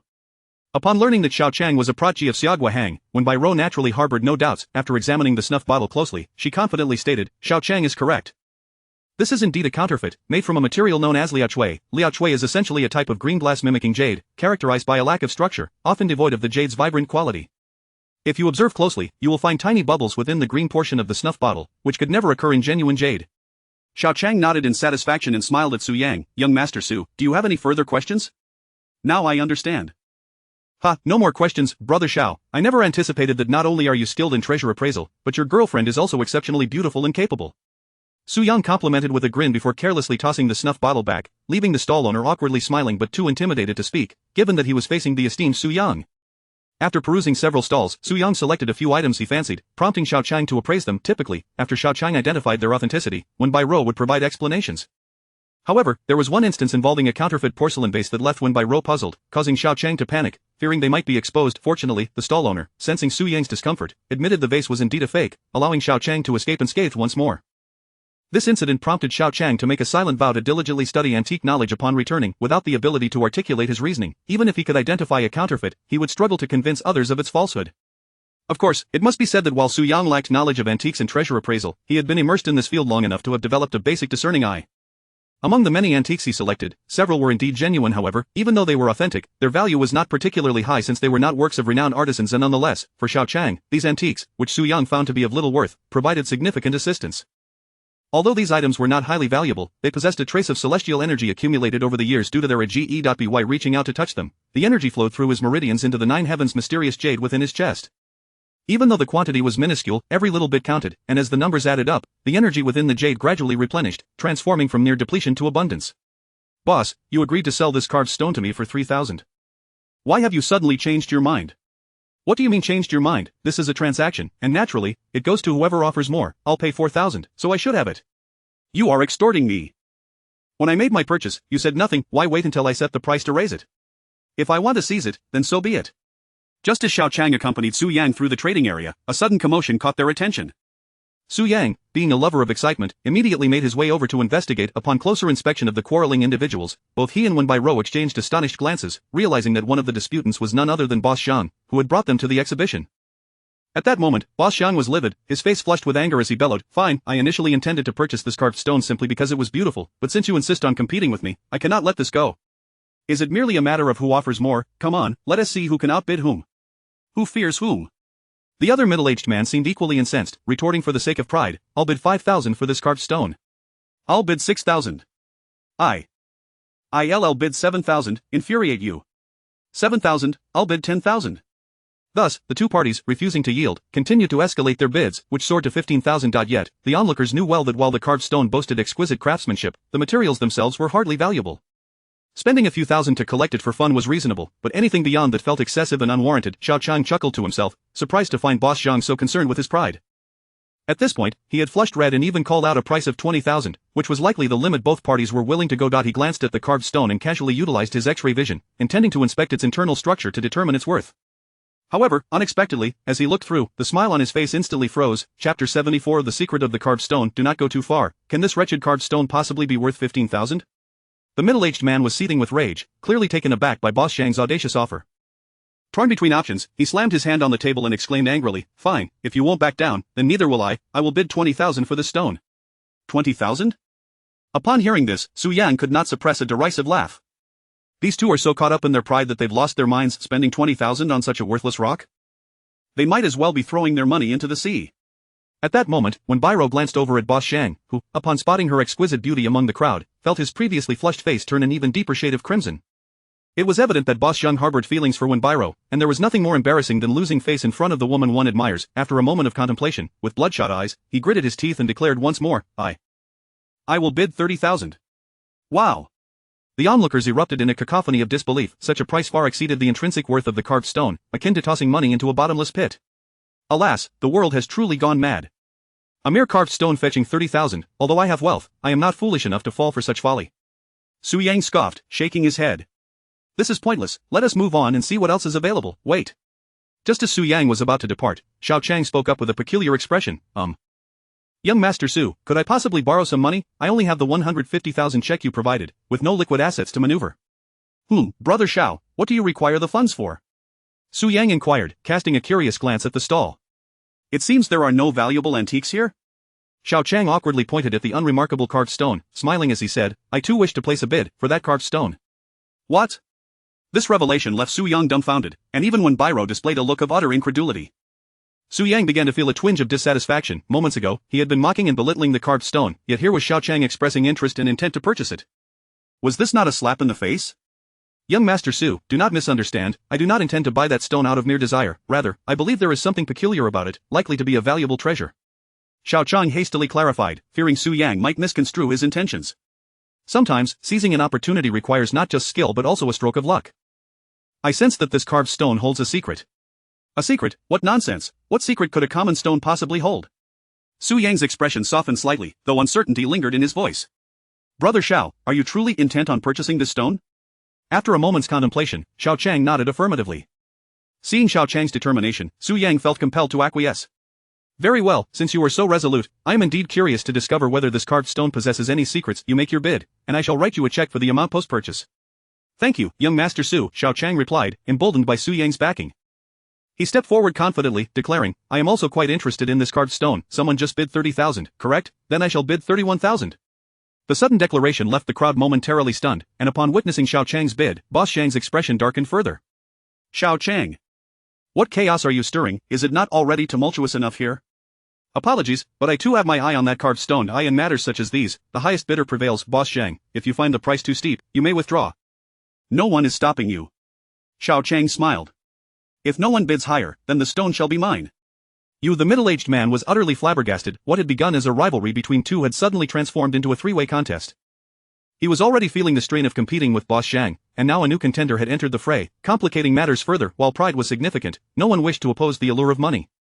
After a moment of grim contemplation, he said nothing and slinked away into the crowd. After all, they were all strangers. A temporary loss of face would be forgotten in time. Seeing the middle-aged man depart, Boss Xiang seemed to harbor a mix of old grievances and new animosities towards Xiao Qiang, gritting his teeth as he declared, Fine. You wish to play games with me? I will bid 40,000. 50,000. Xiao Qiang raised the stakes without hesitation, increasing the bid by a full 10,000. What a jest! With a net worth of 3 million, parting with a few tens of thousands was child's play for him. 60,000. Boss Xiang's eyes burned with fury towards Xiao Qiang, his rationality slipping as he made another bid. 80,000. However, before he could fully articulate his words, Xiao Qiang swiftly added another 20,000, shattering Boss Xiang's fragile confidence. You've lost your mind, you must be insane. Boss Xiang could not fathom why Xiao Qiang would spend such an exorbitant sum on this carved stone. If he continued to raise the bid beyond 80,000, it would not be Xiao Qiang who was mad, but rather himself. Though he longed for revenge, Boss Xiang was a businessman, and businessmen pursue profit. He understood that continuing to bid would lead not merely to a loss but to utter financial ruin. Moreover, Xiao Qiang would undoubtedly press on, but he lacked the courage to match him. Weighing the pros and cons, he huffed dismissively and said, Very well, the stone is yours, you madman. Spending 80,000 on a mere stone, how foolish. Whether I am foolish or not is for me to decide. I do not require your judgment, Xiao Qiang retorted, casting a disdainful glance at Boss Xiang before signaling to Su Yang. After a moment of hesitation, Su Yang sighed and quickly wrote out a check, handing it to the stall owner. The owner smiled, inspected the check with satisfaction, and pocketed it before handing the carved stone to Xiao Qiang. At that moment, the onlookers turned their attention to Xiao Qiang and the stone in his possession. Spending 80,000 on a common carved stone, even a novice could recognize it as a foolhardy transaction. Derision, disdain, scorn, and ridicule, a plethora of negative glances rained down upon Xiao Qiang, yet he remained unfazed. For at that instant, as his hands caressed the unassuming stone, a dense, golden aura of spiritual energy began to flow from the stone along his meridians into the depths of his chest, where it mingled with the nine heavens' mystical jade within him. Yes, the primary reason Xiao Qiang had expended such a fortune on this carved stone was that, after utilizing his vision, he discovered it possessed an extraordinarily rich spiritual energy within. Of course, the secrets hidden within this carved stone seem to extend far beyond this. Young Master Su, could you kindly have your people assist me in finding a portable cutting machine? Xiao Qiang suddenly inquired with a smile. Ha? Su Yang was taken aback, utterly bewildered. Brother Xiao, what on earth do you need a cutting machine for? Chapter 75. The fragrant wood of Tianju. Xiao Qiang did not respond to Su Yang's inquiry, and Su Yang felt it inappropriate to press further. He exchanged a glance with his subordinate, who immediately understood and hurried out. Before long, he returned with a portable cutting machine in hand. Xiao Qiang took the machine, switched it on, and aimed the blade directly at the stone sculpture placed on the ground. Upon witnessing this, Su Yang finally reacted and exclaimed in alarm, Brother Xiao, are you really going to cut into that sculpture? You spent 80,000 on it. I am well aware, young Master Su. I purchased this sculpture with the intention of dismantling it, Xiao Qiang replied with a wink. Who knows, we might uncover something new. How could that be possible? This sculpture is a complete entity, showing no signs of assembly. It is likely solid throughout. Where could there possibly be a new discovery? Su Yang was perplexed, feeling a sense of disbelief. Brother Xiao, I thought I had already discarded my caution with money, but I never expected you to be even more reckless. To cut into a sculpture worth 80,000 without a second thought, you're truly bold. Though he expressed admiration, it was evident that Su Yang was filled with disappointment regarding Xiao Qiang's actions.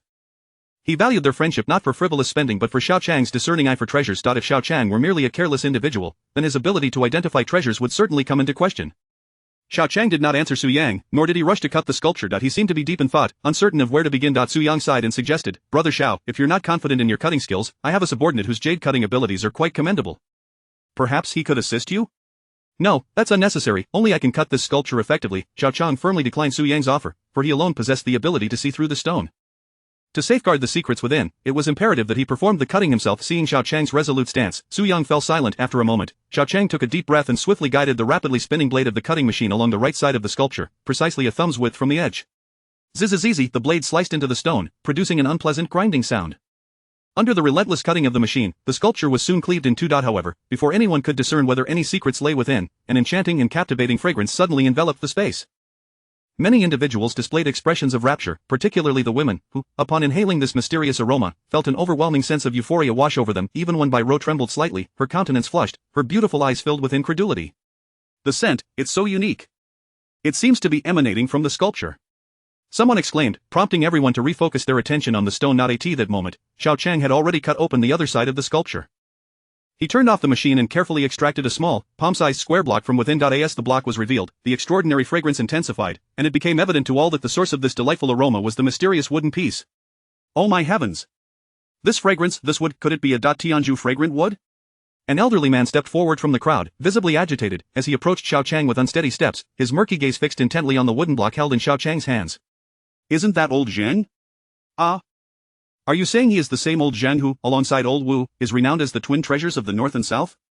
Indeed, old Zheng is a true authority in the realm of antiques, having identified countless rare treasures throughout his life, especially those from obscure origins. Whispers of admiration rippled through the crowd, and all eyes turned to regard the elderly gentleman with newfound respect.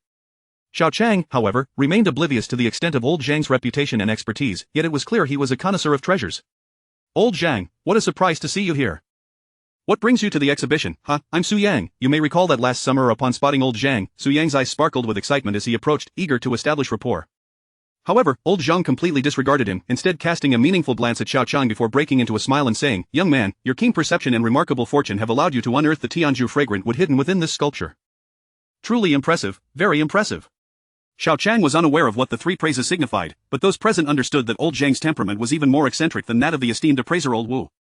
He rarely complimented anyone, and for him to utter three praises was undoubtedly the highest form of commendation. In truth, no one understood better than old Zheng the intricacies involved in Xiao Qiang's apparent stroke of luck in discovering the hidden Tianju fragrant wood within the sculpture. The process required immense finesse, whether it was purchasing the sculpture or cutting it. Without a discerning eye, a stroke of luck, and even skilled cutting techniques, it would have been impossible to reveal the Tianju fragrant wood in its entirety.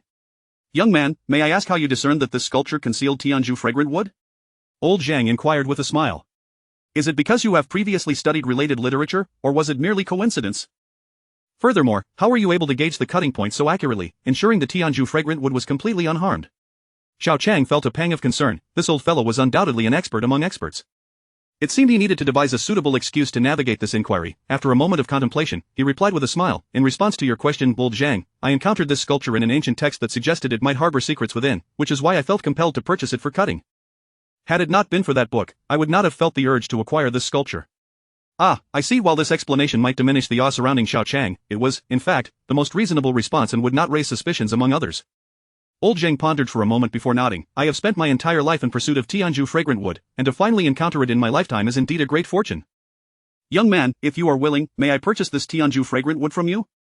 This, Xiao Qiang had barely warmed the treasure in his hands when someone expressed interest in buying it, which took him by surprise. After a moment of hesitation, he spoke, I would like to inquire about the origins of this Tianju fragrant wood. What kind of treasure is it? Could you enlighten me? Old Zhang considered this for a moment before speaking with evident yearning. In ancient times, a millennium ago, there existed a kingdom called Lulan located to the west of the Huaxia nation. There, a uniquely precious tree known as fragrant wood thrived. This type of tree takes centuries to mature, and once fully grown, it produces fragrant wood that emits a distinctive and captivating aroma.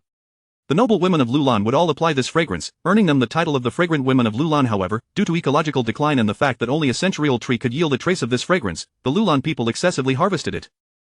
Consequently, the fragrant wood gradually became extinct due to climatic and human influences, and the fragrance itself faded away, becoming an exceedingly rare treasure. Chapter 76. The millionaire. Countless years have swiftly passed, transforming the ancient kingdom of Lulan from a lush, verdant realm into a desolate expanse of barren desert.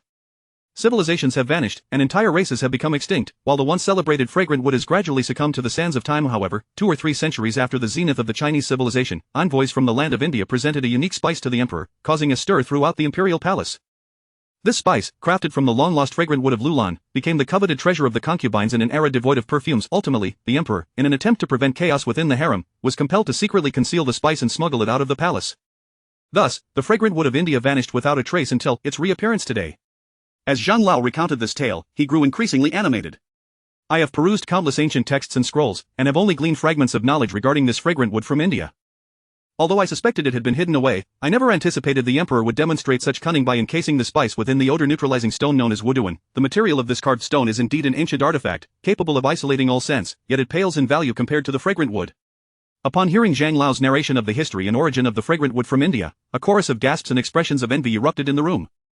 Undoubtedly, Xiao Qiang had stumbled upon a true treasure, an aromatic spice that could provoke a frenzy in the ancient imperial palace, and possibly the only one of its kind in existence. One could only imagine the staggering worth it possessed. Xiao Qiang, however, simply believed that the stone would surely contain some treasure, unaware of its extraordinary significance, and was momentarily taken aback. Yet, he quickly regained his composure and replied with a smile, "Thank you, Zhang Lao, for elucidating the origins of the fragrant wood from India so clearly, without any reservation. Are you not concerned that I might demand an exorbitant price upon realizing its value? Haha, I can see you are an earnest young man. Treasures possess a spirit, their discovery by you after a millennium could very well be a divine decree. Those of ill character would never be so fortunate." Zhang Lao chuckled. "Your humility, despite acquiring such a precious artifact, is commendable. I truly admire your steadfastness." "Well, thank you for the compliment, Zhang Lao, but I am not as exceptional as you suggest," Xiao Qiang replied, awkwardly scratching his head. In truth, his excitement was tempered by his possession of the 9 heavens mysterious jade, which had dulled his sensitivity to finding treasures. "Young man, there is no need for modesty. I have a keen eye for character," Zhang Lao said with a smile. "My willingness to share the tale of this fragrant wood means I have no fear of your overpricing it. If you are willing to sell it to me, I will offer you a fair price." "Ahem, Zhang Lao, ha, Xiao Qiang is my brother, and I shall take charge of this transaction. Whether he sells or not is a decision I must make." Suddenly interjecting was Su Yang, who stood nearby, assuming an authoritative demeanor on behalf of Xiao Qiang. Xiao Qiang found himself in a peculiar position, bemused by Su Yang's scheming. He was well aware that Su Yang had been disregarded by Zhang Lao earlier and was now attempting to leverage their friendship to engage with him. Zhang Lao cast a surprised glance at Xiao Qiang, clearly questioning whether Su Yang could truly represent him. After a moment's contemplation, Xiao Qiang, with a resigned smile, nodded in agreement. He decided to grant Su Yang this favor. After all, he would have many opportunities to solicit Su Yang's assistance in the future, and allowing him to make contact with Zhang Lao would surely engender gratitude. Seeing Xiao Qiang's affirmation, Zhang Lao turned his attention to Su Yang and said, "Su Yang, I am aware of your repeated visits, as you seek to infiltrate this field. If you can facilitate the sale of this fragrant wood from India today, I will gladly accept you as an apprentice, granting you a title within this domain." "Really, is that true? Zhang Lao, are you sincere?" Su Yang exclaimed, his excitement palpable. While he was wealthy, he lacked a formal standing in this industry. Within the upper echelons of this field, having a title was of paramount importance, a symbol of identity and recognition that could not be bought. To obtain such a title, one needed the endorsement of a revered figure like Zhang Lao or to gain recognition through personal expertise. Clearly, Su Yang was more suited to the former, and upon hearing that Zhang Lao was willing to accept him as an apprentice, he nearly leapt with joy. He quickly grasped Xiao Qiang's hand tightly and tremulously declared, "Brother Xiao, your assistance in helping me secure a place in this field is invaluable. I owe you a tremendous debt of gratitude. You must ensure that this spice is sold to Zhang Lao." Xiao Qiang observed Su Yang's exuberance, having never witnessed him so unrestrained. He had long harbored a curiosity about why someone like Su Yang, affluent and influential, was so keen to enter this field, even willing to demean himself and endure ridicule. Surely, there was a secret behind his fervor. Of course, everyone harbored their own secrets, and Xiao Qiang refrained from probing directly. He was inclined to assist Su Yang, and after offering a reassuring smile, he said, "Treasures are best bestowed upon those who appreciate them. This spice holds no value for me, yet in Zhang Lao's hands, it could achieve its utmost potential. Thus, I am more than willing to facilitate this transaction." "Haha, splendid, truly, you are a remarkable brother of mine," Su Yang exclaimed, clapping Xiao Qiang on the shoulder in delight. He then turned to Zhang Lao, brimming with enthusiasm. "Zhang Lao, did you hear? My brother has agreed to sell it to you. Please, make us an offer." Zhang Lao, contemplating for a moment, finally spoke, "The value of the fragrant wood from India is quite elusive. At a lower estimate, one might consider it merely a unique spice. However, for me, it represents not only a spice but also a living relic of the ancient kingdom of Lulan, holding profound significance for history and ancient culture. As a collector, my funds are limited, thus, I propose a sum of 3 million, in addition to the exquisite white jade night pearl necklace once worn by Princess Xian Shui of the ancient Huaxia kingdom, which I had intended to showcase at an exhibition. I wonder if this offer meets your approval. My goodness, I've heard tales of Zhang Lao acquiring a necklace once worn by an ancient princess a few years ago. Someone had even offered 4 million for it, yet Zhang Lao refused. I can hardly believe he is willing to trade it for this spice. A gasp of astonishment rippled through the crowd, igniting a wave of excitement among the onlookers. The combination of the 4 million yuan night pearl necklace and 3 million in cash meant that Zhang Lao was prepared to part with a staggering total of 7 million for this spice.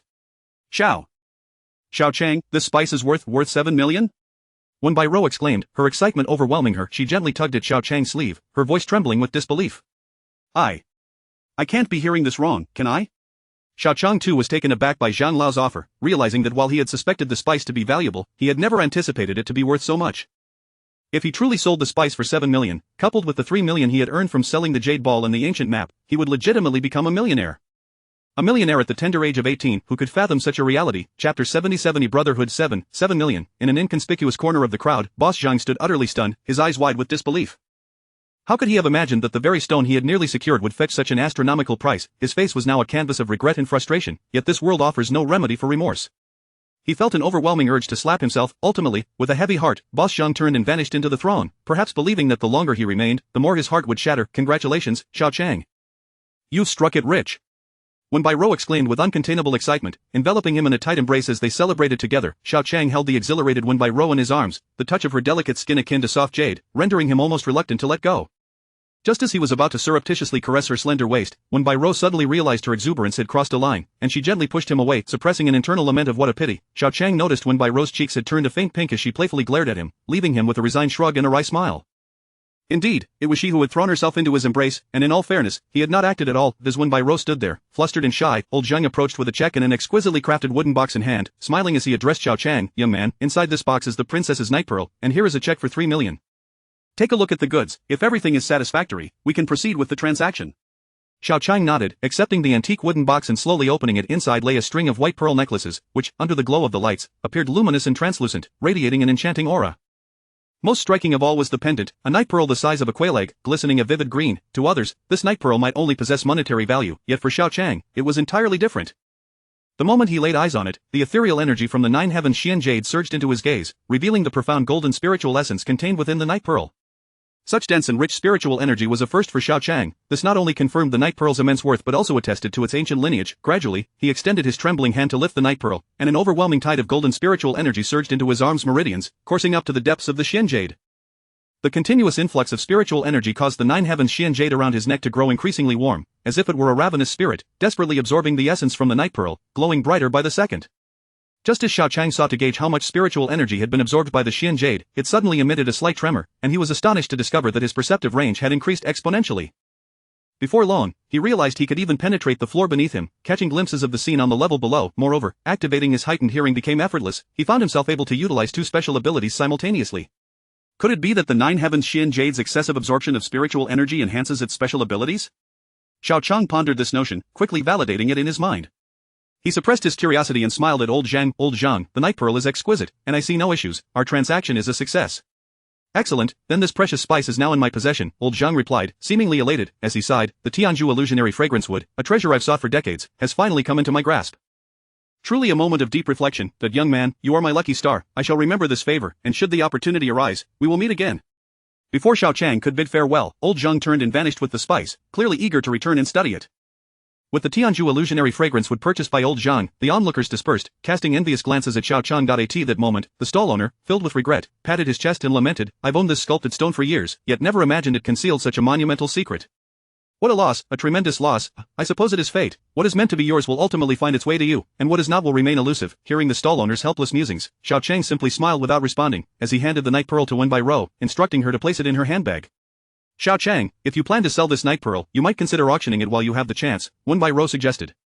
An auction here could yield a handsome price. Xiao Qiang pondered briefly before shaking his head with a smile. No, this night pearl is too beautiful. I cannot bear to part with it. I intend to gift it to someone special, and I believe she will cherish this necklace dearly. Oh? Wenbai Rou was taken aback, clearly not anticipating that Xiao Qiang would bestow this $4 million night pearl upon another. After a moment's hesitation, she tentatively inquired, "Is that person a woman?" Xiao Qiang smiled but did not answer. However, from his demeanor, it was evident that Wenbai Rou had surmised the truth. For some reason, a subtle complexity flickered in her beautiful eyes. "Brother Xiao, I truly admire you. At such a young age, how do you possess such knowledge? To have effortlessly earned 7 million, you must indeed be a master at uncovering hidden treasures." Su Yang, having passed the Tianzhu illusionary fragrance wood, no longer harbored doubts about Xiao Qiang's abilities. His tone grew increasingly warm, as if they were longtime friends. "Thank you for the praise, Su de Xiao. I have spent many years learning from a mentor to reach this level, though there remains ample room for improvement," Xiao Qiang replied, not minding the opportunity to cite Xiaoguahang as a shield for his treasure-identifying skills. However, considering that Su Yang and Xiaoguahang might frequently cross paths, he refrained from mentioning specific names. Su Yan laughed heartily, his expression one of realization. "Ah, I see, a renowned master must have trained you. Such esteemed individuals rarely reveal their names, I understand, but Brother Xiao, why do you still call me Su de Xiao? If you regard me with favor, I would be bold enough to ask you to call me Su Gu instead." Xiao Qiang recognized that he had finally passed Su Yang's test, earning his genuine friendship. He, too, did not wish to appear overly formal and smiled, addressing him, "Su Gu." "Ha, that's more like it." Su Yang joyfully embraced Xiao Qiang, exclaiming, "From now on, you are my brother Xiao. Let it be known, in Jiangnan province, if anyone dares to bully you, they are disregarding my Su Yang's face, I will make them regret it." Xiao Qiang smiled, his heart silently gaining assurance.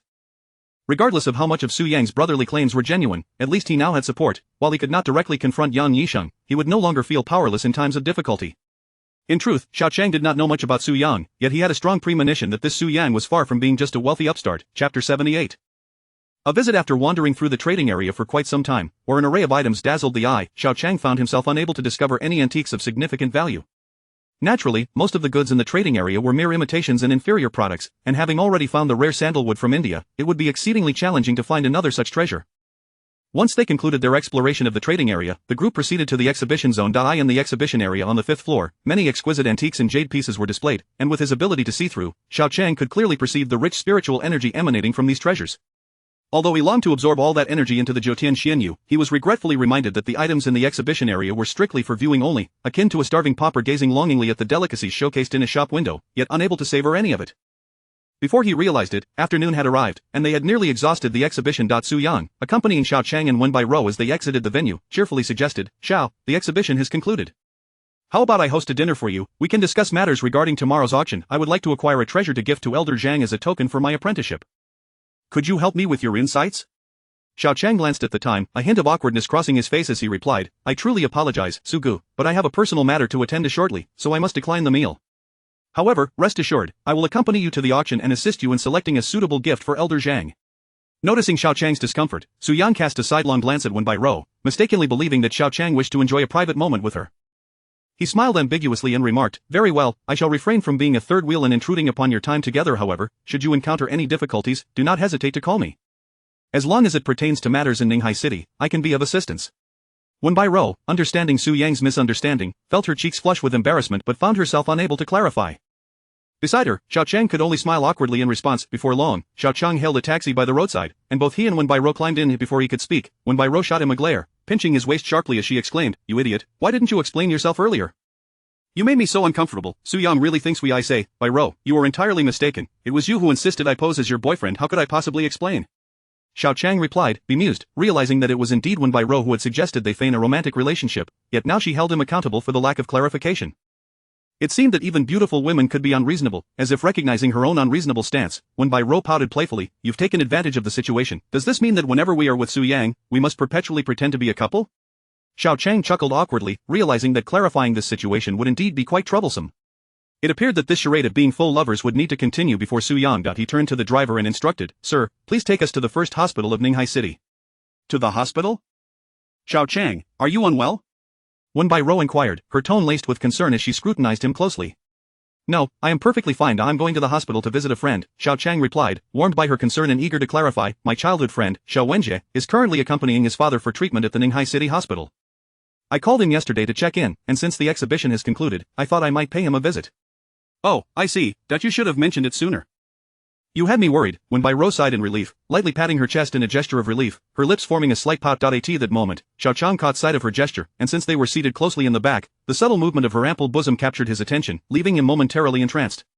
"Simpleton, what are you staring at?" Wenbai Ro's cheeks flushed crimson, and after giving him a sharp look, she quickly turned away, muttering softly, "At your age, you should be more respectable and not take advantage of women." Xiao Qiang, caught in an awkward moment, could only chuckle helplessly. "By Ro, you seem to be only 2 years my senior. This is a perfectly normal physiological response, what can I do?" "Still trying to defend yourself, I won't talk to you anymore." Wenbai Ro blushed and turned her face away, though her tone seemed to carry a hint of playful petulance. Uncertain whether Wenbai Ro was genuinely upset or merely feigning anger, Xiao Qiang scratched his head, choosing to remain silent. The two of them arrived at the entrance of the first hospital of Ninghai City, located in the heart of the city. Once Xiao Qiang alighted from the taxi and took in the expansive grounds of the hospital, along with the towering buildings that adorned its entrance, he couldn't help but exclaim, in comparison to the hospitals in Ninghai City, our county's first hospital seems almost like child's play. Wenbai Ro tugged at Xiao Qiang's arm, casting him a disapproving glance. "Is that not the reason this is called a big city? Hurry up and let us go inside, it will take us quite a while to find someone in this unfamiliar place."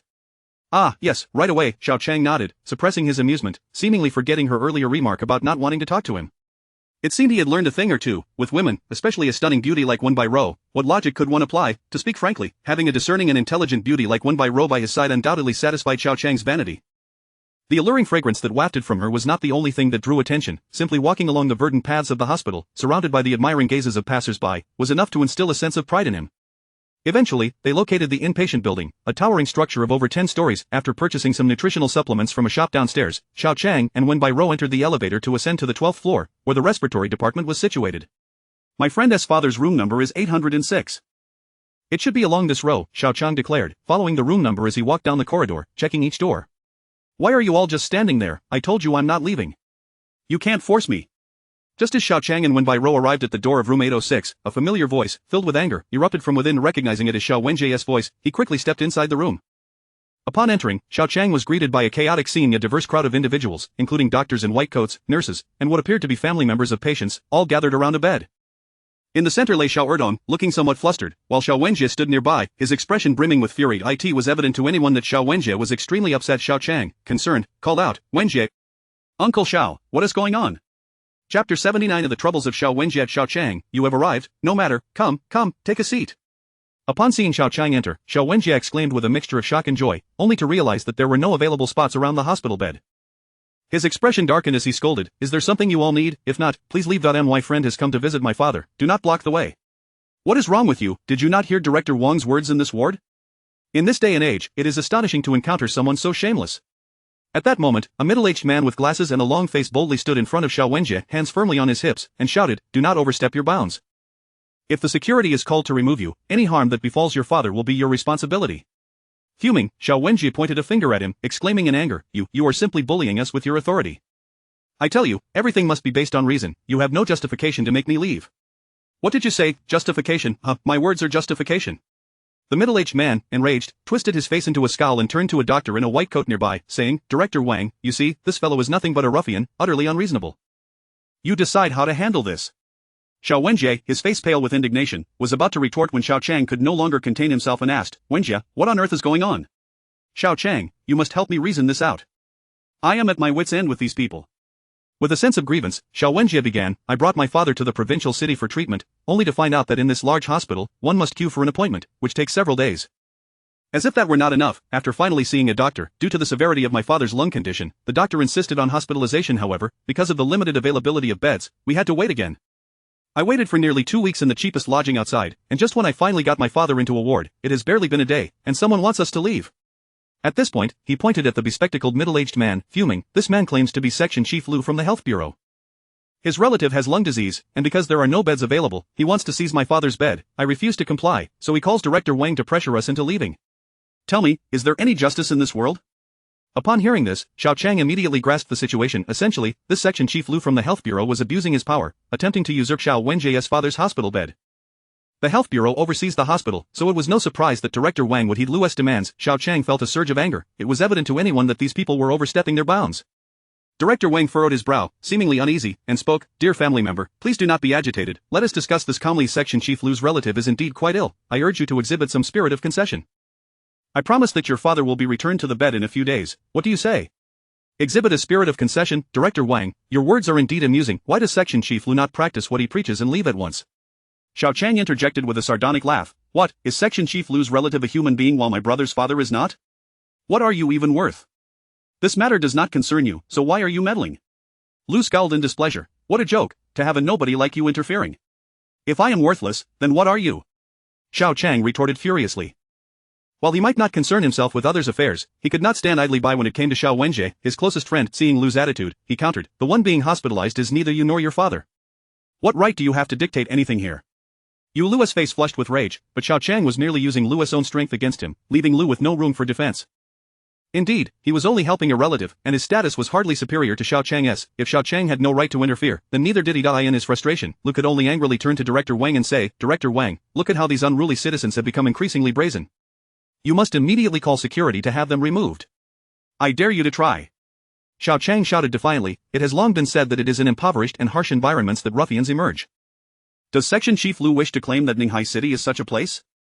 I cannot be bothered with you, since reason fails, let us settle this with force. Lu said, grinning with arrogance, you little brat, do you truly think you are someone of importance? Let me make it clear, you will not take this bed. If you do not leave now, I will not show you any mercy. Xiao Qiang's expression darkened. He recognized that Lu was resorting to bullying tactics. Despite Lu's bravado, his confidence was evidently lacking. The age-old saying that commoners should not challenge officials held some truth. Even if Xiao Wenjie was in the right, relying solely on reason to resist was evidently futile. The unfortunate reality was that they were merely ordinary citizens, and even a minor section chief could be a formidable opponent beside them, when Bai Rou felt increasingly anxious, realizing she had little means to assist them. After a moment of hesitation, she tugged at Xiao Qiang's sleeve and whispered, Xiao Qiang, perhaps we should let this go. If this escalates, you may find yourself embroiled in trouble. We are in the provincial city, we cannot contend with them. Did Xiao Qiang not understand when Bai Rou's sentiments? However, watching Xiao Wenjie be forced to remove his father from the hospital bed was something he could not bear. Power trumping rules and reason may be fundamentally unjust, but the harshness of reality often requires one to confront such truths. Seeing the deep sense of helplessness on Xiao Qiang's face, Xiao Wenjie clenched his fists, his eyes reddening with suppressed tears. He knew that even with Xiao Qiang's arrival, little could change. They lacked the strength to contend with the arrogant and despicable Lu. Continuing to struggle would likely only lead to their own humiliation when security inevitably arrived. Dad, I'm sorry, I'm just useless, Xiao Wenjie said to his father, Xiao Erdong, who lay on the bed with an anxious expression. The weight of grievance and pain filled his eyes with tears, which he fought to hold back. A man does not shed tears lightly. Xiao Qiang understood his brother all too well. In the past, after suffering a fractured leg from a fight, Xiao Wenjie had endured excruciating pain without shedding a single tear. Yet now, he was on the verge of crying. A profound sense of anger and helplessness surged within Xiao Qiang, as he once again felt the suffocating weight of powerlessness. It's alright, Wenjie. I had already suggested giving up the bed, but you were so stubborn. Now that Xiao Qiang is here, it is fitting that we pack our things and leave. Xiao Erdong sighed heavily, revealing his resignation. After a violent coughing fit, he was helped by Xiao Wenjie to put on his shoes and leave the bed. Why didn't you do this sooner? You're asking for trouble, you bunch of worthless scoundrels with no father to teach you. Upon seeing Xiao Erdong rise from the bed, Section Chief Lu could not contain his smugness and hurled insults. Worthless scoundrels without a father. Hearing these derogatory words, Xiao Qiang could no longer endure. In an unexpected turn, he charged at Lu, seizing his collar and delivering a fierce punch. Chapter 80, I will beat you to death, you wretched creature. Ah! Director Lu was brutally knocked to the ground by the punch, his glasses flying off and emitting a wretched cry. He clearly never anticipated that Xiao Qiang would dare to strike without warning in this place. Xiao Qiang was genuinely consumed by an inner fury that rendered him devoid of reason. Having lost his father, he detested nothing more than being insulted for lacking paternal guidance. This despicable director had evidently trespassed upon the most profound boundaries of his psyche. With frenzied fists, he rained blows upon Director Lu's face, roaring, You filthy scoundrel, who the hell are you calling a whore? Damn you, I will beat you to death, you wretched creature. Xiao Qiang. When Bai Rou, pale with fright, could not restrain a gasp once Xiao Qiang resorted to violence, reason would be entirely cast aside, leading to immense trouble. She felt her mind blank, utterly at a loss as to how to proceed. At that moment, Xiao Wenjie, too, was engulfed by the flames of indignation ignited by Xiao Qiang's actions. The trouble had begun with him, yet Xiao Qiang had taken it upon himself to act violently on his behalf. Regardless of the appropriateness of his actions, Xiao Wenjie was moved to the brink of tears. The last remnants of his reason could no longer contain him, and with a roar, he charged forward, delivering a fierce kick to Director Lu's abdomen. With fists and feet raining down upon him, Director Lu had no strength left to retaliate, only able to emit even more pitiful cries. It was these cries that roused the stunned Director Wang and others, who hurriedly rushed forward, desperately attempting to separate the fighting Xiao Qiang and Xiao Wenjie. However, to their astonishment, the two were like madmen, clinging to Director Lu without relent. Fueled by youthful fervor, several people struggled to pull them apart, but to no avail. What are you standing there for? Hurry and call security, report this to the police. Director Wang of the hospital stomped his foot in exasperation, shouting at the shocked nurses nearby. Only then did one nurse nod repeatedly, rushing out of the ward with urgency. Wenjie, stop it right now, stop. Xiao Erdong, panting heavily, bellowed, If you don't cease this madness, I swear I will kill myself right here. Startled by Xiao Erdong's threatening words, the irrational Xiao Qiang and Xiao Wenjie finally regained their senses and hastily withdrew their hands. With red-rimmed eyes, Xiao Wenjie, feeling wronged, implored, Dad, please don't be agitated, it's all my fault, we won't fight anymore. Xiao Qiang glanced at the floor where Director Lu lay, his face marred with bruises, and a sense of heaviness settled in his heart. He knew full well the implications of his actions, although he recognized the gravity of the situation. Not a hint of regret crossed his countenance, for he felt that this individual was truly despicable and shameless, and he had done nothing wrong. Xiao Qiang. When Biro swiftly approached him, tugging at his sleeve with urgency, "You and your brother must leave at once. When the security and police arrive, you will be in serious trouble. I will stay here with your father. This is far better than having you taken to the police station."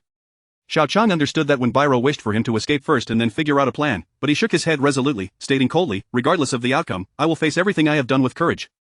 The mistakes I have made must be borne by me alone. Not if I selfishly flee, leaving you to bear the brunt of the consequences. What kind of man would I be? Oh dear, this is not the time for bravado. You are still a student. If you are taken to the police station, and this escalates to Yong'an County, you could very well be expelled from school. Do you understand?" When Biro said, her face a mask of anxiety. "Please, you must listen to me and leave now. I beg you."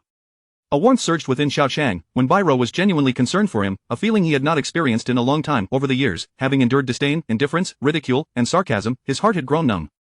During difficult times, he often faced challenges alone, thus the sincerity of when Biro's concern deeply moved him. As he looked at her, biting her pink lips, her lovely face revealing her worry and unease, he suddenly felt an overwhelming sense of happiness, for he had finally discovered that in this harsh world, he was not alone. "Xiao Qiang, you and she should leave. This incident is my responsibility, and it has nothing to do with you. I will bear it all."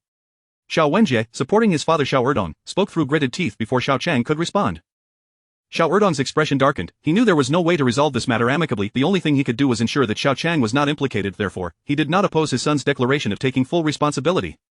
"Thinking of escaping? Humph, none of you will get away." Ouch. Struggling to rise from the ground, clutching his swollen cheek and adjusting his now crushed glasses, Director Lu, in a fit of rage, screeched, "You dare to hit me? I will make you pay dearly. Stop them. Do not let them escape." Upon hearing Lu's orders, his relatives immediately surrounded the doorway, each glaring fiercely at the two. When Biro's beautiful face was now a portrait of deep concern and panic. With the door to the ward blocked, their last chance to flee had evaporated. Xiao Qiang's feelings were equally tumultuous. The thought of this escalating to the school and facing expulsion haunted him, conjuring images of his mother's sorrowful and disappointed face, causing his heart to ache. No, he must devise a plan and take action. Xiao Qiang felt a surge of unwillingness, and suddenly an idea struck him. Without hesitation, he pulled out his phone and dialed a number. The number he dialed was the one Su Yang had given him during the exhibition. Clearly, Xiao Qiang intended to seek Su Yang's assistance. With no other connections in the provincial capital, he felt utterly helpless. Although he knew Su Yang was wealthy, he was unsure if he could be of help in this troublesome situation. Nevertheless, with no other options, he had no choice but to grasp at this last straw, willing to try anything. Soon, a cheerful laugh resonated from the phone. "Oh, Xiao Qiang, what is this? We've only just parted, and you're already thinking of calling me. That is not good. If you're not enjoying your time alone, Miss Wen might get upset." Hearing Su Yang's playful tone, Xiao Qiang felt a mix of exasperation and helplessness. This guy, he was on the verge of being arrested, yet he was making jokes. With no other option, he could only respond awkwardly. "Sugo, I wanted to ask, do you have any acquaintances at the police station?" Upon hearing this, there was a brief silence on the other end of the line, followed by a serious tone. "The police station? Xiao Qiang, have you gotten into some trouble? You're not joking with me, are you? Where are you now?" "Suga, I'm at the hospital. After we parted earlier, I intended to visit a friend's father, but then," Xiao Qiang did not hesitate to summarize the incident at the hospital, understanding that he needed Su Yang's help and thus offered no concealment. "Humph." A cold snort rang out over the line, causing Xiao Qiang's heart to leap in anxiety. He truly feared that Su Yang would utter words of helplessness, which would mean the last flicker of hope would be extinguished. "First People's Hospital, inpatient department, room 806, is that correct?" "I understand." Su Yang's voice grew icy, and before Xiao Qiang could respond, he hung up the phone. Xiao Qiang was momentarily stunned, unable to decipher Su Yang's words. What did he mean by "I understand"? Did he mean he was unwilling to help, or did he mean he would assist him? The lack of a definitive response left Xiao Qiang feeling uncertain. That he knew Su Yang was affluent, but he was unaware if he had any connections within the health department or the police system. Without such connections, even wealth might not suffice to resolve this dilemma. "Officer, it's these two individuals. They are disturbing the order of the hospital and assaulting someone in public. Hurry and arrest them."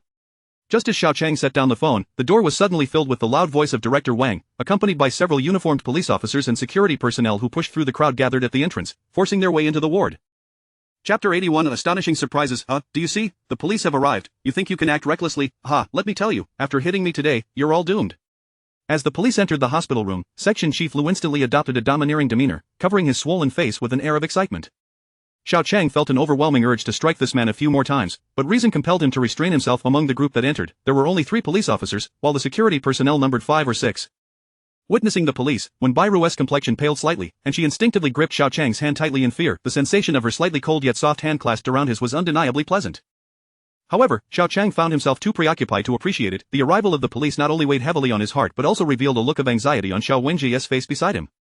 "You too," began a middle-aged police officer. "Director Wang from the inpatient department has reported that you were fighting in the ward, disturbing the order of the hospital.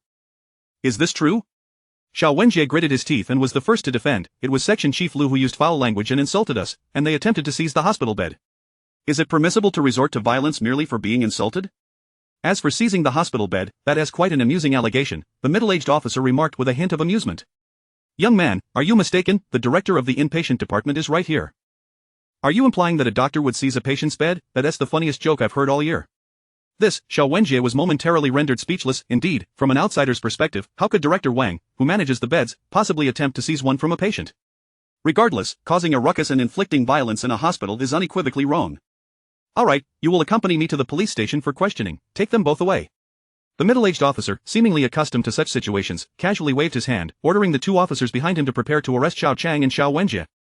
As the police drew closer, Xiao Qiang's expression grew increasingly grave. Being taken to the police station would undoubtedly lead to dire consequences. However, he found himself without any viable options, helplessly watching as the officers produced handcuffs to restrain him. Suddenly, a melodious ringtone echoed through the room, emanating from Director Wang's lab coat pocket.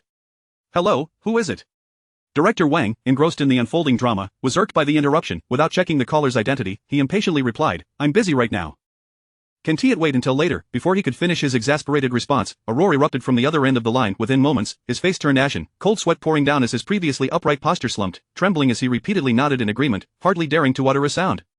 Quickly, after Director Wang hung up, he noticed Xiao Qiang's wrist was about to be cuffed, and he hastily interjected, Officer, please don't take them away just yet." The middle-aged officer shot a disgruntled glance at him, puzzled.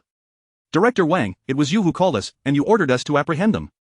What do you mean by not letting us take them now? Do you intend to turn this hospital into our temporary office?" "No, I didn't mean that." Director Wang's face flushed as he waved his hands in a somewhat helpless gesture. Our Vice President Xue from the inpatient department has learned of this situation and wishes to come personally to address it." "Can we wait for Vice President Xue to arrive before proceeding?" "Vice President Xue?" The middle-aged officer seemed taken aback, then responded with a newfound respect. "Such a trivial matter has caught the attention of Vice President Xue? Very well, we shall wait for him to arrive before taking anyone away. After all, this is a hospital, and we ought to show due respect to the Vice President." Director Wang was about to express his gratitude when Section Chief Lu interjected, anxious and leaning in closely. "Director Wang, what is the meaning of this? These two scoundrels need to be taken away immediately. If Vice President Xue arrives and learns about our attempt to seize a hospital bed, we will be in deep trouble." Upon hearing Lu's words, Director Wang felt a surge of anger, glaring at him as he retorted under his breath, "Isn't this all you're doing? I tell you, Lu, had you not insisted on securing a bed for your relative, would we have found ourselves in this predicament? Do you think I want these people to linger here?" "But Vice President Xue called and insisted that no one leave until he arrives. What do you expect me to do?" "What?" Lu's face paled in panic. "You mean Vice President Xue is coming to investigate this personally? This is just our bad luck. He never intervenes in such trivial matters. Heaven knows why he suddenly decided to take an interest today. Lu, if there is any way to keep this under wraps, do so. If it truly cannot be concealed, you must speak favorably on my behalf, considering your position with the Health Bureau. If Vice President Xue takes a disliking to me, I could lose my position as director in an instant." Director Wang's trepidation grew with each word, his expression darkening. Lu appeared so astonished that he momentarily forgot the pain on his face, left without a plan, and awkwardly stood still. "Xiao Qiang, what is happening? Who is this Vice President Xue they speak of? Is he here to help us?" Sensing a potential turning point, Wen Bairu approached Xiao Qiang and whispered, "Do you know Vice President Xue?" Xiao Qiang forced a wry smile and shook his head. "Sister Bairu, I came to the provincial city with you, and I'm just as unfamiliar with this place. It is unlikely that a vice president of such a large hospital would recognize me even if I knew him." Wen Bairu pondered this and realized that if Xiao Qiang knew the hospital's president, he wouldn't be trapped here by this minor director and section chief. Now, she could only hope that the incoming Vice President Xue would act justly and extricate Xiao Qiang from his predicament. Moments later, amidst the anxious anticipation, a slightly graying man in his 50s, with a rosy complexion, appeared in the ward. Following him was a throng of subordinates, clearly indicating that the leading figure was none other than Vice President Xue. As expected, before Vice President Xue had even fully entered the room, Section Chief Lu and Director Wang rushed forward to greet him. Director Wang fawned. "Vice President Xue, welcome to the ward for your inspection." However, before Director Wang could complete his sentence, Vice President Xue didn't even spare him a glance. He walked straight past him and Lu, directly approaching Xiao Qiang, who stood beside the police. "This must be Xiao, my young friend. Xiao, you truly possess an impressive presence, standing out from the crowd."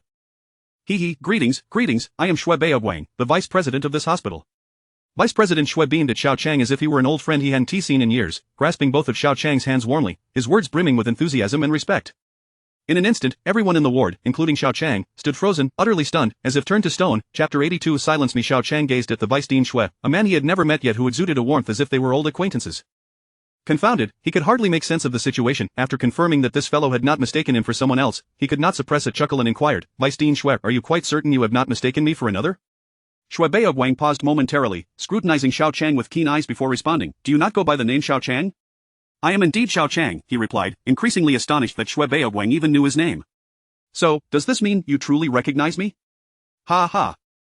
You are indeed Xiao Qiang, the very person I was seeking. Shui Beogwang exclaimed, vigorously shaking Xiao Qiang's hand once more, his smile returning with fervor. My dear Xiao, I sincerely apologize for the fright I have caused you. The blunders today are entirely my fault. I was completely unaware of your visit to our institution. Please forgive my rudeness. Rest assured, I will look into this matter thoroughly. Xiao Qiang, still enveloped in confusion, had yet to process the situation when he noticed Shui Beogwang's expression shift abruptly. The Vice Dean turned sharply, furrowing his brow as he commanded, Director Wang, come here at once. Director Wang trembled at the command, wiping the sweat from his brow as he hurriedly approached, forcing a smile. Vice Dean Shui, did you call for me? Is there another Director Wang present? Who else could I be referring to? Shui Beogwang retorted coldly, launching into a scathing reprimand. What on earth are you doing? A distinguished guest arrives, and you fail to notify anyone. You dare to assign the guest's friend to a regular ward. This is utterly unacceptable. Director Wang's mouth fell agape, his eyes betraying complete bewilderment. After a lengthy stammer, he finally managed to utter, Vice Dean Shui, I truly had no knowledge of any distinguished guest arriving at the hospital, but if I may be so bold, where is this esteemed guest now? Oh no, I shall immediately gather all hospital staff to greet them. Greetings, nonsense. Shui Beogwang's ire flared, as he pointed an accusatory finger at Director Wang. Look at you, completely oblivious, a distinguished guest is right under your nose, and you remain ignorant. Hurry and apologize to the guest. Director Wang was utterly dumbfounded, his heart sinking. The patients in the ordinary ward appeared to be just that, ordinary individuals. How could there be a distinguished guest among them? When his gaze finally landed on Xiao Qiang, he shuddered in disbelief. Vice Dean Shui, could this esteemed guest be him? Enough of this nonsense, this gentleman is Mr. Xiao.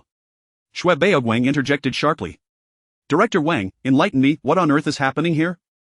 Why are there police present in front of our esteemed guest? Well, Director Wang felt as if he were about to crash against a wall, his mind racing. How could he have anticipated that this seemingly youthful individual would suddenly transform into a guest of honor at the hospital? Even more absurdly, the Vice Dean treated him with such respect. He felt as though the ground was crumbling beneath him, his thoughts a chaotic void, utterly at a loss for how to respond to Shui Beogwang's inquiry. Meanwhile, Section Chief Lu was equally astonished, pulling Director Wang aside in a fit of exasperation. Director Wang, what on earth is going on? Are you trying to drag your colleague into a pit of fire? This fellow undoubtedly knows Vice Dean Shui, yet you dared to have me seize his friend's hospital bed? I had no idea. Director Wang lamented, his body trembling in a state of despair. When I reviewed the records, the father and son admitted were clearly from a small county. How could a mere small-town individual possibly know Vice Dean Shui? It's preposterous. Noticing Director Wang's pale and flustered countenance, a middle-aged policeman stepped forward after saluting Shui Beogwang. Vice Dean, the situation is as follows. Our police department received a report from Director Wang, stating that a patient in the hospital was causing a disturbance, severely disrupting public order and even injuring someone. Thus, we came to investigate and were prepared to take the suspect into custody. Oh? Shui Beogwang turned his gaze to Xiao Qiang, then pivoted sharply back to Director Wang, his tone icy. Is this how you perceive the situation, Director Wang? Director Wang was at a loss, his panic evident. He could not fail to grasp that Shui Beogwang's words were not merely a question but a pointed retort. It was as if he were being compelled to clean up this mess himself. The issue was that Section Chief Lu had indeed been injured. To absolve Xiao Qiang, he would have to acknowledge Lu's wrongdoing, which in turn implicated himself, and the repercussions were far too weighty for him to bear. Good heavens, must I elucidate the entire sequence of events for you? If that is the case, what purpose do you serve? Shui Beogwang's gaze, once icy, now revealed a flicker of disappointment, instilling a deep sense of crisis in Director Wang. In an instant, Director Wang understood that whether he could continue to work at this hospital hinged entirely on his forthcoming actions. Admitting fault could cost him his position, yet should he disappoint Vice Dean Shui, he might lose his job entirely. The weight of the situation was not lost on him. I am truly sorry. Vice Dean Shui, it was a moment of folly on my part, violating the ethical standards of our hospital. I am at fault. Director Wang, unable to meet Section Chief Lu's gaze, gritted his teeth and shut his eyes, confessing, it was all due to Section Chief Lu from the Health Bureau. He insisted on securing a bed for a relative, thus attempting to commandeer Mr. Zhao's friend's bed. Being subordinate to Section Chief Lu, was left with no choice. The moment Director Wang's words escaped his lips, the truth was laid bare. Perhaps Xiao Qiang and Xiao Wenjie had acted inappropriately, yet that hinged upon the premise that Section Chief Lu had erred first. Acknowledging this fact would undoubtedly lessen their culpability.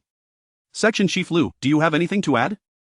According to hospital regulations, bed assignments must adhere to a first-come, first-served protocol, devoid of any favoritism or privilege, yet you, relying on your position as a health bureau chief, exerted pressure on our institution, which is a clear abuse of power. Shui Beogwang interjected with a cold sneer. You are an employee of the health bureau, and while I cannot govern you, I believe the police officers present have discerned that you are the true instigator of today's events. Section Chief Lu was seething, nearly beside himself with rage. He had not anticipated that Director Wang would betray him so quickly. Clinging to the last vestige of his authority as a health bureau chief, he seethed, even if I did seek to expedite my relative's admission, what of it? They assaulted me, there is irrefutable evidence, regardless of the circumstances, violence is indefensible, and they must face severe consequences. Yu Shui Beogwang was taken aback by Section Chief Lu's audacity to persist in his threats. His complexion darkened with anger, however. Given that the health bureau was the hospital's direct superior, he could lodge a complaint there, yet he could not dictate Lu's actions. Seizing upon this vulnerability, Section Chief Lu clung tenaciously to the matter. Perhaps it was because he had never before suffered such humiliation at the hands of a mere youth that he was now intent on taking a hardline approach. Lu Durong, you best silence yourself at once. Just as Shui Beogwang found himself at a loss for how to proceed, a thunderous voice echoed from outside the door.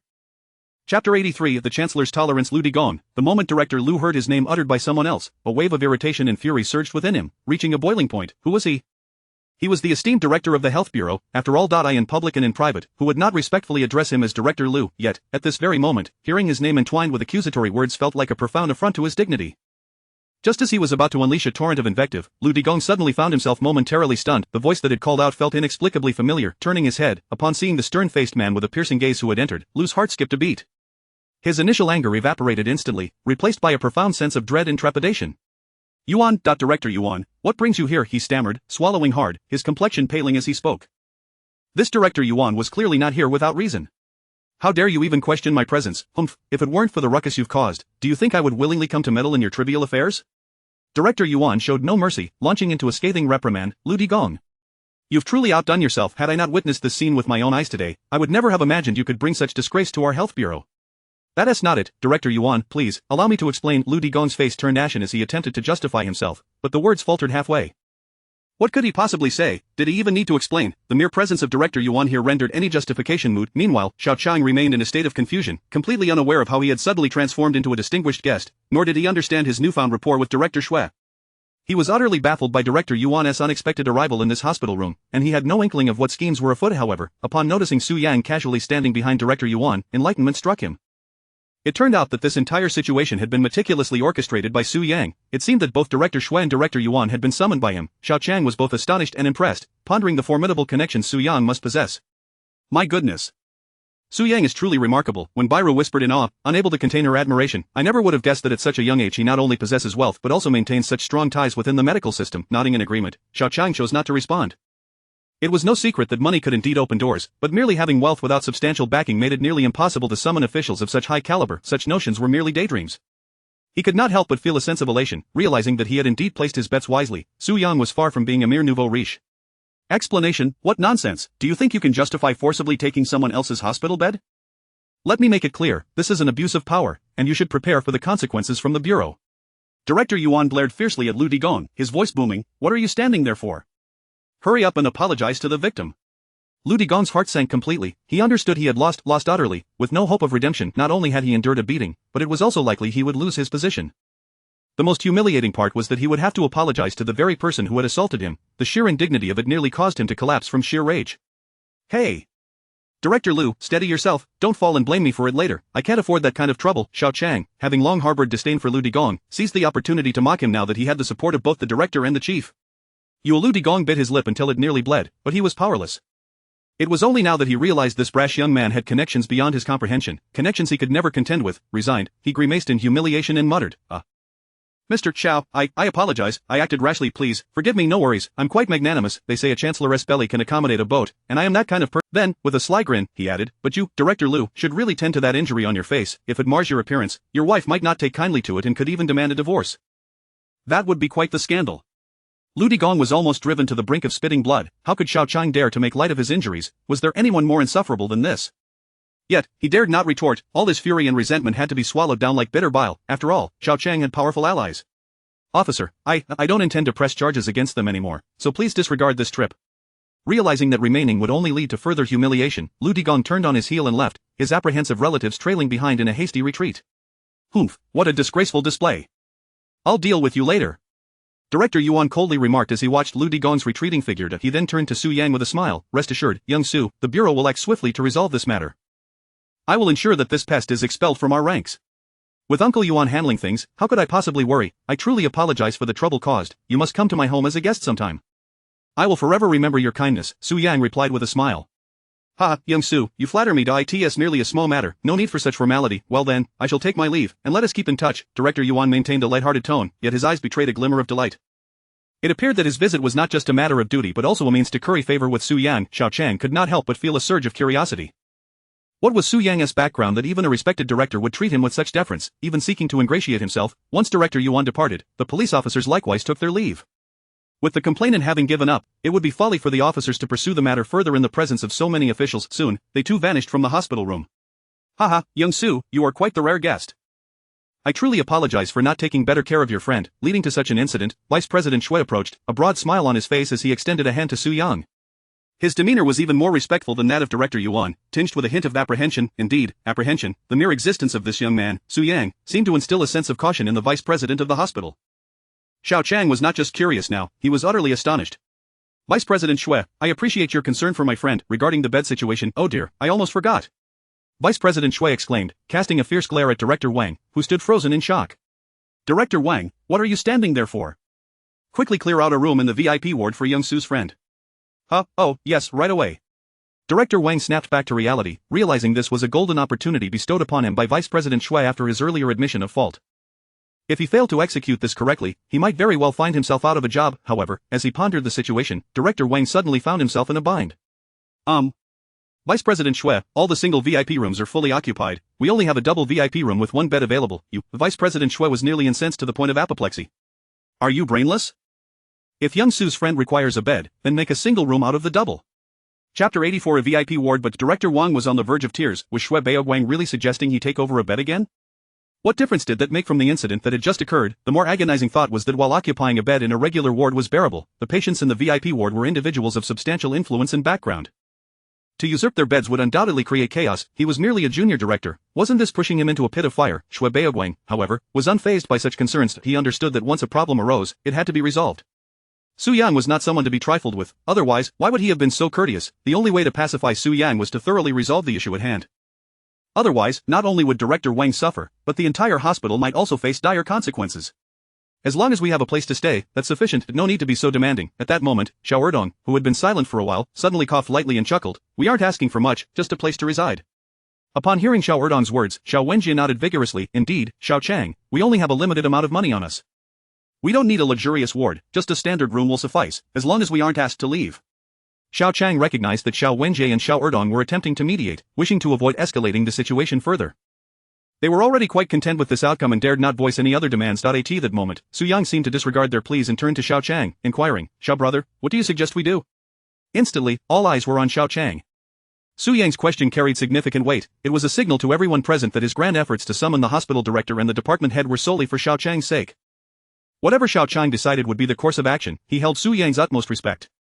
Sugo, why don't we opt for a VIP double room? I only hope that Director Shui can take extra care of my friend's father and expedite his recovery from lung disease. Xiao Qiang pondered aloud. As for the expenses, I will cover them.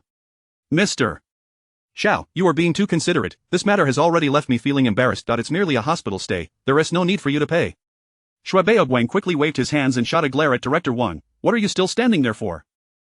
Hurry up and make the arrangements. Remember, charge the cost of the VIP double room to the inpatient department for reimbursement. Also, contact the respiratory specialists in the hospital for a comprehensive examination tomorrow. Oh, yes, thank you, Mr. Xiao. Thank you, young Master Su. I will prepare immediately. You can check in shortly. Director Wang wiped the cold sweat from his forehead. He understood that Xiao Qiang had graciously chosen not to hold this against him.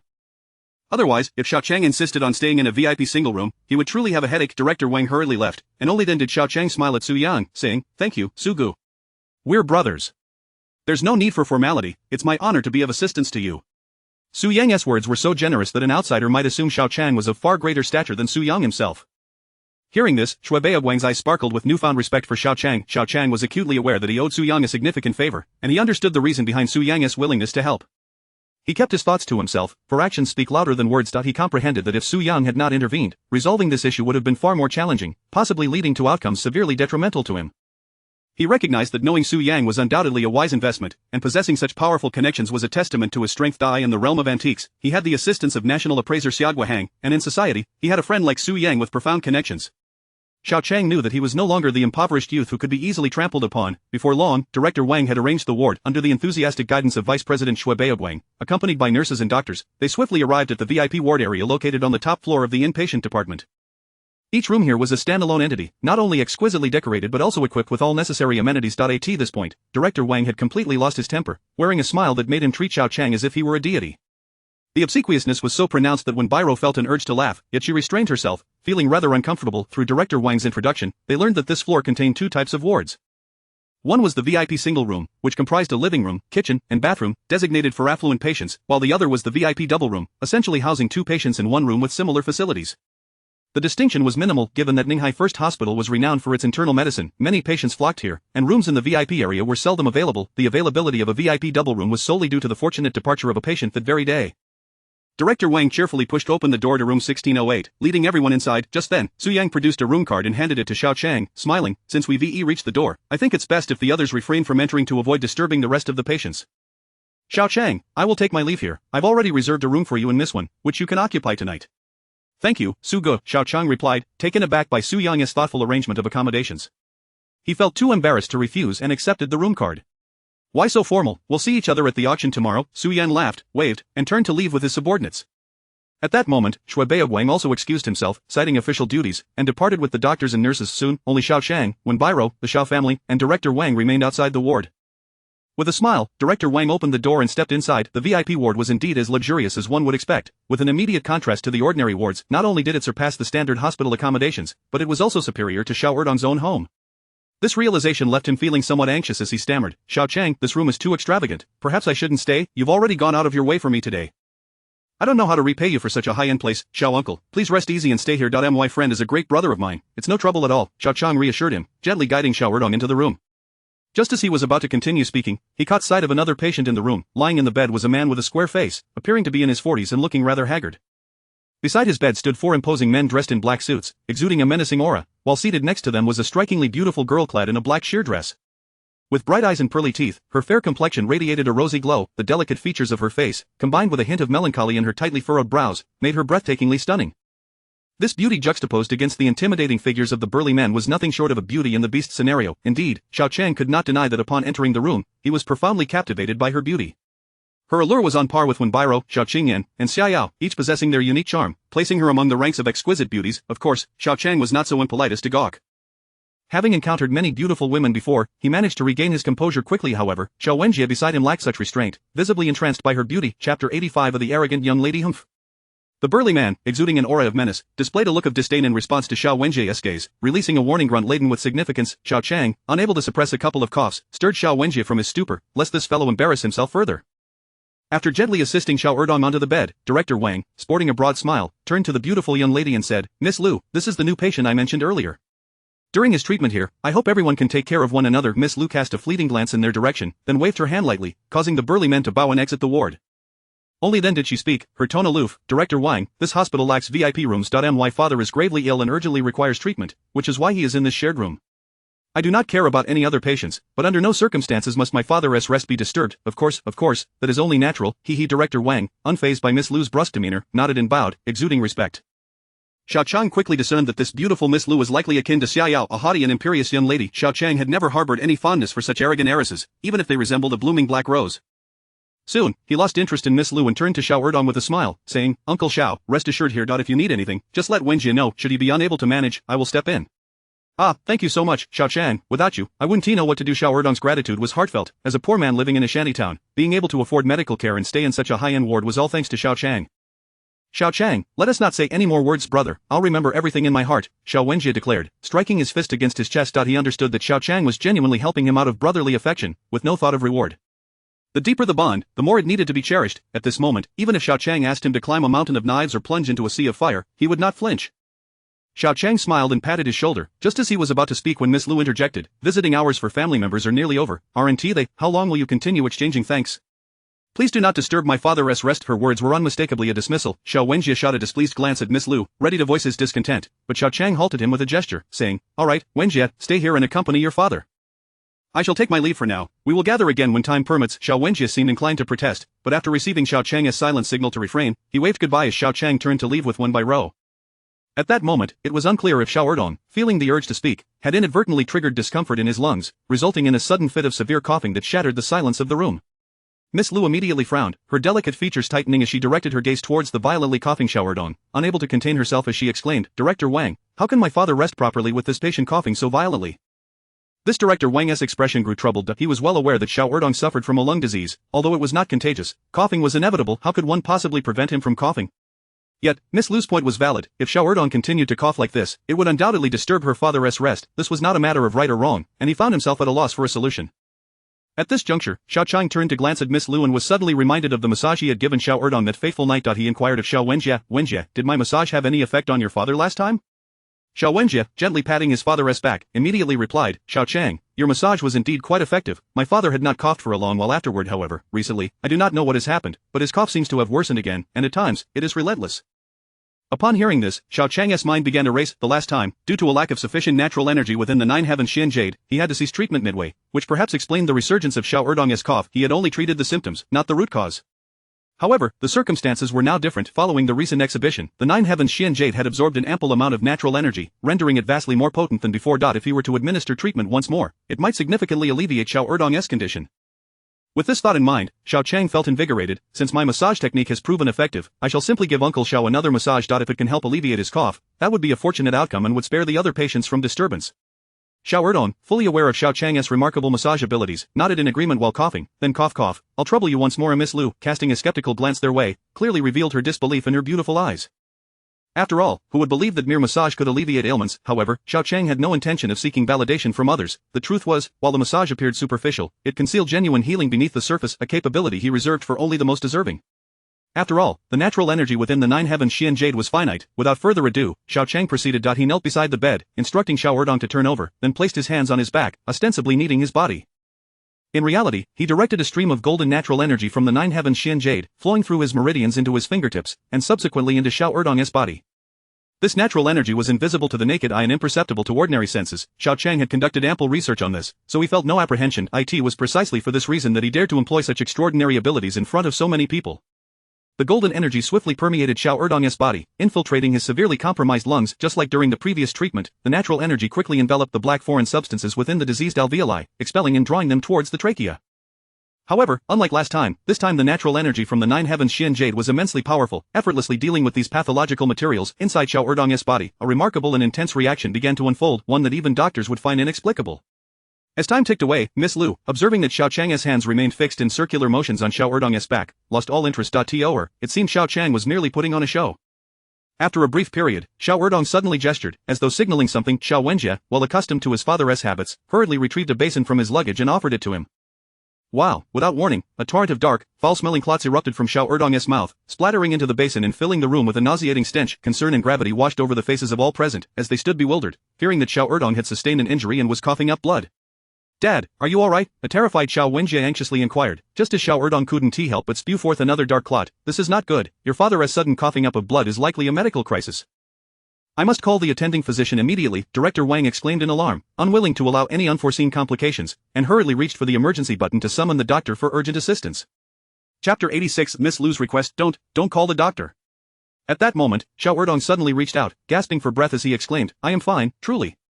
His declaration left everyone momentarily speechless. How could he be fine when his labored breathing and disheveled appearance suggested otherwise? "I must insist, sir," Miss Lu interjected with a hint of disdain, "illness requires treatment. One cannot simply endure. You appear to be in distress, and your life is paramount." Director Wang called for a doctor for your own good. She continued, "Trust in medicine, not in dubious remedies or superstitions. Be wary, improper massage can lead to adverse effects." Thank you, young lady, for your concern. I assure you, I am genuinely well." Xiao Erdong managed to steady his rapid breaths, inhaling deeply as if relishing the moment. "It has been ages since I last experienced such fresh air. My lungs feel invigorated, and I cannot express how delightful it is. How could it possibly be counterproductive? Thanks to Xiao Qiang's massage, I feel better than ever. I've never felt this splendid." Miss Lu's face revealed an unmistakable surprise, her expression bordering on disbelief as she murmured, "But you've just coughed up blood. How can you possibly feel well?" "Because the blood he expelled is not fresh, but rather toxins accumulated in his lungs." At that moment, Xiao Qiang withdrew his hands from the massage, turning Xiao Erdong onto his side as he addressed Miss Lu. My massage promotes blood circulation and alleviates stasis. Only by expelling these toxins can his pulmonary condition greatly improve. Having transferred the essence of nature into Xiao Erdong's body, Xiao Qiang could sense the previously waning vitality in his lungs gradually reviving. Although he was not a doctor, this treatment assured him that the Jiutian Xuanyu he wore could indeed heal through the infusion of natural energy. Of course, while the toxins in Xiao Erdong's lungs had been cleansed and the major issue resolved, the illness had accumulated over many years. Recovery would require not only careful nurturing but also ongoing treatment for his lungs, a process not to be hastened. Is it truly that miraculous? Miss Lu mumbled, her skepticism still evident. I wish to get up and move about, Xiao Erdong suddenly proclaimed, his demeanor radiating vitality as if he had regained a decade of youth. He declined his son's assistance, elegantly rising from the bed and striding to the window, performing a delightful stretch. Xiao Wenjie, filled with excitement, exclaimed, Dad, you can move on your own? Is your illness cured? Not entirely, there is a lingering discomfort in my lungs, a faint nerve pain, but it is undoubtedly much improved, Xiao Erdong replied, his spirit soaring as he grinned broadly. I believe my ailment may soon be resolved. This is simply incredible, Director Wang stammered, astonished. I have reviewed Mr. Xiao's medical history. He suffers from a severe lung condition that has persisted for years. How could a mere massage yield such results? My goodness, Mr. Xiao, you are truly remarkable. Might you impart this massage technique to me? Director Wang, you flatter me. This technique was taught to me by an elderly Taoist during my childhood in the countryside. I labored long and hard to grasp it. It is indeed effective for invigorating blood flow and dispelling stasis, but my master insisted that this technique is a closely guarded secret, and I vow never to teach it to anyone. Xiao Qiang cleverly invoked the memory of the old Taoist as a shield, firmly refusing Director Wang's request. What a preposterous notion, to teach him the massage technique that would expose all of Xiao Qiang's secrets. He was not so foolish. An elderly Taoist? Miss Lu's eyes sparkled with intrigue upon hearing this. Previously, she had doubted Xiao Qiang's massage skills due to his youth and the seemingly mundane nature of the technique. However, the living example of Xiao Erdong's recovery lay before her, compelling her to reconsider. Moreover, Xiao Qiang's mention of a master clearly indicated that this massage technique might indeed be a highly effective art. With 5 millennia of history, China is home to countless extraordinary individuals. What miracles could possibly be absent? As Miss Lu gazed at Xiao Qiang, her expression grew increasingly complex. Turning to glance at her father, still asleep on the hospital bed and displaying signs of discomfort, she suddenly spoke, Mr. Xiao, may I have a word with you privately? What is it? Xiao Qiang was taken aback by her sudden request for a private conversation. Frankly, he found her commanding tone quite off-putting and frowned slightly. However, his retort went unanswered, as Miss Lu rose from the chair beside the bed and walked directly into the restroom. It was undeniable that Miss Lu possessed not only striking beauty but also an undeniably alluring figure. As she stood, the hem of her black dress revealed long, slender legs that made his head spin. Hey, a beautiful lady is inviting you to a private conversation, why not seize such a great opportunity? When Bairu interjected, her tone somewhat irked. Such chances are fleeting and may never return. Xiao Qiang turned to her, a quizzical expression on his face. Why did it seem as though she was somewhat envious, feeling her cheeks flush under his gaze, when Bairu averted her face, choosing silence. At this moment, Director Wang cleared his throat and remarked, Ahem, Mr. Xiao, we are all roommates in this ward. It is best to maintain amicable relations during our stay. I have heard that Miss Lu was not someone to be trifled with. Upon hearing Director Wang's words, Xiao Qiang contemplated a rebuttal. However, upon locking eyes with Xiao Erdong, he sighed in resignation and nodded. There was no choice. After all, his best friend's father would be staying in this ward for a while. Offending this Miss Lu would only lead to unnecessary complications. After some thought, Xiao Qiang pursed his lips and entered the restroom as well. The VIP double room was nicely decorated, but as a hospital with a high flow of people, space was limited, rendering the restroom rather cramped for two. Upon entering, Xiao Qiang was greeted by a faint, enchanting fragrance wafting from Miss Lu. Gazing at the beautiful lady before him, arms crossed and eyes fixed upon him, he shrugged casually and asked, Miss Lu, what brings you to seek me? I am Lu Yuti, she stated, first revealing her name with a still cool, haughty demeanor. Mr. Xiao, as you must have noticed, my father lies on the hospital bed, gravely ill. Of course, I am not blind, so I have indeed noticed, Xiao Qiang replied, somewhat perplexed. Miss Lu, please get to the point. I am about to leave the hospital. Seeing Xiao Qiang's apparent impatience, Lu Yuti felt a flash of irritation. Perhaps she had never encountered a man who dared to display such indifference before her. After a moment of contemplation, either calming herself or reflecting, she continued in a flat tone, My father has been harmed by someone, suffering severe lung damage and inflammation. Since you were able to alleviate your friend's father's lung condition through massage, you should be able to restore my father's health as well. Therefore, I request that you perform a massage for him. Name your price. So, this beautiful woman sought him out merely for her father's massage. Xiao Qiang finally grasped the situation, but he quickly chuckled and replied, I'm sorry, but I have no interest. Miss Lu, I am not your subordinate. There is no need for me to obey you. Wealth all that matters. Money cannot buy everything. What a ridiculous notion. What he provided was not a mere massage but a genuine treatment. This treatment required the essence of nature from the Jiutian Xuanyu. Moreover, he had no intention of acquiescing to someone as haughty and discourteous as Lu Yuti, who issued commands without a hint of politeness. Money, while he certainly needed it, he was not so desperate as to bow to her whims for the sake of cash. Chapter 87. The bold young lady Lu Yuti furrowed her delicate brows, seemingly suppressing her discontent and indignation. Taking a deep breath, she stated, "What exactly do you want in order to massage my father? I am willing to meet any conditions within my capabilities." Faced with such an arrogant young lady, Xiao Qiang suddenly felt a surge of mischief. He coldly chuckled, "If you insist on having me massage your father, I suppose it could be arranged, but only if you grant me a kiss, perhaps then I would comply." "You, shameless!" Lu Yudi finally lost her temper, her petite fists clenched, her body beginning to tremble.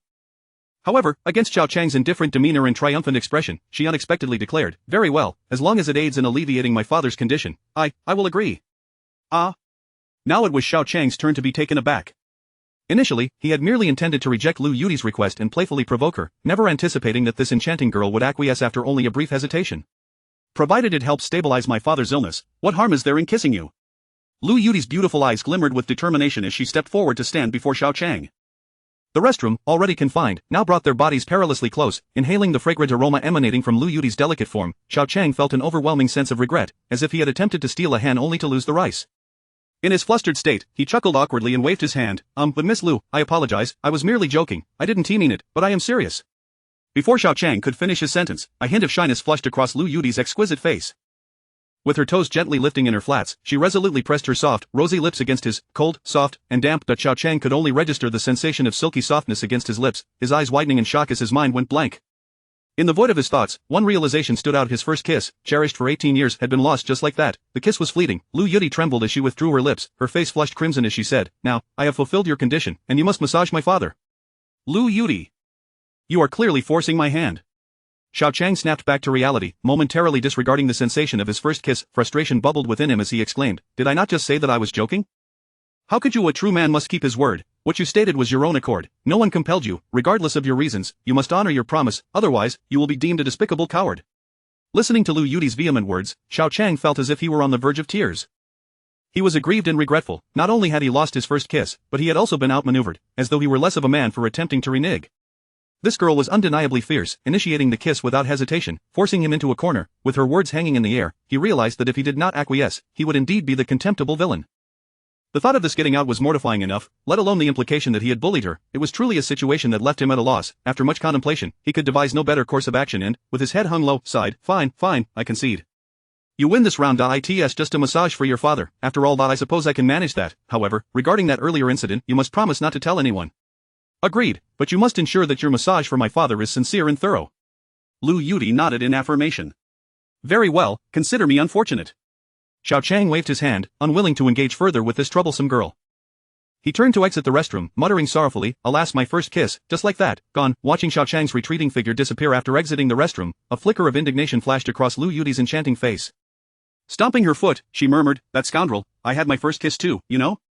Xiao Qiang, of course, did not hear Lu Yudi's words. He felt as though he had suffered a tremendous loss, akin to losing both the lady and the troops. As they emerged from the restroom, he walked with a grim expression to Lu Yudi's father's bedside, placing his hand on the man's chest and pretentiously beginning the massage. Though he promised Lu Yudi that he would treat her father with care, Xiao Qiang was not foolish enough to exert himself fully.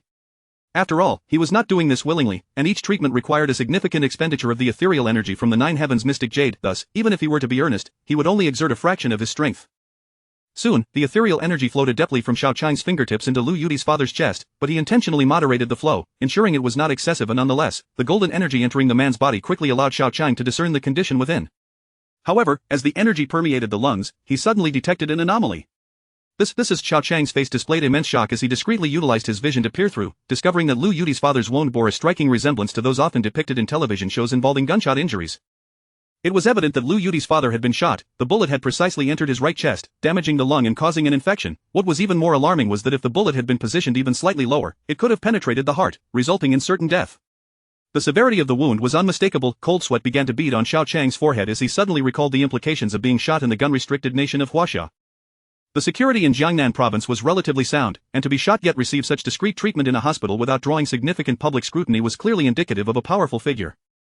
As he recalled the four imposing men who had exited the room, he furtively glanced at the composed Lu Yudi nearby, a terrifying hypothesis creeping into his mind. Could it be that her father was involved in the underworld? Sustaining a gunshot wound and quietly being admitted to such a prestigious hospital, even securing a VIP room, achieving this suggested he was likely a significant figure in the underworld. This meant that Lu Yudi could very well be the daughter of a prominent gang leader. As this thought crystallized in his mind, Xiao Qiang's complexion paled. He had just compelled Lu Yudi to kiss him, and the realization sent tremors through his body, leaving him feeling weak in the knees. Heaven above, earth below, must fate be so cruel to me, Xiao Qiang lamented, regretting his impulsive decision to concoct such a ridiculous scheme that if Lu Yudi were to harbor a grudge against him, he could very well meet his demise in an instant. Xiao Qiang, are you actually applying yourself to the massage? It seems to me that your hands haven't moved at all for quite some time. Just as Xiao Qiang's mind was racing with anxiety, Lu Yudi's query suddenly pierced the silence, startling him greatly.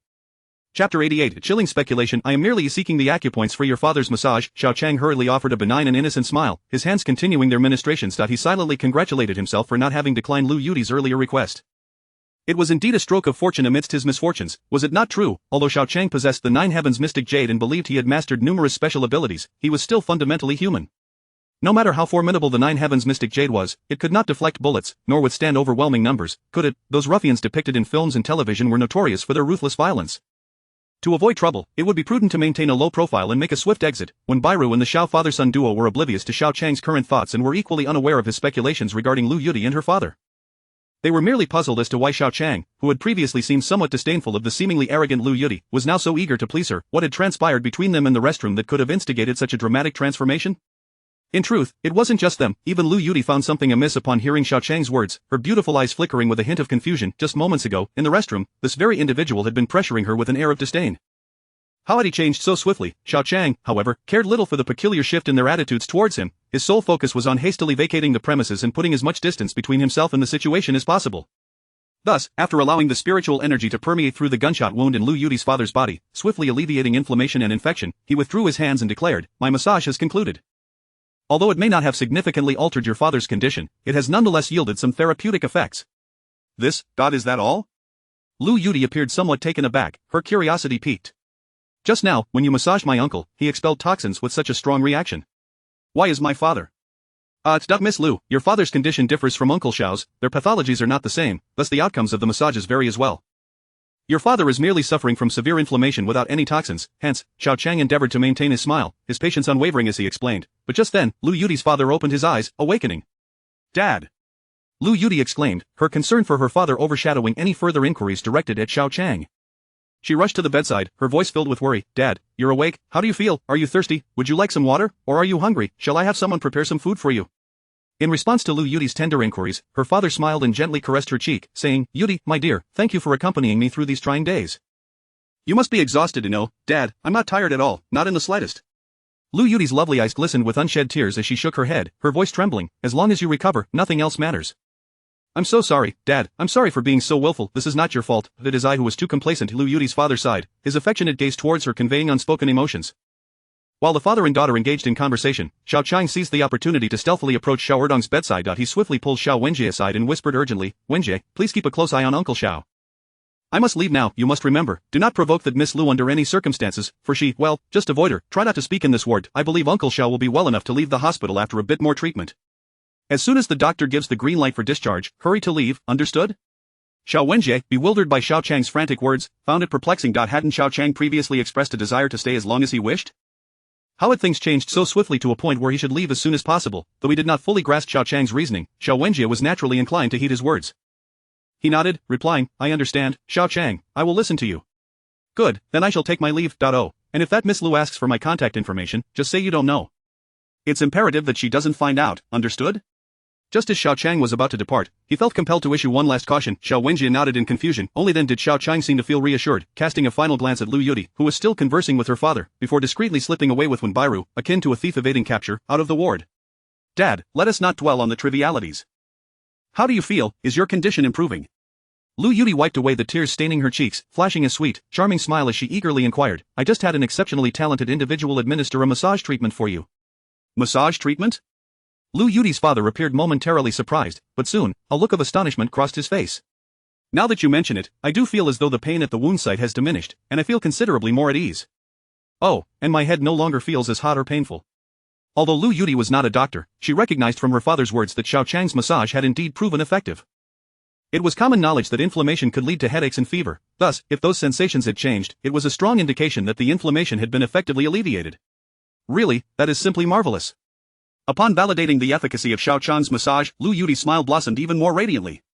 She believed that as long as Xiao Qiang could regularly massage her father, the infection stemming from the gunshot wound would ultimately heal. However, when she turned eagerly to seek out Xiao Qiang, she discovered that the very person who had just stolen her first kiss had vanished without a trace. This revelation startled Lu Yudi, prompting her to rush to Xiao Wenjie at the adjacent bedside, exclaiming, "Where is that friend of yours?" Xiao Wenjie glanced at her, feigning confusion. "My friend, you mean Xiao Qiang?" "Of course, he has left, otherwise, why would he still be here? Didn't you want him to stop disturbing your father's rest? How could you let him leave so easily?" Lu Yudi stamped her foot in frustration, but upon reflection, she realized her anger was unfounded. It was Xiao Qiang's prerogative to come and go as he pleased. How could Xiao Wenjie possibly impede him? A look of urgency crossed Lu Yudi's beautiful face. She longed for Xiao Qiang to continue assisting her father with massages, but now that he had left, she had not even secured his contact information. What was she to do? "You're his friend, could you possibly provide me with his phone number? If not, his home address would suffice." Without hesitation, Lu Yudi pressed for an answer, clearly determined to find Xiao Qiang through Xiao Wenjie. "Apologies, but Xiao Qiang is a student and seemingly does not possess a phone. Furthermore, I only know him as an acquaintance. We happen to meet at the hospital but I do not even know where he lives." Xiao Wenjie shrugged, feigning helplessness. The credibility of his words was undeniably low, yet he insisted on maintaining this facade, leaving Lu Yudi with no recourse. Lu Yudi was well aware that Xiao Wenjie was lying, but given his resolute demeanor, she doubted she would extract the truth. Her delicate features turned slightly pale as she bit her lip and retreated into the restroom once more. Once behind closed doors, Lu Yudi swiftly retrieved her phone and dialed a number. The call connected promptly, and a voice on the other end responded, "Miss, how may I assist?" "Did you see the young man who just exited the ward? Go after him immediately and discreetly track his movements. Report back to me with any developments." "Understood, Mississippi. I believe he has not yet left the hospital. I will pursue him right away." After hanging up, Lu Yudi smirked coldly to herself, murmuring, "You think you can escape swiftly and evade me? Let me assure you, you shall never escape my grasp." Chapter 89. The awkward presidential suite. Although Xiao Qiang was well aware that the hotel Su Yang had booked for him would not be subpar, he was still profoundly astonished when he and Wen Bairuo arrived at the opulent Cartier Hotel after their dinner. All along, Xiao Qiang had thought that the International Hotel in Yong'an County was already a five-star establishment and quite luxurious. However, in comparison to the Cartier Hotel, the disparity in architectural grandeur, the expanse of the gardens, and the level of extravagance was simply staggering. A big city is indeed a big city. It cannot be compared to a small county. Xiao Qiang, once you have wealth, will you leave the county? Wen Bairuo inquired, noticing the admiration evident on Xiao Qiang's face. Leave the county? Xiao Qiang echoed, then chuckled, "Sister Bairuo, whether rich or poor, I will certainly leave, as I am about to enter university. I just don't know which city I will attend, but it will surely be a big one." "Ah, right, I completely forgot that you are about to start university." Wen Bairuo seemed to recall this and smiled, yet there was a glimmer of subtle disappointment in her gaze. "Come on, since Su Gu has arranged for us to stay in such a splendid hotel, we must not let his kind intentions go to waste." Unaware of the change in Wen Bairuo's expression, Xiao Qiang swiftly entered the hotel. Following the room number on the keycard, Xiao Qiang and Wen Bairuo soon took the elevator to the topmost floor of the hotel. The 23RD.AS. The elevator doors opened, a staff member awaited them outside. "Sir, this is the VIP room area. May I inquire your room number? I will escort you there," the attractive female staff member said with a smile and a courteous bow. After glancing at the keycard, Xiao Qiang replied, "We are staying in room 2388, booked by a gentleman named Su." "Ah, the presidential suite 2388? Please follow me," the staff member said, her smile unwavering, although her eyes discreetly swept over Wen Bairuo and Xiao Qiang, hinting at a touch of flirtation. Though Xiao Qiang found the staff member's gaze somewhat perplexing, he chose not to comment and followed her down the corridor to their room. Before long, the staff member took the keycard, opened the door, and invited them to step inside. The room was indeed vast, living up to its name as a presidential suite. Although Xiao Qiang had never stayed in one, he understood the implication. A suite designed for a president, how could it be anything less than splendid? However, as he entered the suite, Xiao Qiang soon found himself puzzled. While the room itself was impressive, the decor and furnishings were rather peculiar. For instance, the bathroom was enormous, even featuring a small pool, but instead of walls, it was enclosed by transparent glass. Moreover, the small pool was heart-shaped. While the all-encompassing glass might be acceptable for a single occupant, it posed a dilemma for Xiao Qiang and Wen Bairuo, as one would be unable to bathe without the other seeing everything clearly. Furthermore, within the nearly 40-square-meter bedroom, there was only a single large, blue round bed, which appeared soft and even bore traces of water. Having never encountered such a bed, Xiao Qiang thought it would be quite challenging for two people to share. "Excuse me, but what sort of presidential suite is this? Why is there only one bed, and what else with the water beneath it? Surely it won't leak. Also, the bathroom glass is far too transparent. How are we supposed to bathe?" Xiao Qiang expressed his bewilderment. The staff member was momentarily taken aback but quickly suppressed her amusement, stating, "Sir, you have indeed booked this couple's presidential suite. The keycard is correct. I'm not saying there's a mistake with my room." "I mean, wait, what did you just say?" Xiao Qiang suddenly realized, exclaiming in astonishment, "Did you just say this is a couple's presidential suite?" "Yes, it is a romantic suite specifically designed for evenings like this for you and your girlfriend. As for the bed, I assure you that no matter how vigorous your activities, it will not leak, as it is a waterbed, designed for comfort and excellent insulation." The staff member added with a wink, clearly conveying a suggestive implication. Xiao Qiang opened his mouth, utterly flabbergasted, unsure of how to respond. Meanwhile, Wen Bairuo, standing beside him, had also caught on, her cheeks flushing crimson all the way to her neck. It turned out that Su Yang had deliberately booked a couple's presidential suite to create a romantic atmosphere for them. No wonder the bathroom was entirely made of transparent glass, and no wonder the bed was soft and comfortable, perfectly suited for a couple. Had they been a genuine couple, they might have been grateful for Su Yang's thoughtful gesture. However, the irony was that Xiao Qiang and Wen Bairuo were merely pretending to be a couple. Su Yang's attempt at flattery had truly backfired. Excuse me, could we change rooms? I would be willing to pay extra, if necessary, Xiao Qiang said, feeling exasperated. Living in such an ambiguous room was one thing for him, but he was certain Wen Bairuo would not be comfortable with it, prompting him to seek a different room. I'm terribly sorry, sir, but our hotel rooms are exclusively reserved for VIPs and are in high demand. It is already past 8 in the evening, and at this hour, it is unlikely any other rooms are available, the staff member replied, somewhat puzzled. Moreover, you and your girlfriend are perfectly suited for this type of room. Why would you want to change? Upon hearing that no rooms were available, Xiao Qiang felt utterly defeated. Was he really going to have to spend the night in such a room with Wen Bairuo? After a day filled with exertion, a proper shower was essential, but the only bed available posed a significant issue. How would they sleep? Sister Bairuo, perhaps we should just look for another hotel? Xiao Qiang suggested awkwardly to the blushing Wen Bairuo. Staying here might be somewhat inconvenient. Xiao Qiang, this hotel is the most conveniently located near the exhibition. You are in the city center, and at this hour, finding another hotel might not yield any vacancies. Why don't we just endure and share this room for one night? Wen Bairuo responded, a hint of shyness in her voice. It seems Su Yang has quite the misunderstanding of our relationship. Well, it appears there's no other option. Seeing that Wen Bairuo had no objections, Xiao Qiang conceded, recognizing the validity of her reasoning. He exchanged a few polite words with the staff member before she exited the room. To his surprise, as the staff member turned to leave, she remarked with a playful smile, oh, by the way, sir, the waterbed has an electric feature. An electric feature for the bed? After a moment of realization, Xiao Qiang quickly understood what that entailed. Though he was still inexperienced, the modern world's wealth of information had not escaped him. But he coughed awkwardly and stammered, I see. Once the door finally closed, Wen Bairuo, nearly wishing to vanish into the ground from embarrassment, shot Xiao Qiang an exasperated glare and declared, let me make this clear. It is fine for us to share the room, but I will sleep in the bed, and you will take the sofa. What?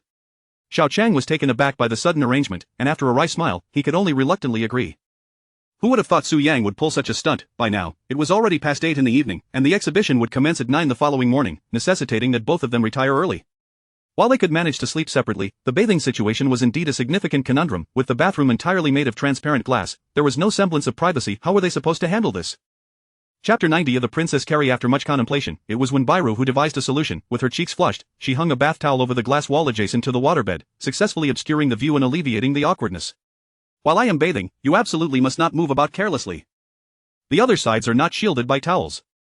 Before entering the bathroom, Wen Bairuo clutched her nightgown and bashfully reminded him, you mustn't peek. Xiao Qiang, somewhat speechless, could only vow earnestly, of course, I would never look. Bairuo Jia, you can rest assured. At the moment he uttered those words, he truly believed them. He was not the type to surreptitiously watch a woman bathe. However, as the gentle sound of water began to fill the bathroom, and the image of Wen Bairuo's enchanting figure in the bath involuntarily surfaced in his mind, he realized that his resolve was not as steadfast as he had imagined.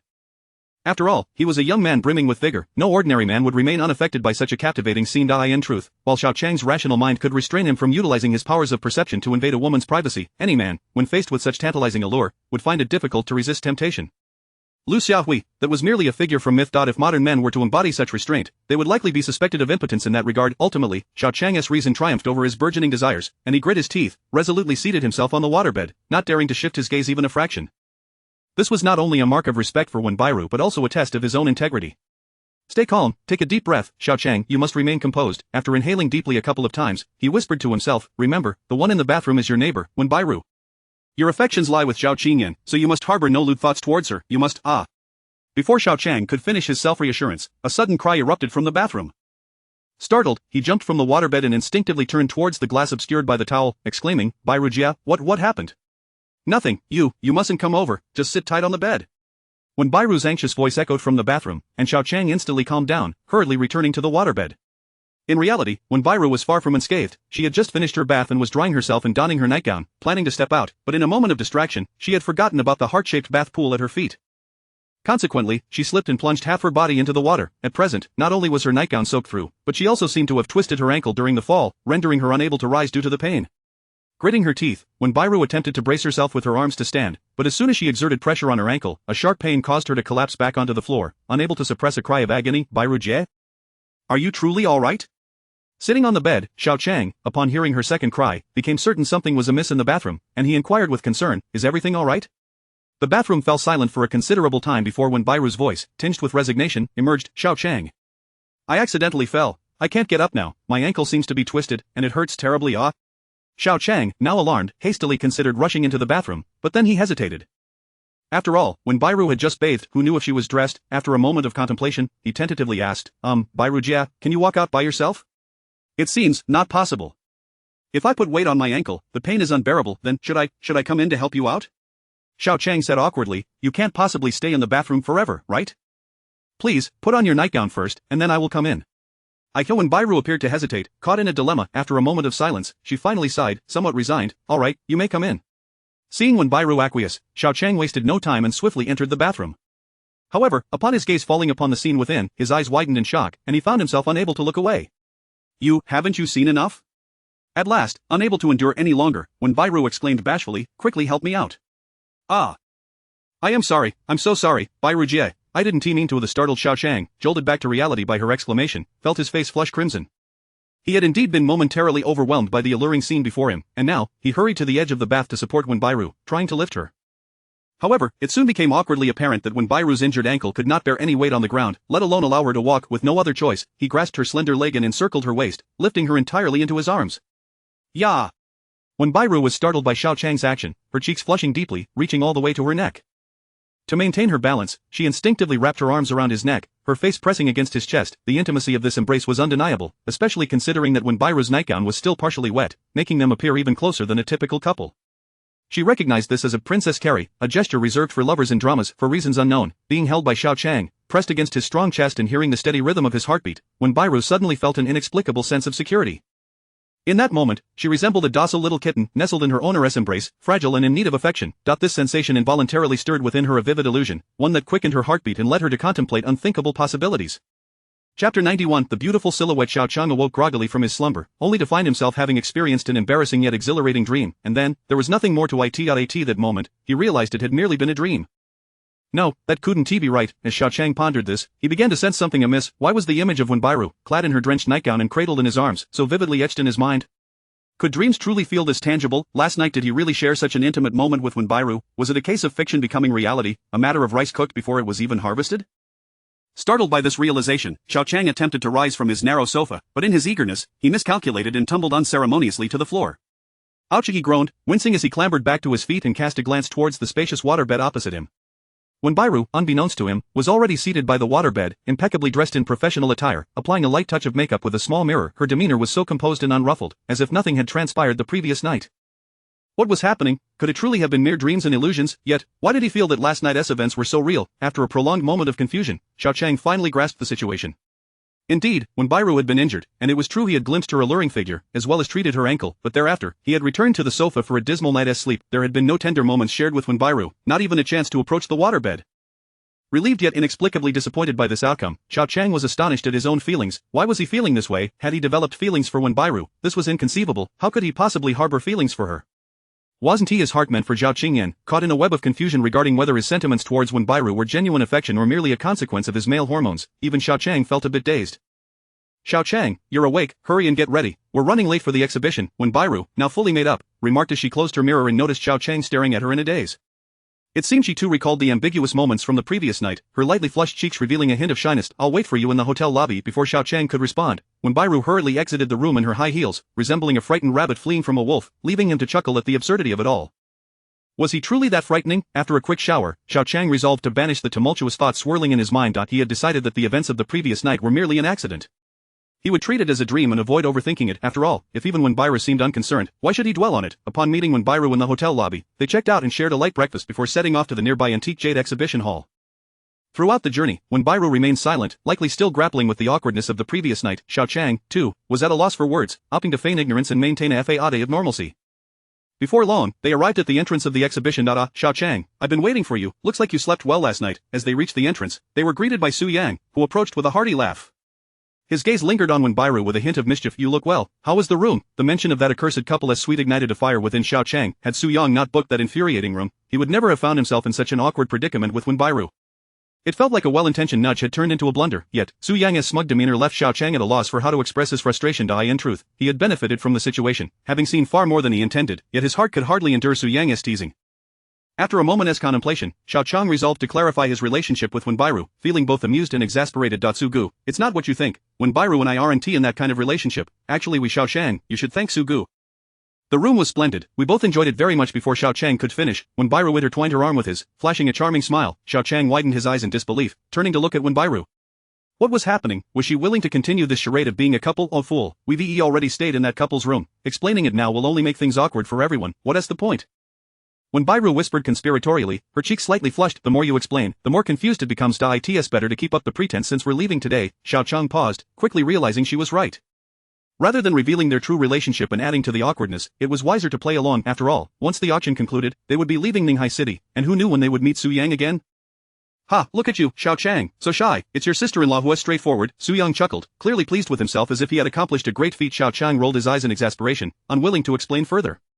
He swiftly changed the subject. Sugu, let us not dwell on that. We should head inside quickly. The auction is about to start. Alright, let us hurry then. Xiao Qiang, you must help me select a fine treasure for Zhang Lao to leave a good impression, Su Yang urged. Rest assured, Sugu, I will certainly assist with that. With Xiao Qiang's agreement, Su Yang gleefully waved his hand, leading the group into the exhibition hall. The venue was already bustling with crowds. Just as Xiao Qiang prepared to ascend to the auction hall on the third floor, he caught sight of a familiar, striking figure in his peripheral vision. In that instant, Xiao Qiang stood frozen, disbelief evident in his eyes. Xiao Qiang, what is wrong? Noticing his unusual demeanor, Wenbairu halted beside him. Following his gaze, not far down the corridor stood a handsome young man dressed impeccably, his face beaming as he spoke animatedly to the girl by his side. The girl, adorned in a white dress with flowing black hair, appeared delicate and enchanting, yet seemed to lack interest. Lost in her own thoughts, Wenbairu did not recognize the beautiful girl, but Xiao Qiang did. She was none other than Xiao Qingyan, the school belle of Yong'an No. 1 High School, the object of his long-standing infatuation. Chapter 92 Unfortunate Assistance. Qingyan, today's auction is the largest in the 3 southern provinces. If you see anything you fancy at the auction later, just let me know, and I shall purchase it for you, Yang Yixing said with a smile, glancing at Zhao Qingyan, whose enthusiasm seemed rather subdued. This exhibition is truly a rare occasion. Who knows, we might even encounter many renowned figures from the antique world. Zhao Qingyan managed a faint smile and nodded, though it was evident that her smile was rather forced. A shadow of gloom flickered in Yang Yixing's eyes, but he swiftly concealed it, continuing cheerfully, Qingyan, your father and mine are in Ninghai for a conference. He mentioned to me that you seem to be feeling down, so I brought you to Ninghai to lift your spirits. Today, I invited you out for some fun, and your father is quite pleased about it. Qingyan, you are my fiancée, yet you often appear so melancholic. It pains me to see you like this. May I ask what has been troubling you these past few days? Hearing Yang Yixing's words, Zhao Qingyan exhibited a moment of confusion. In truth, she herself was uncertain about the reason for her discontent, only aware that recently, an image would inexplicably flash through her mind. That image featured a pair of eyes, brimming with unwavering determination. Each time her heart recalled that gaze, it shattered her spirit, leaving her flustered and lost, consequently affecting her mood. Qingyan, at that moment of bewilderment, a familiar voice suddenly called out her name from a distance. The sound was so recognizable that it sent a shiver down her spine. Almost in disbelief, Zhao Qingyan swiftly turned her body towards the source of the voice, and the gaze that met hers penetrated deeply into her heart. As the gaze she had envisioned in her mind overlapped with the one directed at her now, they matched perfectly. This meant that the owner of that gaze was standing right before her. Unbelievable, shockingly bewildered, and at a loss, countless thoughts swirled in her mind, yet they remained unvoiced. Zhao Qingyan trembled slightly, her beautiful eyes betraying a hint of evasiveness. She yearned to escape, yet seemed unsure of how to proceed, remaining rooted to the spot. A multitude of complex emotions converged within her, ultimately allowing her to utter a single phrase, Xiao Qiang, why are you here? Indeed, it was Xiao Qiang who had instilled that unyielding gaze within her heart, the very person who had left her feeling unsettled. Xiao Qiang looked at the woman he adored, Zhao Qingyan, his mouth opening as if he had 1,000 words to say, yet they all remained unspoken. He had an abundance of sentiments he wished to share with Zhao Qingyan, but at that moment, he found himself at a loss for how to begin. Humph. What an unfortunate encounter. Why must I keep running into you, you wretched boy? Silence, is it your place to call her? Qingyan, I warn you, keep your distance from us. Before Xiao Qiang could utter a word, Yang Yixing's face darkened as he stepped protectively in front of Zhao Qingyan, his warning gaze fixated on him. A flicker of discontent crossed Zhao Qingyan's delicate features. She was about to speak when she noticed a beautiful woman in professional attire approaching from behind Xiao Qiang. To her surprise, this woman unhesitatingly linked her arm with Xiao Qiang's, leaning affectionately against him. Almost instantly, Zhao Qingyan's stunning eyes brimmed with shock and disbelief, her expression quickly dimming. However, all of this went unnoticed by Xiao Qiang due to Yang Yixing blocking her view. The woman clinging to Xiao Qiang's arm was none other than Wenbairu. After glancing at Yang Yixing, she spoke with a hint of playful affection. Isn't this Mr. Yang? What brings you to seek out our Xiao Qiang? Upon hearing her words, Yang Yixing was momentarily taken aback, and even Xiao Qiang, caught off guard, was filled with astonishment. What was going on with Wenbairu? Had she become addicted to playing the role of a fake girlfriend? At that moment, in front of Zhao Qingyan, how could she possibly cling to his arm? Xiao Qiang broke out in a light sweat, clearly realizing that the situation was spiraling out of his control. He leaned in closer to Wenbairu, whispering anxiously, what are you doing, Bairu? You fool, I'm helping you.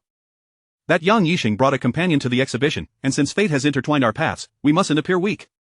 Wenbai Rou tightened her grip on Xiao Qiang's arm as she spoke.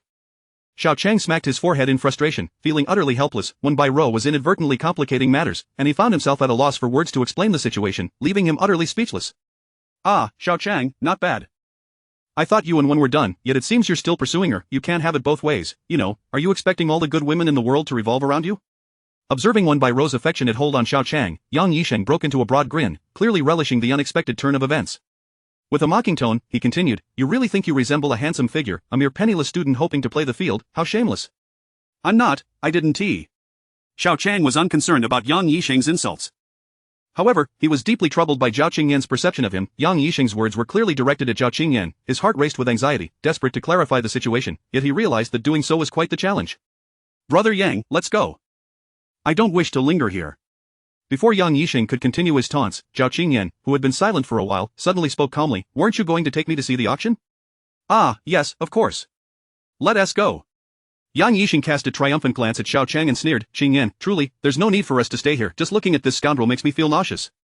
With that, Yang Yisheng wasted no time, turning away with Zhao Qingyan in tow. As she departed, Zhao Qingyan didn't even cast a glance back at Xiao Qiang. It was over. Xiao Qiang felt as though a bucket of ice-cold water had been poured over him, rendering him completely devoid of strength. His heart ached as if a dagger had been brutally thrust into it. Xiao Qiang, at that moment, Wenbai Rou noticed Xiao Qiang's pale face and anguished eyes, instinctively releasing her grip. She opened her mouth to say something but swallowed her words, turning her gaze toward Zhao Qingyan's retreating figure. She seemed to grasp something profound, her beautiful eyes revealing a complex array of emotions. Su Yang, observing from a distance, stepped forward, perplexed. "Xiao Qiang, who was that man just now? He seemed quite arrogant, and what about his girlfriend? Do you two know each other?" Xiao Qiang was reluctant to divulge his connection with Zhao Qingyan to Su Yang. Anger began to simmer within him, and he clenched his fists, gritting his teeth. "His name is Yang Yisheng, he possesses considerable influence in Yong'an County, and he is a rival I must defeat." "Defeat? It seems he has a grudge against you?" Su Yang remarked with a smile, "Shall I take care of him for you?" "No, I must conquer him on my own." A boundless fighting spirit ignited within Xiao Qiang. "Yang Yisheng, just wait and see, one day, I shall trample you underfoot, reducing you to insignificance." Chapter 93 of the background of Su Yang. Xiao Qiang, I truly apologize, I had no inkling that Yang Yisheng's girlfriend would be connected to you. I assumed he was deliberately trying to provoke you, and thus I wished to support you. Upon reaching the auction hall on the third floor, Wenbai Rou couldn't help but murmur her apologies. "It seems you are quite concerned about his girlfriend." Xiao Qiang cast a glance at Wenbai Rou and sighed in resignation. He understood that he couldn't blame her for the misunderstanding, for she was indeed unfamiliar with Zhao Qingyan and unaware of the nature of their relationship. Her actions were unintentional. If blame were to be assigned, it could only be directed at his own unfortunate luck for encountering Zhao Qingyan here, which had led to this misunderstanding. However, to be candid, after emerging from the anguish of the misunderstanding, Xiao Qiang realized that he had gleaned some insights from this encounter. At the very least, he could discern from Zhao Qingyan's sullen expression that her relationship with Yang Yisheng was not one of happiness. This implied that her engagement to Yang Yisheng might very well be a result of pressure from her father, Zhao Guozhi. Moreover, what brought Xiao Qiang joy was the realization that Zhao Qingyan cared for him. She might even harbor some affection for him. Why did he believe this? It was evident to him that when Wenbai Rou pretended to be his girlfriend, Zhao Qingyan became irked.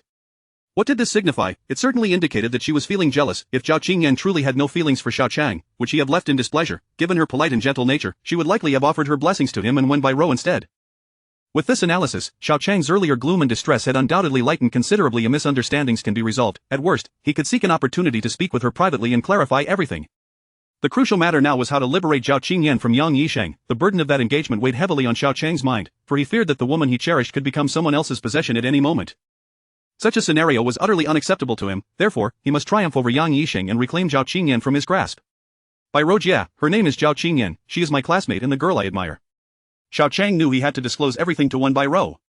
Otherwise, similar misunderstandings would only deepen. "Oh, so that's the case." Wenbai Rou, seemingly unfazed, forced a smile and remarked, "I never expected the woman you admire would be her." "So, you intended to give that night pearl necklace to her as well?" "Indeed, I wish to present the night pearl to Zhao Qingyan." Xiao Qiang readily admitted that the necklace, valued at 4 million, was indeed meant for Zhao Qingyan. Wenbai Rou pursed her lips, choosing not to respond further. At that moment, they had arrived at the seats arranged by Su Yang in the auction hall. The auction hall on the third floor featured 7 concentric rows of seats surrounding the central auction area, and given Su Yang's formidable background, it was only natural that he would not select a regular seat. He had arranged for them to sit in the first row of the VIP section, closest to the auction podium. At that juncture, many elegantly dressed buyers were already seated, and those who qualified to sit here were undoubtedly the elite of the antique jade industry. As soon as Su Yang arrived, he readily engaged with these individuals, smiling and greeting them. Before Xiao Qiang had even taken his seat, he spotted Xiao Guohang sitting not far away, beaming as he looked in Xiao Qiang's direction. Xiao Qiang was neither surprised nor puzzled by Xiao Guohang's presence. After all, his ticket had been provided by Xiao Guohang. How could an antique dealer like him miss such a grand auction event? Uncle Xia. Xiao Qiang greeted him with a smile. I never anticipated we would be seated so close. Indeed, I was equally astonished to find you in the VIP section. I was just searching for you. Xiao Guohang was genuinely surprised, for the VIP seats were not accessible to just anyone. Xiao Qiang's presence here was a testament to his capabilities. I hardly deserve such recognition. It is all thanks to Brother Su. Xiao Qiang gestured toward Su Yang, who was engaged in conversation nearby. He arranged the seating. Is that Su Yang? Xiao Guohang inquired, clearly taken aback. Are you quite familiar with him? Uncle Xia, you know Brother Su as well? Upon realizing Xiao Guohang's acquaintance with Su Yang, Xiao Qiang's curiosity was piqued. Su Yang had an impressive background, yet he knew nothing of his origins. I am not very familiar with him, we only met yesterday. Do you happen to know what his background is, Uncle Xia? You met just yesterday? Xiao Guohang expressed surprise but quickly smiled. It seems you are quite fortunate to have met Su Yang and secured a VIP seat. Xiao Qiang, Su Yang is a formidable individual. Since you have this connection, do not take it lightly. Although he is often overlooked in the antique business, no one dares to offend him. Why is that? Because he is a scion of the Su family from the capital. The Su family from the capital? Xiao Qiang appeared bewildered. Is it that formidable? Formidable does not begin to describe it. Xiao Guohang chuckled softly. What kind of place is the capital?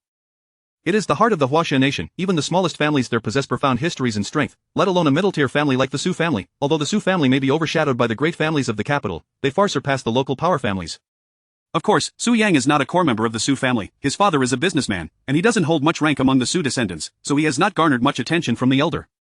Nevertheless, he is still a descendant of the Su family, and anyone who dares to slight him is in for a serious reckoning. I don't quite understand. Su Yang is a descendant of a capital family, yet he is merely a businessman. How can he command such respect in Jiangnan province? Xiao Qiang had witnessed Su Yang's demeanor and capabilities. He could sway even the vice president of the hospital and the deputy director of the health bureau, which was clearly not merely a matter of wealth. Xiao Guohang replied, I am not entirely aware of the intricacies of the Su family's internal relations, but I do know that the mayor of Ninghai City is his uncle, and it appears that this uncle dotes on him. I suspect this may be why he chose to remain in Jiangnan province rather than return to the capital. Xiao Qiang was utterly astonished by Xiao Guohang's revelation, the mayor's nephew? No wonder Su Yang was able to easily handle the matter concerning Xiao Erdong at the hospital. No wonder he claimed to have a powerful background in Ninghai City. He had such a formidable ally. It all made sense now. It was no wonder the deputy director of the health bureau and the vice president of the hospital sought to ingratiate themselves with him. After all, it was his uncle who governed Ninghai City, Su Deshao. This title truly lived up to its reputation. The son of a mere county magistrate, Yang Yisheng, seemed rather insignificant in comparison. Finally grasping the situation, Xiao Qiang couldn't help but feel a sense of longing. When would he be able to wield such influence as Su Yang? Wouldn't it be a trivial matter to vanquish Yang Yisheng? Yet, as much as he pondered, Xiao Qiang understood that this was merely a daydream, that he and Su Yang were simply not of the same ilk. If he wished to triumph over Yang Yisheng, he could only rely on his own abilities. Chapter 94 Implicit Value. As the auction was about to commence, the atmosphere within the auction hall grew increasingly lively. Upon learning of Su Yang's background, Xiao Qiang was filled with a desire to cultivate a friendship, recognizing that such connections could serve as a considerable advantage. As a young man of modest means and without any notable identity or lineage, familiarizing himself with someone of Su Yang's stature would undoubtedly bolster his own network, providing him with a greater foothold in this fiercely competitive society. Upon returning to his seat, Su Yang was introduced to Wen Bai Rou and Xiao Guohang by Xiao Qiang. Su Yang was already acquainted with Xiao Guohang and was aware of his status as a national second-level gem appraiser. Consequently, he invited Xiao Guohang to switch seats with a nearby attendee, thus joining Xiao Qiang and the others. Wen Bai Rou displayed noticeable excitement upon seeing Xiao Guohang, as he was regarded as her idol within the industry. While the group engaged in conversation, Xiao Qiang also spotted Yang Yisheng and Zhao Qingyan, who were standing about 10 seats away in the second row of the VIP area. Zhao Qingyan appeared to be in poor spirits, her delicate hand resting on her chin and her brows furrowed, which caused Xiao Qiang's heart to ache with concern. He resolved to seek an opportunity to clarify the misunderstanding between them at the earliest. At that moment, Xiao Qiang noticed Yang Yisheng greeting a few individuals approaching from the opposite direction, and to his surprise, among them was the countryman, Gong Bentang, who had previously attempted to extort the jade factory over a damaged cutting machine. Yang Yisheng is actually acquainted with Gong Bentang? Xiao Qiang thought this was unexpected, but upon further reflection, it was not entirely surprising, given that Yang Yisheng was a prominent figure in Yong'an County and knowing Gong Bentang was not out of the ordinary. In stark contrast to his previous arrogant demeanor at the jade factory, Gong Bentang now displayed a sycophantic attitude, bowing and scraping as he flattered a young man beside him, who, despite his unremarkable appearance, radiated an air of arrogance. The fact that Gong Bentang treated this young man with such deference indicated that he must be a person of considerable importance. However, this was of little consequence to Xiao Qiang, who merely averted his gaze. Ladies and gentlemen, welcome to the largest antique jade exhibition and auction in the southern three provinces. Today's auction will showcase a plethora of collectible treasures, and I hope everyone will bid enthusiastically. Opportunities like this are rare. "I am your auctioneer for today," announced a well-dressed auctioneer in a suit and white gloves, eliciting an enthusiastic round of applause from the audience. The auction had only just begun, yet it quickly spiraled into a frenzy. Truly, it was deserving of its reputation as a major exhibition in the southern three provinces. The first item up for bid was a highly collectible ancient blue and white porcelain vase, which, after a fierce bidding war, ultimately sold for 3 million.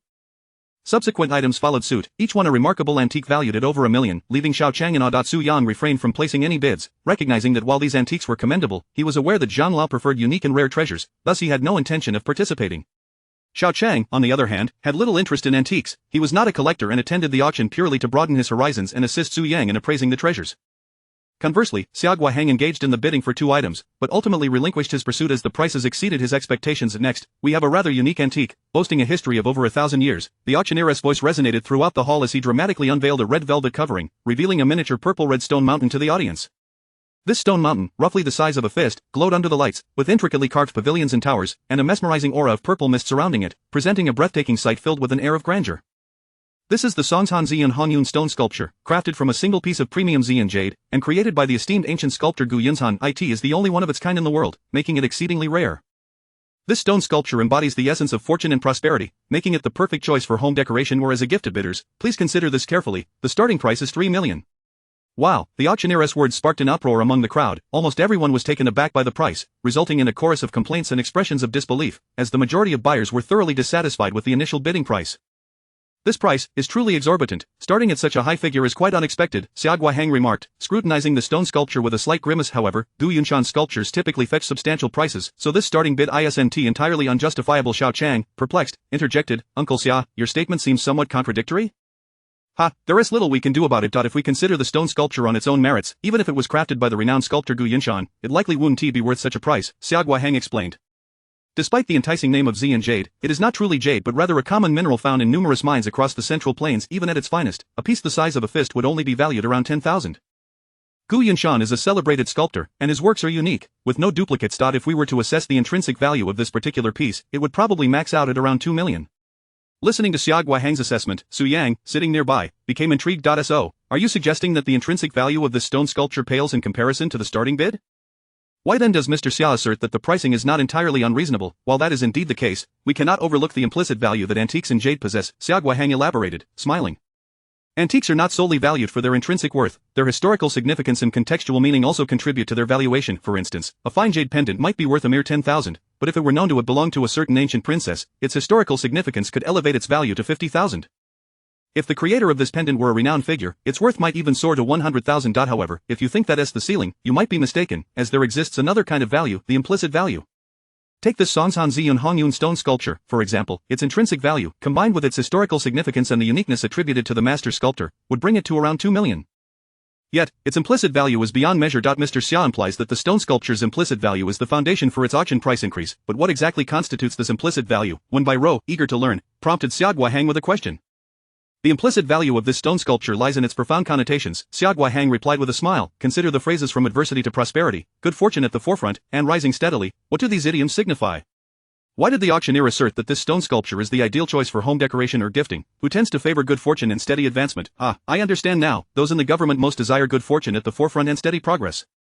And since this stone sculpture is suitable for home decoration, it implies that it would be most appropriate to gift it to someone in authority, representing not only favorable meanings but also serving to ward off evil and bring about good fortune. How clever, truly clever. Su Yang was the first to grasp the concept, exclaiming clever thrice with eyes gleaming. I'll take this stone sculpture, I'll gift it to my uncle, and he is sure to appreciate it. Chapter 95, a clash of which Xiao Qiang had gleaned some background information about Su Yang through Xiao Qiang, understanding that the uncle he referred to was likely the mayor of Ninghai City. He nodded with a smile, remarking, so this is the underlying significance of the stone. No wonder the auctioneer set the reserve price so high. He knows that many are willing to spend lavishly when it comes to gifting officials. Indeed, this is what gives the stone its audacity to command such a high price, Xiao Qiang chuckled, adding, since Brother Su desires it, I shall refrain from competing with you. However, I dare say that in order to secure this stone, you may indeed need to pay a considerable price. Su Yang smiled at Xiao Qiang in gratitude, then turned to Xiao Qiang and said, Xiao Qiang, raise the paddle. Xiao Qiang, somewhat perplexed, asked, Sugo, why should I raise the paddle? Don't you have one as well? My dear Xiao, you do not comprehend. Although I may not be well versed in antiques, I know many people in this field. If they see me raise my paddle, those with whom I have disagreements will surely take the opportunity to drive up the price to my detriment. I'm not that foolish, Su Yang replied with a mischievous grin. Let you raise the paddle and catch them off guard, Xiao Qiang smirked, finding the situation amusing. It seemed Su Yang was not as easily deceived as others might think. After contemplating, he agreed and raised his paddle. Number 8 has raised the paddle. The bid is 1,003,100,000. The auctioneer, upon noticing the amount on Xiao Qiang's paddle, exclaimed with delight, 3,100,000. Is there anyone willing to bid higher? The moment Xiao Qiang raised the paddle, the attention of the entire room shifted towards him. After all, this Xian jade was rather ordinary, and it seemed inconceivable that it could be worth 3 million. Yet, he was determined to bid, naturally drawing the crowd's scrutiny. 3,100,000, just him. With a scoff, Yang Yixing derided the absent-minded Xiao Qingyan beside him, saying, Qingyan, look at that chap. He spends all his time currying favor with others, putting on airs. If it weren't for Xiao Hang's assistance, would he even be seated in the VIP area? He probably doesn't even have 3 million to his name, yet here he is raising the paddle, surely at Xiao Hang's behest. Xiao Qingyan maintained her composure, pursing her lips without a word, instead directing her gaze towards Xiao Qiang, though her eyes lingered not on him but on Wenbiro, sitting beside Xiao Qiang. Wenbiro, with her hair elegantly pinned, exuded beauty and charm with every gesture, radiating feminine grace and allure.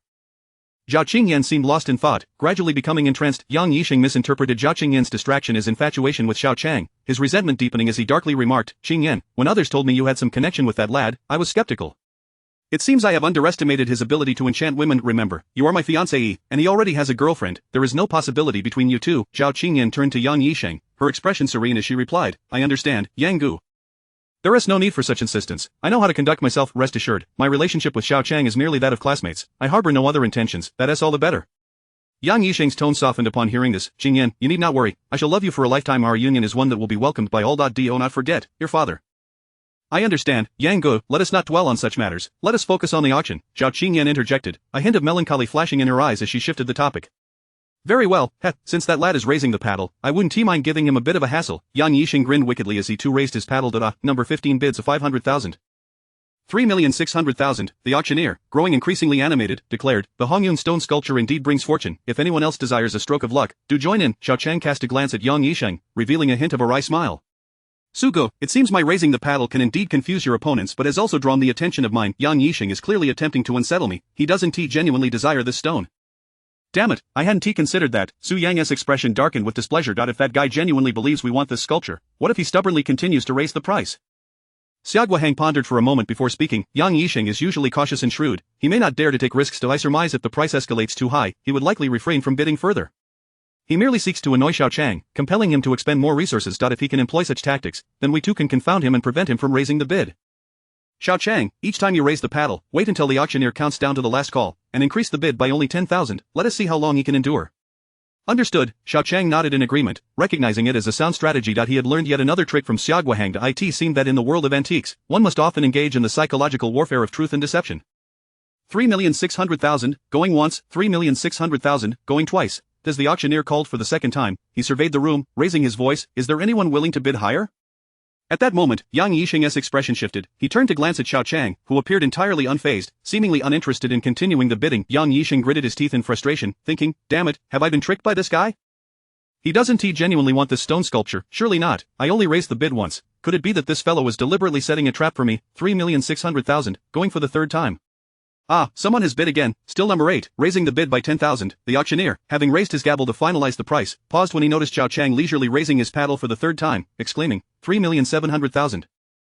Yang Yixing was taken aback by Xiao Qiang's unexpected move. He had never imagined the stone sculpture could possess such value. He merely sought to irritate Xiao Qiang, yet this nearly backfired on him. Now, fear gripped him, and regardless of the auctioneer's calls, he refrained from raising his paddle again. Ultimately, the stone sculpture was easily secured by Su Yang for the price of 3,700,000. Xiao Qiang had not anticipated that this single maneuver would intimidate Yang Yixing. Witnessing his discomfiture was immensely satisfying. Just as he turned to congratulate Su Yang, the Zhoutian Xian jade in his chest unexpectedly radiated heat. What is happening? Since acquiring the Zhoutian Xian jade, Xiao Qiang had never experienced it heating up spontaneously without command. However, what astonished him even more soon transpired. He felt the Zhoutian Xian jade uncontrollably releasing the spiritual energy of heaven and earth, flowing through his meridians and into his eyes. Instinctively, he raised his gaze toward the podium, only to discover a faint green thread seemingly emanating from the Ziyun Hongyun stone sculpture. This slender, delicate green thread appeared as if it could snap at any moment, yet it was achingly familiar to Xiao Qiang. Although the thread was green, its essence remained that of an energy body. Was this not the spiritual energy of heaven and earth that he had adeptly harnessed countless times? It was merely weaker and of a different hue. How can this be? Xiao Qiang struggled to grasp the reality before him. It was evident that this green spiritual energy did not originate from the Zhoutian Xian jade. This meant that among those present, there existed others, besides himself, capable of wielding the spiritual energy of heaven and earth. After the initial shock wore off, Xiao Qiang's brow furrowed deeply, his mind racing. If others could utilize the spiritual energy of heaven and earth, did that imply that, aside from himself, there were others possessing treasures akin to the Zhoutian Xian Jade? Were they friend or foe? If he had discerned the manifestation of this green thread, might they also detect his presence? Chapter 96, The Spiritual Treasures of Heaven and Earth. Lost in a whirlwind of thoughts, Xiao Qiang's subconscious movements did not falter. He swiftly followed the trail of the invisible green spiritual energy, which extended from the stone carving and shifted towards the auction platform, ultimately focusing on a young man. Around his neck hung a green circular ring, and Xiao Qiang could distinctly see that the green spiritual energy was flowing into it. Is it him? A flicker of surprise crossed Xiao Qiang's face. He had never anticipated that the source of this celestial spiritual energy would be the very young man he had previously encountered, one who commanded the respect of even Gong Bentang. Clearly, the young man was unaware of Xiao Qiang's presence, as he did not glance in this direction. What kind of treasure was that ring around his neck? Why was it capable of absorbing the celestial spiritual energy emanating from the stone carving? At that moment, Xiao Qiang recalled the words of the mysterious old Taoist who had appeared on the back mountain, referring to the nine heavens Xian Jade as a treasure of heaven and earth. Could it be that this ring was also one of such treasures? Filled with confusion and curiosity, Xiao Qiang had a sudden epiphany. The young man was engaged in conversation with Gong Bentang. If he could eavesdrop on their discussion about the ring, he might uncover whether it truly was a treasure of heaven and earth. With this thought in mind, he almost instinctively infused the celestial spiritual energy from the nine heavens Xian Jade into his ears. The surroundings, previously tranquil, erupted into a cacophony of whispers, the sounds amplified to an unbearable degree, causing discomfort to Xiao Qiang's eardrums. This was the necessary side effect of employing the listening wind technique. After all, when the ears were infused with celestial spiritual energy, hearing was significantly enhanced, leading to an overwhelming barrage of noise from all directions. It was akin to suddenly stepping into a battlefield filled with roaring chaos, leaving him to grit his teeth and endure until his ears adjusted and filtered out the extraneous sounds. Gradually, the overwhelming noise began to diminish, and the voices from Gong Bentang's direction grew increasingly distinct. However, as a series of entirely foreign sounds reached his ears, Xiao Qiang nearly fainted. Good grief, Gong Bentang and the young man were conversing in the language of country R, which he could not comprehend at all. Xiao Qiang felt a wave of frustration wash over him. He had hoped that his listening wind technique would allow him to eavesdrop on their dialogue, perhaps gleaning some secrets, yet now, even if he had heard everything, he would be unable to understand it, rendering his effort utterly futile. Moments later, the green spiritual energy dissipated, yet the celestial spiritual energy within the stone carving remained abundant. It appeared that although the young man's green ring could absorb a small amount of celestial spiritual energy from the artifact at a distance, it could not consume it nearly as thoroughly as his nine heavens Xian Jade.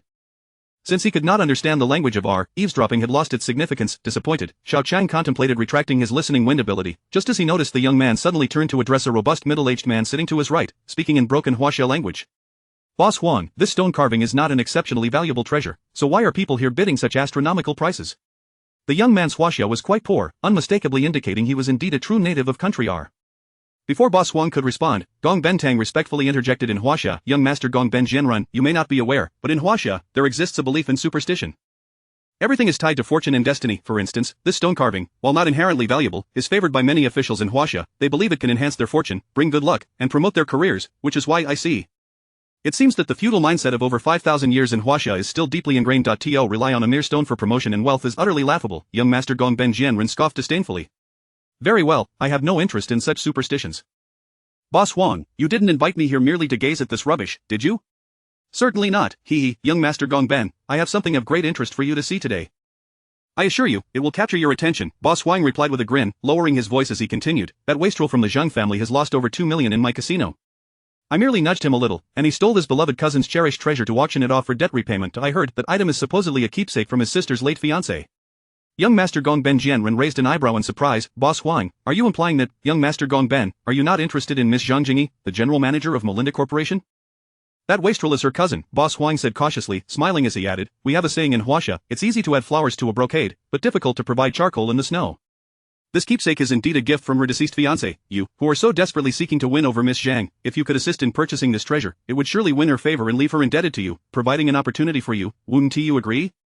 Young Master Gong Ben Jianren's eyes brightened, and after casting an approving glance at Boss Huang, he remarked with satisfaction, Boss Huang, I didn't expect you to excel not only in combat but also in schemes. Your plan is excellent. Thank you for the compliment, young Master Dai. Huang will always be devoted to the Gong Ben family. Boss Huang clasped his hands together, a sinister smile creeping across his face. I hope young Master Gong Ben swiftly wins the heart of the beauty and becomes the new son-in-law of the Zhang family. Upon hearing this, Xiao Qiang could only smirk, retracting his listening wind ability with a sense of resignation. The conversation between Gong Ben Jianren and Boss Huang held no value for him, and thus he lost interest. However, he was acutely aware that like attracts like, these individuals exuded an air of despicability and deceit, and knowing Yang Yixing was associated with them certainly did not bode well for Zhao Qingyan's happiness. Dragon Bloodstone. My heavens, it truly is a dragon bloodstone. After unknowingly bidding on several items, a sudden uproar jolted Xiao Qiang back to reality. He turned to the auction platform and beheld a white jade stone, roughly the size of a football, illuminated under the spotlight, revealing blood-red veins that flickered mysteriously across its surface. The Qingshan Dragon Blood Stone, a supreme dinosaur fossil from ancient times. Why is it deemed supreme? Because the blood traces are preserved within the stone, making it exceedingly rare. This is a true treasure, and I am certain many of you here are aware of its value, so I shall not elaborate further. The bidding will now commence, starting price, 3 million. As the auctioneer's words fell, Xiao Qiang was left dumbfounded. This stone had a starting price of 3 million, this was more precious than gold. Ha, this is splendid. I'm interested. Su Yang exclaimed, his face flushed with excitement. This dragon blood stone is a fine treasure. If I manage to buy it for Zhang Lao, I know he will be absolutely thrilled. Brother Su wishes to purchase this dragon bloodstone? That price seems a bit steep, doesn't it? Xiao Qiang remarked, glancing at Su Yang. You may not be aware, but while the dragon bloodstone is valuable, it is often challenging to distinguish between genuine and counterfeit. Cases of fakes being passed off as real are not uncommon. If you spend so much on a fake, it would be a significant loss. I understand, but the dragon bloodstone symbolizes wealth and prosperity, and the dragon is a representation of Huaxia. Although the starting bid is high, if it is authentic, its value will far exceed this. Su Yang replied, grinning. If it's genuine, I could sell it with my eyes closed and still make a few million. Xiao Qiang did not refute Su Yang's statement, recognizing the high potential value of the dragon bloodstone. Yet, if Su Yang was aware of this, surely the other buyers present were too. Soon enough, bids began to rise as fierce competition erupted. 3,800,000. 4 million. 4,500,000. In just 5 or 6 minutes, the price of the dragon bloodstone surged towards the 5 million mark. At this moment, Xiao Qiang discreetly glanced at young master Gong Benjianren, noticing he seemed rather indifferent towards the dragon bloodstone. Seizing the opportunity, Xiao Qiang activated his X-ray vision to scrutinize the stone's interior. To Xiao Qiang's astonishment, while the dragon bloodstone did indeed contain dried veins of blood, a significant issue arose. He did not detect any trace of celestial spiritual energy within it. How could a dragon bloodstone, which dated back to ancient times, possibly lack even a hint of celestial spiritual energy? The only explanation was that this dragon bloodstone was likely a counterfeit. Chapter 97 The one who falls is you 5 million. Just as Xiao Qiang was about to inform the excited Su Yang beside him that the dragon bloodstone was suspect, he suddenly noticed in the distance that Yang Yisheng had also entered the bidding fray, raising the price by an astounding 500,000. Xiao Qiang hadn't anticipated that Yang Yisheng would participate in the auction as well, and judging by his determined demeanor, he seemed quite taken with the dragon bloodstone. It was evident that many buyers present were entranced by the faint crimson veins visible within the jade under the lights, mistakenly concluding that it was genuine dragon bloodstone, completely oblivious to the fact that it was a counterfeit. Among these buyers was, of course, Yang Yisheng. Xiao Qiang felt an overwhelming sense of satisfaction at Yang Yisheng's misjudgment. He had been seeking an opportunity to settle the score with Yang Yisheng, and since he was willingly jumping into the fire, Xiao Qiang had no qualms about assisting him on his perilous journey. Wouldn't it be amusing to see Yang Yisheng turn green with rage upon discovering that the exorbitant sum he had spent on the dragon bloodstone was for a fake? Su Ge, shall we place a bid? Xiao Qiang hesitated to reveal the stone's true nature, fearing that Su Yang might hesitate to bid if he learned it was a counterfeit. In order to maximize Yang Yisheng's loss, he needed to leverage Su Yang's influence. Su Yang nodded. Alright, Xiao Qiang, you bid for me this time, let us go straight to 6 million to intimidate them. Without hesitation, Xiao Qiang raised his paddle, escalating the price of the dragon bloodstone to 6 million. 6 million. Buyer number 8 has bid 6 million, is there any higher offer? The auctioneer exclaimed excitedly, the dragon bloodstone, a once-in-a-lifetime opportunity. Damn it, that brat again, always opposing me. Yang Yisheng, witnessing Xiao Qiang raise the paddle, slammed his fist onto the armrest in frustration, his expression darkening. No way, this is a golden opportunity. A certain executive is particularly fond of dragon bloodstone. If I secure it, he will undoubtedly pay a handsome price to acquire it from me. This back and forth could net me at least a few million. Not to buy would be foolish. If he wants to compete with me, I will make sure he regrets it. I must have this dragon bloodstone today. No sooner had he finished speaking than Yang Yisheng gritted his teeth and raised his paddle again, increasing the bid by 500,000. The price of the dragon bloodstone surged to 6,500,000. At this moment, Zhao Qingyan glanced at Yang Yisheng, saying nothing. She had no genuine interest in the antique auction. Xiao Qiang felt a twinge of anxiety as he observed Yang Yisheng's continued bidding. He was uncertain whether this man would persist. Turning to Xiao Qiang, he inquired, Uncle Xia, if this dragon bloodstone were genuine, what price could it fetch on the market? If it were a genuine dragon bloodstone, it could sell for around 8 million. However, dragon bloodstone is a treasure with a price but no market. Many collectors regard it as invaluable. If we speak of its true worth, it may even exceed 10 million. 10 million. Upon hearing this figure, Xiao Qiang felt reassured. He couldn't believe that someone like Yang Yisheng, who had been in the antique business for so long, would be unaware of the true value of the dragon bloodstone. Thus, the current bid had yet to reach his bottom line. With Su Yang's tacit approval, Xiao Qiang resolutely raised his paddle again, pushing the price to 7 million. 7,500,000. 7,800,000. 8 million. 8,300,000. Thus, amidst the back-and-forth exchanges, only Xiao Qiang and Yang Yixing remained in contention, each raising their bids against the other. They resembled sworn enemies locked in a fierce battle, no longer merely competing but fighting for victory. In truth, Yang Yixing was beginning to waver internally, yet the mere thought of Xiao Qingyan sitting nearby fueled his anger. To fail in front of her would be a tremendous blow to his pride. After all, he had boasted earlier, it would be unacceptable not to secure the dragon blood stone. With rage coursing through him, Yang Yixing gritted his teeth and raised his trembling hand once more, calling out 8,500,000. Xiao Qiang was quite pleased with this turn of events. He leaned down to Su Yang and said, Su Ge, we shall not bid anymore. Huh, why not bid? Su Yang was taken aback by Xiao Qiang's sudden decision to withdraw, puzzled. Aren't you keen to teach that Yang Yixing a lesson? Not bidding now would mean conceding defeat. We must at least outbid him by 1 or 2 million. Hee, Su Ge, the truth is I have already won. That fool has no idea he is about to be thoroughly duped. Xiao Qiang chuckled mischievously, whispering, Su Ge, the dragon bloodstone is actually fake. Don T asked me why. I can assure you, it is undoubtedly counterfeit. Fake. Su Yang was momentarily stunned by Xiao Qiang's revelation. While others might question Xiao Qiang's judgment, Su Yang had complete faith in his ability to appraise treasures. If he claimed the dragon bloodstone was fake, it was highly likely to be so. The thought of spending 8,500,000 on a counterfeit caused Su Yang to burst into laughter, slapping Xiao Qiang on the shoulder and exclaiming, Xiao Qiang, your scheme is truly diabolical. Yang Yixing will surely want to bang his head against a wall after this. Xiao Qiang grinned widely. Indeed, he was not yet a match for Yang Yixing, but he could demonstrate that he was not the insignificant ant Yang Yixing believed he could easily crush. Congratulations to buyer number 15. The dragon bloodstone has been successfully acquired for 8,500,000, congratulations. As the auctioneer called out the final bids, the gavel fell, marking the completion of the auction. Unbeknownst to Yang Yixing, he had become the unwitting victim of a scam. He believed he had triumphed over Xiao Qiang, and in his elation, he cast several provocative glances in Xiao Qiang's direction, leaving Xiao Qiang both amused and exasperated. At that moment, Xiao Qiang's 9 heavens mysterious jade inexplicably resonated once more, prompting him to instinctively glance towards Gongben Jianrun, where he discerned a faint spiritual energy connecting with the dragon bloodstone. This time, he clearly saw that the green aura emanated from the verdant ring worn around Gongben Jianrun's neck. This indicated that the green ring worn by Gongben Jianrun could not only absorb spiritual energy from treasures over long distances but could also emit energy to sense treasures. Fuji, the gentleman named Yang, who greeted you earlier, mentioned that he has business dealings with our Gongben family? Gongben Jianrun, after retracting the energy, suddenly turned to the side and addressed Gongben Fuji. Yes, young master. His name is Yang Yixing, the son of Yang Guangrong, the county magistrate of Yong'an. That he wields considerable influence in Yong'an. Recently, the jade factory in Yong'an has been undergoing reforms, and I thought to collaborate with him for mutual benefit. Gongben Fuji replied respectfully with a smile, the yellow flower jade from Yong'an is of decent quality. If managed well, it could yield substantial profits for the Gongben family. Indeed, this business proposition is promising. However, that gentleman Yang is likely to suffer a significant loss today. Gongben Jianrun nodded casually, adding, the dragon bloodstone he just purchased is likely a counterfeit. What? Gongben Fuji was taken aback, his expression darkening as he turned to glance at the still victorious Yang Yixing. He seemed to accept Gongben Jianrun's words without dispute, as if he believed them wholeheartedly. After a moment's thought, he stood and walked toward Yang Yixing. The auction continued, the lively atmosphere persisting, amidst the rising bids and murmurs of the crowd.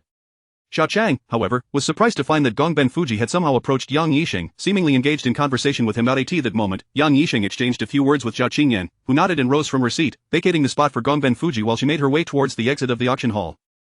Was Xiao Qingyan heading to the restroom? Xiao Qiang suddenly realized that a rare opportunity to be alone with her had presented itself. He quickly turned to Wen Bairu, who was seated beside him, and urged, Sister Bairu, quickly hand me that luminous pearl necklace. Chapter 98. The quivering heart Wen Bairu felt a twinge of curiosity as to why Xiao Qiang would inquire about the luminous pearl at such a moment. However, upon glancing towards Yang Yixing's direction and realizing that Xiao Qingyan had vacated her spot, she suddenly comprehended the situation. Opening her bag beside her, she inquired, Are you planning to meet with Miss Zhao privately? Indeed, I must clarify things with her, Xiao Qiang replied, taking the ornate box containing the luminous pearl. Rising to his feet, he smiled with a hint of excitement, I shall return shortly. Xiao Qiang, Wen Bairu intended to voice her concerns, but Xiao Qiang was already lost in his own thoughts, hastily departing and leaving her no chance to speak. Watching his retreating figure, she parted her rosy lips, her eyes betraying a glimmer of reluctance. The memories of their shared experiences flooded her mind like scenes from a film, unexpectedly occupying her heart.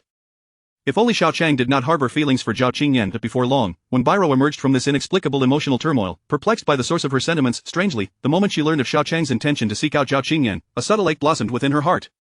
What is happening to me? Xiao Qingyan's delicate visage revealed a trace of panic, her instinctive reaction giving rise to an unsettling suspicion. Could it be that I have developed feelings for Xiao Qiang? But how could that be possible? He is, after all, 2 years my junior. Soon enough, Wen Bairu recognized the feebleness of her rationale.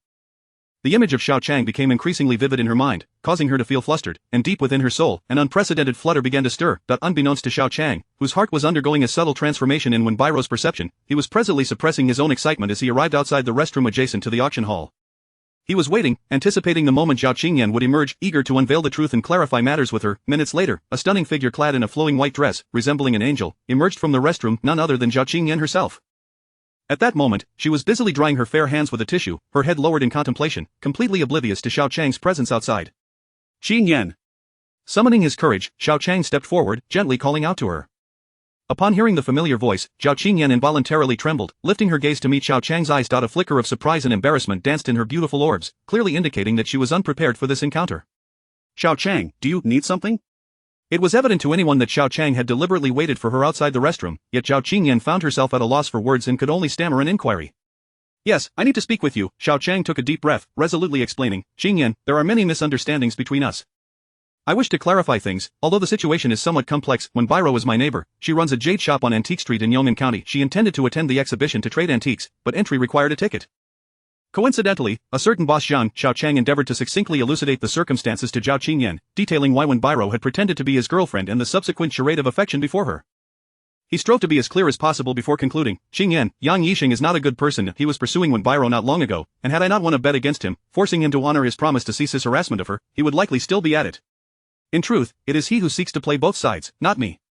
As Xiao Qingyan listened to Xiao Qiang's explanations, her initial panic gradually dissipated, replaced with a semblance of calm. After absorbing his words, a hint of resignation crossed her delicate features as she sighed. Xiao Qiang, what purpose does this serve? Surely you noticed that at my birthday celebration, I became engaged to Yang Yixing. By all accounts, I am now his legitimate fiancée, but you are not doing this willingly. Xiao Qiang's heart sank painfully as he gritted his teeth. Qingyan, you must not forsake your own happiness. Happiness? Ha! Xiao Qiang, do you truly comprehend what happiness entails? Zhao Qingyan's laughter was laced with bitterness and resignation. Ever since the engagement, my father has never appeared more spirited, his smiles abundant. The quarrels between my parents have diminished, and the fear in my mother's eyes has vanished, replaced by a vibrant glow. The home that once was devoid of joy now resonates with laughter and warmth. Perhaps this is happiness. In comparison to my personal happiness, the happiness of my family holds far greater significance. Xiao Qiang's complexion paled as he realized the truth. Zhao Qingyan did not harbor feelings for Yang Yixing. Her engagement was a sacrifice for her father's power and her family's welfare. Much like the political marriages of noble families, she had traded her own happiness for the sake of familial benefit. While his assumptions were indeed correct, Xiao Qiang found himself at a loss for words in the face of Zhao Qingyan's serene demeanor. It dawned upon him that even with the knowledge of her true feelings, persuading her to alter her resolve would be an arduous task. Yang Yixing was a debauched playboy, but what of it? As long as Zhao Qingyan's father remained under the oppressive influence of the Yang family, she would continue to sacrifice her love for the sake of her family's happiness and future. Merely bringing down Yang Yixing might not suffice. Dismantling Yang Guangrong's influence, or even toppling the Yang family in Yong'an County, might be the only way to liberate Zhao Qingyan. But could a mere impoverished student achieve what even the deputy county head, Zhao Guoji, could not? Was that feasible? Xiao Qiang was acutely aware of this reality, yet gazing into Zhao Qingyan's eyes, filled with resignation and despair, his trepidation dissipated in an instant, replaced by a surge of unwavering confidence and courage. What of being a poor student? For the sake of the woman he cherished, how could he refrain from striving for a resolution? Even a formidable entity like the Yang family must be dismantled if it meant granting Zhao Qingyan her freedom. Resolute in his decision, Xiao Qiang earnestly retrieved the ornate box from his pocket and presented it to Zhao Qingyan. Qingyan, I intended to gift you something for your birthday during the celebration, but I never had the opportunity to see you again. Today, I wish to present it to you, albeit belatedly. Xiao Qiang, do you not understand? Our relationship is merely that of ordinary classmates. I am Yang Yixing's fiancée. You must relinquish your obsession. Zhao Qingyan's voice quivered with emotion, her tone nearly choking as she spoke. Tears glimmered in her beautiful eyes, though directed at Xiao Qiang, her words seemed to serve as a reminder to herself. It is merely a birthday gift from a friend and classmate, devoid of any ulterior motive. Did you not say we are friends? Xiao Qiang recognized that no amount of words could alter the situation, only actions could demonstrate his unwavering commitment to Zhao Qingyan. Thus, until the issues with the Yang family were resolved, he resolved to conceal his affections for her, unwilling to impose a painful choice upon her. With a soft sigh, Zhao Qingyan extended her hand to accept the crimson box. As she carelessly opened it, radiant beams of light erupted from within, illuminating the dim corridor around them. This is Zhao Qingyan's eyes widened in astonishment as she beheld the exquisite luminous pearl nestled within the box. Even though she harbored no particular interest in antiques or jade, she could not help but gasp in awe at the necklace's beauty. Chapter 99 The Enchantress in the painting. This is a luminous pearl necklace, as bright as day, crystal clear and exquisite. Such a beautiful necklace must surely suit you perfectly. I hope you will like it, Xiao Qiang remarked with a smile. It is not particularly expensive, so please accept it. Is this luminous pearl not valuable? Zhao Qingyan gazed at the stunning necklace in her hand, her delicate face expressing disbelief at Xiao Qiang's words. Qingyan, this is a birthday gift for you. We may not share any deeper connection, but can we not be friends? Xiao Qiang said earnestly. If you still regard me as your classmate and good friend, then please accept it. Upon hearing Xiao Qiang's insistence, Zhao Qingyan hesitated for a moment before nodding. All right, then I shall accept it. Thank you, Xiao Qiang. I truly adore this birthday gift, but I have lingered too long and should return and go on. You wouldn't want your fiancé to misunderstand, Xiao Qiang shrugged. When he gets jealous, he behaves like a bull in a china shop. I cannot compete with that. Ha! Zhao Qingyan chuckled at Xiao Qiang's words, unable to suppress her laughter. She playfully glared at him, her mood evidently lifted. Xiao Qiang, gazing at the radiant and charming Zhao Qingyan, spoke with a warm smile. Qingyan, do you know? You are extraordinarily beautiful when you smile. I wish for you to always maintain that pure joy. I do not wish to see you with a furrowed brow and a sorrowful expression. No matter how grim the world may seem, we must look forward. Life is like this, whether we laugh or cry, it is still life. Why not choose to live joyfully? The future will undoubtedly be filled with hope and miracles. Keep going. Yes, thank you, Xiao Qiang. Talking to you has brightened my spirits immensely. You are right. If we cannot change reality, we must live on with optimism and strength. Zhao Qingyan nodded with a smile, waving goodbye as she walked into the auction hall. Watching Zhao Qingyan's graceful silhouette depart, Xiao Qiang sighed softly and clenched his fist, his heart brimming with ambition. Yes, although he was born into poverty, lacking connections or a powerful background, he firmly believed that a vast future awaited him, and he would surely alleviate the worries and sorrows of the woman he cherished. The background given by one's parents is merely inherited, while the foundation one builds is one's own empire. He would not be outdone by Yang Yixing or the Yang family. As long as one dares to dream, everything is possible. Miss, wait for me, Xiaoman, hurry up. If you don't speed up, we will miss it. The token of love that Jishuan left behind cannot be taken by anyone else. Miss, the Su family has treated you so poorly. Why are you still so anxious about this? All right, don't worry, we're almost there. Xiao Qiang stood by the restroom, unsure of how much time had passed when suddenly, the sound of high heels clicking against the floor grew closer, and two slender figures came into view, gradually becoming clearer. As he caught sight of the two women, he was utterly astonished. The beauty of the woman at the forefront was simply breathtaking. Her allure radiated femininity, with a delicate, oval face and skin as smooth as cream, complemented by enchanting eyes that seemed to speak, a refined and elegant nose, and soft, luscious lips. Her ethereal beauty resembled that of a celestial being from a painting, captivating all who beheld her. Among all the women he had encountered, none possessed such an exquisite femininity. Not only was her beauty striking, but her long legs clad in tailored trousers, her slender waist, and her full bosom radiated an undeniable charm and allure. In contrast to Zhao Qingyan's sweet demeanor, Wen Bio's graceful elegance, Xiaoyao's youthful vibrancy, and Lu Yudi's cool melancholy, the woman before him exuded an essence of the most perfect femininity, like a flawless piece of art. It was not that she surpassed them all, but rather that she was more perfect, leaving a stunning first impression that could only be described as the epitome of beauty. Humph. The woman, followed by another who was also somewhat attractive, could not help but huff at Xiao Qiang's awestruck expression, seemingly displeased with him. Xiao Qiang, feeling a bit embarrassed, quickly averted his gaze, allowing the celestial beauty to pass by him and enter the auction hall. Wait, what did that beautiful woman just say? Token of love? That phrase feels somewhat familiar. As Xiao Qiang regained his composure and pondered the conversation he had just overheard, he suddenly recalled something, exclaiming in surprise, didn't I just overhear that the guy named Huang talking to Gongben Jianrun mentioned a token of love? Could it be that this breathtakingly beautiful woman is the Miss Zhan that Gongben Jianrun is pursuing? Ladies and gentlemen, the next treasure we present is a truly unique item among the auction lots.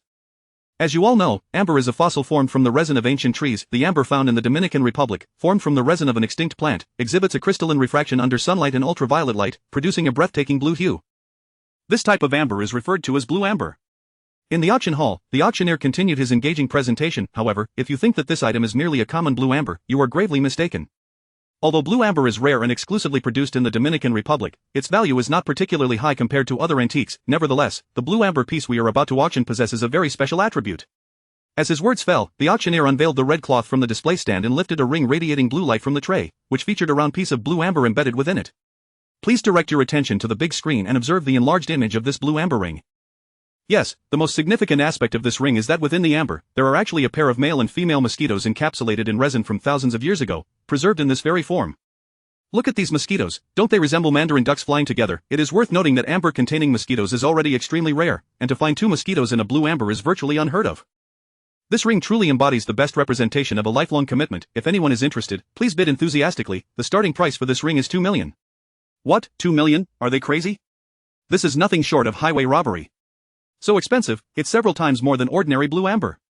The moment the starting price was announced, the crowd's reaction was even more astonished than their earlier response to the Hongyun stone carving, with many voicing their discontent. However, Su Yang remained unfazed. He turned to Xia Guohang and smiled. Mr. Xia, what do you think of this blue amber? After a moment of contemplation, Xia Guohang nodded. Actually, I believe this price is reasonable. After all, the presence of 2 flying mosquitoes in this blue amber is exceedingly rare. One cannot simply assess it based on the market price of other ambers. While the starting price of 2 million is somewhat high, this ring serves as the best gift for a beloved person and holds significant collectible value. Moreover, distinguishing blue amber is not particularly difficult, and the disparity between genuine and fake products is substantial, making it easy to authenticate. Thus, most counterfeit items do not make it to the auction. Haha, great. Since Mr. Xiao feels this way, I can rest easy. This item is not only unique and meaningful but also extremely rare. The previous dragon bloodstone may have been a fake, but this treasure must be secured as a gift for old Xiang. Chapter 100.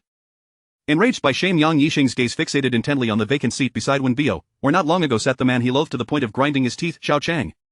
Indeed, for the first time, Yang Yixing felt an almost adversarial fury towards Xiao Qiang. Throughout the latter stages of the auction for the dragon bloodstone, the competition had been solely between him and Xiao Qiang. However, Xiao Qiang had abruptly ceased bidding once the price escalated, allowing the dragon bloodstone to fall into Yang Yixing's hands. He had initially presumed that Xiao Qiang's retreat was born out of fear, basking in the satisfaction of his own triumph before Zhao Qingyan, feeling a sense of unwarranted pride. Little did he know, the dragon bloodstone was a counterfeit. When Miyamoto Tofu disclosed this information, Yang Yixing initially clung to a sliver of hope, finding it hard to believe. Yet, upon witnessing the unwavering conviction in Miyamoto Tofu's eyes, despair seeped into his heart. He had known Miyamoto Tofu for quite some time. The man possessed the typical caution associated with our countrymen. If the dragon bloodstone were genuine, there would be no reason for him to deceive Yang Yixing, as it would serve no benefit to him. Indeed, the Yang family of Yong'an was a prominent and prosperous lineage within the county, yet their accumulated wealth was finite. The staggering loss of 8 million yuan felt like a devastating blow, one that would likely leave anyone else gasping for breath in shock. Such a monumental loss nearly equated to the Yang family's total income over several years. How could he possibly remain composed? The once dismissive and inconsequential figure of Xiao Qiang had now morphed into a formidable rival, perhaps even a nemesis. To Yang Yixing's growing ire, he soon noticed that Xiao Qiang had vanished from his original seat, coinciding with Zhao Qingyan's temporary retreat from the auction hall due to Miyamoto Tofu's arrival. In an instant, it dawned on him that this insufferable brat must have seized the opportunity to rendezvous with his fiancée, Zhao Qingyan. Before he could rise in a fit of rage and storm out to catch them in the act, Zhao Qingyan reappeared within the auction hall. Unlike the earlier expression of coldness and worry, her face now bore a serene yet unmistakably joyful countenance. Indeed, joyful, there was no mistaking it. Yang Yixing felt as though he had been struck by a sudden realization, and the humiliation surged through his veins like wildfire. He longed to confront Zhao Qingyan with indignation, questioning her why she appeared so despondent in his company, yet could transform so drastically in her mood upon a clandestine meeting with that wretched Xiao Qiang. Could it be that he lacked the charm of that impoverished youth? The self-interrogation filled his eyes with a fiery rage, as the bitter sting of humiliation and resentment coursed through him. Nevertheless, Yang Yixing ultimately restrained the tempest of fury threatening to erupt. He awaited Zhao Qingyan's return to her seat, striving to maintain his composure as he inquired, "Where have you been for so long?" "Oh, I just went to the restroom," Zhao Qingyan replied nonchalantly, though her beautiful eyes flickered momentarily. Yet to Yang Yixing, it was clear she was lying. Just as he was about to press further, he noticed a red jewelry box clutched in Zhao Qingyan's hand. Since departing from the hotel earlier that day, he was acutely aware that he had never seen this box before, implying it had only just come into her possession, likely gifted by that insufferable Xiao Qiang. "What is that in your hand?" Yang Yixing narrowed his brows, struggling to suppress an outburst. Nothing. I ran into a friend, and he gave me a gift," Zhao Qingyan explained awkwardly. "I just had my birthday recently." "Oh, a birthday gift, how intriguing. Which friend? Why didn't you bring him to meet me?" "After all, I am your fiancé." Yang Yixing would not let Zhao Qingyan evade his scrutiny and pressed for answers. Zhao Qingyan shook her head. "Just an ordinary friend, we met and he left." "An ordinary friend? Is that so? I am quite curious about what lies within that box. Might I see it?" Yang Yixing advanced with calculated persistence, intent on letting the truth unveil itself. Zhao Qingyan felt a surge of discontent. Even though Yang Yixing was her fiancé, he had no right to intrude upon her privacy, yet recalling Xiao Qiang's earlier words that the gift was not particularly valuable, she hesitated briefly before opening it. "This is a necklace made of luminous pearls. My friend said it was merely a commemorative replica, not worth much." Upon beholding the necklace, Yang Yixing recognized the radiant glow of the luminous pearls, and everything clicked into place. He could no longer contain the torrent of anger welling within him, his face contorting into a snarl as he seethed. "Zhao Qingyan, do you still dare to lie to me? A commemorative replica, you say? Ha, do you truly believe me to be such a fool? I shall inform you that this red jewelry box is the exclusive property of the esteemed Zhang Lao from the antiques community, who once spent 4 million at a national auction for a similar luminous pearl necklace, a fact well known in the antique circles. The necklace you possess, with its impeccable luster and craftsmanship, could not possibly be fake. I would consume my own words if it were." "What?"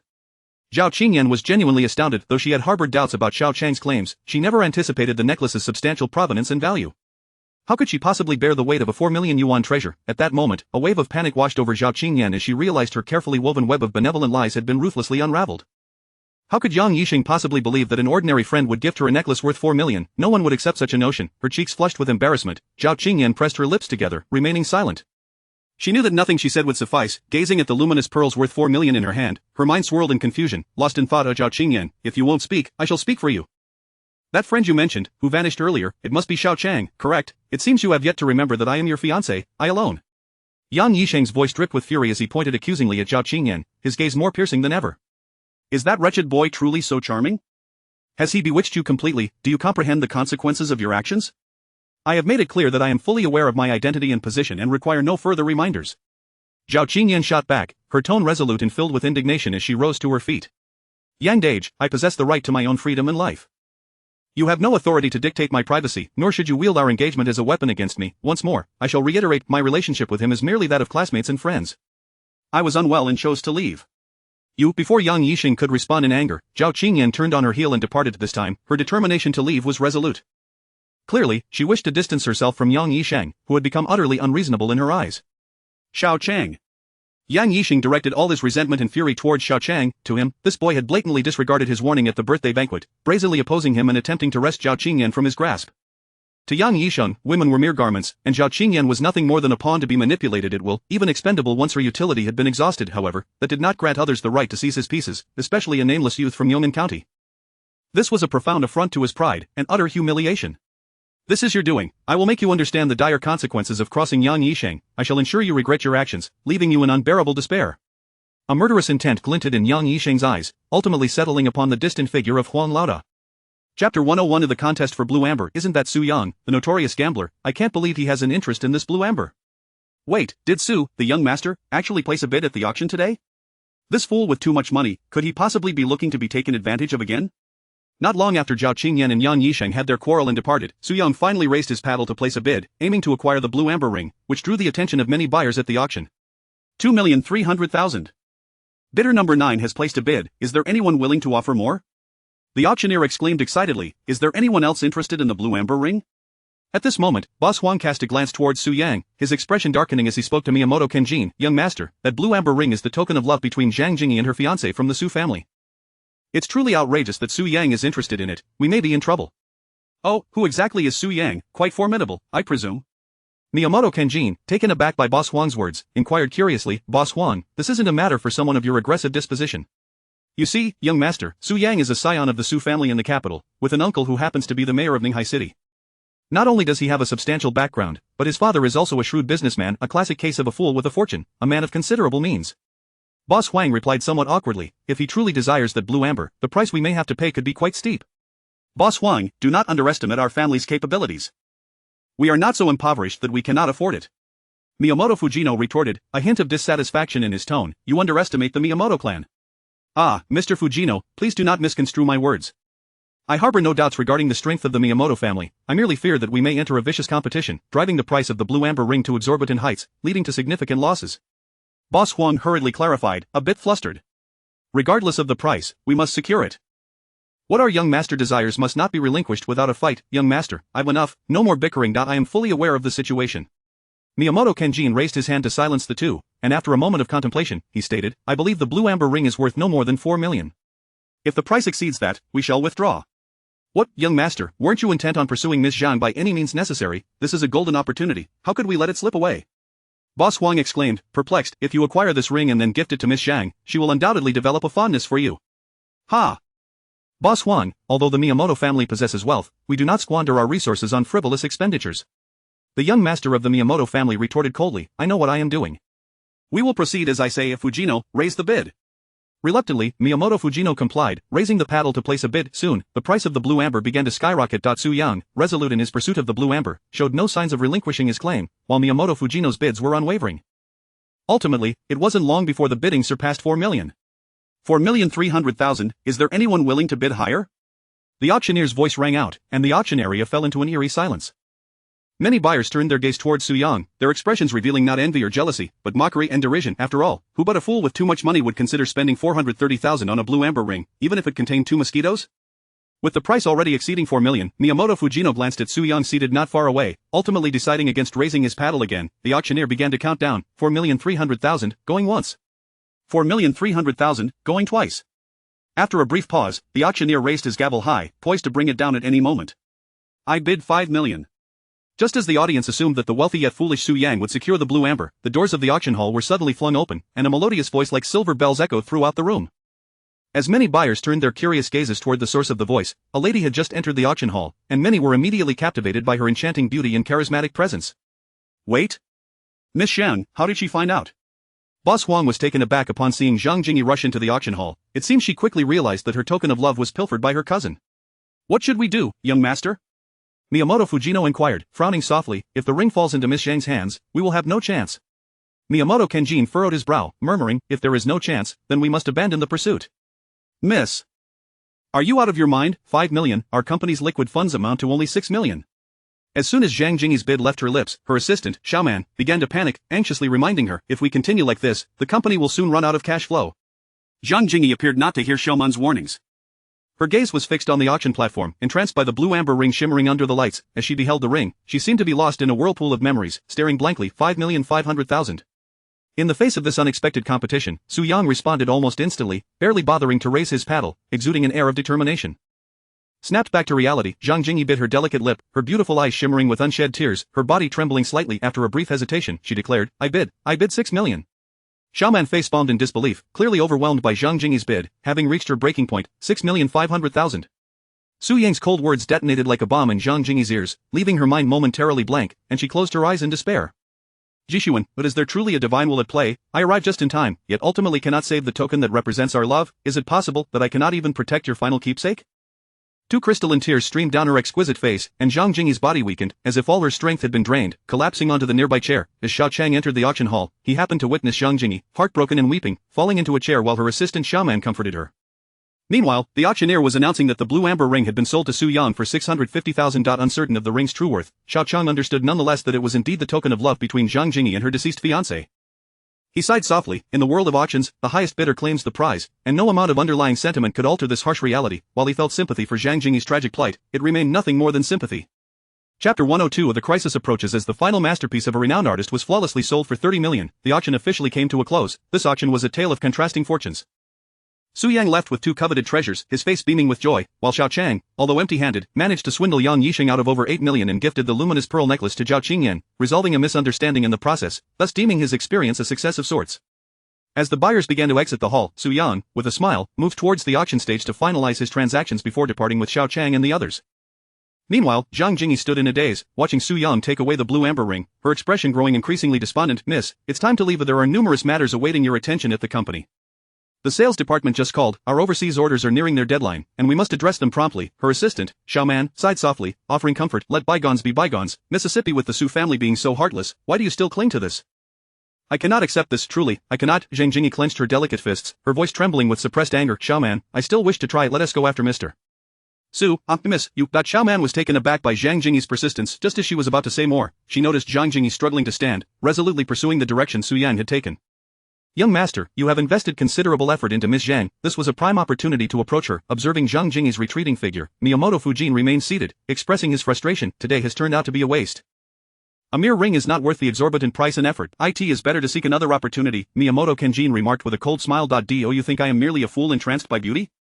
My interest in Zhang Jingyi extends beyond her allure. I am far more intrigued by her lineage. To approach her is not solely to possess her. Zhang Jingyi is but a pawn in my game, a stepping stone.